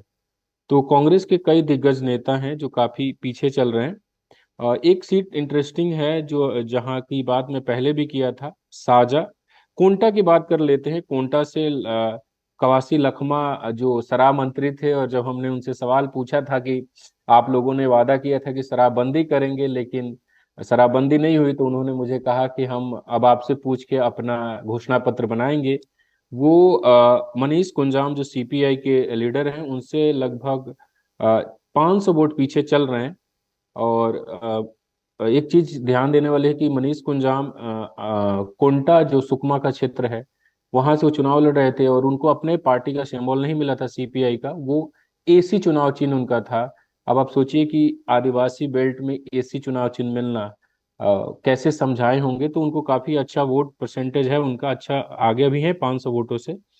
तो ये स्थिति है।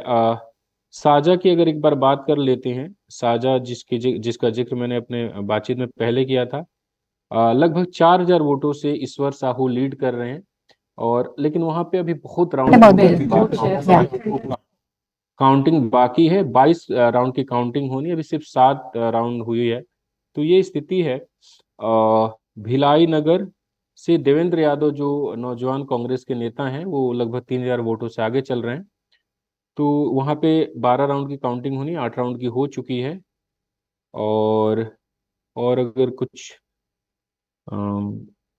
आपको कुछ और जगहों का बता देते हैं।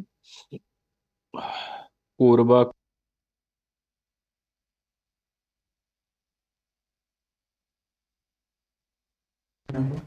राजनांदगांव जहां से रमन सिंह खुद मैदान में, वो काफी आगे चल रहे हैं, तो 30,000 वोटों से आगे।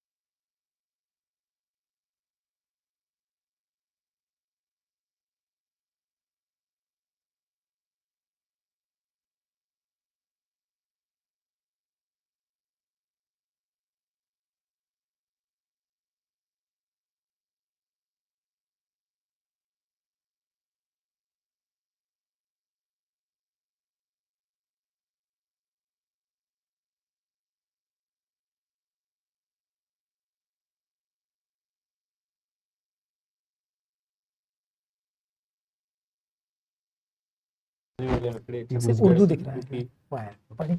Thank you, Basant. You want to finish that? सबसे ज़्यादा चौंकाने वाले आंकड़े. Is he still on air? He's left. Okay, Basant has left. Welcome back. Actually, don't have to say welcome back because we've been on for about 8 hours now. But I am back after the morning slot, and I've been noticing a lot of you are typing moe moe moe moe on the YouTube comments, and I was wondering ये क्या चीज़ है moe moe. Then I went to NDTV. I read a full piece on it.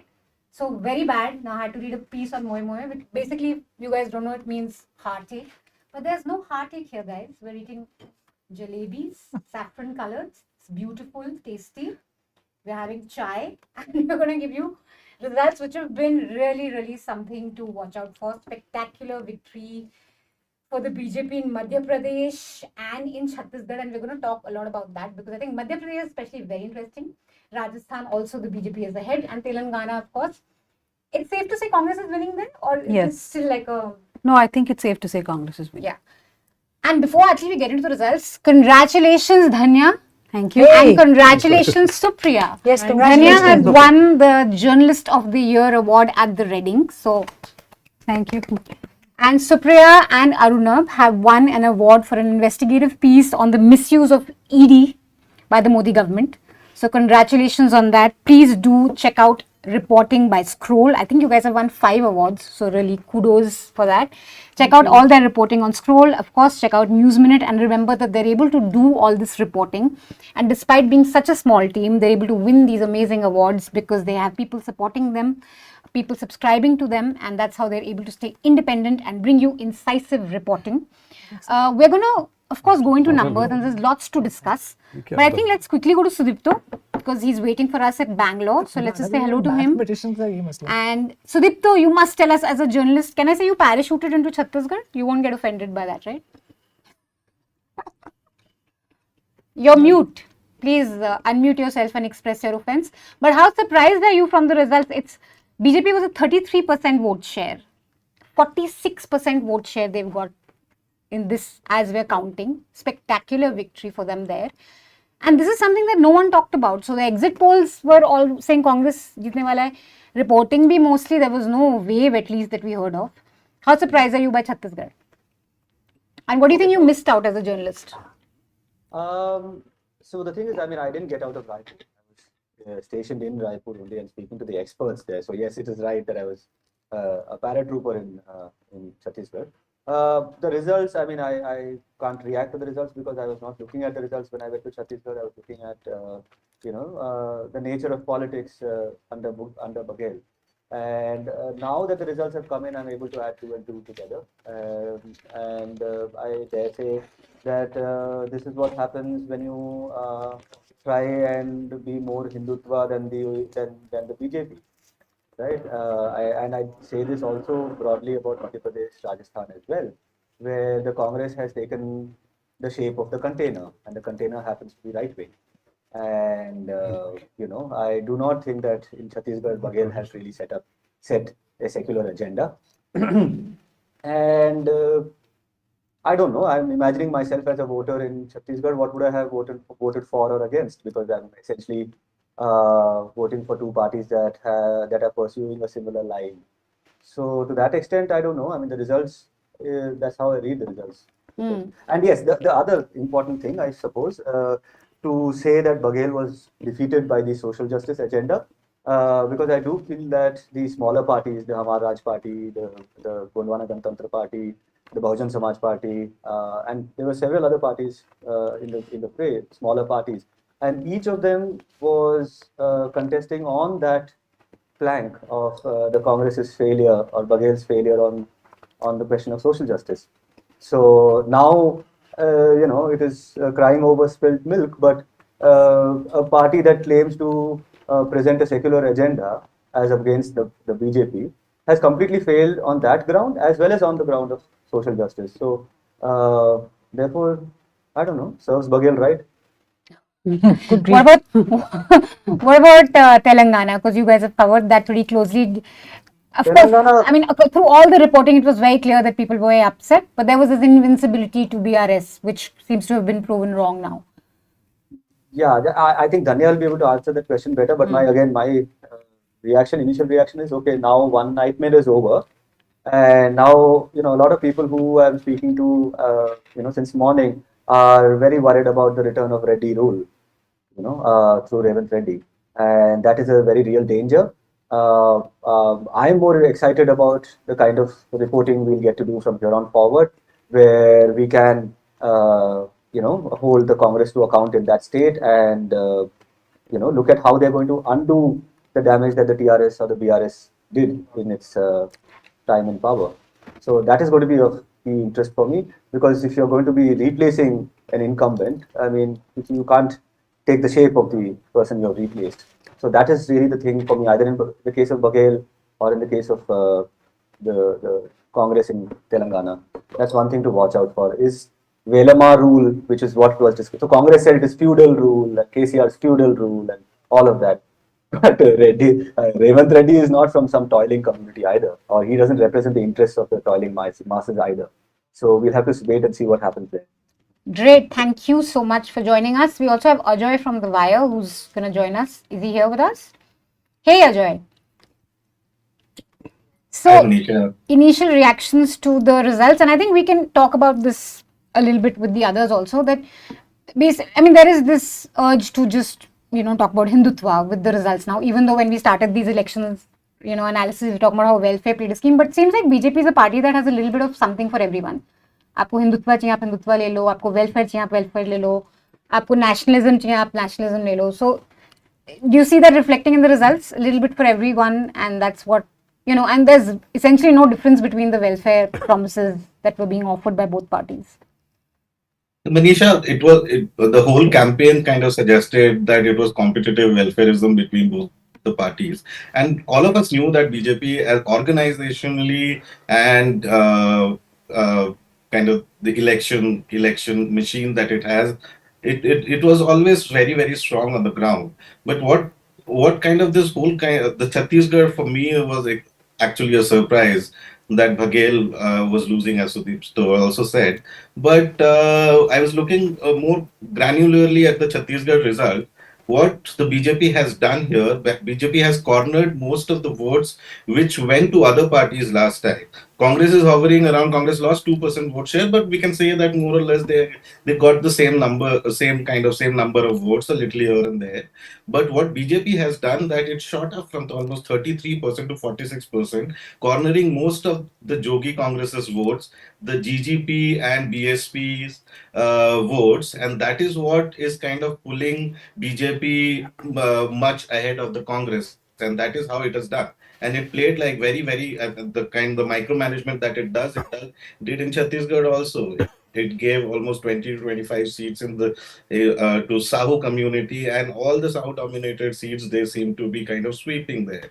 So these are the kind of small tricks that the BJP does in every election, and but kind of very sorry to say, but the Congress seems to be getting like really have gotten really complacent in Chhattisgarh, thinking that there's no opposition. But this is how the BJP micromanages election, and it could not. And Congress should have thought about how these smaller parties would perform, and how and it's for example, the Jogi Congress got around 8% votes in 2018, and this time it is getting only around 1.5%. So most of the votes seems to be going to the BJP. And similarly, a large chunk of scheduled caste and Adivasi votes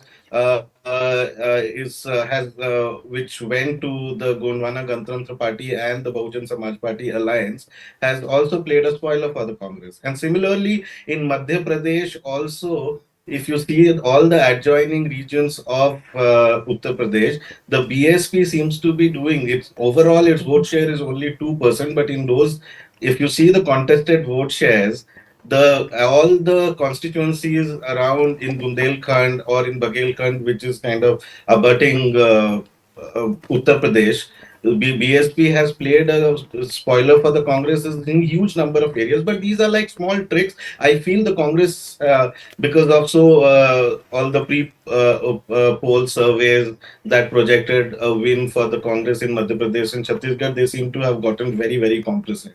And while in Madhya Pradesh they seem to be getting almost the same number of votes, what the BJP has done, they have pushed the base vote share to a much higher kind of base. So in Madhya Pradesh, BJP is getting almost 48% votes, which makes makes it really difficult for the Congress to defeat it. And similarly, what used to be in earlier elections in Chhattisgarh, the winner would get around 39 or 40% votes, but the BJP this time seem to be getting 46%. So it's a daunting task for the Congress in 2024 to defeat the BJP, which seems to be always pushing the vote share base higher up. We saw that how BJP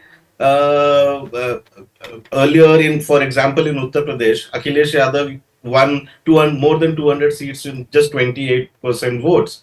But BJP seems to be now is getting 45% votes. So it's a daunting task for all opposition parties, which is not getting any incremental votes. And when so we're going to come back to you with that, because right when we started the show, we said that we're not going to talk about Lok Sabha or draw any conclusions.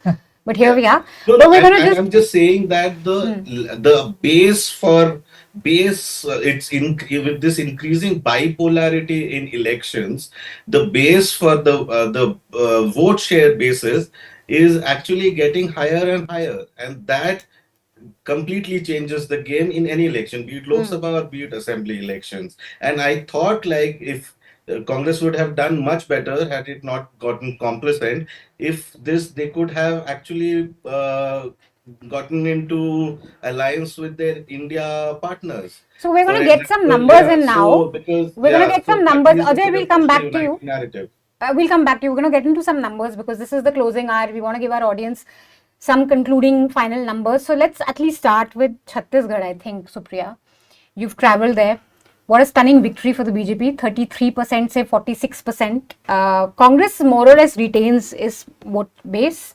But just tell us, give us the final numbers and tell us, are you surprised? And what explains the stunning victory of BJP without a CM face?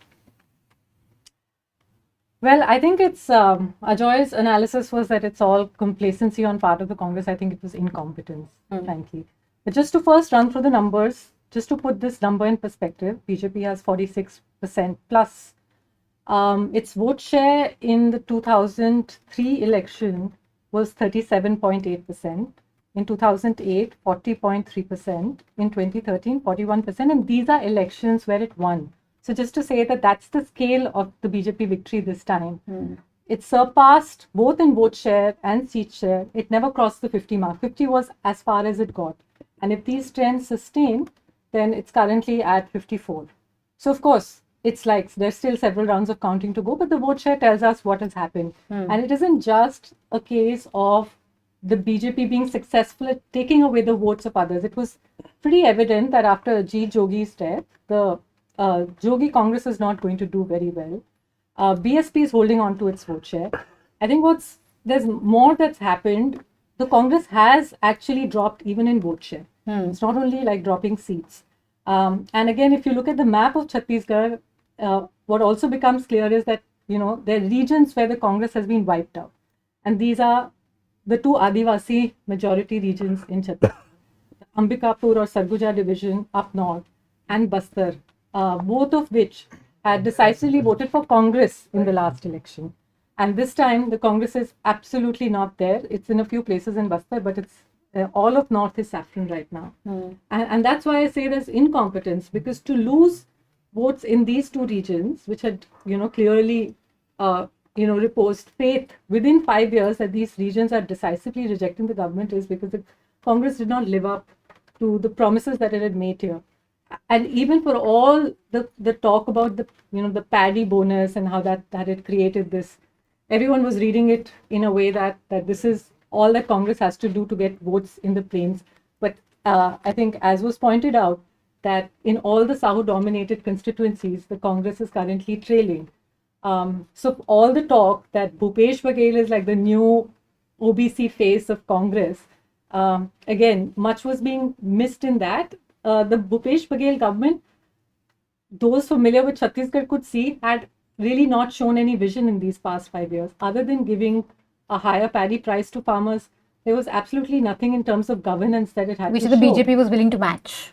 So there was Yes, which if they thought that they could ride to power again on a paddy promise, they were completely outdone by BJP, because again BJP matched that. So it cannot just be used for one thing. If Congress thinks that that's what's going to, while on all other fronts it's kind of failing, and it's politically failing to craft a response.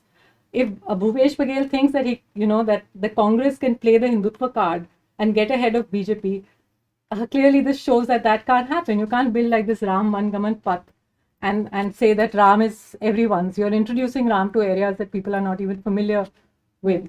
And look at the attacks on Christians. In fact, I was looking at Narayanpur constituency, which is a constituency in Bastar. This is a place where we've seen some of the worst anti-Christian violence in recent times. And there again, Congress is trailing. Now, that's where it's sort of, to me, this constituency is interesting because, BJP candidate has a margin of about 11,000 votes, and 5,000 votes have been won. Half of that margin has been won by a CPI candidate, Phul Singh Kachlam, who is sort of associated with the Christian community. Now, it's a little complex. They're not converted formally to Christianity, so they don't call themselves Christians. So they are Vishwasis, they're believers. So clearly, like, the Christian community wanted to send a message to Congress. So half of that margin, we can see the votes were lost to Phul Singh Kachlam for that reason. But then you have to also account for another 5,000 votes, which means people are rejecting Congress for multiple reasons. It cannot be reduced to sort of one thing. And if you talk to Congress people, again, Bhupesh Baghel ran a very centralized system. It was like a kind of a mini Modi where all power lies with him. And he had sidelined, marginalized all other leaders, alienated party workers. So there wasn't really a Congress cadre on the ground. In terms of a grouse, like what are the key central grouse you were picking up on the ground from like governance, in terms of governance? So I traveled to Bastar primarily, and in Bastar it was clear that there were several reasons. As I said, in some parts it was the attacks on Christians, but there was overall a sense that this is a government, this was, they sort of made promises of implementing PESA, Panchayat Extension to Scheduled Areas Act, this whole idea that we will protect Jal Jangal Zameen. And it's something that the Congress went to town with in 2018. Rahul Gandhi made trips to Chhattisgarh. He went to Adivasi villages. There was this whole spiel. And then it went into some sort of cold storage, partly because of this, raging war between Bhupesh Baghel and T.S. Singh Dev. T.S. Singh Dev was the Panchayat minister. His department was responsible for drafting the PESA rules. Basically, the rules had to be notified to implement the law. And that was just caught in the turf war between these two leaders. And somewhere it's then the Congress central leadership also where a lot of the blame lies, because they came up with this really crazy idea of trying to do a half-term chief minister. So for the most part, the Congress was fighting internally. Yeah. And that was like leaving its like imprint all over governance. In the COVID years, T.S. Singh held the health portfolio. So when the state should be putting all efforts in dealing with the pandemic in a united way, Baghel and Singh were at war and they constantly undermining each other. So the governance record of the Baghel government was abysmal. Power had been centralized. Congress workers, leaders felt sidelined. In Adivasi regions, the regions that had like in a wholesome way backed Congress decisively, 14 out of 14 seats in Ambikapur voted for Congress. In Bastar similarly, 11 out of 12. Those regions, you completely ended up alienating voters, like even to return to the fact of the anti-Christian violence. Now, it was evident that that was going to happen. This is a state where the RSS set up the Vanvasi Kalyan Ashram all the way back in 1952. It's the state where they have worked the hardest to build a base among Adivasi communities. And it was clear that with the Congress coming to power, they'll try to capitalize on this social fault line on religious conversions. So the Congress really had to do some work in crafting a response. But instead, they allowed mobs to sort of go and attack Christian believers, mobs led by BJP leaders. They went scot-free for the longest time till there were repeat attacks. It was finally when a police officer was injured in Narayanpur that they cracked down. And then people there told me that when they went to meet the Adivasi leader, sort of the tallest Adivasi leader of Bastar, a minister, Kawasi Lakma, he said, "Why have you converted?" So Congress didn't come across as empathetic at all, and Bhupesh Baghel tried to do what I think he thought was clever. He was like, most conversions happened in the BJP, under BJP rule. But that's to say that there is something inherently wrong with conversions to Christianity. It was left to Adivasi intellectuals and movements like Sarv Adivasi Samaj to say that just the way, if the argument is that Adivasis converting to Christianity threatens the Adivasi identity, what about Hinduization of Adivasis? And again, like sort of to get everyone's attention on what is actually the biggest threat to Adivasi identity, which is the loss of, their sort of traditional livelihoods, of the forest, of Jal Jangal Zameen. So Congress just politically failed in Chhattisgarh. They squandered what was an opportunity in a state where BJP won 3 times, a state that doesn't easily vote out incumbents. The Congress, and the Congress BJP's in come back 5 quite years, spectacularly. Yeah, to go from 68 seats to now like 38, or I don't know what the latest is. It's We'll clearly come to somewhere in the Modi's, 30s. pitch, because again, like they went to election without a CM state, but KTR has conceded defeat. He's tweeted out, he's congratulated Congress. So please tell us what's happening in Telangana, and were you surprised and stunned at the results? No, not really, not surprised. I mean, Manisha had actually come to Hyderabad, and there was a show that we arranged at this place called Lamakan. So we had called 4 or 5 people, and before that we had done a show with students. So everybody was really angry with KCR, and Manisha asked me, what is happening? Did we only pick and choose these people? I said, no, we generally called people, they all came, and they were, but that's the point, there was a lot of anger. In fact, one of the first things I felt while traveling in Telangana is that BRS was underestimating anti-incumbency. The only thing which I was not sure of, whether that anti-incumbency will convert into votes for the Congress, because there are some states where people will not actually tell you who they're going to vote for. They don't make it very clear. They just tell you, we are angry with this person, but they're still not making their choice clear. So I was just speaking to BRS. They believe that they have gone wrong in Karimnagar, in Nalgonda, and one more district. But I think the biggest news may be in Kamareddy, where Revant Reddy and KCR are contesting from. There is a possibility now, only 5 rounds are left, that the BJP candidate may win. Oh! Everybody is already calling him the giant slayer and all that, but there are, I think, now maybe 4 rounds left. But if this Venkat Reddy does win from Kamareddy, that will be the story of Telangana. And of course, Revant Reddy, I think all English news channels have already started. Will Bhatti be the new CM, or will it be Revant Reddy? So this will be a double slay. He'll be a double killer candidate, right? If he, And BRS's vote share has gone down from 46 to 37%, and Congress has upped it almost 10%, 28 to 39. And look at the BJP, which they've is- also doubled. They were at 7 last time, and this time they're almost at 14. So the In terms of principal grouses against the BRS, corruption, corruption, crony yes, capitalism. all that. I think there's anger against the family. There was there's also this resentment against Hyderabad being the focal point of all development, right? Like even if you look at the Warangal, which is one of the towns, one of the places where they are not doing too well. Warangal is better than most districts in Telangana, but there still is this overwhelming feeling that a lot of development. So you can't say that there is no development happening. It did happen, but largely focused in Hyderabad. In So, Hyderabad. yeah. That's a complaint even we heard Yeah. quite a bit. So everything that, is for so Hyderabad, for and within everybody Hyderabad, else, everything is for the high-tech. yeah. And this was one election, Manisha, where I mean, not too many elections we hear of jobs as a problem, as an electoral issue. This election, people spoke a lot about jobs because that was one of the biggest promises TRS made when it came to power last time. So I was in fact surprised. The remotest village you go to, people will still say, what are the jobs? The jobs they gave was for the police department. And I think this, there has been this whole civil society movement also in Telangana. There is this former IAS officer called Arfa Khanum. He was doing this thing called Jago Telangana, and they had gone from constituency to constituency talking to people. So there's been a parallel movement. Kodandaram, who was a joint action committee for the Telangana movement. All those people have also been working against KCR because everybody turned against him.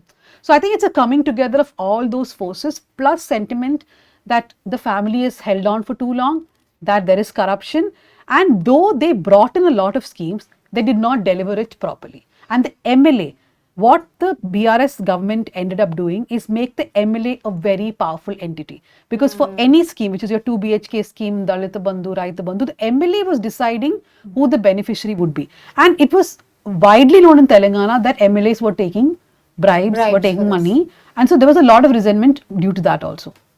Great. Hartosh, Madhya Pradesh, I think a lot of journalists are going to be talking about MP for a very long time because no one seemed to have predicted this spectacular 48% vote share for the BJP.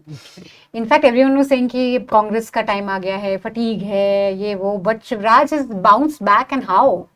I mean, it's just 48% is just spectacular. So tell us, would you also say that you judged it wrong? Absolutely. And where did we go wrong?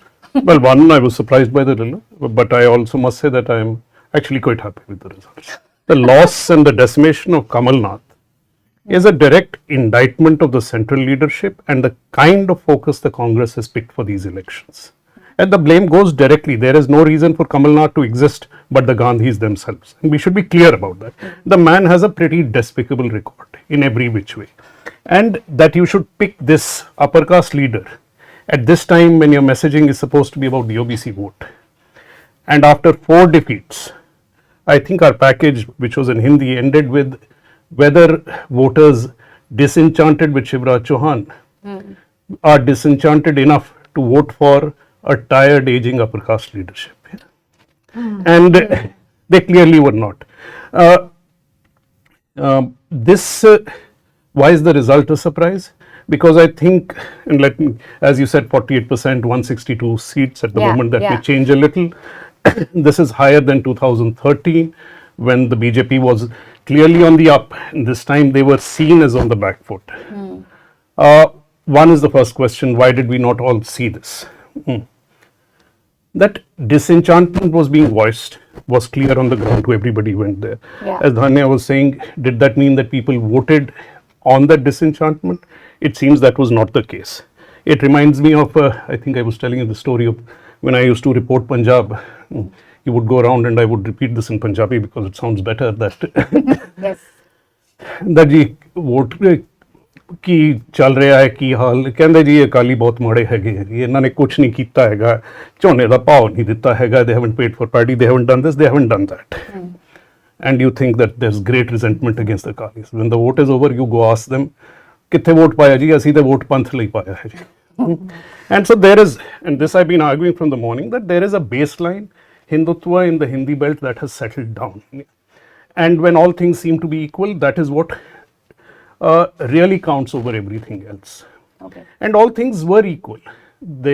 In terms of a vision or a developmental plank, there was nothing that the Congress had offered that the BJP was not already offering. There probably would be a divide in the gender vote, but Going beyond that, if you look at the distribution of how the state has voted at the moment, if you look below the Narmada towards the Gond areas or towards Rajasthan where the Bhils dominate, it does not seem the Congress has done that badly there.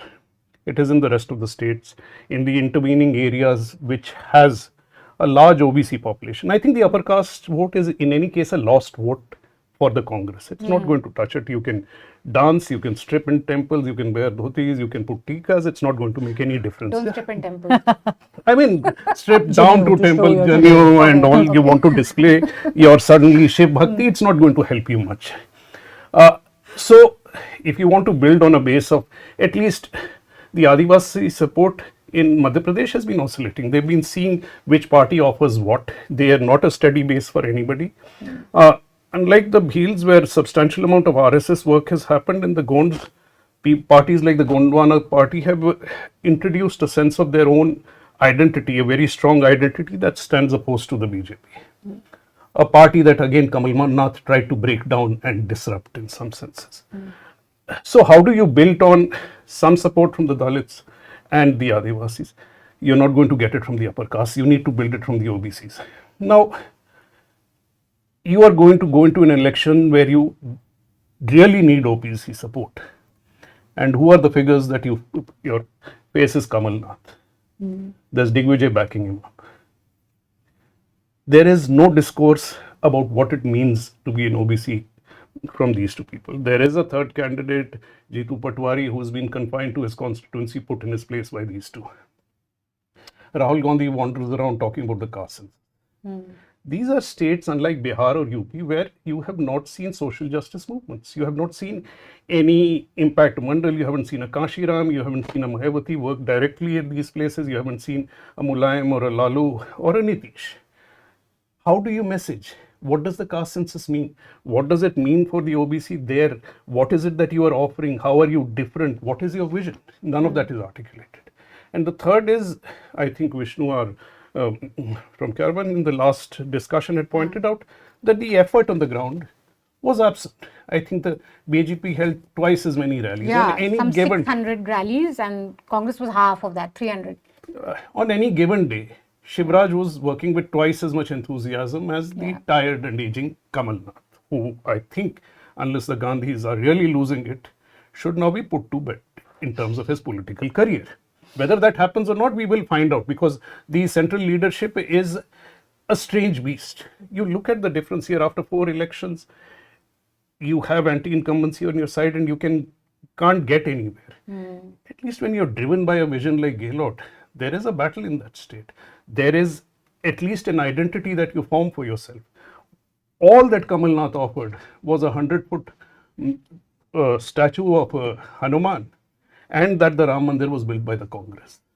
I think this is the point that a lot of reporters in Madhya Pradesh did articulate quite a bit, that Shivraj is just giving this, you may see Modi everywhere, but it's really Shivraj. He's going out, he's campaigning, he's doing 6 to 7 rallies. Compare that to Kamal Nath, who'll do 2, at best 3. So that fight, I mean, BJP always puts up a fight like it's in the opposition, even though it's been in power. And the Congress is like perennial power mode. It's true, it's Shivraj. He was discounted in the beginning, there was but do not leave Modi out as a factor. I think there is a huge positive response to Modi. Yeah. It is visible in the Hindi belt in every corner you go to, at every segment you deal with. And how that translates directly into votes, how it helps the BJP is, I think, for pollsters to actually go and examine. Not that they've done a very good job. I mean, there is this whole claim that they've got one MP election right, but the same pollsters got 3 other elections wrong in the other states. So I think you can say that there's a random lottery that's going on and they claim credit on such things. I think at least on Chhattisgarh, all the pollsters got it wrong. I don't think anyone predicted a victory for the... And you know, Seema, we were saying before this that we should not link this to Lok Sabha. No, but we have to pick up cues. But I think, at least on Modi as a face, if he can go to 3 states without a very clear CM face, even in Madhya Pradesh, if Raj was diminished, it's pretty clearly Modi's double engine also, or one single engine. So I think, or maybe as somebody remarked, the double engine may well be Mr. Amit Shah. So that may be a different nature of the double engine. But I think we have to, see it for what it is. And clearly the destruction of the double engine seems to have played a role in the whole thing being centrally directed in these states. But of course, I want to just pull back on these 3 states, which the BJP has won. And actually, in all the 4 states that went to the polls, there's been spectacular anti-incumbency except Madhya Pradesh. So looked at from that point of view, also it makes Madhya Pradesh an interesting case to watch out for, because the BRS has been toppled, Baghel has been toppled, and the Ashok Gehlot has been toppled. So there's some things up. There's clearly either it is an underlying economic unrest, a dissatisfaction and anxiety that is clearly visible. There is some degree of turmoil. But these are 65 seats. I mean, if I translate these 3 states minus Telangana into MP seats, it works out to 65, 25 plus 29 plus 11 MPs. Of these, the BJP in 2019 had 61. So these are the areas where the BJP is looking to at least hold its own, even if the opposition gets its act together and does things in 2024 in, say, South India or Bihar or Maharashtra. So in a sense, they are really good to saying that our single engine works in these 65 seats. So I think the big claim that the Congress has, and rightfully so by being the signature opposition party, which is locked in combat with the BJP in these areas where it is maxing, needs to really now think about what is the political campaign, what Supriya said, the spectacular political failures. So, of course, all this is that they didn't try hard enough, and the rallies, which I also think is like a function of resources, how many resources the opposition has at its behest. But I think it's a larger political message that the Congress needs to articulate and sort out. Because there is this whole thing that, if you do a little less, also do a bit of Hindutva, because that's the mode. But then that way you just shift. The overturn window is shifted, and you're also shifting there. So the more that Mr. Baghel does the yatra, or Kamal Nath paints the entire office saffron, the more you're reinforcing the larger messenger. And certainly Mr. Modi is a much better messenger of all of that. So you remind people and say, oh, that is the message, that I'm going to kind of give the gold medal to that person who's going to stand on the podium. So, I mean, they would need to really figure this out. On the caste census, a lot has been said. So, I just think that we're making a mistake. I'm sorry if I sound too much like an outlier here, but we're making a mistake to link the caste census immediately with this vote. Because if any party, whether in politics, whether in opposition or in the ruling party, thinks that caste census is like a dolo that you take and it'll fix your fever, that ain't happening. The caste census is a much bigger project. It's a social project with India. It's about the recognition of our social realities, which, if anything, and frankly, even if you do a caste census and the OBCs, they are in the Hindutva frame, okay, they go vote for the BJP, it's okay. It is about recognition, it's about agency, it's about recognizing the idea of India and the position that it's many people who you don't even count or see occupy. So I would like to delink this and say, oh, then the caste census shouldn't work, they should stop talking about the caste census. And I think there, what Hartosh is saying is that if you introduce like a big medicine, you say, I'm bringing in chemotherapy, you should know how to administer it. So the whole logic, the nuts and bolts of how you use it, if you want to use it politically. Otherwise, if they think that caste census is a quickie that can be administered and we'll win this, and we'll defeat a powerful OBC leader who's going to be up for re-election for the 3rd time in 2024, they are totally delusional. And I think Hartosh's point that basically if you're going to be championing it, at least show it in your own ticket distribution or in your own leadership. It can't be... No, I just want to add something to what Seema said. And in fact, I was mentioning that in the previous panel. Karnataka is a state where Congress did a caste census when Siddharth was last in power. And during this campaign, he and DK Shivkumar, in fact, I personally interviewed DK's where he said that we will bring the caste census. As soon as we are in power, we will release it. It's been so many months. Now, DK's has signed a letter along with the Vokkaliga Association saying the caste census should not be out. So at one end, okay, whether it's a chemotherapy or an injection, the Congress doesn't know. But even where it is done, it doesn't want to release it. So what is it that they are actually, so I don't think apart from a banal kind of census, kind of an exercise, even people are confused about कि भाई करना क्या चाह रहे हो? हाँ, अगर है तो वो release क्यों नहीं करते in my Hindi? It's a record you have to, I think as you had mentioned, in Madhya Pradesh this time you promised paisa. In Chhattisgarh, you had 5 years, you haven't been able to implement it. And it boils down directly to the Singhdeo and the fight between Baghel and him.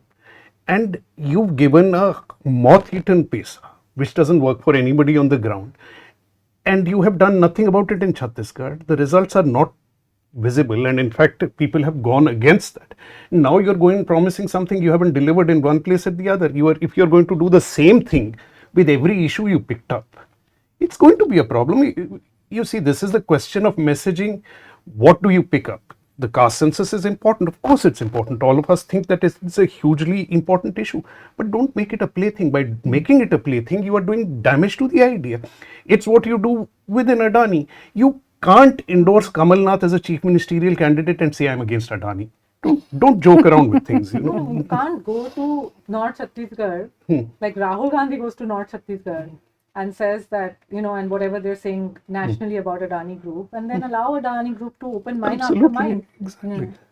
That's So I think clearly, like, it shows up as blatant hypocrisy, and nobody then has any reason to have any trust in Congress. I think before we wrap up, maybe we can look at two big picture questions. One is, what does this mean for the India alliance? Because abhi Congress is kind of diminished with these elections, especially in the Hindi heartland. What does this mean for the India alliance? Especially because before the elections, we saw rumblings. Akhilesh Yadav was very unhappy. Other alliance partners weren't really ecstatic about the way Congress was behaving. So, where's that going? Any guesses? I mean, I honestly won't comment much, just to say that I think Kunal Ghosh of TMC has said TMC should now lead the India alliance. So, okay. So no, I mean the India, picture, as you said, the big picture abhi baki hai, I'm sure. So there's more to go. We have a very exciting and full of women vigor kind of time till March, till the general elections. So there are two things. See, had the Congress done brilliantly, it would hurt India alliance, because the Congress is already on a very, very high horse about leading the India alliance, whether to victory or wherever, but leading the India alliance.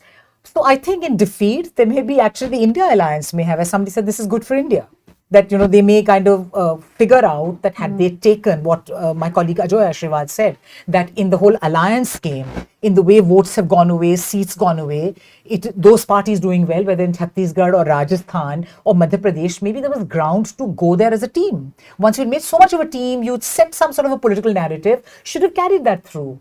And at least naam ke vaste, given tickets, kept Samajwadi Party on side, the other parties on side, and sort of said that you're a team player and not just playing a solo game. I think that would have helped in just smoothening things, even if not on a seat-by-seat basis sort of thing. So I think that is like good for the alliance. I want to just come very briefly to Telangana, which I think is the only silver lining in the Congress story, really. And I think it's like really important to watch out for.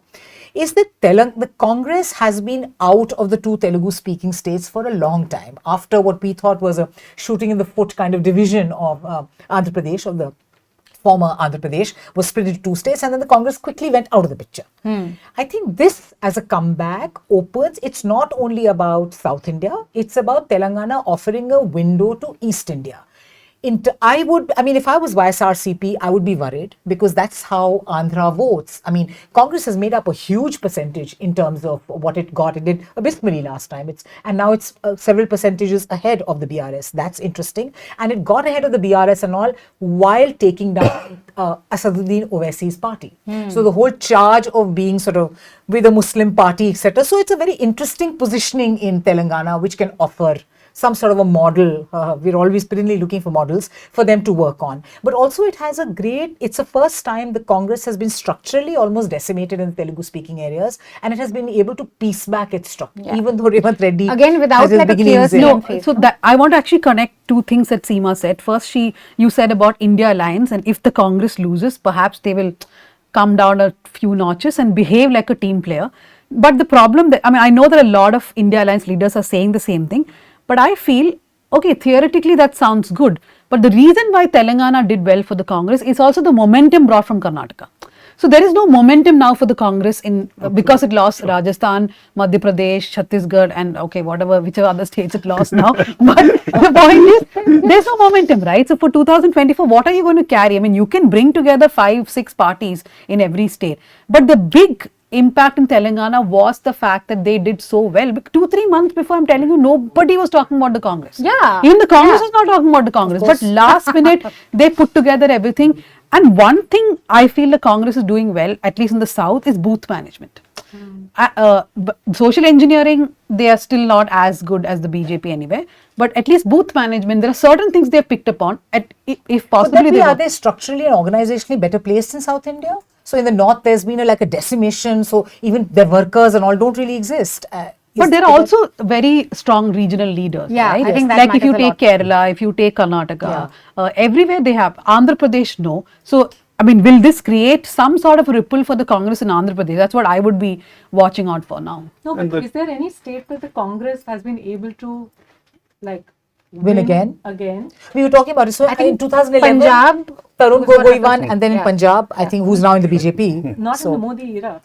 No, not in the Modi era. Not at all. Punjab was during the They seem to win states where there's already like a lot of anti-incumbency. But the interesting thing is here they've beaten a regional partner who was formerly with the Congress. They've never managed that. So one reason why Sunil Kanagolu 10 years.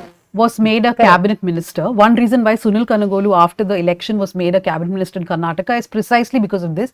Because there was an internal meeting in which the Congress said that state elections we never seem to win again. We win with a big majority and then something we do wrong. So the reason why Sunil is in the cabinet is also to sort of keep watch as to what is happening wrong, that in the next 5 years people are going to be dead tired of Siddaramaiah, which is what is happening to the Congress all the time. So Congress realizes that something is wrong. They never win again states. Despite, like in Rajasthan, one would say putting up a cohesive campaign, popular CM face, lots of things to offer. So much went wrong in these 5 years in Rajasthan, right? Like they had like a raging. And also, yeah, they have these fights in each of these three states, whether it is, Tamarvat Sahu and all that. Even in MP, Kamalnath Digvijay, though Digvijay Singh has kind of made his peace, but they fought as much as they could. Jyotiraditya Scindia left the party.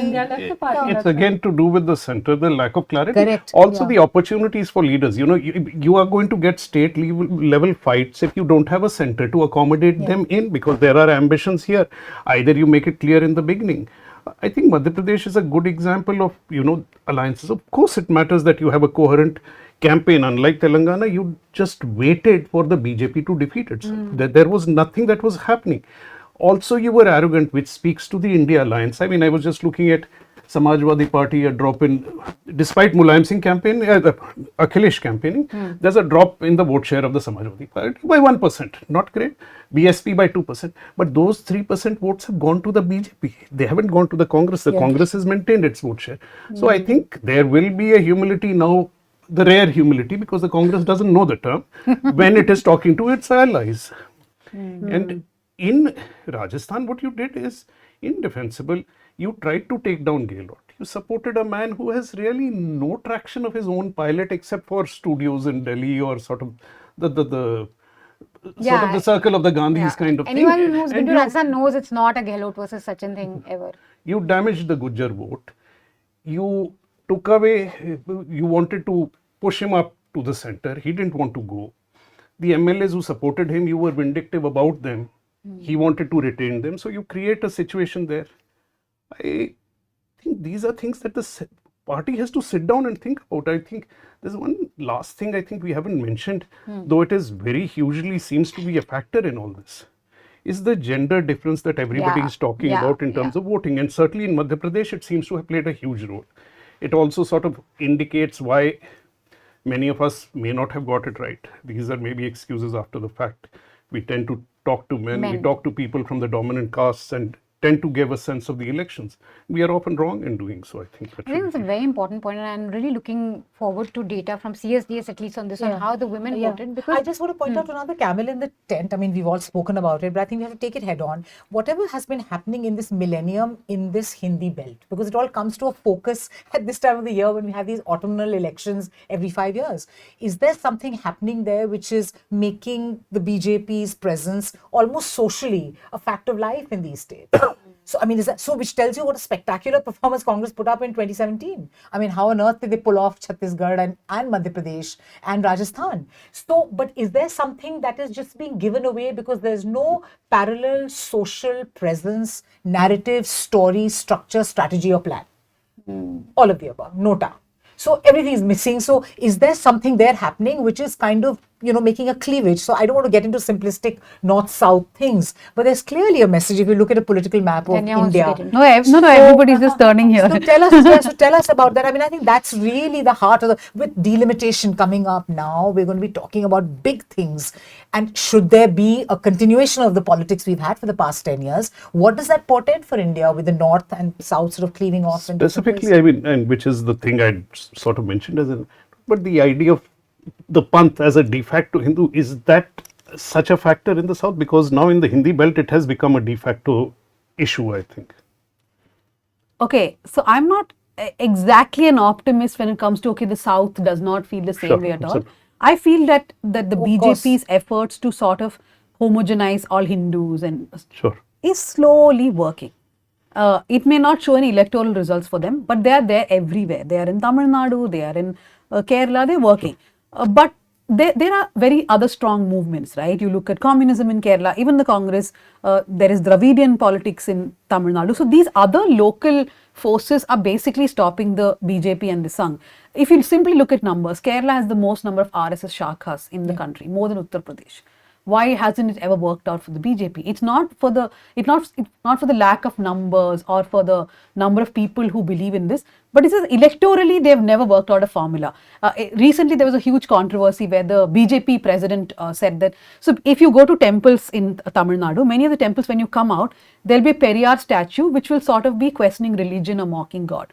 So when we were doing a series, someone said that Tamil Nadu is a state where people will go pray in temples, but they'll come back and they will also bow to the Periyar statue. So these are people who will coexist with religion and with secularism and with their liberal values, right? I think that is where it makes difference because of the local movements which have happened so far. So, which is what worries me and gives me hope as well at the same time, that it's a story beyond politics. It is beyond what just mere political parties can do.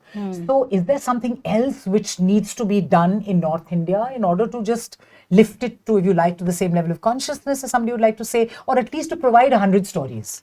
So that there are thing which many chapters. Those beginnings were made in North India. Of course they were, but they seem to have been sandpapered to a, yes. I don't know how much the media plays a role in I shaping can the see that. Yeah. So I was actually telling Supriya a while ago that I also believe that the media plays a small role in how people think, right? Especially the local media, the vernacular media, whether it's print or television and digital. So in the South, there too, they take the same side of being of Dravidian language or communism, all that. There are a lot of critics for that. But I feel local media does play a role. No, certainly. And this whole feeling that we were talking about earlier also of India just generally doing well under Modi, it's what the channels tell you every night. And it's really plastered onto you night after night, channel after channel. And civil society groups. In Karnataka, we saw civil society groups just came together. It was a huge movement. In Telangana also it has happened. In Telangana, the civil society movement was against the BRS. So in these two elections, this is the first time I'm seeing people who are not affiliated to parties simply coming together to make sure that the ruling party is defeated for various reasons. If it was communalism against the BJP, it was corruption against the BRS. Great. So we can wrap this up now. Thank you guys for staying with us. Any last thoughts? Do you guys want to say anything to cap it all up? No. Not much. The Newslaundry office provided us with very good lunch, especially masala dosa. And the Jahangiris. We had some. So they're not called jalebis, they're called Jahangiris. Yes. Or jangris, as I think they're called. Jangris. Thank you. I've let down my North Indian roots. Nobody danced yet. I've already had one, but I'm going to a little more. Raymond But no, this is going to be very interesting times even for party politics because of how, who's going to be the CM in Rajasthan for one. Vasundhara was sidelined, but she's been very disciplined, she's been quiet, she's been campaigning for the party, probably the only BJP leader who went outside her own constituency and went, campaigning. Chhattisgarh. I won't even, though I think everybody expects it, bet that you should count on Shivraj as a certainty. You never know with Modi and Amit Shah what is going to be pulled He's already thanked Ladli Behna. He said it's Ladli Behna. Rajasthan, is a big question. It will decide the course and the suggestion for what politics. But in BJP, is there any other word? It is Modi and Amit Shah's word, nobody at this level knows anything. Till the announcement comes through, nobody knows. Single engine. Even the top news anchors with the closest sources will not. UP Chief Minister. So interesting times to watch out for. Thank you so much guys for staying with us for 8 hours. Like I said when I started this show has been made possible thanks to your support. It was completely ad-free. And it's no mean feat to carry on a show for 8 hours without any ad breaks, guys. So that's really pat pat ourselves You on know, the back. Manisha has absolutely no kind. She doesn't like Mr. Narayan Murthy at all. We should have done at least 70 hours. She's taking so much pride in 8 hours. I think that's Ad the eighth free. time she said Ad it. free is very Yeah, ad hard, free you is a know, good completely one, yeah. ad It's a bit free. like Narayana fat free Murthy in milk. our group. Continuously talking about how many hours he Continuously worked. Yeah. Somebody has to pay for the jalebis, no, in the end. That is more important. The Jahangiris, I'm Supriya sorry. promise, these are not jalebis. You can work how many Rename hours. them jalebis. You know, in this I one, mean, Jahangir. so in has to Punjab, be there renamed. would be jalebis. No, You in have to Akbar get Aurangzeb has to be. Jalebas. you Yeah, you have to jalebas. get bigger before you get to Yeah, it's a bit like Balushahi. I don't know Yes. if it's Balushahi. Balushahi is Imriti, fatter. Imarti, Jahangir. yes, that is the. It's like I have Amriti. no clue what you guys are talking about, but it looks like jalebi to me. Great. So thank you so much for watching and thank you so much for supporting this telecast. If you still want to support us, the link is still there in the description and you can go support this endeavor. We're going to be back next year. Till then, definitely read all the reporting that all our organizations have done. I think the aim is not to predict who's going to win. That's never been our aim, but to really tell you what's happening on the ground, look at voices that are happy, that are unhappy, bring you stories that last beyond the election cycle. So if you go back to our websites and read what we've done, I think they still make sense. They don't have a sell-by date.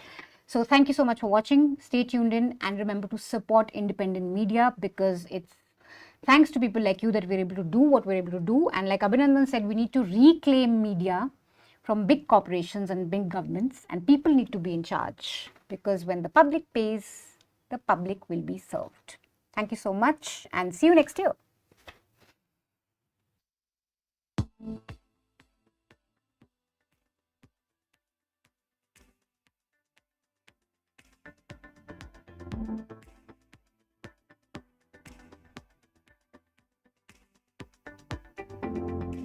Thank you.